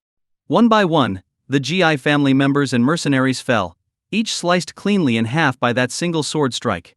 Even Ji Yuntao was among the dead, stunned at the abruptness of his fate. I'm not ready to die. Using his last breath, Ji Yuntao cried out before his eyes glazed over and he lay still. Chen Ni and Guan showed no reaction to the GI family's demise. To him, they were mere insects, unworthy of concern. Instead, his focus was on Lin Yuan, the young master who had nearly killed him with a single sword strike. That sword stroke was enough to kill me, Chen Ni and Guan said with forced calm, but no matter how powerful it is, if you can't hit me, it's meaningless. Are you sure? Lin Yuan smiled. Chen Ni and Guan's unease grew. What he didn't realize was that Lin Yuan had deliberately slowed his attack, wanting to test Chen Ni and Guan's response. But now he was certain while Chen Ni and Guan was stronger than other masters he'd faced, that strength was only relative. That last strike was just for fun. Let's see if you can dodge this one. Pouring his energy into the glowing sword, Lin Yufan's eyes narrowed as the light around the sword blazed even brighter. With no further words, he unleashed another strike.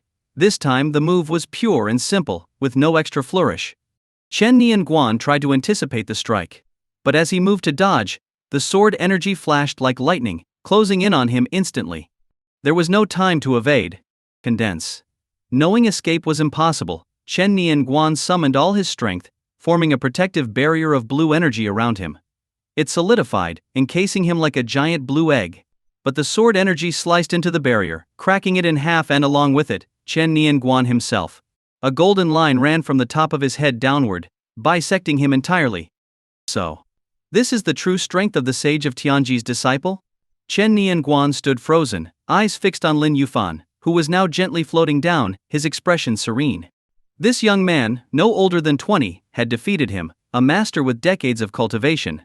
Chen Ni and Guan had spent a lifetime striving for mastery, only to be outmatched by someone so much younger. A true young master.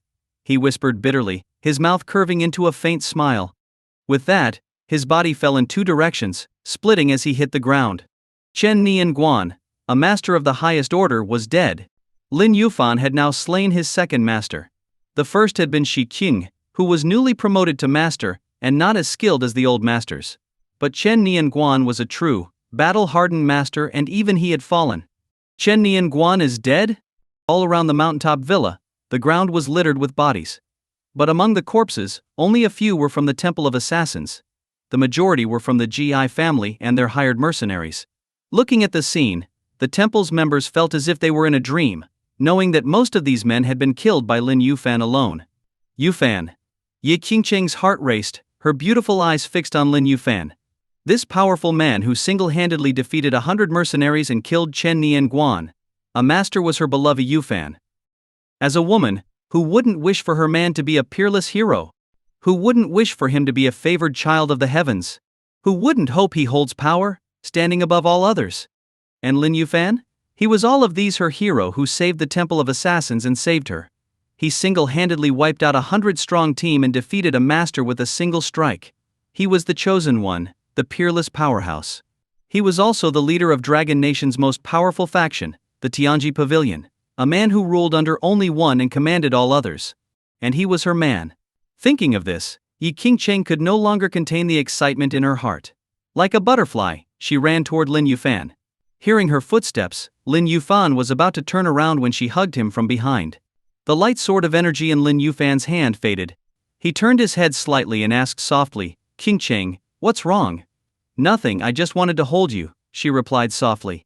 Lin Yuan paused, then chuckled. "Sure, you can hold on as long as you want." Minutes later, a large group of people made their way up the mountain. Some held flashlights, others torches. There were hundreds of them. What's going on? Could the GI family have more people hidden? The martial artist surnamed Meng murmured in confusion. Within moments, the crowd arrived at the villa. Meng and the others wore expressions of surprise. Yufan. Yi Qingcheng let go. looking at the newcomers with a serious expression. At the front was a young man around 30, with a sharp, intense gaze. Next to him stood a young woman in green, about 20, with an unassuming yet sweet appearance. The man approached Lin Yuan and knelt on one knee, saying, "Pavilion Master, forgive us for coming late to your aid." The young man was Qin Ju, and the woman was Bai Lingshan. Behind them were the members of Tianhai Martial Institute. Upon learning that the Ji family had brought a master to wipe out the Temple of Assassins, Qin Ju had quickly gathered his forces to come, but they had still arrived late. "By the time you got here, it was all over," Lin Yuan said, throwing him an exasperated look. Qin Ju smiled awkwardly, scratching his head.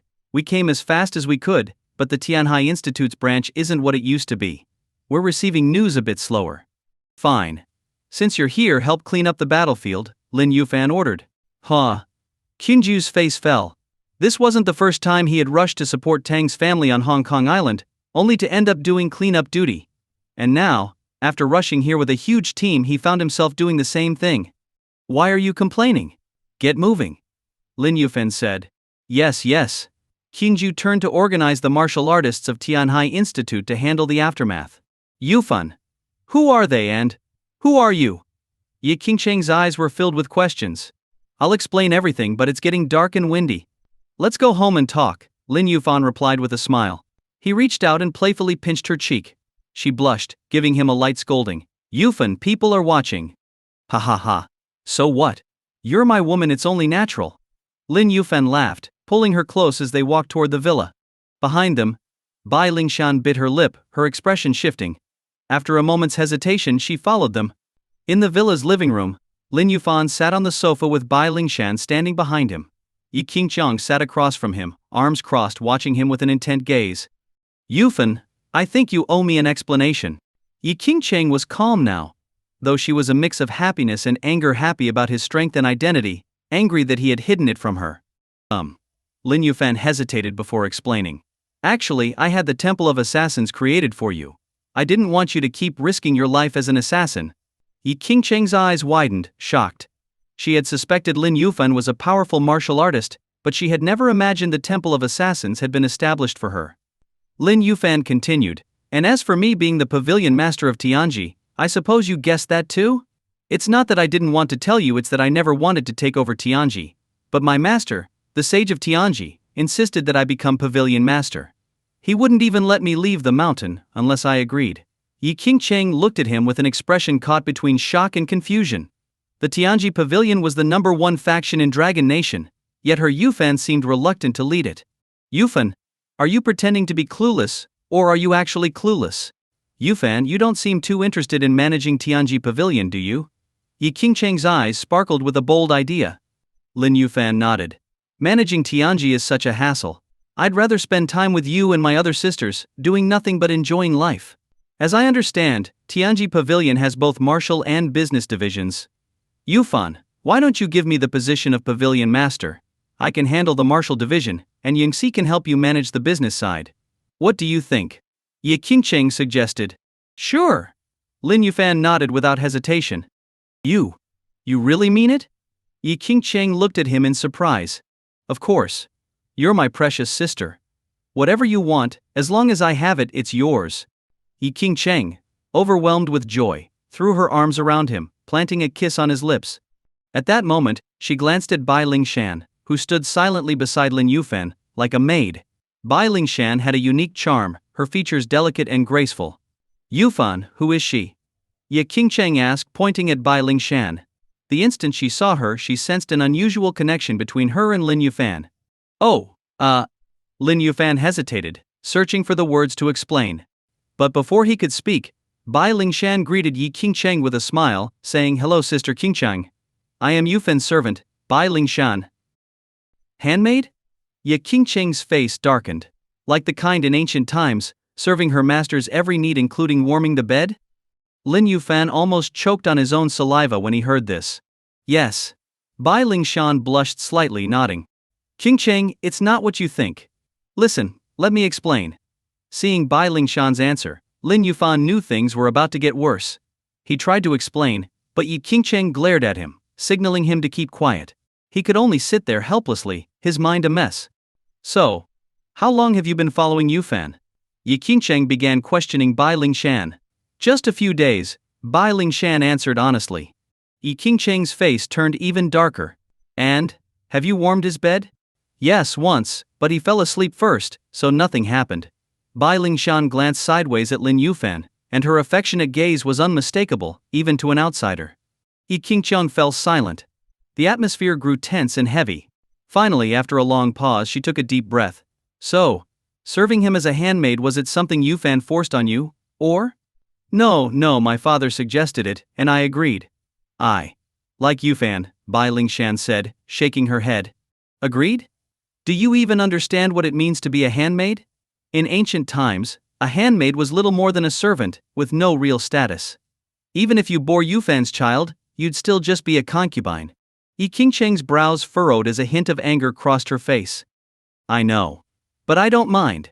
As long as I can stay with Yufan, even as a servant or just to have his child, I'm willing, Bai Lingshan replied, gathering her courage. Fine, go outside. I need to speak with Yufan alone. Yi Qingcheng sighed and gestured for Bai Lingshan to leave. Bai Lingshan hesitated, glancing at Lin Yufan, but eventually obeyed and left the villa. As soon as Bai Lingshan left, Yi Qingcheng reached over, grabbed Lin Yufan by the waist, and gave him a hard pinch. Oh! Lin Yufan cried out, but seeing Yi Qingcheng's cold stare, he swallowed any further complaints. You're really living it up, aren't you? Keeping things steady at home while setting up little flings on the side. Tell me, does Yunxi know about this? Yi Qingcheng spoke through clenched teeth, clearly furious. Yes. Lin Yufan nodded. Seeing her surprised expression, he quickly explained the details of his arranged engagement with Bai Lingshan. After 10 minutes, Yi Qingcheng's expression darkened further. So, all of this was orchestrated by that old geezer of a master of yours? Lin Yufan could see the murderous intent in her eyes, and he nodded cautiously, murmuring to himself, Qingcheng looks ready to kill him. Luckily, my master is strong, otherwise, she'd probably hunt him down across the ends of the earth. So, what do you plan to do? Yi Qingcheng asked. There are 18 betrothals in total, counting us 7 sisters, that makes 25 in all. Yufan, you're quite greedy. Aren't you afraid you'll wear yourself out? Qingcheng. It's not like that at all. Lin Yufan chuckled nervously. I've already refused, remember? Having you 7 sisters is more than enough. Any more, and I couldn't possibly take care of you all. Oh, so you're saying if you could take care of more, you'd have 31 for each day of the month? Yi Qingcheng raised an eyebrow. No way, I swear. 7 is perfect. I may be young, but I don't want to end up worn out before my time. Yeah, right. Men are all the same, never satisfied with just what's in front of them. She folded her arms, crossing one leg over the other in a poised manner that accentuated her long, slender legs. Swallowing hard, Lin Yufan raised his hand as if to swear. Qingcheng, if you don't believe me, I can make an oath right now. If I ever. Before he could finish, she reached over and covered his mouth. Yufan, don't make pointless oaths. What if they come true? Do you want us all to end up widows? Then what do I have to do to convince you? Lin Yufan looked helpless. Give Bai Lingshan to me, she replied. This. Lin Yufan hesitated. It wasn't that he was unwilling, but he was worried Qingcheng might do something extreme. She had once been a professional assassin, after all. What if, on a bad day, she decided to take out her frustrations on Bai Lingshan? What's the matter? Can't bear to part with your little handmaid? And you say you don't have any feelings for her? Qingcheng glared at him. No, it's not that. She can stay with you if you promise. He laid out his terms, but her glare only intensified. Oh, so in your eyes I'm just some bloodthirsty killer? She twisted his ear. Oh. No, you're the sweetest, kindest, most graceful woman in the world. Lin Yufan hurriedly praised her. Your smooth talk won't work on me. Don't worry, I'm just keeping her away from you so you don't get any ideas, Qingcheng replied, letting go of his ear. At that moment, Qing Ju approached. Pavilion Master, we found this on Chen Niangguan's body while clearing the scene, he said, handing over an old book. Lin Yufan barely glanced at the cover, about to toss it aside, when Yi Qingcheng snatched it from him, her eyes lighting up. Yufan, I'm keeping this. Don't even think of refusing unless you want to sleep on the couch tonight. Qinju stood there, suddenly feeling like he should probably find a corner to hide in. Just as he had this thought, he saw Lin Yufan shoot him a glance. I get it. I totally get it. I'll just leave. Qinju bowed and clasped his fists. Master, There are still matters outside that need my attention. I'll take my leave now. Go ahead. Lin Yufan nodded. Qinju left the villa, pulling a pack of cigarettes out of his pocket, while his eyes drifted to Bai Lingshan, who was sitting on the front steps, tugging at flower petals. Lingshan, is something bothering you? Qinju lit a cigarette and walked over. Ninth brother? Do you think I'm pretty? Bai Lingshan was tangled up in her thoughts, and when she saw Qinju coming over, she felt like talking things out with him. When Lin Yufan was away before, she'd gotten to know Qinju at the Tianhai Martial Academy base. Because he was older, she politely addressed him as ninth brother. Qinju also felt fondly toward this little sister. Huh? Lingshan, I have a girlfriend. And I'm not like the master, I'm a one-woman guy. If I ever tried to find another one, my girlfriend would probably castrate me. Qinju chuckled awkwardly, immediately thinking about slipping away. Oh, ninth brother, what are you thinking? I have no interest in your type at all. Realizing Qinju had misunderstood her, Bai Lingshan blushed and gave him a stern look. Oh, thank goodness! You scared me. Qinju patted his chest, looking like he had just dodged a bullet. You? Am I that bad? Even Yufan doesn't want me, and now you're rejecting me too? Bai Lingshan felt a little wounded. No, you're very pretty. But ninth brother has a girlfriend. If I didn't, I'd definitely go after you. As for the master, well, you've seen it. The master has 7 sisters, each one determined since childhood to marry him when they grew up, 7 of them. With that, Qinju took a deep drag on his cigarette, looking both envious and resentful. All men are men, after all. So why was there such a difference? He only had one girlfriend, and if he tried for another, Yu Tian might just castrate him. But Lin Yufan could openly have 7, and the first 4 even got along with zero drama. Every time he thought about this, Qinju couldn't help but feel particularly aggrieved. Why was it like this? Yeah, 7 of them, and they're all stunning. None of them any less attractive than me. Thinking about Lin Yufan's many sisters, Bai Lingshan couldn't help but feel defeated. When it came to figure, Yu Yunxi and Yi Qingcheng were as good as her. Even Zhou Xingyan, with her baby face, didn't lose out in terms of proportion. For cuteness, she couldn't match Zhou Xingyan. For elegance, she fell short of Yu Yunxi. For cold beauty, she was no match for Yi Qingcheng. And for sweetness, she lost out to Su Liangsu. In front of these women, Bai Lingshan felt like she was just an ordinary girl, with nothing to set her apart. No wonder Yufan doesn't have any interest in me. With such amazing women around him, he'd be crazy to look elsewhere. Bai Lingshan sighed inwardly. Inside the villa, Yi Qingcheng was flipping through the yellowed ancient book that Qinju had just brought, her face full of excitement. It's just an old manual, Qingcheng. Is it really that thrilling? Lin Yufan looked on, seeing her delight and shaking his head slightly. What Qinju had just brought was the boxing manual Chen Nian practiced, containing Chen-style Tai Chi techniques and various methods for energy control and cultivation. To outsiders, it might be priceless. But to Lin Yufan, it was just a useless, worthless book. To Yi Qingcheng, though, it was a treasure. She had already begun training in martial arts, and was progressing at an amazing speed. Others would take years, even decades, to reach the inner strength level. Yet she had reached the threshold of the inner strength stage in less than a month. Having achieved this, she finally understood the power of the martial cultivators in the Dragon Kingdom. But since reaching the initial inner strength level, she hadn't been able to advance any further. It wasn't for lack of effort, she simply didn't have a good method. While there were martial cultivators within the Godslayer Palace who could give her advice, their techniques were all of a lower grade. Yi Qingcheng wasn't deeply versed in martial arts, but she had researched extensively.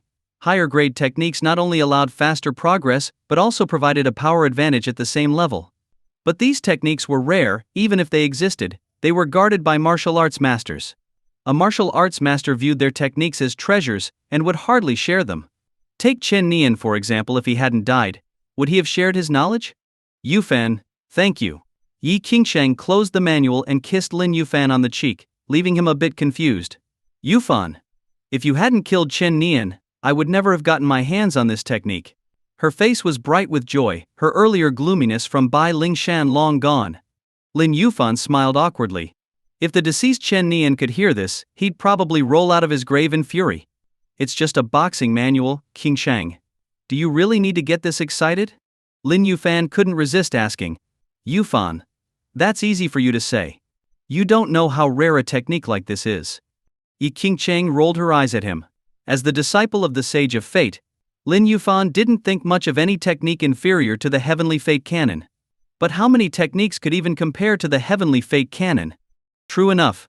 Lin Yufan thought for a moment, then nodded slightly. But this style of boxing is quite intense, not really suited for women. Are you sure you want to train in it? I just saw that this manual includes a softer style, as well as the intense style. I definitely can't handle the intense one, but I might give the softer style a try. Yi Qingcheng opened the manual, and handed it to Lin Yufan. He skimmed it quickly and nodded. The softer style could work for women, but your foundation is weak. It'll take about 10 years of tough training to see real progress. What? Her face fell at the news. Lin Yufan smiled. It's not impossible though. Your foundation is just too weak, but my technique happens to allow for fast level ups. I'll teach you. No more waiting, teach me now. Let's go. Yi Qingcheng's face lit up as she tugged on Lin Yufan, ready to go upstairs. Now? Where to? Lin Yufan looked a bit confused. Where else? To the bedroom, of course. Don't we need a quiet place to train without being disturbed? Yi Qingcheng gave him a flirtatious smile and winked. Lin Yufan felt a rush of heat in his chest. Alright, I'll go let them know not to disturb us during our training tonight. With that, Lin Yufan went out to instruct Q and Ju and the others that no one was to disturb him that night, no matter what. After the area outside the villa was cleaned up, Qingju lit a cigarette and found Bai Lingshan. At that moment, Bai Lingshan was still sitting on the stone steps outside, looking despondent. Qingju sighed. Lingshan, why don't you come back to the base with us tonight? No need. I'm Brother Yufan's servant. I need to be here for him. You all go ahead, I'll just wait here. Bai Lingshan shook her head, declining Qingju's offer. Lingshan, as your older brother, let me give you some advice. Love isn't something you can force. Just let things take their course. If it's meant to be yours, it'll come to you. If it isn't, pushing for it won't help. Qingju tried to comfort her. Seeing that Bai Lingshan didn't seem to be listening, he had no choice but to lead the others from the martial academy down the mountain. Late at night, Bai Lingshan stood up and went into the villa, making do on the living room sofa for the night. Meanwhile, upstairs in Yi Qingcheng's room. Enough, Brother Yufan. If you keep going, I'm going to get mad. With a red face, Yi Qingcheng pushed Lin Yufan away. They had come upstairs to train, but after they got there, Lin Yufan acted like he hadn't seen a woman in ages, wearing her out for over 3 hours. If they kept going, she'd have no energy left to train tonight. Alright then, I'll start by teaching you the basics of breathing and internal energy control. Sit cross-legged as I showed you, and try to sense the flow of energy inside you. Lin Yufan chuckled, not bothering to put on a shirt, and started earnestly guiding Yi Qingcheng's training. The core of training was focused breathing and internal energy circulation. The circulation followed 2 cycles, the small and the large energy circuits. The small circuit took only a few dozen minutes, while the large circuit could take several hours, depending on the complexity of the technique. Lin Yufan started by teaching her the small circuit.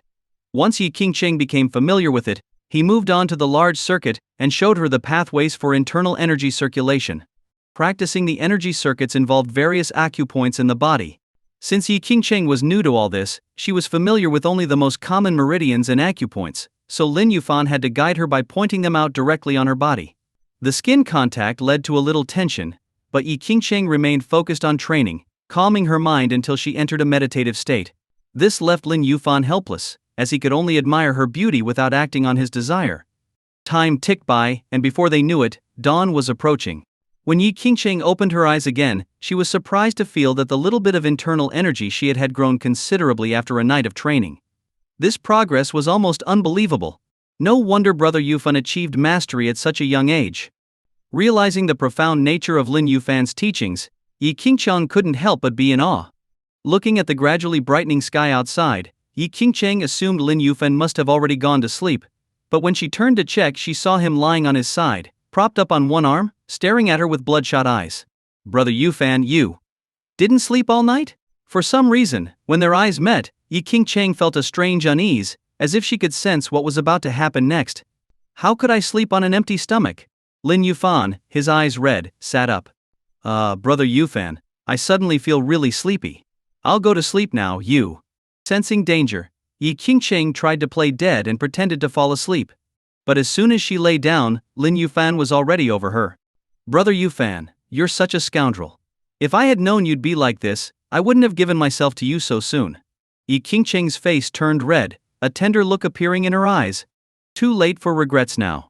Lin Yufan said no more, pulling the covers over them. A few minutes later, in the living room downstairs, the sleeping Bai Lingshan was suddenly awakened by faint sounds of breathing. At first she thought someone was feeling unwell, but she quickly realized what the sounds were. Blushing, she found the medicine box on the coffee table, took out 2 cotton balls, and stuffed them into her ears. It was almost noon by the time Yi Qingcheng and Lin Yufan came downstairs. Whether it was from a night of training or a morning workout, Yi Qingcheng's face was radiant, looking full of energy. "Oh, you're still here?" Seeing Bai Lingshan coming out of the kitchen, Yi Qingcheng looked a little surprised. "I didn't leave last night," Bai Lingshan replied, glancing at both Yi Qingcheng and Lin Yufan. "Phew." Hearing this, even the usually composed Yi Qingcheng turned red and glared at Lin Yufan. Last night she had thought it was just her and Lin Yufan in the villa, so she hadn't held back, making her voice a little louder. Realizing that Bai Lingshan must have heard everything, she was so embarrassed she wanted to crawl into a hole. "This is all your fault." Yi Qingcheng pinched Lin Yufan's waist hard. Lin Yufan, who had been smiling, instantly froze, his expression shifting to one of pain. Bai Lingshan had already prepared lunch by the time they came downstairs. After lunch, Lin Yufan's phone suddenly rang. Taking it out, he saw it was Yunxi calling. "Hello, Yunxi. Brother Yufan, where are you now?" I have something to tell you." "Oh, I'm in Tianhai City, at Qingcheng's place." "What is it? Just tell me." Brother Yufan, I might be pregnant," Go Yunxi said hesitantly. "What?" Lin Yufan's eyes widened in surprise. On the other end, at the hospital, preparing for her checkup, Gu Yunxi's heart sank, her voice tinged with hurt. "Brother Yufan, if you don't want the child, I can go to the hospital and..." Lin Yufan quickly replied, "Go to the hospital? No way. My dear Yunxi, don't do anything. Wait at home for me. I'll book a ticket right now to come back to you." "Alright. I took the day off, so I'm at the hospital for my checkup now. I'll head home afterward." Ju Yunxi replied softly. She'd thought Lin Yufan might not like children, assuming his initial shock was because he couldn't accept it. But she realized she had misunderstood. After hanging up, Lin Yufan was so elated that Yi Qingcheng couldn't help but ask curiously, "Brother Yufan, what did Yunxi say to make you so happy?" "Qingcheng Yunxi might be pregnant." Lin Yufan laughed. "Ah? Then what are you waiting for? Go back and be with her." Yi Qingcheng was initially surprised by the news but soon felt happy. Lin Yufan nodded, already feeling anxious to return after hearing the news. He immediately booked an afternoon flight, preparing to head back to accompany Gu Yunxi. However, before leaving, Lin Yufan specifically gathered King Ju and the others.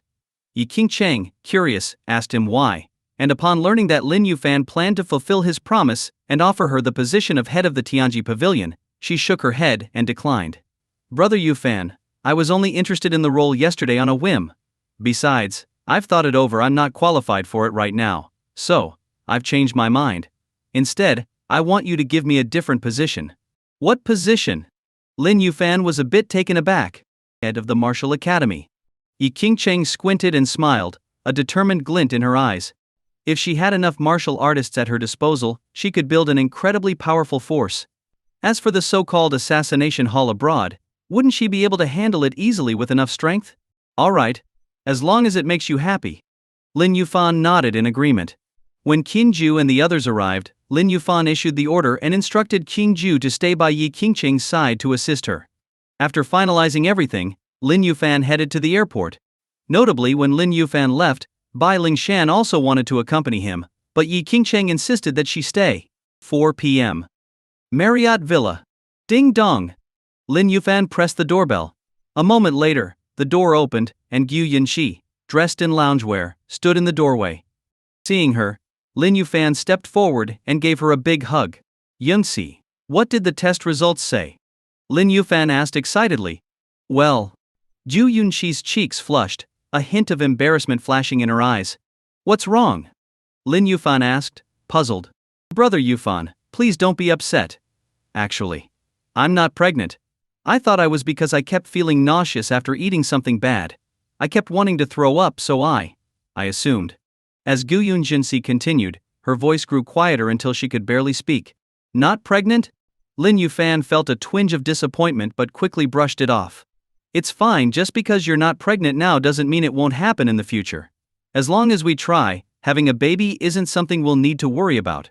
Seeing Gu Yunxi's slight unease, Lin Yufan reassured her.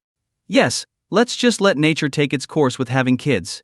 Besides, the company is still busy on all fronts, so having a baby too soon might interfere with work. Go Yunxi nodded. Suddenly she remembered a call she received earlier from Yi Qingcheng and looked at Lin Yufan. Brother Yufan, an hour ago Sister Qingcheng called me. She was talking about something like Tianji Pavilion, the Business Academy, and the Martial Academy, but I was so confused. Qingcheng called you? Lin Yufan was a bit surprised. He hadn't expected Yi Qingcheng to act so quickly. The plan was finalized only yesterday, and she had already begun implementing it today. Yes, she said she wanted me to manage something called the Business Academy and said it was a huge conglomerate. She was really excited, but I had so many questions and didn't know where to start. Gu Yunxi explained. Well, it's a long story. Yunxi, let's go inside and talk it over. After thinking it over, Lin Yufan decided to tell Gu Yunxi the whole truth. After all, some things would have to be revealed sooner or later, and it made little difference if she knew now or later. He explained how, after leaving the mountain, he had been forced to take over the Tianji Pavilion, and also how, when Gu Yunxi's company encountered trouble, he had directed Nanjiang's wealthiest man, Shi Qing, to resolve the crisis for Xian Group. At first Gu Yunxi remained calm, even thinking that Lin Yufan and Yi Qingcheng were joking around with her. But as he went on, she began to feel overwhelmed. Are you saying you're the head of the Tianji Pavilion, the most powerful organization in the Dragon Nation? Shi Qing? The richest man in Nanjiang is actually the head of the Tianji Pavilion's Business Academy in Nanjiang? No wonder so many big shots came to me recently, seeking cooperation out of nowhere. It turns out it was all because of your orders, Brother Yufan. I was confused, wondering what they were after. Brother Yufan, how could you hide this from me for so long? You're terrible. Once she processed all the information, Gu Yunxi looked slightly indignant. I wasn't trying to hide it. I just never planned to be the head of Tianji Pavilion, and I've been trying to find a way to step down. You know I'm a lazy person. Managing a powerful organization, a financial conglomerate, and a martial arts faction is just not my thing. Lin Yufan explained helplessly. As he said, he had always preferred a simple life. He had no interest in wielding power. If you're not interested, let us take over. Just like Sister Qingcheng said, she can manage the Martial Academy for you. And I specialize in business management, with years of experience. I can handle the Business Academy for you. Ju Yunji gave him a playful look. If she didn't genuinely like him, she'd probably strangle him. Who could be so foolish? The Tianji Pavilion was the most powerful force in the Dragon Nation, and its Business Academy was wealthy beyond belief. Anyone else would kill for such an opportunity, but her dear brother Yufan just wanted to be rid of it. Aren't you worried about getting worn out? Lin Yufan frowned. He'd thought about splitting up the responsibilities among Yunxi and the others. But the idea troubled him, as it would mean his sisters would be constantly busy, leaving them less time to spend with him. Brother Yufan, you're so silly. The general manager only has one job: to make the final big decisions and handle personnel management and control. As for the rest, it can all be delegated or assigned to a trusted assistant for the less important matters. Ju Yunji patiently explained the core of management to him. Hearing this, Lin Yufan realized she made a good point. So from now on Sister Qingcheng will manage the Martial Academy, and you can leave the Business Academy entirely to me. Just give me enough resources, and I'm confident I can double its wealth several times over. Ju Yunyungshi said confidently. As a successful businesswoman, her ultimate dream had been to build a business empire. But with her current Ziyun Group scale, achieving that dream would take ages. Now, with control over the Business Academy, wouldn't her dream be within reach? Alright, I'll issue the order and have Shi Qing visit your company tomorrow. You can start managing the Business Academy from Nanjiang City. Lin Yufan nodded. Ju Yunxi cheered. While they were happily talking, in another villa within the Marriott complex, a striking foreign woman was watching a video of Lin Yufan's massacre of 100 mercenaries in Tianhai City the previous night. Miss, our sources just reported that Lin Yufan has returned to Nanjiang City and is currently at Miss Gu's villa. Finally back? The woman, dressed in a red silk robe, holding a crystal glass of wine while watching footage of Lin Yufan, had a gleam in her eye. This woman was Rockefeller Tina.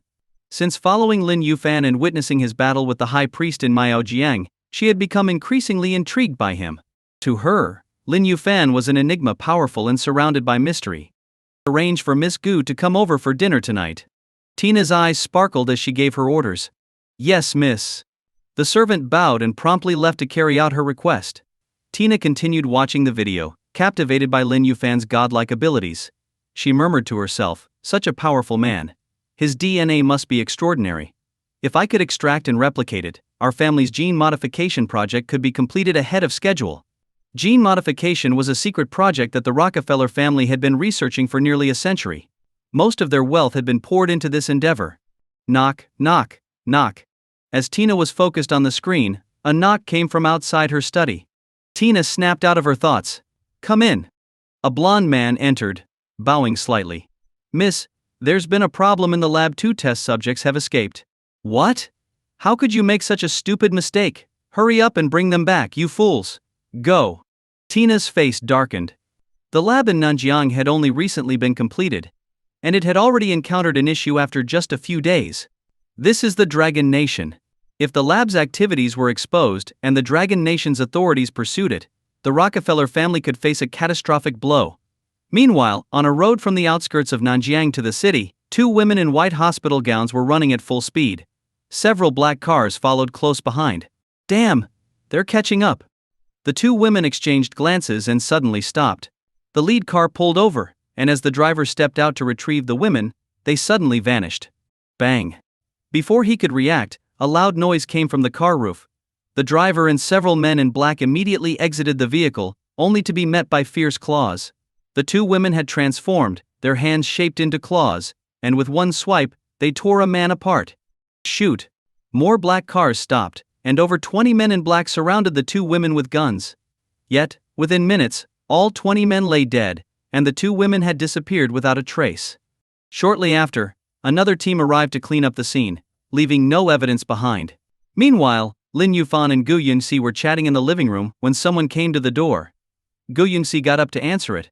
Outside stood a blonde woman in a maid's outfit. The woman smiled politely. Miss Gu, my lady would like to invite you over for dinner this evening. Would you be available? This evening? Gu Yunxi was surprised but nodded in agreement. Very well, Miss Gu Yu. We'll see you tonight. The maid left. Who was that? Lin Yufan, still on the sofa, asked curiously. Oh, Tina invited me to her place for dinner tonight. Brother Yufan, why don't you come along? Gu Yunxi replied. What? Tina? How did you get involved with that woman? Hearing Tina's name, Lin Yufan instantly thought of the beautiful blue-eyed, blonde foreign woman. However, knowing she wasn't his second sister, Fig Xuan, he had no interest in her. She visited my company before, and we had a nice chat. We exchanged contacts. She even mentioned buying a house in our neighborhood, and just yesterday she actually went through with it. She's very decisive. Gu Yunxi explained with a smile. I just feel like there's more to her than meets the eye. Yunxi, it might be best to keep your distance, Lin Yufan said, a bit worried. All right, I get it. I'll just bring you along whenever I see her. Will that do? Yu Yunxi rolled her eyes playfully. That'll work. Lin Yufan nodded earnestly. Seeing his nod, Gu Yunxi's expression shifted. She walked over, pushed him down onto the sofa, grabbed his collar, and said, All right, spill it. Are you interested in Tina? No, I don't like her at all. Lin Yufan quickly shook his head. Yeah, right. Tina mentioned that you used to try getting close to her and then pulled away, playing hard to get. She found it so annoying. Gu Yunxi huffed. Ahem, that was all a misunderstanding. Lin Yufan coughed, feeling embarrassed. If you dare get tangled up with Tina, I'll make sure the Lin family line ends with you. Gu Yunxi threatened, glancing down at a particular area, making her meaning clear. Don't worry. That will never happen. I'll take your word for it this time. Gu Yunxi said, starting to get up, but Lin Yufan quickly pulled her back by the waist. It's still early, Yunxi. Why don't we work on having a baby by next year? Lin Yufan raised an eyebrow with a mischievous smile. Here? Maybe. We should go to the bedroom. Gu Yunxi blushed. They hadn't seen each other for a few days, and she had missed him. What's there to worry about? It's just us here. Who's going to see? Lin Yufan chuckled, pulling her close. In the evening, Lin Yufan and Gu Yunxi arrived at Tina's villa. Tina's villa was only a 2-minute walk away. They rang the doorbell, and the maid opened the door. As they entered the living room, Tina, wearing an apron, came out from the kitchen. Youngsi, tonight you'll get to try my cooking. Huh, he's here too? Seeing Lin Yufan, Tina's eyes flashed with surprise. Oh, he's my boyfriend, and he just got back from out of town. Since he was free, I brought him along for dinner. You don't mind, do you? Ju Yunsi said with a smile. Tina quickly waved her hands. Of course not. I'm thrilled Mr. Lin could join us. By the way, I have a can in the kitchen I can't open. Mr. Lin, could you help me with it? Lin Yufan glanced at Yu Yunxi, and seeing that she didn't mind, he nodded and walked over. Mr. Lin, it's that can over there. Tina pointed to a can of luncheon meat on the counter. Without suspicion, Lin Yufan reached for the pull tab. Just as he was about to tug, he felt a sharp prick on his fingertip. He pulled his hand back and saw a barb on the pull tab. Watching him notice the hidden barb, Tina's pupils contracted slightly, and a hint of disappointment crossed her face. Lin Yufan gave a quick pull, and the can opened instantly. Here, take it. He turned and handed the opened can to Tina. Tina nodded, stepping forward with a smile. As she took a step, she suddenly seemed to trip on something, stumbling forward right into Lin Yufan's direction. If I fall, Lin Yufan will surely reach out to catch me. As long as I seize this chance, I'll be able to make a cut on him. Tina thought to herself, and at some point, a small fruit knife had appeared in her hand. Just as she anticipated acquiring Lin Yufan's DNA, he took 2 quick steps back. Those 2 steps put him in a position where Tina, even if she fell, wouldn't be able to touch him. Damn it. This guy doesn't have an ounce of gentlemanliness in him. Tina cursed inwardly as she fell forward. She could have avoided the fall, but with Lin Yufan watching, she couldn't risk revealing her true agility, which would definitely arouse his suspicion. With no other choice, she bit her lip in frustration, and with a loud thud, she hit the floor. What's going on? The sudden noise attracted Gu Yinxi, who was sipping water in the living room. She hurried over to see Lin Yufan standing there holding a can, while Tina lay sprawled on the ground in a position that looked like she was bowing deeply. What's going on here? Ju Yunxi's eyes filled with surprise and confusion. I don't know. I just turned around, and she was on the floor. Lin Yufan shrugged, placing the can on the counter. Tina was fuming inside. Damn you, Lin Yufan! This isn't over. Brother Yufan, what are you standing there for? Help Tina up. Yu Yunxi rolled her eyes at Lin Yufan as she walked over. Oh, Lin Yufan replied, crouching down to help Tina up. Perfect timing. Tina's eyes flashed, and she extended the hand holding the hidden fruit knife, ready to draw blood from Lin Yufan. Careful. Just then, Lin Yufan's expression shifted, and he took a step forward, leaping right over her. But as his other foot moved over her, it accidentally kicked the wrist of her hand holding the knife. With that nudge, the fruit knife in Tina's hand jerked backward and plunged straight into her own chest. Tina let out a cry of pain. At that moment, Lin Yufan blocked Gu Yunxi. Careful, Yunxi. Tina must have tripped over something here. Oh! Gu Yunxi nodded. Hearing Tina's scream, both looked over at her curiously. Yu Yunxi assumed Lin Yufan had stepped on Tina by accident, and was about to apologize, but then she saw Tina lying on the floor, her body trembling slightly. Tina? Are you okay? Yu Yunxi asked, concerned, walking over to her. Don't come closer. I'm fine. Please, both of you, go wait in the living room. Hearing the footsteps approaching, Tina quickly called out. Are you sure you're okay? Yu Yunxi hesitated. I'm absolutely fine. Please wait for me in the living room. Tina insisted firmly. All right then. Brother Yufan, let's go. Seeing Tina's insistence, Gu Yunxi took Lin Yufan's arm and led him out of the kitchen. As soon as they left, Tina got up from the floor, pulling the fruit knife out of her chest. The blade was stained with bright red blood, and her chest was soaked with it. But then, something strange happened. The wound on her chest began to heal at a visible speed. Within a few breaths, the injury had completely disappeared. Damn you, Lin Yufan! Tina gritted her teeth, fuming over what had just happened. As the treasured daughter of the Rockefeller family, she'd never been humiliated like this. If she had the strength, she would capture Lin Yufan and make him pay. After collecting herself, Tina adjusted her expression, trying to remain graceful and composed. She walked out of the kitchen, and Lin Yufan and Gu Yunxi instinctively looked over. Seeing her clothes stained with blood, both of their faces changed. Gu Yunxi gasped, Tina, you. Don't worry, dear Yunxi. I'm fine. It's just some tomato sauce. I'll be right back after changing. Tina smiled gracefully, turned, and headed upstairs. Yun-si, do you smell blood? I think that might actually have been blood on Tina. Lin Yufan frowned. That can't be. If it really were blood, she'd have to be seriously injured to bleed that much. And did you see her reaction? She was smiling. If it were blood, she'd be in agony not smiling like that. Go Yunxi reasoned. You're right. Lin Yufan nodded, reassured by Gu Yunxi's explanation. Meanwhile, Tina had just returned to her room. Her first action wasn't to change her clothes, but to grab a large plush doll from her bed. Damn you, Lin Yufan. Just wait until I get my hands on you. I'll make you my punching bag, hitting you 3 times a day, or maybe 10 times a day.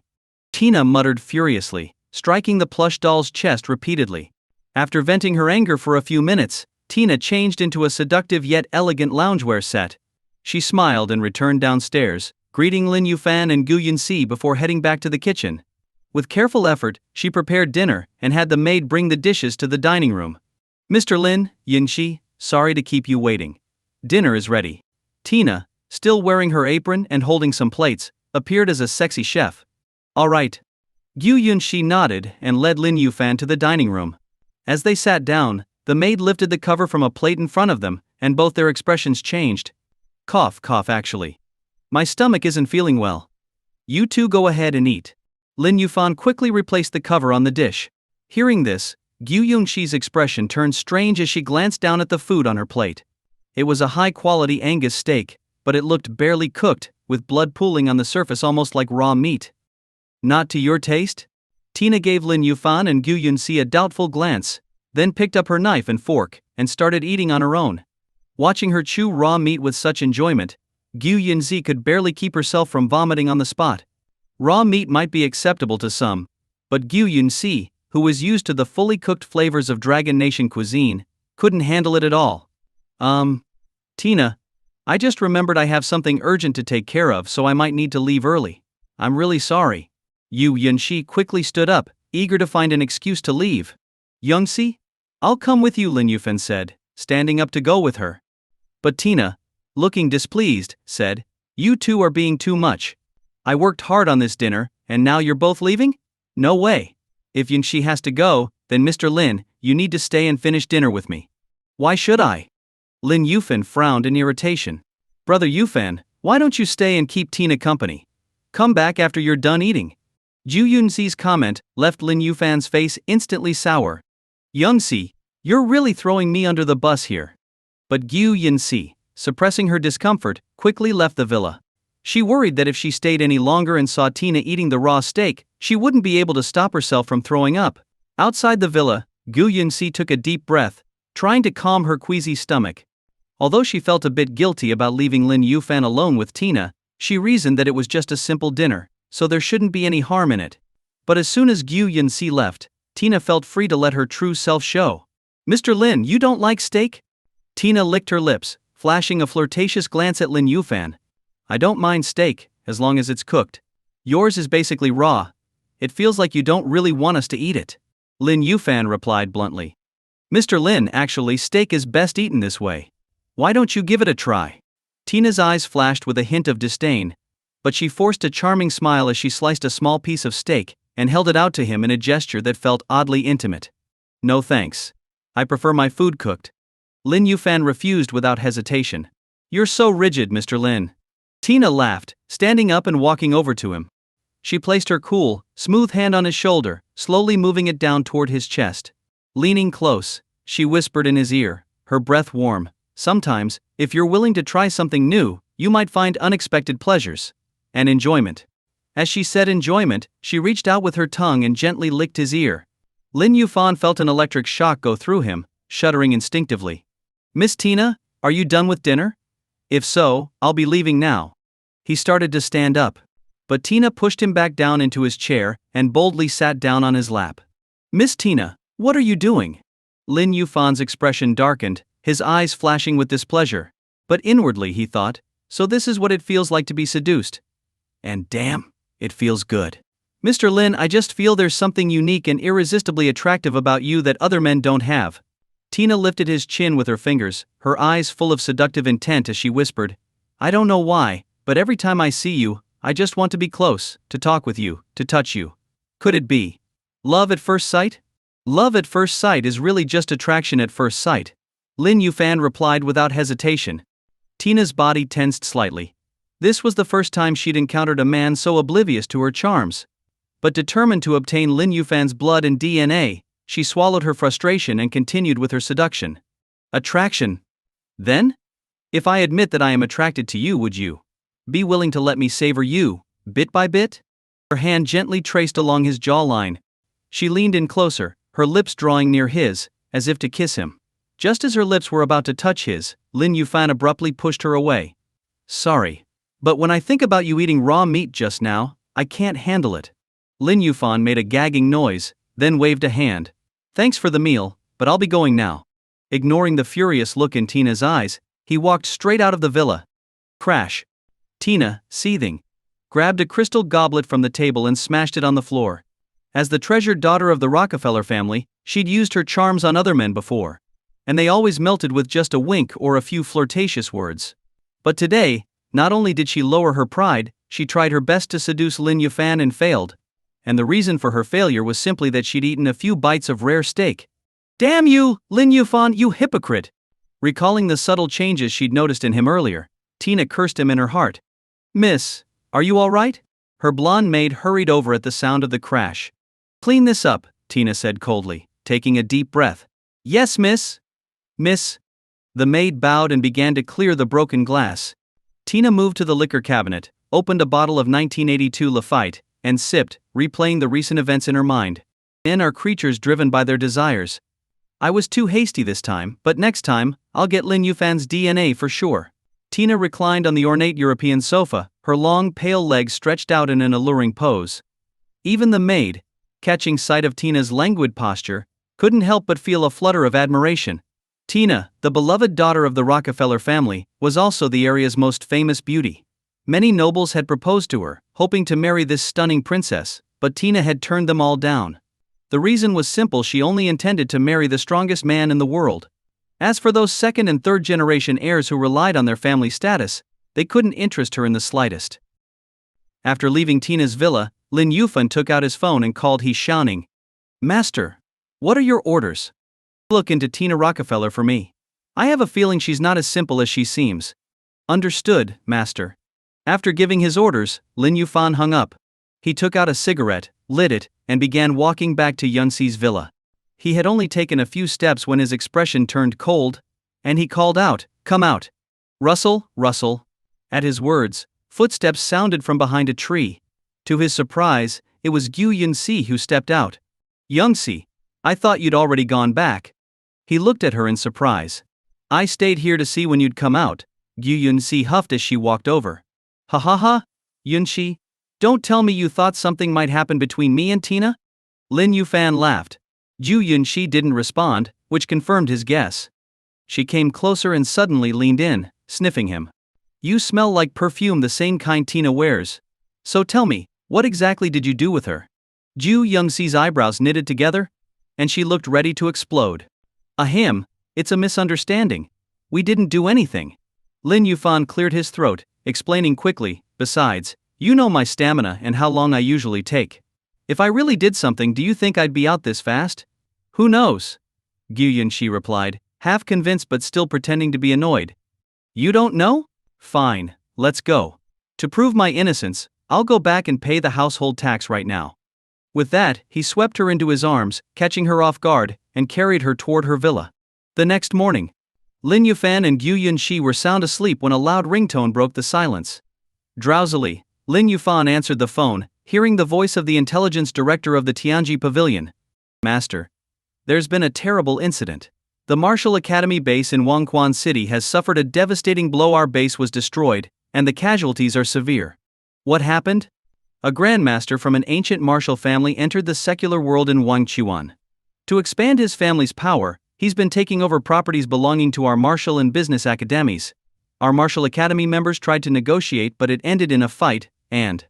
"Ugh, more of this nonsense," Lin Yuan sighed in frustration. This was exactly why he didn't want to be the master of Tianji Pavilion. Too many issues to deal with. "Got it," he replied impatiently and hung up. As he was about to cuddle Gu Yunxi and go back to sleep, his phone rang again. Ready to scold the caller, he answered, only to hear Yi Qingcheng's soft voice. Brother Yufan, are you awake? I wasn't, but a call woke me up. Qingcheng, calling me this early, do you have urgent news? Yes, two things. First, I wanted to check in on Yingxi. Second, it's about the Wangchuan City Martial Academy base. Oh, Yingxi isn't pregnant. It was a misunderstanding. And as for Wang Quan, someone just informed me. Not pregnant? That silly girl got me excited for nothing. Anyway, since you already know about Wang Quan, what are you planning to do? Haven't decided yet. Do you have any suggestions? I was thinking of going myself, but I heard it's a grandmaster causing the trouble. Going there would be pointless, so I'm afraid it'll have to be you who handles this, Brother Yufan. So it's up to me again, huh? Lin Yufan frowned. He'd just returned to Nanjiang, finally had time with Yunxi, and now he was being dragged off to Wangchuan again? Well, what else? You're the Tianji Pavilion master when there's a problem. You have to handle it, Yi Qingcheng replied. Fine. I'll go sometime in the next couple of days, Lin Yufan sighed, resigned. A couple of days? This matter can't wait. It'd be best if you went today. Hearing his plan to delay, Yi Qingcheng sounded displeased. Today? Fine, today it is. Whatever you say, I'll go, Lin Yufan said, cutting off his complaints when he sensed her annoyance. With her tone lightening up, Yi Qingcheng smiled. Now that's the spirit. Brother Yufan. You take care of the action, and I'll handle the arrangements. Together, we'll manage Tianji Pavilion just fine. Alright, I'll book an afternoon ticket. But let me sleep a little longer this morning. Brother Yufan, take it easy. Even if you're strong, overdoing certain things can weaken you. I have to get to work, so goodbye, Brother Yufan. Without waiting for him to respond, Yi Qingcheng ended the call. Weak? As if. Do I look like the type to be weak? Lin Yufan scoffed, turning to find Gu Yunxi rubbing her eyes, looking at him curiously. Brother Yufan, was that Qingcheng on the phone? I think I heard her voice. Yep, she said you not being pregnant got her all excited for nothing. Now she wants me to make sure you really do get pregnant soon. Lin Yufan chuckled mischievously. Gu Yunxi instantly realized his intentions. Brother Yufan, no, I have to go to the office today. Don't you remember? We're meeting He Xiaoning to discuss things. Hey, stop it, Brother Yufan. Ignoring her protests, Lin Yufan moved closer. After a bit of futile resistance, Gu Yunxi sighed, shooting him a half-exasperated look before letting him do as he pleased. 3 hours later, Gu Yunxi got up with shaky legs, dressing for the day. If not for the meeting with He Xiaoning, she would have taken the day off. Yunxi, I might need to go to Wangchuan City. There's something I have to handle there, but I should be back in 2 or 3 days, Lin Yufan said as he got dressed. 2 or 3 days? Will that be enough? Don't rush. Take a week if you need to, just don't come back too soon. To his surprise, instead of being disappointed, Gu Yunxi seemed relieved to see him go. Women. Once they get what they want, they stop appreciating it. Before, she couldn't get enough of me, now that I'm hers, she's practically shoving me out the door, he thought. Still grumbling to himself, Lin Yufan headed for the airport, feeling a bit put out. At the airport boarding gate. With half an hour left before boarding, Lin Yufan, feeling bored, took out his phone and started browsing the news. Nearby, a young man was absorbed in a mobile game. Glancing over, Lin Yufan thought it looked interesting and asked for the name of the game. He then downloaded it himself. After registering and logging in, he played for about 20 minutes, slowly getting the hang of it. But being a newbie, he wasn't doing well at all. What? Tower diving to kill me? Just you wait. Playing as a mage, Lin Yufan had just been killed by an enemy mage who dove under his tower. Frustrated, he vowed to go back and take revenge. But as soon as he respawned and returned to the lane, the enemy mage hit him with a combo, followed by an ultimate skill, instantly making his screen go black again. Unbelievable. This is just bullying. Lin Yufan was fuming. Adding insult to injury. The enemy mage even sent a global message to mock him. Enemy Angela playing as Shangguan Wan Yi with skills like that? Go home and stick to single-player games. Lin Yufan, don't get cocky. I'll teach you a lesson soon. Enemy Angela, haha. You in what army? 5 minutes later, Lin Yufan's screen went black repeatedly, with the kill announcements constantly displaying that he'd been slain by Angela. In the end, his mage was forced to end the game with a humiliating score of 0-30. At the post-game screen. Enemy Angela, little noob, really? You were going to teach me a lesson? Just as Lin Yufan was about to respond, the system notified him that the other player had already left the game. By now his flight to Wangquan City was beginning to board. Before leaving he checked Angela's profile, saved the player's ID, and then decided to add them as a friend. Without waiting for a response he boarded the plane. Originally, Lin Yuan thought he could catch a nap during the flight, but the taunts from that game echoed in his head, keeping him awake. Meanwhile, in Wangquan City, at the Ki family residence, Kaiji Haho, a notorious playboy, was lounging on the sofa, playing the same mobile game on his phone, with his two new girlfriends sitting on either side of him. Brother Jihaho, you're amazing. Over 30 kills in one game total carry. Brother Jihao, your Angela is incredible. Can you teach me how to play?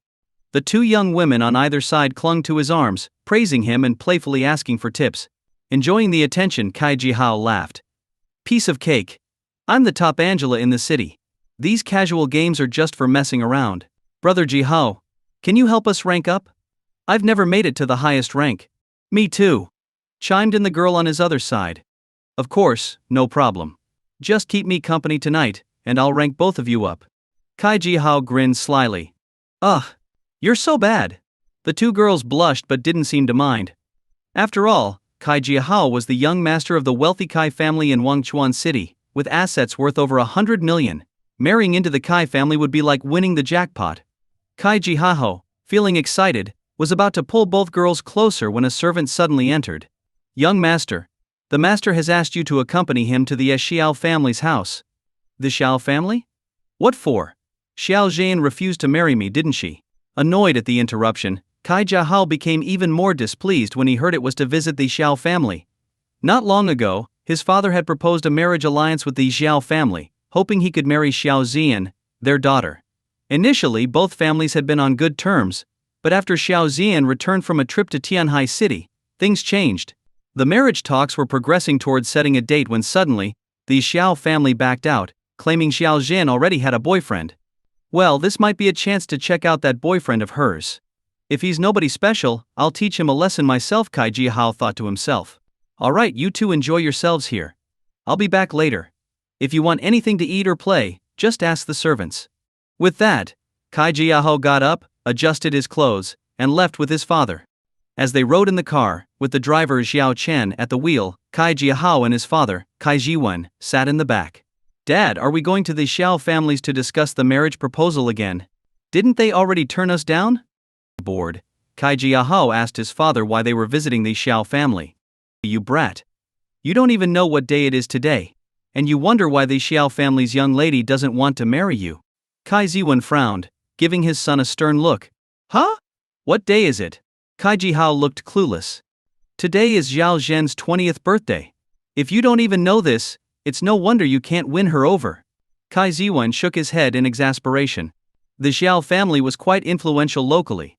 Although their business was valued in the millions, they were also known as a respected martial arts family in Wangquan City, with extensive connections. Even the Kai family occasionally needed their help. If the Ki and Xiao families formed an alliance, they could combine Ki family's commercial power with the Xiao family's martial heritage and connections. Together, they might join the ranks of the city's top elite. Unfortunately, his son was too much of a playboy to care about such matters, which was a constant headache for him. I never even wanted to pursue her. That stubborn girl, besides having a big chest, isn't even that pretty. Kai Jihao muttered, recalling Xiao Zhan's face. As a playboy, the only thing that had ever caught his attention about her was her, well, ample chest. By the time Lin Yuan arrived at Wangquan City's airport, it was already 4 p.m. With the local martial academy base destroyed, he didn't bother notifying anyone and let them manage things on their own. He took a taxi to the city center and checked into a luxury hotel. After entering his room, he settled into a hot bath and called Yi Qingcheng, asking her to send over information on the Marshall family causing trouble. Soon he received an email. Just as he was about to open the file, he heard a sudden noise as the door opened, followed by commotion outside. The next moment, someone burst into the bathroom. While soaking in the tub, Lin Yuan looked up to see a slightly familiar woman, though he couldn't quite remember where he'd seen her before. She stood there, visibly flustered. The woman gasped, equally shocked at the sight of him in the bath. Her cheeks flushed, turning bright red all the way down her neck. At the bathroom entrance, a tall, muscular young man entered. He glanced around the room before fixing his gaze on Lin Yuan. Hey, did you happen to see a young, pretty girl around here? Just as Lin Yufan was about to answer, he felt something sharp press against his side under the water. No. I haven't seen anyone, he replied. Haven't seen her? That's odd, the young man muttered, looking puzzled. He did another quick search in the bedroom, and finding no one, finally prepared to leave. Hey, could you close the door on your way out? Thanks. At Lin Yufan's loud request, the young woman underwater tensed, her heartbeat speeding up. Bang! With the sound of the door closing, Lin Yufan thought the girl would emerge from the water. But she kept her head submerged, apparently unaware the coast was clear. Alright, let's see how long you can hold your breath, Lin Yufan thought, feeling playful, and decided not to say anything, just relaxing in the tub. 1 minute passed. 2 minutes. At the 3-minute mark, there was a splash as the young woman finally surfaced, gasping for air. Water streamed down her flushed face, still pink from the hot water. She looked around anxiously, seeing no one at the door, and sighed in relief. They're gone, why didn't you tell me? She climbed out of the tub, cautiously peeked out the door to confirm it was closed, then turned back to scold Lin Yufan. I just helped you escape, and instead of thanking me, you're complaining? It's hard being a good person these days, he replied calmly. That's true. You did help me, she admitted, frowning. But since they left, you could have told me instead of making me hold my breath for ages. I thought you enjoyed diving, Lin Yufan teased with a grin. You. The young woman glared at him, her frustration evident. She turned to leave but hesitated upon realizing her clothes were soaked. Her wet clothes clung to her skin, making parts of her pale skin visible. If she walked out like that, she'd surely attract stares. Embarrassed, she looked at him and asked, Hey, can I stay here for a bit? What for? Are you planning to repay my kindness by taking advantage of me? Feigning fear, Lin Yufan crossed his arms over his chest and struck a helpless, vulnerable pose. The young woman's brows shot up as she scoffed. What are you talking about? My clothes are wet. I need to wait here until they dry. Ignoring his response, she grabbed a towel and bathrobe from the vanity. Hey, I didn't agree to this. You're acting like you own the place. Lin Yufan protested loudly. She ignored him entirely and went to the bedroom to change. When Lin Yufan walked out of the bathroom, still unclothed, he saw her wearing the white bathrobe. Although it covered most of her skin, he could tell she wasn't wearing anything underneath. After all, her clothes were hanging to dry on the rack by the window. What are you doing walking around without clothes? You pervert, she shrieked. She had been wiping her phone dry, as it had gotten wet in the tub. Hearing movement, she turned and saw him standing behind her, stark naked, and screamed in shock. Excuse me. This is a single room with only one bathrobe and one towel, which you took. What am I supposed to wear? Lin Yufan retorted, giving her an annoyed look. He still couldn't shake the feeling that she looked familiar, but he couldn't recall where he'd seen her before. Oh, sorry. Here, take this, she said, realizing she was partly to blame. She handed him the towel without looking at him. Didn't you already use this? Whatever. You look clean enough, so I'll manage, Lin Yufan replied, taking the towel. He dried his hair and body, saying as he did, smells pretty nice. Shameless. The young woman, already feeling embarrassed, blushed furiously at his comment. Says you. You jumped into my bath and stared at me, but did you hear me complain? Lin Yufan responded indifferently. Who wants to look at you? Just let me borrow your phone, she replied irritably. Glancing at his phone lying on the bed, she reached for it, but he grabbed it first. What's the problem? She glanced at him angrily, relieved to see that he'd wrapped the towel around his waist, covering himself, so she felt less uncomfortable. What problem? I just don't feel like lending it. You're so petty. I just need to make a quick call. Alright? I'll let you use it if you buy me dinner as thanks, he said. Amused. She agreed without hesitation and extended her hand. Fine, one dinner. Now give me the phone. Easy there. It's expensive, so don't drop it. I'd have to sell a kidney to buy a new one, Lin Yufan teased, lying back on the bed with a grin. If you break it, I'll replace it with a top model. She retorted, shooting him an annoyed look as she dialed her friend. Hey Xiaozhen, I ran into a bit of trouble, so I might not make it to your birthday party. Huh? Alright, I'll come by the KTV in about 2 hours. Bye. She hung up and tossed the phone back to him. She then checked the washing machine in the room, noticed it had a drying function, and happily put her damp clothes inside to dry. While waiting, she sat on the edge of the bed, looking out the window, feeling awkward about being alone in a room with him. I swear, I'm going to beat you. She suddenly heard Lin Yufan muttering behind her. Curious, she turned to see him sitting cross-legged on the bed, playing a mobile game. she could see his screen from where she sat. Wow. You're terrible. Bored, she watched him for a moment, just in time to see him get killed 3 times in a row. Already annoyed from being repeatedly killed, Lin Yuan grew even more frustrated when he heard the young woman's comment behind him. He turned and glared at her, but instead of looking intimidated, she smirked and said dismissively, "I'm just telling it like it is. Are you that sensitive? Oh? Think you can do better? Talking is easy," he retorted angrily, thrusting the phone toward her. "Watch and learn," she said, snatching the phone. Her fingers flew over the screen, and in no time, she turned the score around, going from a 0-5 losing streak to 1-3-5. 10 minutes later the game ended, and Wan Er, the character Lin Yuan had chosen, was awarded MVP. "See?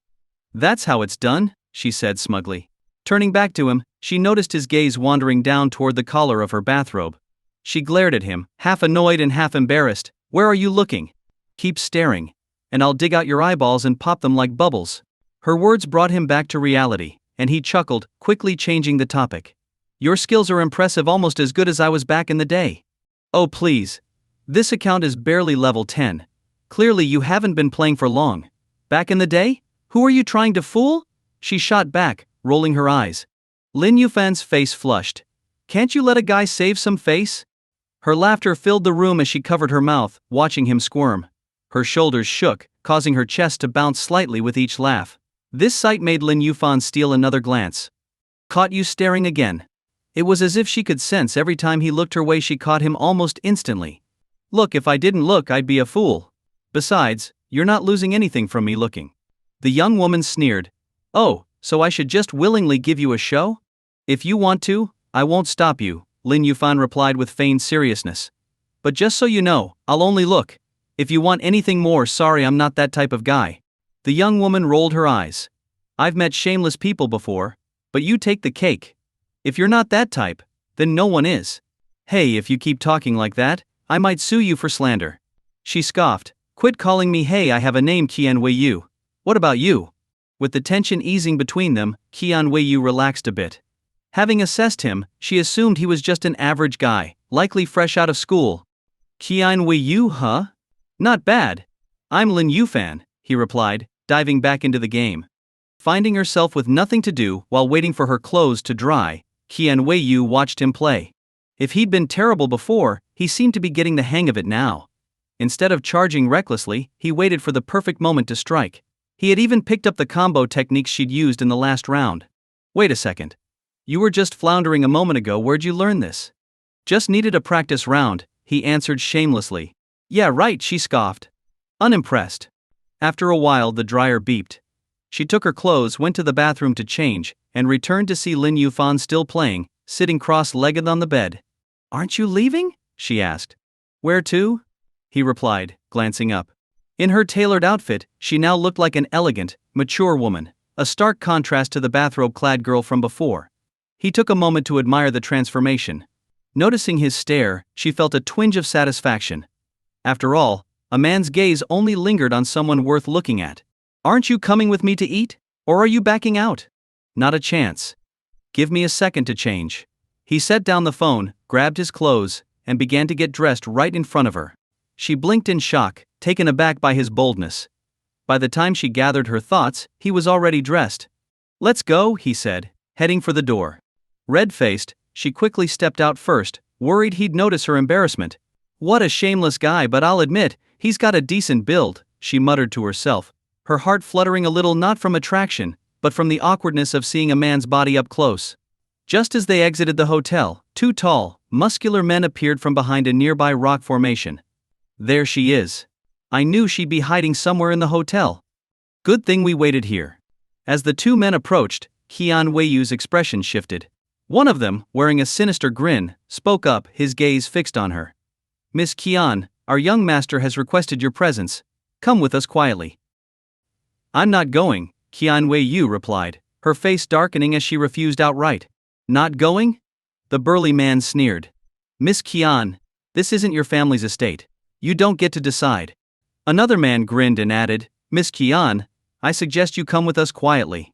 If we have to get rough, our young master will be heartbroken if you get hurt." "Hey! Dream on if you think I'm going with you, Qian Weiyu scoffed, turning to make a break for it. But as she turned, she saw two more men coming out from the hotel behind her. They were all part of the same gang. Seeing no way to escape, Qian Weiyu felt a pang of despair. I shouldn't have gone out today. Xiao Zane.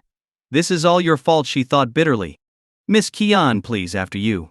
The four men now stood around her, closing off every possible escape route. Sighing, Qian Weiyu realized that resistance was futile, it would only make her look worse off. Fine, I'll go with you. But leave this guy out of it. He's innocent, she said, glancing over at Lin Yuan, the young man she'd only met today. He might have a penchant for bragging, but he wasn't a bad person. The leader of the group, a buzz-cut man, shook his head. That's not gonna work. The young master wouldn't be happy if he found out you were hiding out with some guy. We need someone to take the blame. Shut up. We were only in the same room, nothing happened. Qian Weiyu's cheeks flushed as she shouted back angrily. Whether something happened or not, you'll have to explain that to the young master, not us, the buzz-cut man shrugged. Damn it. Qian Weiyu bit her lip, scanning the four men around her, sizing them up for any weaknesses. Lin Yuan, I'll hold off the guy on the left. Run as soon as you can. Got it. The thinner man on her left seemed like her best chance. Lin Yuan had stayed quiet, piecing together the situation from their conversation. He understood her plan but couldn't help feeling a little exasperated. Silly girl, he thought. Just because he's the thinnest doesn't mean he's the weakest. That guy's actually the closest to reaching the initial inner energy stage, while the other three are just at early or mid levels. How about you go for the one on the right instead? He whispered. What? Why? She asked, surprised. He just looks punchable, Lin Yuan grinned. Qian Weiyu was speechless. Seriously? At a time like this, he's going on about who he finds punchable. With no time to argue, she gave a quick shout, run. Lin Yuan bolted to the right as instructed. The man on the right moved to block him, but Qian Weiyu leapt forward with a sudden burst of speed, landing a powerful kick that forced him to raise his arms defensively. This gave Lin Yuan just enough time to dart away. Without a backward glance, Lin Yuan sprinted toward a green area to the right of the hotel with the speed of an Olympic sprinter. In the dimming evening light, his figure quickly disappeared among the trees and bushes. Damn, he's fast. No point chasing him, muttered the buzz-cut man, deciding to let him go. After all, their primary target was Qian Weiyu. Letting one extra person escape didn't matter. This coward actually ran. So unmanly. Qian Weiyu thought bitterly as she fought with the burly man. Any decent guy would at least try to protect a girl in this situation. But no, he ran off like a rabbit. Miss Qian, we really don't want to hurt you, so please don't make this difficult for us, said the buzz-cut man as he closed in on her. Qian Weiyu clenched her teeth, feeling a wave of hopelessness. Suddenly, a flash of green shot out from the trees, moving so fast it pierced the buzz-cut man's arm with a soft swish. The man groaned in pain, looking down in shock to see a green leaf embedded in his arm. A leaf as a weapon? Only a martial arts master could pull that off. Face paling with fear, the buzz-cut man stared into the darkness of the trees. Another green flash whizzed toward him, and he turned ghostly white, shouting, "Retreat!" With that, he turned and ran, the other three following his lead without a second thought. They knew that against a martial master, their only options were to flee or beg for mercy.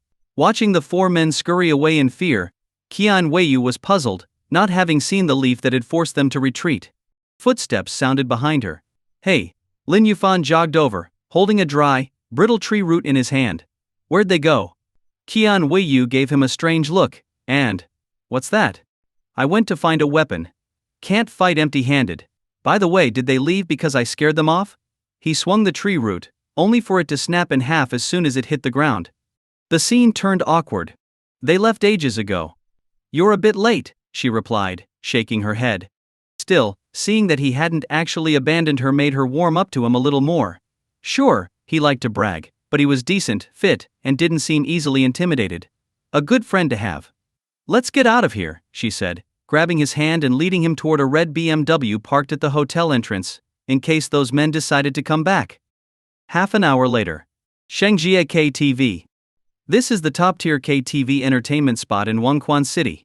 Renting a private room here costs tens of thousands of RMB, making it the preferred gathering place for the city's elite. At the moment, in one of the large rooms on the 5th floor, Xiao Jian and his sister, Xiao Zhen, were gathered with many young heirs from Wangquan's prominent families. Today was Xiao Zhen's birthday, the beloved little princess of the Zhao family. Come on, let's raise a glass to Xiao Zhane. Here's wishing her soon finds a perfect match and ends her single days, said a well-dressed young man, raising his glass. Laughter filled the room. Thanks, but my standards are high. Ordinary young men just don't make the cut, Xiao Zhan replied with a playful hum, returning the toast. Her older brother, Xiao Jian, laughed along but couldn't hide a hint of concern from his eyes. Recently, the Xiao family's reputation had grown significantly, with their influence in both the martial arts and business worlds reaching new heights. But the reason behind it all was just a single token, a token his sister had taken from a young man. Tomorrow, the Zhao family is coming over. If they find out that we have no martial arts master in the family, he thought, worry replacing his smile. Xiao Jian, it's your sister's birthday. Why the long face? One of his friends teased, throwing an arm around his shoulders. Of course I'm happy. Let's drink. Xiao Jian, as the future heir of the Xiao family, knew better than to bring down the mood at his sister's celebration. He set his worries aside and joined the others in their revelry. Hey Xiao Zin, where's Wei Yu? Is she coming? She coming? Xiao Jian asked, thinking of the girl he secretly admired. I called her earlier, and she said she'd come. She should be on her way, Xiao Zin replied, glancing at her wristwatch, the new model Longines that her brother had given her as a birthday present. Xiao Jian sighed softly. What's wrong, brother? I just think it might have been better not to invite Wei Yu. The Qian family is under pressure, and Zhao Jingchuan has been trying to pursue her. Now that the Zhao family has a master backing them, he's bound to get bolder. It's a lawful society even with a martial arts master. The Zhao family can't just do whatever they want, right? Xiao Zhen replied softly. You underestimate the power of a master, Xiao Jian said, shaking his head. Just then, the door swung open, and two people entered, a young man and woman. It was none other than Qian Weiyu herself, accompanied by a young man in his 20s. He looked somewhat familiar, but Xiao Zhen couldn't quite place him. Weiyu. I was worried you wouldn't make it, Xiao Zhen exclaimed with a bright smile, going over to greet her friend. Xiao Jian followed, his spirits lifting when he saw Qian Weiyu, the girl he'd been missing. But his smile faltered slightly when he noticed the unfamiliar young man beside her. Weiyu, who's this? He asked cautiously. Oh, this is Lin Yufan, a friend I made today, Qian Weiyu explained with a smile. She then turned to Lin Yufan, introducing him. Lin Yufan, this is Zhao Jian, and his sister, Xiao Jin. Lin Yufan. That name sounds familiar. I feel like I've heard it somewhere before and seen him somewhere, Tu Xiao Zhen thought, frowning slightly as she tried to recall. Wei Yu, what's this? Falling for him at first sight. Qian Weiyu teased upon noticing her friend's fixed gaze on Lin Yufan. No way. My standards aren't that low. Xiao Zhen snapped back, her pride in full force. Lin Yufan's face darkened at this. Low standards?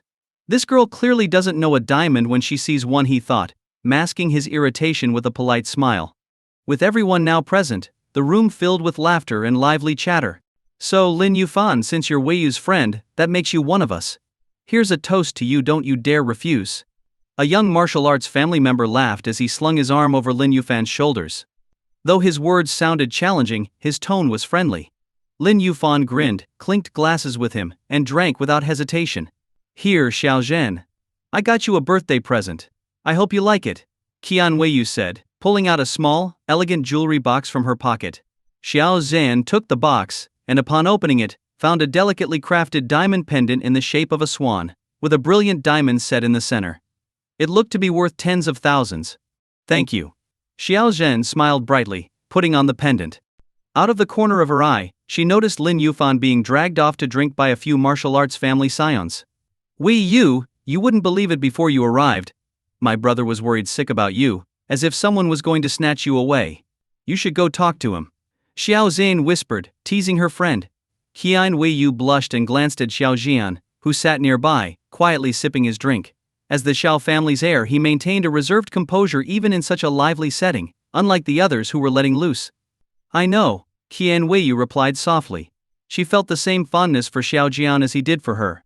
They had grown up as close friends, practically inseparable. Though she also harbored feelings for him, Xiao Jian had never confessed, and being traditional, she was too shy to make the first move. Meanwhile, Xiao Zhan decided to give her brother some alone time with Qian Weiyu. She walked over to Lin Yufan, who was chatting with a few others. Hey, it's my birthday today. Since you came, did you bring me a present? she asked, patting him on the shoulder. Lin Yufan frowned slightly. He had only come to get some food and definitely hadn't brought any birthday gift. Judging by your reaction, I'm guessing you didn't bring a gift, right? Since you didn't prepare anything, then you'll have to punish yourself with 3 drinks. And I'll let it slide, Xiao Jane said with an air of superiority. To her, Lin Yufan was just an ordinary, unremarkable guy. Being invited to her birthday party was already a huge privilege for someone like him. If it weren't for Qian Weiyu bringing him along, someone of his status wouldn't even be allowed in. Ha ha ha ha, 3 drinks. 3 drinks. Drink up. A few young men from prominent martial arts families jeered. Lin Yufan forced a smile, not wanting to argue with her. He poured himself 3 small glasses of beer and downed each in a single gulp.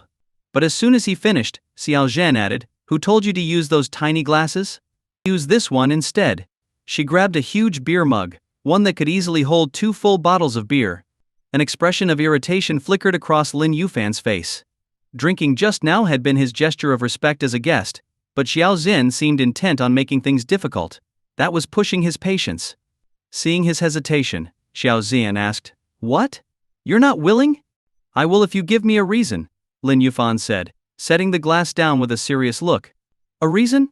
It's my birthday today, and you came to my party without a gift. Isn't that reason enough to drink up as a penalty?" Xiao Zhen retorted confidently. "Well, that's just tough luck," Lin Yufan responded with a light laugh. "Your birthday has nothing to do with me, I'm only here for some food." The others in the room started laughing and egging her on. "You." Xiao Zhen's face turned red with embarrassment. She was used to getting whatever she wanted, whether from her family or her brother, Xiao Jian. But she hadn't expected to be openly defied by Lin Yufan, this nobody.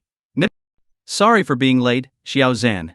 At that moment, the door to the private room opened, and a young man in a casual suit with a sunny smile entered. "Kai Jihao, what are you doing here? I don't remember inviting you," Xiao Zhen said, her face immediately showing disgust. "Oh, I came with my dad to your house to wish you a happy birthday, but Uncle Xiao said you weren't home, so I came here to find you," Kai Jihao replied with a friendly smile, looking every bit the charming gentleman. "Isn't that Kai Jihao? I heard he's quite the ladies' man," one of the young heirs whispered. "Yeah, he's a regular VIP at Shunyi Bar, always hitting on women there. Word is he even scored with a pair of twins not too long ago," another heir added with a hint of envy. "He's just a player," one of the few girls in the room scoffed. "Such a shame, though he's good looking. If he were more committed, I might even chase after him myself," sighed a short-haired girl with a bold look. Lin Yufan overheard the murmuring but paid it no mind. He was only here to grab some food and drinks, nothing more. But just as he thought that, he felt someone grab his arm. He immediately sensed that it was a girl. When he turned, he found Xiao Zhen holding onto his arm with a shy expression. "Since you're here, I might as well be honest with you," she said to Kai Jihao, who was walking over. "I could never marry into your Kai family because I already have someone I like. His name is Lin Yufan, he's my Prince Charming." Hearing this, Kai Jihao's friendly smile froze. He looked over at Lin Yufan, taking in his simple attire and unremarkable presence. How could he, Kai Jihao with his looks, charisma and background, be overshadowed by someone like this? The others in the room started watching with amusement, making Kai Jiahao's face turn red with embarrassment. "How long have you two known each other?" he asked, his tone still polite despite the anger boiling inside him. "Hold on," Lin Yufan interrupted before Xiao Zhen could respond. "Are you confessing to me right now?" Lin Yufan wasn't stupid, he knew Xiao Zhen was using him as a shield. If she'd been polite about it, he might have played along. But after her earlier behavior, he saw no reason to cooperate. "Why, yes," Xiao Zhen stammered, her eyes flashing a warning. "If you dare expose me, I'll make you regret it," she thought angrily. "Sorry, but you're not my type," Lin Yufan said, pulling his arm free and moving a few steps away from her. Kai Jihao, watching this unfold, couldn't help but feel a sense of satisfaction. Initially, he had planned on teaching Lin Yufan a lesson, but now he was thinking he might actually like this guy. You. Xiao Zhen stammered, her face turning red with frustration as she stomped her foot, turning away in a huff. Normally she wouldn't have let such disrespect slide, but since Lin Yufan was Qian Weiyu's friend, causing a scene would be impolite. She swallowed her anger, promising herself she'd deal with him later. Kai Jihao tried making small talk with Xiao Zhen, but she ignored him completely. Frustrated and uninterested in making further efforts, he took out his phone and started playing a game instead. While drinking, Lin Yufan glanced over and noticed that Kai Jiahao was playing the same game he'd recently started. As he got a closer look, his eyes widened in surprise. "So, you're that Angela?" he asked in astonishment. "Eh, you know me? Did I carry you in a game before?" Kai Jiahao replied, looking surprised. "Carry me? More like troll me." Lin Yufan snapped, recalling Kai Jiahao's smug behavior in the game. Without thinking, he reached out and smacked Kai Jiahao on the back of the head. The unexpected hit sent Kai Jiahao tumbling forward, completely caught off guard by the force. Kai Jiahao's sudden beating stunned the room into silence. Everyone looked at Lin Yufan in shock and confusion, wondering why he had suddenly attacked him. Xiao Zhen, on the other hand, felt a flash of satisfaction. She had always disliked Tai Jihao, the self-important jerk, who, just because of his family's wealth, thought he was special and tried to push for a marriage alliance with her. Serves him right, she thought to herself, though she kept her face expressionless. "You! Why did you hit me?" Kai Jihao stood up, furious, glaring at Lin Yufan. "Why shouldn't I hit you? You think you're hot stuff, don't you?" Lin Yufan stepped forward and gave Kai Jiahao another slap, leaving his face swollen. "Calling me a noob, huh?" Slap. "You think you're great at Angela?" Slap. "I told you I'd teach you a lesson. If not in the game, then here in real life." Slap. 3 consecutive slaps had left Kai Jiahao seeing stars. His head was spinning, but when he heard what Lin Yufan said, he suddenly realized this was the noob player he'd insulted while gaming earlier. Kai Jiahao was furious. "Pathetic. You can't beat me in the game, so you take it out on me in real life? What kind of man are you?" He staggered up again, pointing angrily at Lin Yufan. "If you have guts, try to beat me in the game, loser. I could wipe the floor with you in game." Slap. Lin Yufan didn't bother responding, only landing another slap that sent Kai Jiahao crashing to the floor. Just as Lin Yufan was about to teach him another lesson, Kai Jiahao suddenly dropped to his knees, pleading, "Please man, please don't hit me again. I'm sorry, okay? Who's the noob now?" Lin Yufan took another step closer. "It's me. I'm the noob, alright?" Kai Jiahao scooted backward on his knees. "I said I'd teach you a lesson. You understand?" Lin Yufan pressed on. Yes, I totally understand." Kai Jiahao backed up until he hit the wall, nodding quickly. "This time I'll let it slide. But if you start acting cocky in the game again, I'll be back to remind you, got it?" Kai Jiahao nodded in panic, swearing he wouldn't do it again. Only then did Lin Yufan back off, letting him be. "Alright everyone, why's everyone staring? Keep eating, drinking and having fun. Don't let a small thing like this ruin the mood," Lin Yufan said with a chuckle, gesturing for everyone to carry on. Meanwhile, Kai Jiahao scrambled to his feet and, without another word, bolted for the door, disappearing in seconds. "Hey bro, did you really just beat him up because he mocked you in a game?" One of the young men from a martial arts family, who had been drinking with Lin Yufan earlier, asked, shaking his head in disbelief. "Ahem, well, it wasn't just about that. The real issue was his arrogance. I couldn't let him off without knocking him down a peg. Now I feel much better." Lin Yufan coughed, his face flushing slightly. The entire room erupted in laughter at his response. "Oh my gosh, this is hilarious. If I hadn't seen it myself, I'd think it was a joke." "Nice one, Lin Yufan. Way to show him who's boss, I love it." Kai Jiahao probably never dreamed he'd get slapped over his gaming arrogance. About time someone put that guy in his place. Well done, Lin Yufan. He'll probably quit gaming after this. Everyone chatted and laughed, and Xiao Zhen looked on in astonishment. She hadn't expected Lin Yufan to slap Kai Jihao just because of a game. But whatever the reason, she was happy he did it. "Lin Yufan, maybe you should go now?" Qian Weiyu walked over, her face filled with concern. After all, this was Forgotten River City, where the Ki family had influence. Kai Jihao definitely wouldn't let this go. "Go? But you haven't bought me dinner yet," Lin Yufan replied casually. "You just hit Kai Jihao, and you think he won't retaliate? Don't you know who he is? He's the future heir of the Kai family, and he's infamous for holding grudges. He won't let this slide." Qian Weiyu frowned. But Lin Yufan only shrugged, showing no concern. Seeing this, Qian Weiyu was at a loss for words. "Don't worry, Weiyu," Xiao Jian said as he approached to comfort her. "If Kai Jihao retaliates, I'll handle it. The Xiao family has some influence here." Weiyu was touched by his offer, knowing Xiao Jian was offering his help because she had brought Lin Yufan. She shook her head. "No, Xiao Jian, it's all right. We just met today, he's just an acquaintance. I wouldn't want to drag you into a fight with the Kai family over him." Xiao Jian nodded. All right, I understand. He had just offered out of courtesy, and if Kai Jiahao really came back with reinforcements, he'd probably just try to smooth things over with an apology on Lin Yufan's behalf. Sure enough, 10 minutes later, Kai Jihao stormed back into the room with 4 bodyguards. It's him. Beat him senseless. He pointed straight at Lin Yufan, and the 4 guards moved in to attack. Jihao, today's my sister's birthday. Can't this wait until tomorrow? Xiao Jian quickly intervened. Tomorrow? Where were you when he slapped me? You didn't say a word. But now that I'm here for payback, you want me to come back tomorrow? Do you think I'm that easy to push around?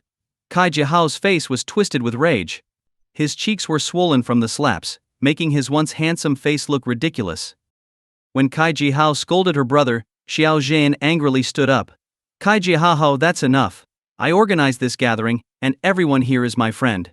If you lay a finger on them, you're crossing me. Oh really? Kai Jihao sneered. You think I'm here for you? If it weren't for my father pushing me to pursue you, you think I'd want to spend my night at your little party? The losing face earlier had left him furious and irrational. All he wanted now was to hurt Lin Yufan, to break his limbs if he could and leave him begging on the streets. You. Xiao Zhen's face turned pale. True, she wasn't a classic beauty, and she knew that someone like Kai Jiahao, with his family background, had no shortage of women. Women who were only too eager to be at his side. Kai Jihao's eyes glinted with rage. Tonight, I'm teaching this punk a lesson. Anyone who gets in my way better watch out, or don't blame me for what happens next. At this, some of the people in the room who had thought to defend Lin Yufan went quiet. After all, most of them had just met him. Was it really worth risking a grudge with Kai Jiahao over a stranger? Qian Weiyu spoke up. Kai Jiahao, fine if you must get revenge, don't go too far. Don't take a life. Relax, I'm not killing him. If I did, I'd be held responsible, wouldn't I? Kai Jiahao laughed cruelly, his eyes filled with malice. As long as Lin Yufan was left half dead, he'd be satisfied. What are you waiting for? He signaled to the bodyguards, who had just been held back by Xiao Jian, and they rushed at Lin Yufan. Bam! Bam! Bam! In mere seconds, the 4 guards lay sprawled on the ground, groaning in pain, unable to get up. Everyone stared, wide-eyed and silent. Most were sons of martial arts families, trained in martial arts but never seriously pushed, and so their skills were only basic.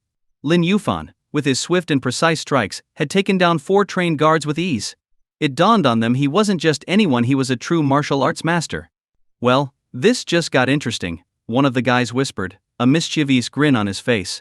Lin Yufan's face remained calm. Not long ago you said you'd learned your lesson. And now you bring these guys to beat me up? He began walking toward Kai Jiahao, who stood frozen in terror. Seeing no way out, Kai Jiahao instinctively turned to flee. But as he spun around, he saw Xiao Zhen blocking the door, leaning against it with her arms crossed, clearly intent on not letting him escape. Kai Jihao's anger flared, and he glared at her, ready to curse her out. But then a heavy hand landed on his shoulder, pressing down with such force that he stumbled forward. Trying to run, are we? Lin Yufan's voice was close, too close. Kai Jihao turned, forcing a smile that was closer to a grimace. Bro, I was just kidding, alright? No need to take it seriously.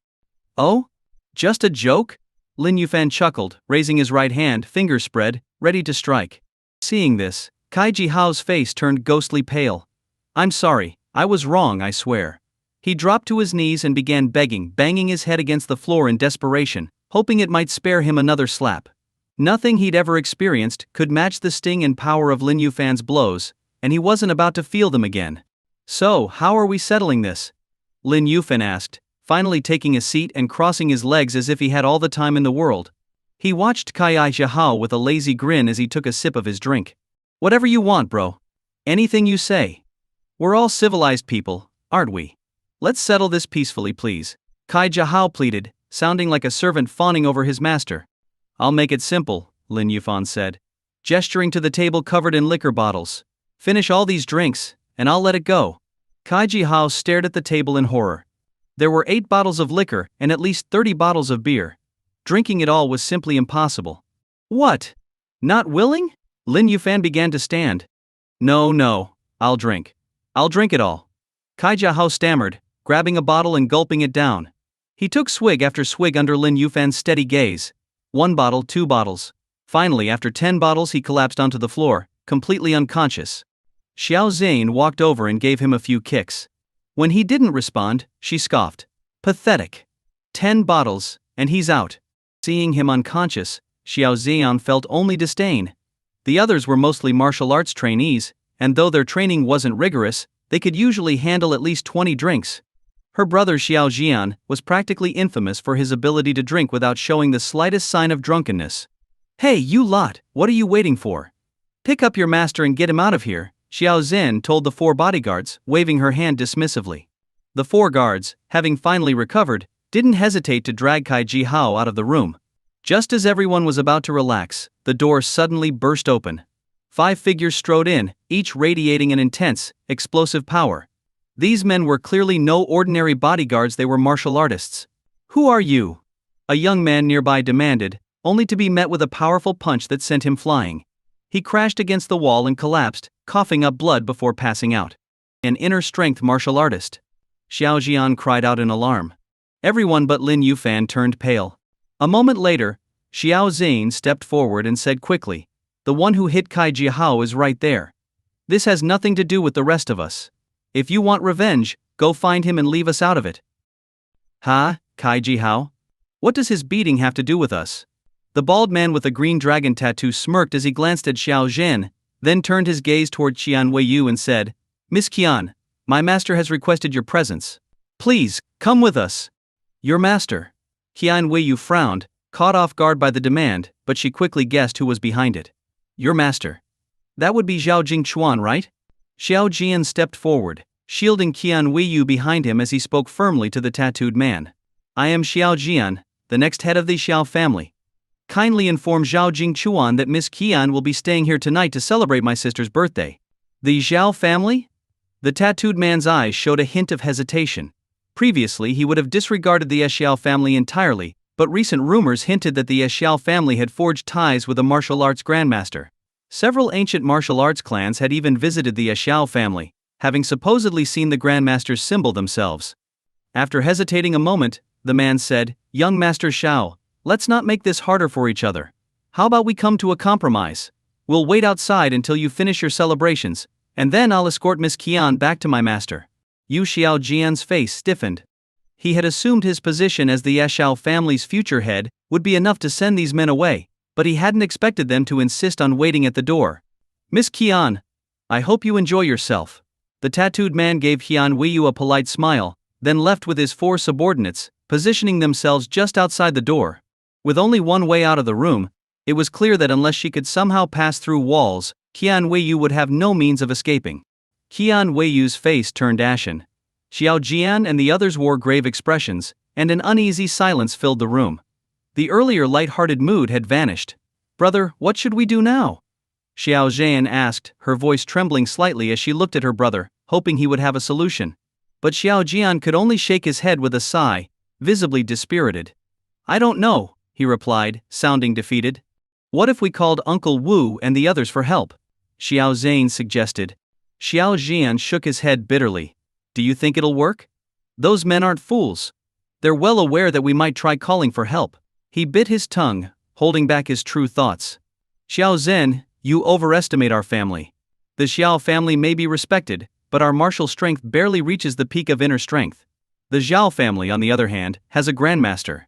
Even if we called for help, our father wouldn't risk going against the Zhao family over Miss Qian." "It's fine.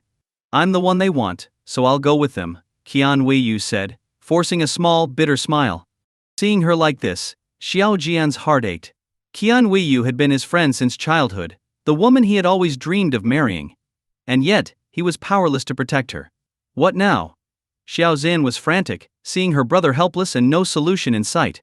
Just then she spotted Lin Yufan calmly drinking and watching music videos on the projector, as if completely unfazed by the unfolding situation. Recalling his unexpected display of strength earlier, Xiao Zhan thought that perhaps he had the skills of an inner-strength martial artist. If Lin Yufan could lead the way and fight their way out, they might actually have a chance. Her eyes lit up as she leaned over to her brother, whispering her idea into his ear. Meanwhile, Qian Weiyu remained seated, looking despondent. "Do you really think he'd agree to help?"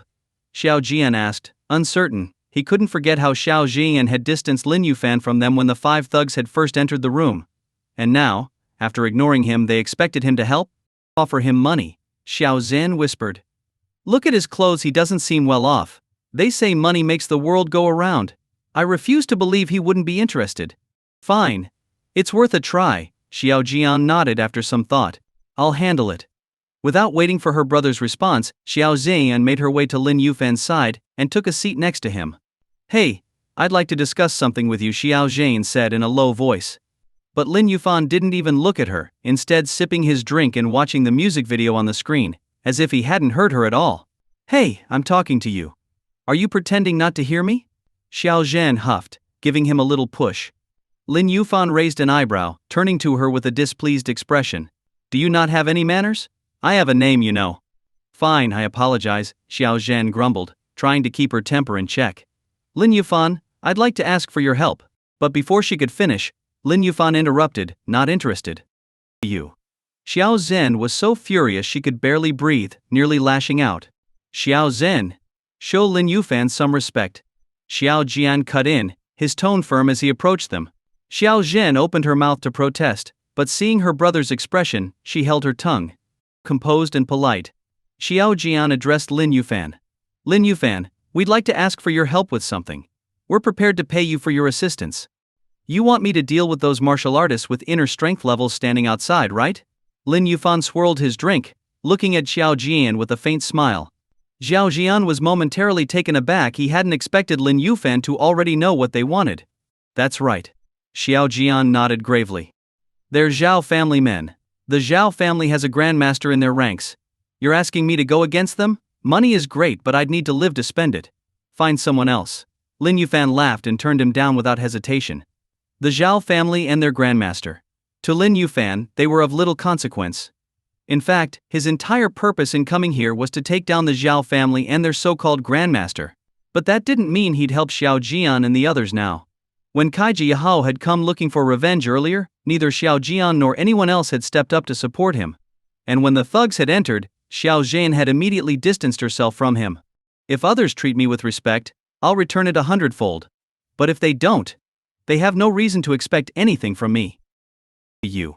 Either help or don't. If you're not going to, then forget it. What the heck? Upon hearing this, Xiao Zhen was so angry she almost spat blood, unable to hold back her anger on the spot. Lin Yufan's brows knitted, and he looked at Xiao Zhen with an unkind gaze. Since you're a young girl who doesn't understand, I'll let it slide. But if you keep being disrespectful, don't blame me for being rude to you. Lin Yufan scolded in a cold voice. Xiao Zhen, seeing this, was about to retort, but when she met Lin Yufan's icy gaze, a chill ran through her heart. She was so intimidated by Lin Yufan's cold look that she couldn't say another word. Brother Lin Yufan, my younger sister is young and spoiled by our family. Please don't hold it against her. I apologize on her behalf. Xiao Jian was startled, and quickly cupped his hands and bowed to Lin Yufan. Lin Yufan's gaze shifted toward the MV on the projector screen. To be precise, he was looking at the beautiful woman in the MV. This beauty was none other than his cherished sixth sister, Su Liangshu. Su Liangshu wore a white outfit, her aura ethereal, and her enchanting voice made Lin Yufan feel captivated. Liangshu's singing has gotten even better. Lin Yufan thought with admiration. On the other side, Xiao Jian pulled Xiao Zhen aside and whispered, Xiao Zhen, don't be so rude like just now again. To martial cultivators, family ties are fleeting clouds. If you truly anger someone, they might just kill you, and then leave the area, or even leave Dragon Country, and the family wouldn't be able to do anything to them. Oh. Xiao Zhen nodded slightly, responding with a bit of reluctance. Ah, looks like I'll have to take the last step. Xiao Jian sighed, pulled out his phone, and made a call home. Dad, it's me. I need to talk to you about something. Here's the situation. Xiao Jian explained what had happened. He knew his father might not step in, but this was his last chance. He couldn't just stand by and watch the girl he secretly liked get taken away and defiled by Zhao Jingquan, could he? Nonsense. The Zhao family is on the rise. They even leveled the Heavenly Pavilion Martial Institute in Wangchuan City. Opposing the Zhao family now is nothing short of courting death. As the future head of the Xiao family, how could you make such a rash decision? The voice of Zhao Yuanheng, the head of the Xiao family, came harshly from the phone. His tone carried a hint of reprimand and disappointment. But Wei Yu is the girl I like. I can't just stand by and watch her get taken. Xiao Jian's eyes turned red, his emotions stirred. Perhaps out of agitation, he hadn't lowered his voice, and everyone in the room, including Qian Weiyu, heard him clearly. So what? A real man doesn't lack women. What difference does one girl make? Are you worried you won't find a wife in the future? Besides, the Qian family's girl is their responsibility. Why do you, an outsider, care? Zhao Yuanheng scolded sternly. Dad, if the Qian family could handle it, I wouldn't be calling you. I've never asked you for anything in my life, but this time please, I'm begging you. Let Uncle Wu and the others come just this once. Xiao Jian, with red eyes, pleaded humbly. This matter is not up for discussion. You may be my son, but as the head of the family, I must think about our future.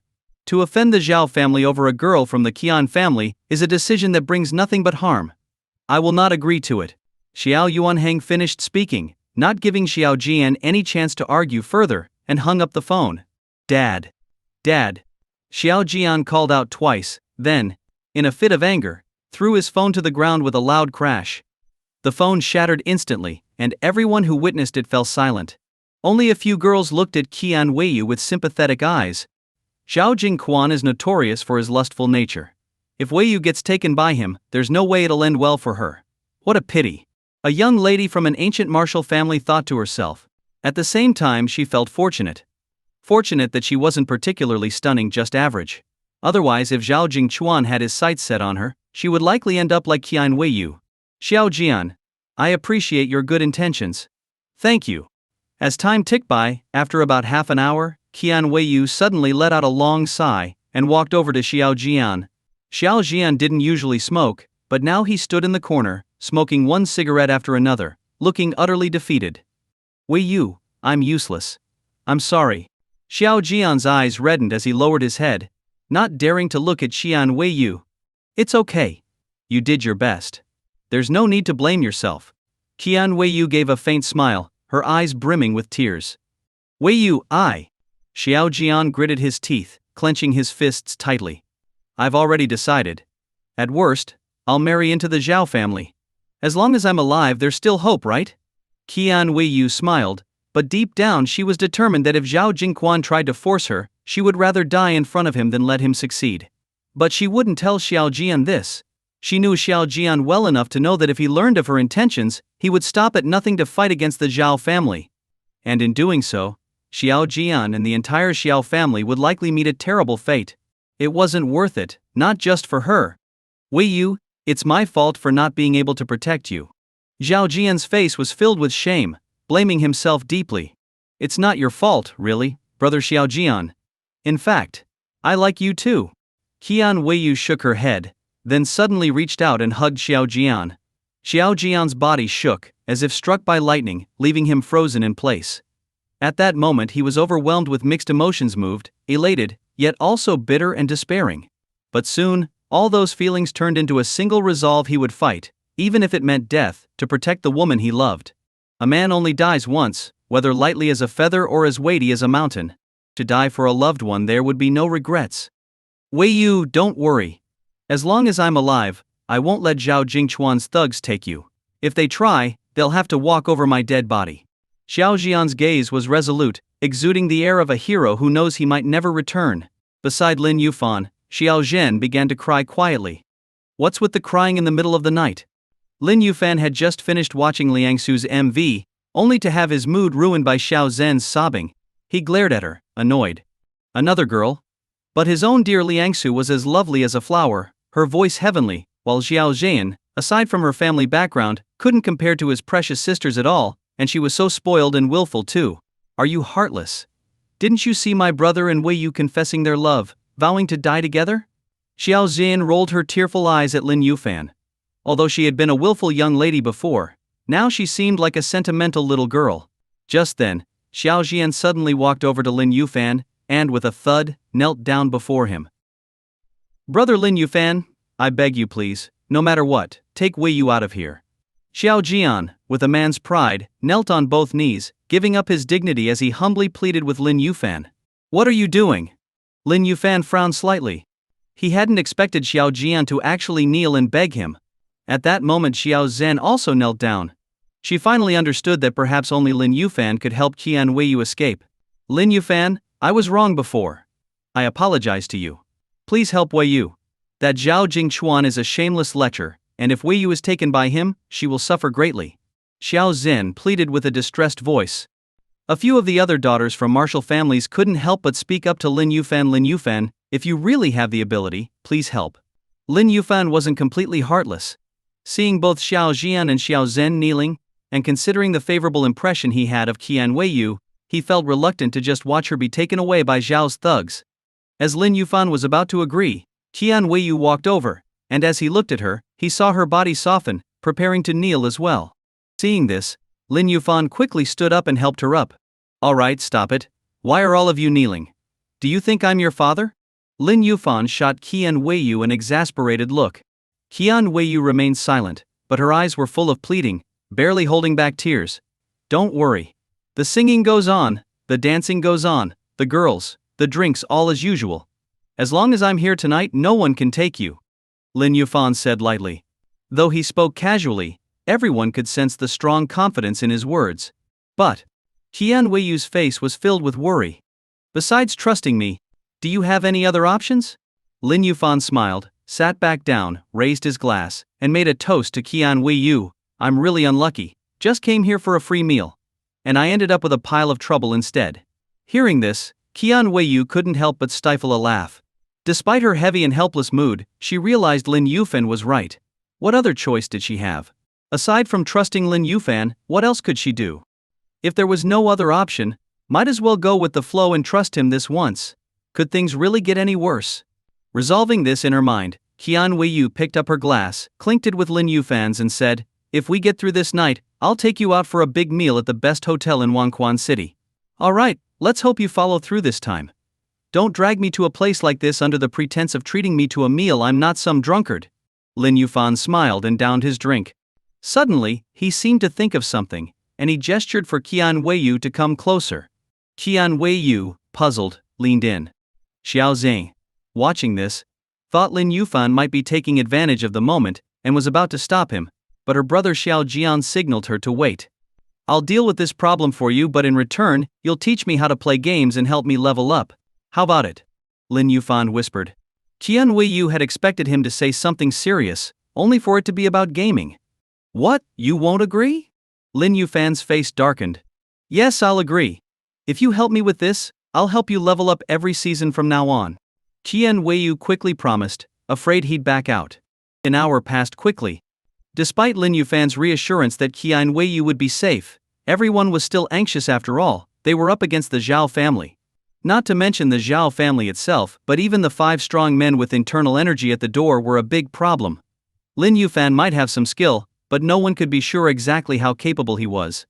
Judging by his age, at best he was at the early stage of internal energy, and facing 5 fighters at the same or higher level, the odds weren't great. Hey! Did you fall asleep? Wake up, let's drink. It was already past 2 in the morning, and one of the young men, drowsy from drinking, had dozed off on the sofa, but his friend quickly woke him.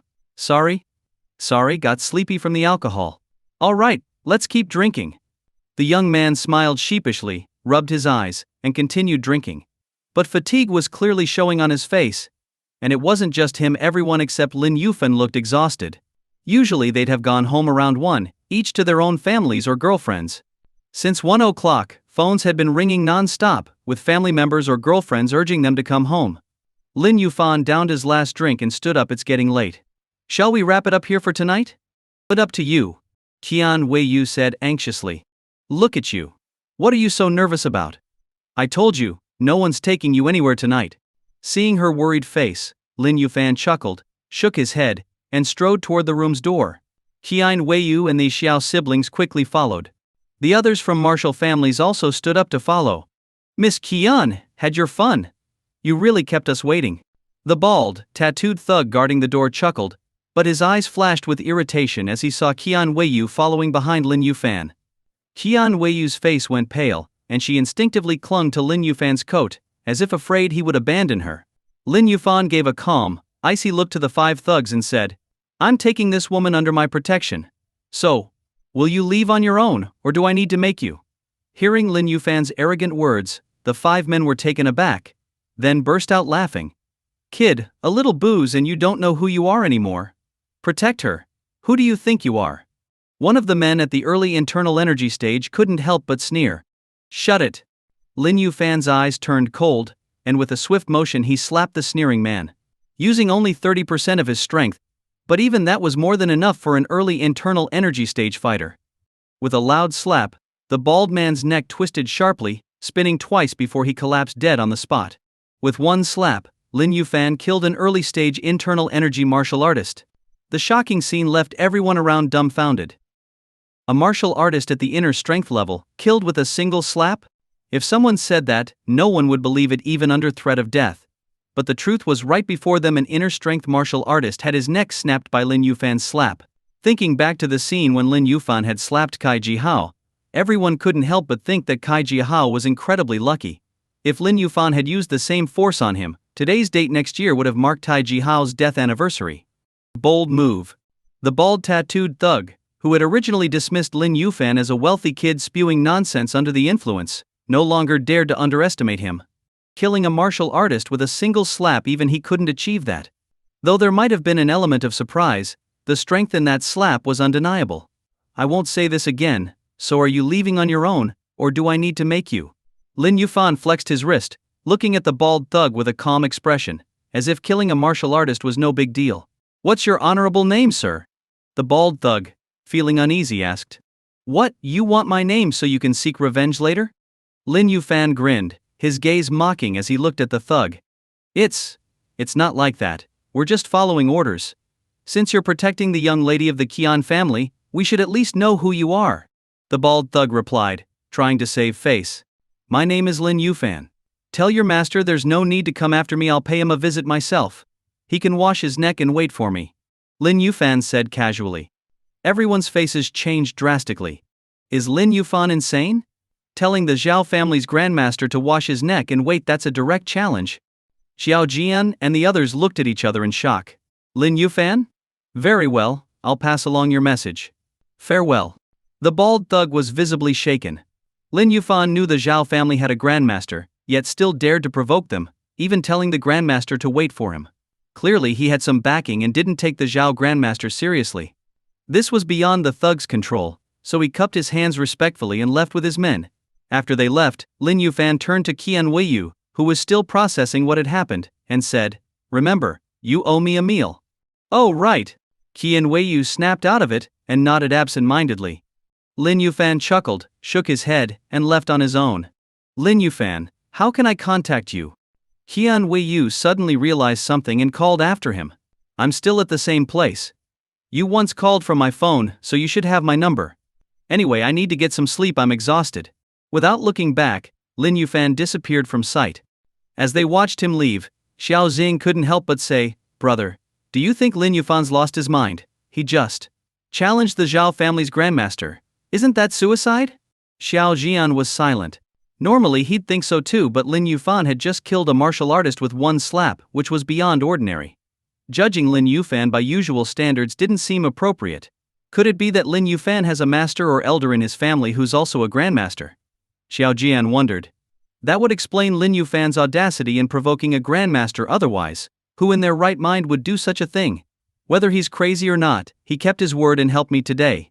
From now on, Lin Yufan is my friend. If he ever needs help, I'll stop at nothing to support him. Qian Weiyu said firmly. Yes, he's my friend too, Xiao Jin added after a moment's thought. Meanwhile, Lin Yufan couldn't have cared less what Qian Weiyu and these Xiao siblings were thinking. He had already reached the roadside, waiting for a taxi to return to his hotel. Hey handsome, need company? Before a taxi arrived, a red sports car suddenly pulled up in front of Lin Yufan. The driver was a woman in her 30s, her skin well maintained, making her look about 25 or 26. She wore a low-cut red dress and had a flawless makeup look, exuding a mature charm. Sorry, I'll pass. Lin Yufan glanced at her and decisively declined. What? Pass? Are you saying I'm ugly? Her smile vanished instantly, replaced by displeasure and anger. If this is what you look like with makeup, you'd definitely be ugly without it. And you're in your 30s, right? At this age, looking for a man like this, something must be wrong with you. Lin Yufan's gaze briefly flicked to her chest, and his brow furrowed. The woman, as if deeply insulted, glared at him viciously, cursing, Bumpkin. You'll never find anyone to take care of you. What? Me? Need someone to take care of me? What kind of nonsense is that? Lin Yuan shook his head, amused. He returned to the hotel around 3 in the morning. After a quick wash, he went to bed. Meanwhile, at the Zhao family estate in Wangquan City. What? I waited up half the night, and you tell me you didn't bring her back? Useless fools. What do you think I pay you for? Inner strength martial artists here? Bah, a bunch of worthless trash. Zhao Jingchuan, dressed in a robe, with a beautiful woman on each arm, flew into a rage upon hearing from the bald thug that Qian Weiyu hadn't been brought back. Sir, we really couldn't help it. Someone interfered. The thug, though furious and humiliated, suppressed his anger. After all, this young master was the Zhao Grandmaster's favorite grandson. What did you say? That guy killed an inner strength martial artist with one slap. And he said he'd come here himself, and that my grandfather should wash his neck and wait. Zhao Jingquan's eyes narrowed, a glint of murderous intent flashing. That's exactly what he said. The Qian family's young lady, the Yexiao siblings, and a few other disciples from martial families in the city all heard it. The bald thug nodded. Arrogant fool. He thinks just because he's trained a bit and gained some inner strength, he can do as he pleases? Challenge my grandfather, does he even deserve it? Zhao Jingchuan's rage turned into a cold smile. Find out where that kid is. I'll go deal with him myself. Young master, perhaps. We should inform the old master first? The thug suggested cautiously. At this, Zhao Jingquan kicked him to the ground in irritation. Idiot. My grandfather is a martial arts grandmaster. If every random kid who challenged him got an audience, he'd be worn out. This brat is nothing, I'll handle him myself. The next morning, Lin Yuan was sound asleep when someone suddenly knocked on his door. Who the hell is it, knocking when I'm sleeping so well? Irritated, Lin Yuan got up to open the door. Standing outside was a middle-aged man in a suit with graying hair. He had an air of dignity, and though older now, it was clear he must have been quite handsome in his youth. Behind him were 4 men in black suits and sunglasses, clearly professional bodyguards. May I ask if you are the lord of the pavilion? The middle-aged man looked at the sleepy Lin Yuan, who was wearing a robe, and frowned slightly. Lin Yuan glanced at him impatiently. And who are you? Dressed like that, are you with the Chamber of Commerce? Yes, sir. My name is Shen Sanqian. I'm the head of the Wangchuan Chamber of Commerce. When I learned you had arrived in Wangchuan, I came to pay my respects. The man bowed. The 4 bodyguards behind him looked astonished. Their employer was one of the top 3 richest men in Wangquan, yet here he was, bowing humbly to a young man in his early 20s. It was unbelievable. Shen Sanqian? Got it. Is there anything else? If not, go do what you need to do, Lin Yuan said, starting to close the door. After all, he'd stayed up late the night before, and it was only Ada.m.-he hadn't slept much. Sir, since you've come from afar, it's my fault if you're staying in a hotel. I've arranged for my daughter to vacate the Linhu No. 1 villa, and it's ready for you to move in. Shen Sanqian bowed again. Linhu No. 1? I'm a simple guy. Staying anywhere is fine, there's no need to fuss. Lin Yuan was about to refuse, but Shen Sanqian added, Sir, this is by order of Miss Gu, the head of the Chamber of Commerce. Miss Gu? Yunxi? At the mention of Miss Gu, Lin Yuan immediately thought of Gu Yunxi. Yunxi really is considerate. Even though she's in Nanjing, she's still looking out for me, he thought, feeling a warm surge of appreciation. All right, I'll pack up then. Since it was Gu Yunxi's wish, Lin Yuan couldn't turn her down. No need, sir. Just come with me. I'll have someone else handle your things. Shen Sanqian signaled to his bodyguards. One of them quickly went into the room and packed up Lin Yuan's clothes. Soon Lin Yuan, still in his robe, led the way as Shen Sanqian walked beside him, occasionally bowing to show him the direction. The sight left the locals of Wangchuan, as well as the hotel staff, in disbelief. Shen Sanqian was a well-known billionaire in Wangquan, with assets in the billions. Yet here he was, treating the young man in his early 20s with such courtesy. Could this young man be a scion of one of the prestigious families from Beijing? Many were filled with curiosity, and some even began speculating about Lin Yuan's identity. Half an hour later, Shen Sanqian drove Lin Yuan to Linhu No. 1 villa. The villa was situated by East Lake, the best among the lakefront properties, hence its prestigious name. The villa had 3 floors and covered a large area, complete with an artificial hill, a fountain, a private outdoor pool, and various other facilities. It had everything one could need. Sir, Here's the access card for the villa and the keys to several sports cars in the garage. If you need anything, feel free to contact me. The servants know my number, so I'll leave you to rest." After seeing him to the door, Shen Sanqian bowed once more and left. Without much thought, Lin Yufan took out the access card and opened the gate. As he walked towards the main door, he heard the sound of water splashing from the left. Looking over, he saw an outdoor swimming pool, where a woman in a bikini was swimming. Though she was a short distance away, he could clearly see her curvy figure. "Not bad," he muttered to himself, walking closer. "Hey, are you the maid here?" He called out to the young woman who was just about to backstroke. The woman hadn't expected anyone else to be there. Startled by his shout, she let out a scream and panicked, flailing her arms and legs before starting to sink. Lin Yufan froze, surprised at this turn of events. Seeing her start to drown, he quickly shed his robe and jumped into the pool. He reached her swiftly, but as is common for drowning people, she instinctively clung to him, desperately gripping onto him like a lifeline. It wasn't just her arms holding onto him, she was practically wrapped around him like an octopus, arms and legs tightly clinging to his body. "Hey, you're making it impossible for me to swim." But the woman, still in a panic, didn't hear him. With no other choice, he pried her legs off and managed to drag her to the edge of the pool. Once they were out of the water, she finally started to calm down. "Who are you? Why are you in my villa?" Still shaken, the young woman eyed him warily, instinctively moving away from him. "Your villa? Wait, are you Shen Sanqian's daughter?" Lin Yufan paused, recalling what Shen Sanqian had mentioned earlier. He'd said his daughter was vacating Linhu number 1 for him, and now this girl was calling it her villa. She was probably Shen Sanqian's daughter. "My name is Shen Shiqi. Shen Sanqian is my father. And who are you?" The girl introduced herself, still watching him cautiously. "I'm Lin Yufan. Your dad arranged for me to stay here." You're the pavilion lord of the Tianji Pavilion? How are you so young? You don't even look older than me." Hearing this, Shen Shiqi's face filled with disbelief. Her father had mentioned that the pavilion lord was very young, but she had assumed that meant at least 30. But this Lin Yufan looked like he might even be younger than her. Hearing this, Lin Yufan couldn't help but look Shen Shiqi up and down. Shen Shiqi was stunningly beautiful, on par with Gu Yunxi and the other women he knew. She had a fit figure, clearly from regular exercise, and her chest was particularly prominent, especially in a bikini, with her fair skin visible, making for a rather enticing sight. "My chest isn't bigger than yours," he muttered without thinking. As soon as he said it, he realized his slip up, but it was too late to take it back. "You! Shameless!"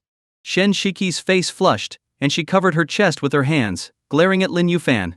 "Ahem, just a joke. Don't take it seriously." Lin Yufan coughed awkwardly and went over to the poolside to put his robe back on. Behind him, he heard a faint sound, and when he turned around he saw that Shen Shiqi had also put on her bathrobe. "I thought you'd be here around noon. I didn't expect you so early in the morning." "Follow me," she said, leading the way. For some reason, she felt slightly uncomfortable, as if Lin Yufan's gaze was lingering on her from behind. And indeed, he was sizing her up from behind. Nice figure, Lin Yufan thought to himself. Soon, Shen Shiqi led him inside the villa. She went upstairs to change into casual clothes, then showed him around and eventually took him to a master bedroom on the 3rd floor. The master bedroom had a large balcony with a perfect view of East Lake's beautiful scenery. "This is the master bedroom. You'll be staying here from now on," Shen Shiqi said as she stepped inside. Lin Yufan followed her in, glanced around and frowned. "Why is the bed all messy?" Shen Shiqi's cheeks flushed again, and she responded, slightly annoyed, "I used to stay in this room and I haven't moved out yet. Naturally, I didn't get a chance to tidy it up." "Oh." Lin Yufan nodded indifferently. After hesitating for a moment, Shen Shiqi said, "By the way, I'd like to discuss something with you. I have trouble sleeping in unfamiliar places. Would it be okay if I don't move out? Don't overthink it, I'll stay in the guest room and won't disturb you. Sure, this is your home anyway, and I'm just here temporarily. If you really need your bed, I can stay in the guest room." Lin Yufan replied politely, though he wondered if this technically meant they were living together. "That's not necessary. My father specifically instructed me to take good care of you. If I let you stay in the guest room, he'd scold me for sure." Shen Shiqi shook her head, remembering her father's instructions. "He won't know where I'm sleeping unless you tell him." "No need to worry about that." Lin Yufan chuckled. "It's fine, I'll just stay in the guest room. If you need anything, just call me. I'll be around for a while." "All right then. I won't be shy," Lin Yufan replied, climbing into the bed. As he settled in, he could still feel the lingering warmth and faint fragrance left behind. Shen Shiki's face turned crimson. She hadn't expected him to go straight to bed. She was planning to tidy up first, especially when she remembered the personal items she'd left on the bed that morning. Her face grew even hotter. I stayed up pretty late last night, so I need a nap now, Lin Yuan told her, then closed his eyes and started to drift off. Shen Shiki hesitated, wanting to grab her things but ultimately deciding against it. My room is just across the hall. If you need anything, just knock, she said, then left the room and gently closed the door behind her. By noon, Lin Yuan slowly woke up, feeling hungry and ready to find something to eat. As he went downstairs, he saw Shen Shiki busy in the kitchen. "Oh, you're up?" Seeing him, Shen Shiki smiled and said, "I made some steak. Would you like some?" "Sure, if you're offering, I'll take it." Just as hungry, Lin Yuan didn't bother with politeness and sat down at the table. Unlike other methods, Shen Shiki cooked the steak to medium well, catering to the tastes of most locals. He dug in, eating with enthusiasm, while Shen Shiki, sitting opposite him, cut her steak delicately and ate slowly, her ladylike manner a stark contrast to his. After the steak, Shen Shiki heated a cup of milk for him. "Thank you. No problem. Actually, I talked with my father, and he said that as long as you're okay with it, I don't have to move out. So really I should be thanking you. This is your home. I'm just here temporarily in Wangchuan. Once I finish my business, I'll be on my way." Lin Yuan felt a bit embarrassed, realizing he was intruding on her space. "By the way, my father asked me to stay close to you for now. If you need anything, just let me know. I'm a local, so I can show you around if there's anywhere you want to go." "Really? Then do you know where the Zhao family lives?" "The Zhao family?" Shen Shiki was surprised. "To my knowledge, they aren't part of the chamber. Why do you ask?" "I came to Wangchuan to eliminate the Zhao family," Lin Yuan responded plainly. Shen Shiki was stunned. "Eliminate the Zhao family?" He actually said that out loud. But then again, he was the head of the Tianji Pavilion, the most powerful organization in the country. Destroying a family wasn't out of the ordinary for him. Recalling her father's stories about Tianji Pavilion, Shen Shiki couldn't help but feel a surge of curiosity. Lin Yuan, could you tell me more about Tianji Pavilion? My father is the head of the Wangchuan chamber, and I've always asked him about it, but he usually doesn't tell me much. I'm just really curious." Seeing Lin Yuan glance at her with surprise, she quickly added, "If it's inconvenient, forget it. I was just asking." "Oh," Lin Yuan replied, then said nothing further. This left Shen Shiki feeling slightly disappointed. This guy really wasn't one to mince words. Noon. At the Xiao family residence in Wangquan. The head of the Xiao family, Xiao Yuanhang, sat in a grand armchair, surrounded by members of the Xiao family, including Xiao Jian and his sister. More than 20 people filled the hall, all core members of the Xiao family. "Is everything prepared for the banquet?" Xiao Yuanhang asked solemnly. "Yes, father. Everything is ready. Now we're just waiting for the Zhao family's grandmaster to arrive," Xiao Jian replied respectfully. "Sigh. The Zhao family's intentions this time don't seem pure. I'm not sure if we can keep up this charade." Xiao Yuanhang's face was clouded with worry. Rumors had spread that the Xiao family was allied with a martial grandmaster from the grandmaster rankings. Yet in reality, it was all a misunderstanding that snowballed beyond their control, forcing them to tacitly accept it. The Zhao family's visit was, at its core, an attempt to meet this so-called grandmaster friend of the Xiao family. But in truth, the Zhao family had no such grandmaster. As Xiao Yuanhang sat in tense silence, pondering how to handle the Zhao family's visit, a servant suddenly rushed in. "Master, the Zhao family has arrived." "Jian, come with me to greet them," said Xiao Yuanhang, feeling a sinking in his heart. He rose and called to his son Xiao Jian. With that, he led the way toward the entrance, Xiao Jian following closely. The father and son, along with the other family members, went to greet their guests personally at the door. This, without a doubt, was a show of great respect to the Zhao family. At the entrance, several expensive private cars were parked outside the courtyard. Standing not far away was a group of over 10 people, led by an elderly man with white hair and a youthful face. Dressed in a perfectly tailored white training suit, he stood with his hands behind his back, exuding an air of refinement and wisdom. Beside the old man were Zhao family head Zhao Shixing and his son, Zhao Jingquan. Following them was Zhao family's young lady, Zhao Siyao, along with other members of the Zhao family branches. "Brother Zhao, forgive me for not coming out to meet you sooner. Xiao Yuanhang greeted Zhao Shixiang, his heart pounding as he quickly approached. He then looked at the elderly man with a feigned look of surprise and said, "Brother Zhao, who is this distinguished elder with white hair and such an otherworldly aura?" Although he had already guessed that this man was Lin Yuan, the Zhao family's grandmaster and Zhao Shixiang's father, Xiao Yuanhang still took the opportunity to flatter him. As expected, Zhao Shixiang laughed at Xiao Yuanhang's words and said, "This is my father, Lin Yuan. Father, this is the current head of the Xiao family, Xiao Yuanhang," Zhao Shixiang introduced. "So, you're the esteemed Lin Yuan. I am Xiao Yuanhang, paying my respects," Xiao Yuanhang said, bowing deeply with cupped hands. Lin Yuan stroked his beard and said indifferently, "No need for formalities. Your father, Xiao Donghai, and I were friends. It's a pity he passed before 80. Otherwise, I would have enjoyed drinking with him today. My father sustained internal injuries in a duel when he was young, and in his later years illness wore down his strength. That's why he left us so early." Xiao Yuanhang sighed deeply, hearing his father's name. "Elder Zhao, please come inside. My humble home may be simple, but I hope you don't mind," Xiao Yuanhang said respectfully, inviting Lin Yuan and the others into the estate. Xiao Jian, observing everything, felt a deep sense of despair in his heart. In truth, the Zhao and Xiao families had similar standings, but now the Zhao family had a grandmaster, pushing them to the forefront of Wang Chuan's martial world, with ambitions of becoming the city's top martial family. Walking alongside Xiao Jian, Zhao Siyao flashed a sweet smile and said, "Brother Xiao Jian, you seem a little unhappy." At her words, both Zhao Shiqing and Zhao Jingquan turned to glance at Xiao Jian. "Not at all. I'm delighted to see you, Sister Siyao," Xiao Jian replied with a forced smile. At this, Zhao Shixiang and his son turned back and followed Xiao Yuanhang into the reception hall. "Really?" Zhao Siyao asked, smiling brightly, her gaze holding a trace of affection. Xiao Jian quickly looked away, pretending not to notice. "Brother Xiao Jian, if my father proposes an engagement between us to your uncle, do you think he would agree?" Her words stunned Xiao Jian like a bolt of lightning.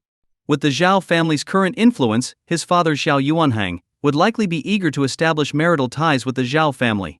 If Zhao Shixiang proposed, his father would likely agree without even consulting him. "Sister Siyao, please don't joke about such things. We're still young, it's too early to talk about marriage," Xiao Jian forced a smile. "Oh, then why have I heard that you've been getting quite close with a certain Miss Qian lately?" Zhao Xiao's tone suddenly shifted, a note of accusation creeping into her voice. Xiao Jian was left speechless. "Brother Xiao Jian, I advise you to give up. My brother has been interested in Miss Qian for a long time, and today my grandfather has already taken matters into his own hands and sent a marriage proposal to the Qian family. Do you think they'll accept?" Zhao Xiao spoke softly, her eyes glinting with amusement. Xiao Jian was an accomplished and mature young man, already managing parts of the Zhao family business at his young age, a standout among his peers. "Is that true?" Xiao Jian's face fell. He wanted to call Qian Weiyu immediately, but at a time like this he couldn't leave. As the future head of the Zhao family, he couldn't abandon his role as host when the Zhao family was visiting. "What do you think?" At that moment, Zhao Jingquan, who had been walking ahead of them, suddenly stopped and looked back at Xiao Jian with a smirk. "Clench." Xiao Jian clenched his fist, on the verge of breaking down. "Brother Xiao Jian, it's a rare visit to your family. Be sure to take good care of me," Zhao Xiao said cheerfully. She took his arm, and as Xiao Jian tried to pull away, she leaned in and whispered, "Brother Xiao Jian, is it true that the grandmaster friend of your family is fake?" "You." Xiao Jian's heart skipped a beat, his body tensing. "Don't worry. Only I know for now. But if you don't treat me well, I might just mention it to my brother, my father, and my grandfather. And who knows what we might talk about then." Zhao Xiao gave him a sweet, innocent smile. But Xiao Jian was filled with dread. How did Zhao Xiao know? Though his father Xiao Yuanhang and Zhao Shiqing appeared cordial, the two families had a history of conflicts.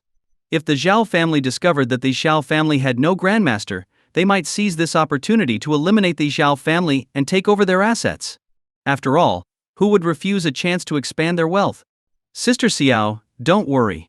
As your host, I'll make sure you're well taken care of." Xiao Jian forced a smile, patting her hand.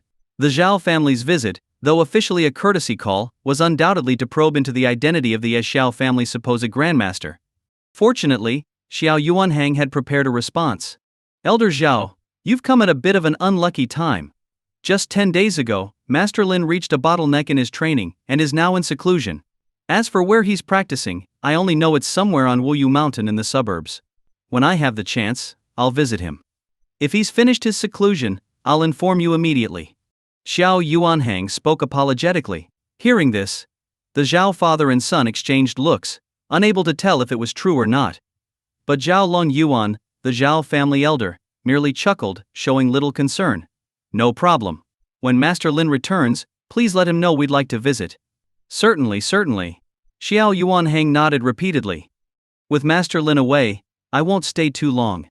Let the young ones mingle and get to know each other better, said Zhao Long Yuan, rising to leave. Grandfather, let me see you out. Zhao Xiao quickly offered, accompanying him to the door. Xiao Jian watched with anxiety as she left with her grandfather. Outside the estate, just before getting into his car, Zhao Long Yuan gave his granddaughter a meaningful look and said, Xiao, today I'm sparing the Xiao family out of consideration for you. But if Xiao Jian doesn't know his place, then the Xiao family is of no consequence. Grandfather, you mean? Xiao's face changed. Haha, Xiao, as a martial grandmaster, my hearing is not so ordinary.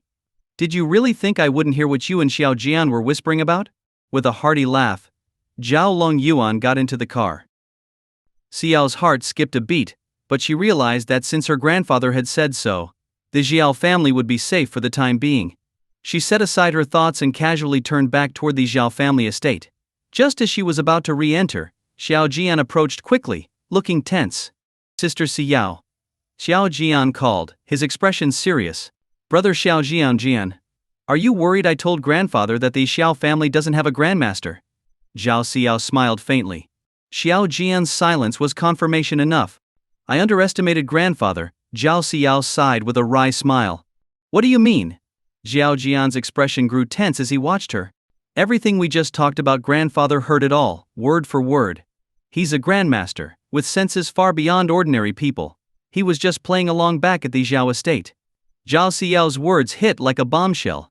Xiao Jian's face instantly turned pale. But don't worry, there's a reason he didn't expose the truth. Seeing Xiao Jian's ashen face, Zhao Xiao smiled casually and continued. Brother Xiao Jian, can you guess why my grandfather didn't call out your uncle's lie? Why? Xiao Jian asked, puzzled. Because grandfather knows I like you. And by not exposing the truth, he's giving your Xiao family, or rather, giving you a chance. As long as you become my grandfather's grandson-in-law, we're family. Why would he trouble his future in-laws? Zhao Xiao smiled sweetly, taking his arm. Zhao Jian's body went stiff, but for the sake of his family's survival, he forced a smile and said, Sister Xiao, let's head back inside. All right. Zhao Xiao nodded, and the two walked back into the Xiao estate together. Meanwhile, at Linhu No. 1 Villa, by the lakeside pavilion, Lin Yufan sat cross-legged, meditating and practicing his techniques. Not far away, Shen Shiki was deeply engrossed in a romance novel. They didn't speak, but there was a peaceful harmony between them. Time passed, and before they knew it, 3 hours had slipped by. The already overcast sky grew darker, thick with clouds, and soon the sound of thunder rumbled from above. In an instant, a torrential rain began to pour. Shen Shiki frowned slightly, closed her book, and stepped into the pavilion for cover. Lin Yufan, however, remained cross-legged and still, his eyes shut in deep concentration, as unmoving as a statue, like a monk in meditation, completely cut off from the world. This guy has been sitting like that for 3 hours without moving, how can he not be bored? Shen Shiki thought, sitting across from him and propping her chin on her delicate hand, staring at him, lost in thought. After a moment, Shen Shiki took out her phone, turned her back to him, and took a selfie with him in the background. Just as she struck a pose, she noticed in her camera that Lin Yufan, who was supposed to have his eyes closed, had quietly opened them, and was looking at her with a faint smile. Oh! Startled, Shen Shiki accidentally pressed the shutter. When did you wake up? She quickly put her phone away, her face blushing with embarrassment. Caught taking a secret selfie, she felt completely awkward. I was awake the whole time, just meditating with my eyes closed, Lin Yufan replied with a chuckle. Hearing this, Shen Shiki felt even more embarrassed. It's raining, Lin Yufan said, changing the subject as he walked to the edge of the pavilion, gazing out at the rain-soaked lake. He stared into the distance, his expression thoughtful. Shen Shiki stood quietly by his side. Moments ago, Lin Yuan had sensed a restlessness in his energy and had taken some time to meditate to calm himself. After some practice, he could feel himself just half a step from breaking through, needing only the right catalyst to advance further. I'm already at the early Grandmaster level. If I take one more step, I'll reach the mid-level of the Grandmaster stage, Lin Yuan thought. The Grandmaster realm had several stages: early, mid, advanced, and peak perfection. His cultivation technique, the secret tome of heavenly wisdom, was unique. Most martial arts required constant training to progress, but once at the Grandmaster stage, his energy would naturally flow in a self-sustaining cycle, similar to how ordinary martial artists meditated to circulate their energy. Others had to sit quietly and guide their energy flow, but for Lin Yuan, his energy circulated on its own, even while he slept. This self-sustaining flow was why he rarely needed to train deliberately. Given my current state, absorbing a bit more yin energy, or even primal yin energy, might allow me to break through to the mid-Grandmaster level, he thought. But enough of that, I'll focus on dealing with the Zhao family first. After that I can worry about my training, Lin Yuan decided with a slight shake of his head. At that moment, Shen Shiqi's phone began to ring. "Hello Dad. Okay, I'll tell him. Alright, bye. After hanging up, Shen Shiqi took a step closer and said, "Lin Yuan, my father has a meeting to attend at an antique auction tonight, and he wants to know if you'd like to come." An antique auction? Lin Yuan frowned slightly. He had no particular interest in antiques. Just as he was about to refuse, Shen Shiqi added, "Yes, they say the items being auctioned tonight come from an ancient martial family with a history of several hundred years. There might be something useful for you. An ancient martial family's collection from centuries ago. Now that sounds interesting. What time and where?" 6 o'clock. I'll take you there, just be ready to leave by 5:30. Shen Shiqi smiled. Alright, I'll leave it to you, Lin Yuan nodded. Wangchuan City, Qian family ancestral home. The thunder rumbled, and the rain poured down in torrents, making the atmosphere even gloomier. Just like the hearts of the Qian family members, who were weighed down with an oppressive sadness. "Dad, even if I die, I will never marry Zhao Jingchuan." Qian Weiyu cried, kneeling before her parents, her father, Qian family head Qian Lingshu, and her mother, Madame Wang. Qian Lingshu, though from an ancient martial family, had only reached the mid-level of inner strength. Unlike other martial practitioners, he didn't exude a sharp aura but instead had the scholarly air of a learned man. "Weiyu, do you really think I'd sacrifice your happiness for the family?" he asked with a calm smile, his eyes deep and unwavering. "Don't worry. You are the heart of this family. You are my only daughter and the bloodline of the Qian family. If you are well, everything is well. If you are not, then the Qian family means nothing." "Silly girl, why are you kneeling?" "Get up," her mother, Madame Wang, said, helping Qian Weiyu to her feet. At this moment, Qian Lingshu's expression turned cold as he looked at the Zhao family members who had come with the marriage gifts. "Take all of these gifts back. My daughter, Qian Lingshu's daughter, will not marry Zhao Jingchuan. Patriarch Shi Yan, are you aware that this marriage proposal is the will of our Zhao family patriarch?" said one of the Zhao family's representatives, a collateral relative, with a cold smile. "And what if it is? So what if he's a grandmaster? Does that mean he can simply take whatever he wants by force?" Qian Lingshu's expression remained calm, though inwardly he was shaken. The Zhao family patriarch was Zhao Long Yuan, the grandmaster who had recently stepped into the public sphere. "Hey, very well, Patriarch Xian. I'll make sure to convey your words to our patriarch exactly as you've said them," the Zhao family member sneered, a glint of murderous intent in his eyes as he turned and left. This incident had firmly set the Qian family against the Zhao family. Given the Zhao family's current overwhelming influence, standing up to them was like throwing an egg against a rock, a move bound for disaster. Qian Lingshu was well aware of this. Though he had acted decisively in front of the Zhao family's representative, his face still showed a trace of worry once they had left. "Weiyu, your cousin in Beijing is doing well. In the next couple of days, book a flight and go stay with her for a while," Qian Lingshu said with a soft sigh. The Qian family might fall, but their bloodline could not be cut off. "Huh? But why?" Qian Weiyu asked in shock. "Be good, and listen," Qian Lingshu replied, affectionately patting her head, his eyes full of doting warmth. A daughter is her father's treasure. Qian Lingshu had always loved Weiyu dearly, and even if it meant opposing the powerful Zhao family, he would do so for her sake.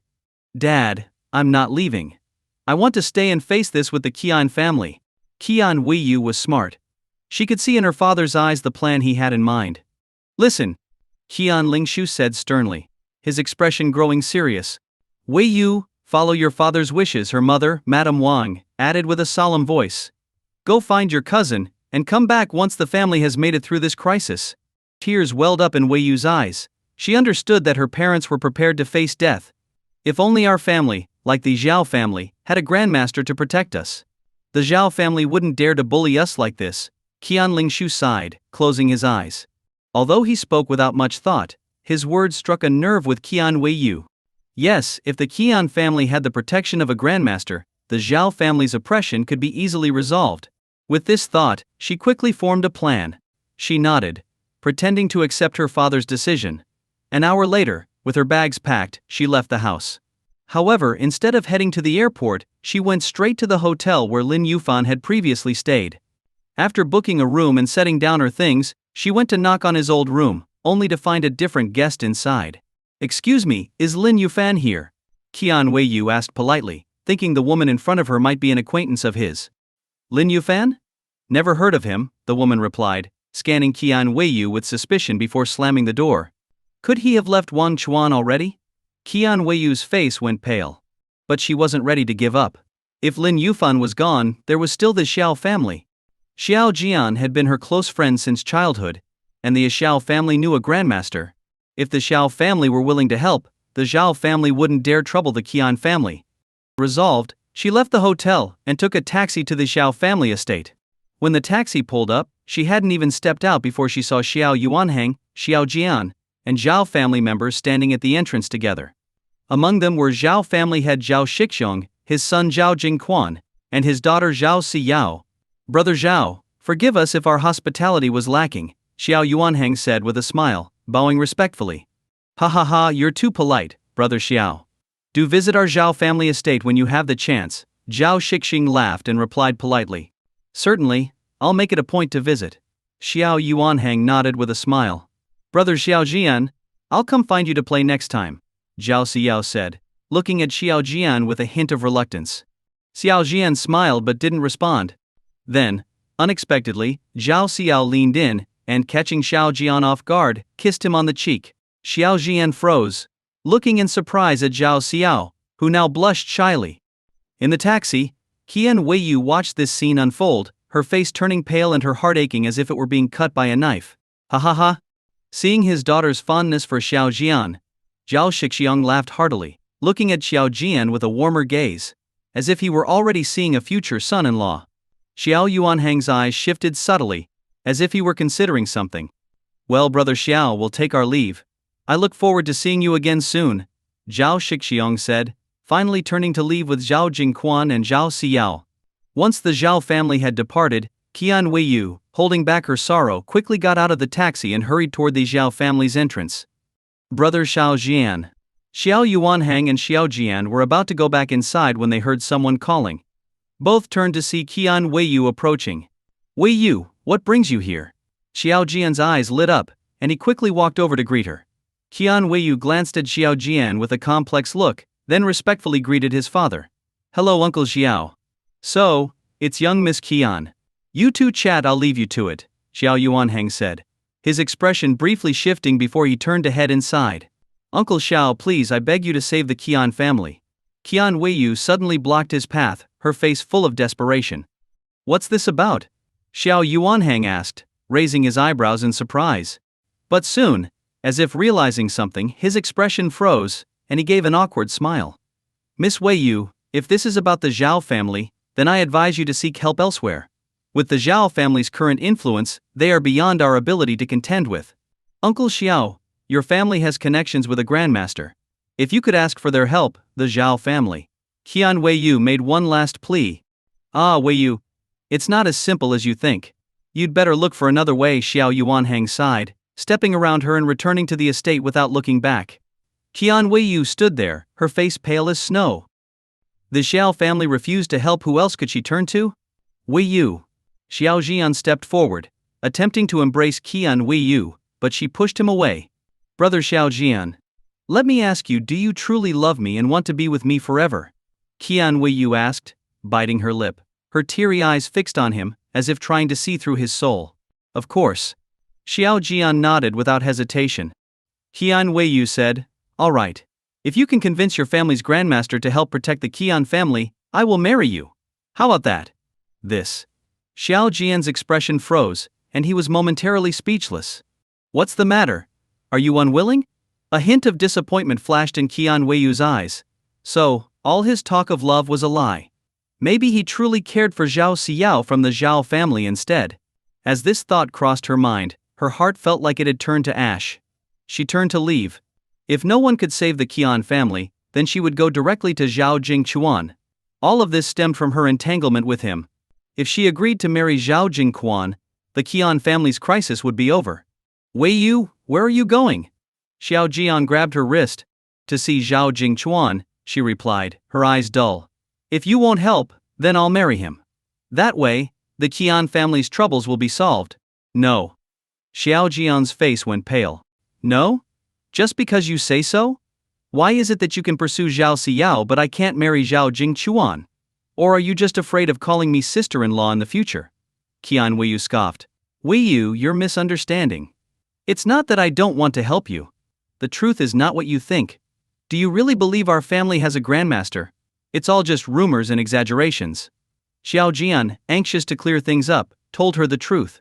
Qian Weiyu had been holding a grudge against him, but after hearing this, she understood his predicament.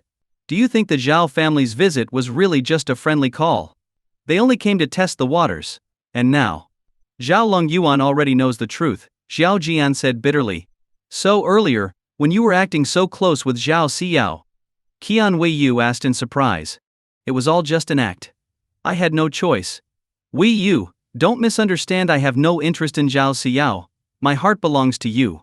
Please believe me, Xiao Jian explained. I believe you, she said, feeling a wave of relief. Seeing him with Zhao Xiao earlier had hurt deeply. If the Xiao family doesn't have a grandmaster, what should we do now? She asked, anxiety gripping her heart once more over her family's predicament. She had initially placed her hopes in Lin Yufan and the Xiao family's grandmaster.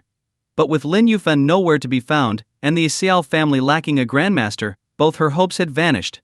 Wei Yu, don't you think Lin Yufan seemed somewhat familiar, like we'd seen him somewhere before?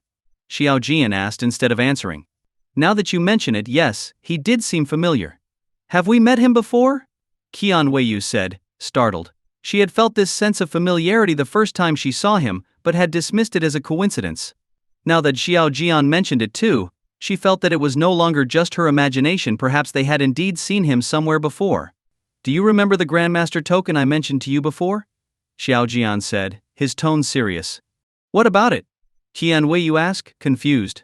Remember when we went to Tianhai City to watch the duel between the head of Tianji Pavilion and the Azure Dragon Society's leader, Zhou Tianlong? Do you recall, before the duel started, we encountered a young man who showed a jade token and was allowed through by the Azure Dragon Society's guards? Xiao Jian reminded her. Wait. Now I remember Lin Yufan is the same young man who held that jade token that day. Qian Weiyu's eyes widened as she recalled the scene. Moreover, Xiao Jian's sister, Xiao Zhen, had stolen a Grandmaster token from Lin Yufan at that time. No wonder he could kill an inner strength warrior with one slap. No wonder he was so calm facing 5 inner strength warriors. No wonder he dared to challenge Zhao Longyuan. So, he's actually a Grandmaster himself. Qian Weiyu thought, astonished. Now that the Zhao family has a Grandmaster holding everyone down, if we want to break free, we need another Grandmaster to balance the scales, Xiao Jian said firmly. You mean we should ask Lin Yufan to help against Zhao Longyuan? But he's so young. Even as a Grandmaster, he might not be a match for Zhao Longyuan. Qian Weiyu said, worry filling her heart. Weiyu, think about it. Could an ordinary person become a Grandmaster at his age? Xiao Jian's eyes shone with wisdom. You're suggesting that Lin Yufan has powerful backing, maybe a sect or a master with even more terrifying strength. Qian Weiyu immediately understood his implication. Exactly. If he didn't have powerful backing or an extremely skilled master, how could someone like Lin Yufan reach the Grandmaster level at such a young age? Xiao Jian nodded. If Lin Yufan is willing to protect both the Zhao and Qiao and Qian families, Zhao Longyuan would have to think twice before taking action against us. That may be true. But Lin Yufan has already left, Qian Weiyu said, her face falling. He left, but he could always return. Don't forget, when we parted ways he mentioned that you'd used his phone to make a call. If we can get his phone number, we can find out where he is, Xiao Jian reminded her with a slight smile. Oh, how could I be so stupid? I totally forgot about that. Qian Weiyu exclaimed, suddenly realizing her mistake. You're not stupid, just anxious, Xiao Jian said softly. There's no time to lose, brother Xiao Jian. Where is Xiao Xiao Zan? Let's find her quickly. Last time I used Lin Yufan's phone to call her, Qian Weiyu said urgently. She's in her room. Let's go find her now, Xiao Jian replied, leading Qian Weiyu to see his sister, Xiao Zian. Meanwhile, Lin Yufan was lounging comfortably on a sofa, eating grapes, while Shen Shiki stood beside him, lightly massaging his back like an attentive attendant. Hi guys, your opinion means a lot to me. I'm working on improving the stories to make them more interesting for you. Please leave a comment and let me know what you liked about this story. Your feedback helps me get better and create content that you'll enjoy. Your feedback is very important to me. Thank you for your support and attention. If you enjoyed this story, I can't wait to share its continuation with you.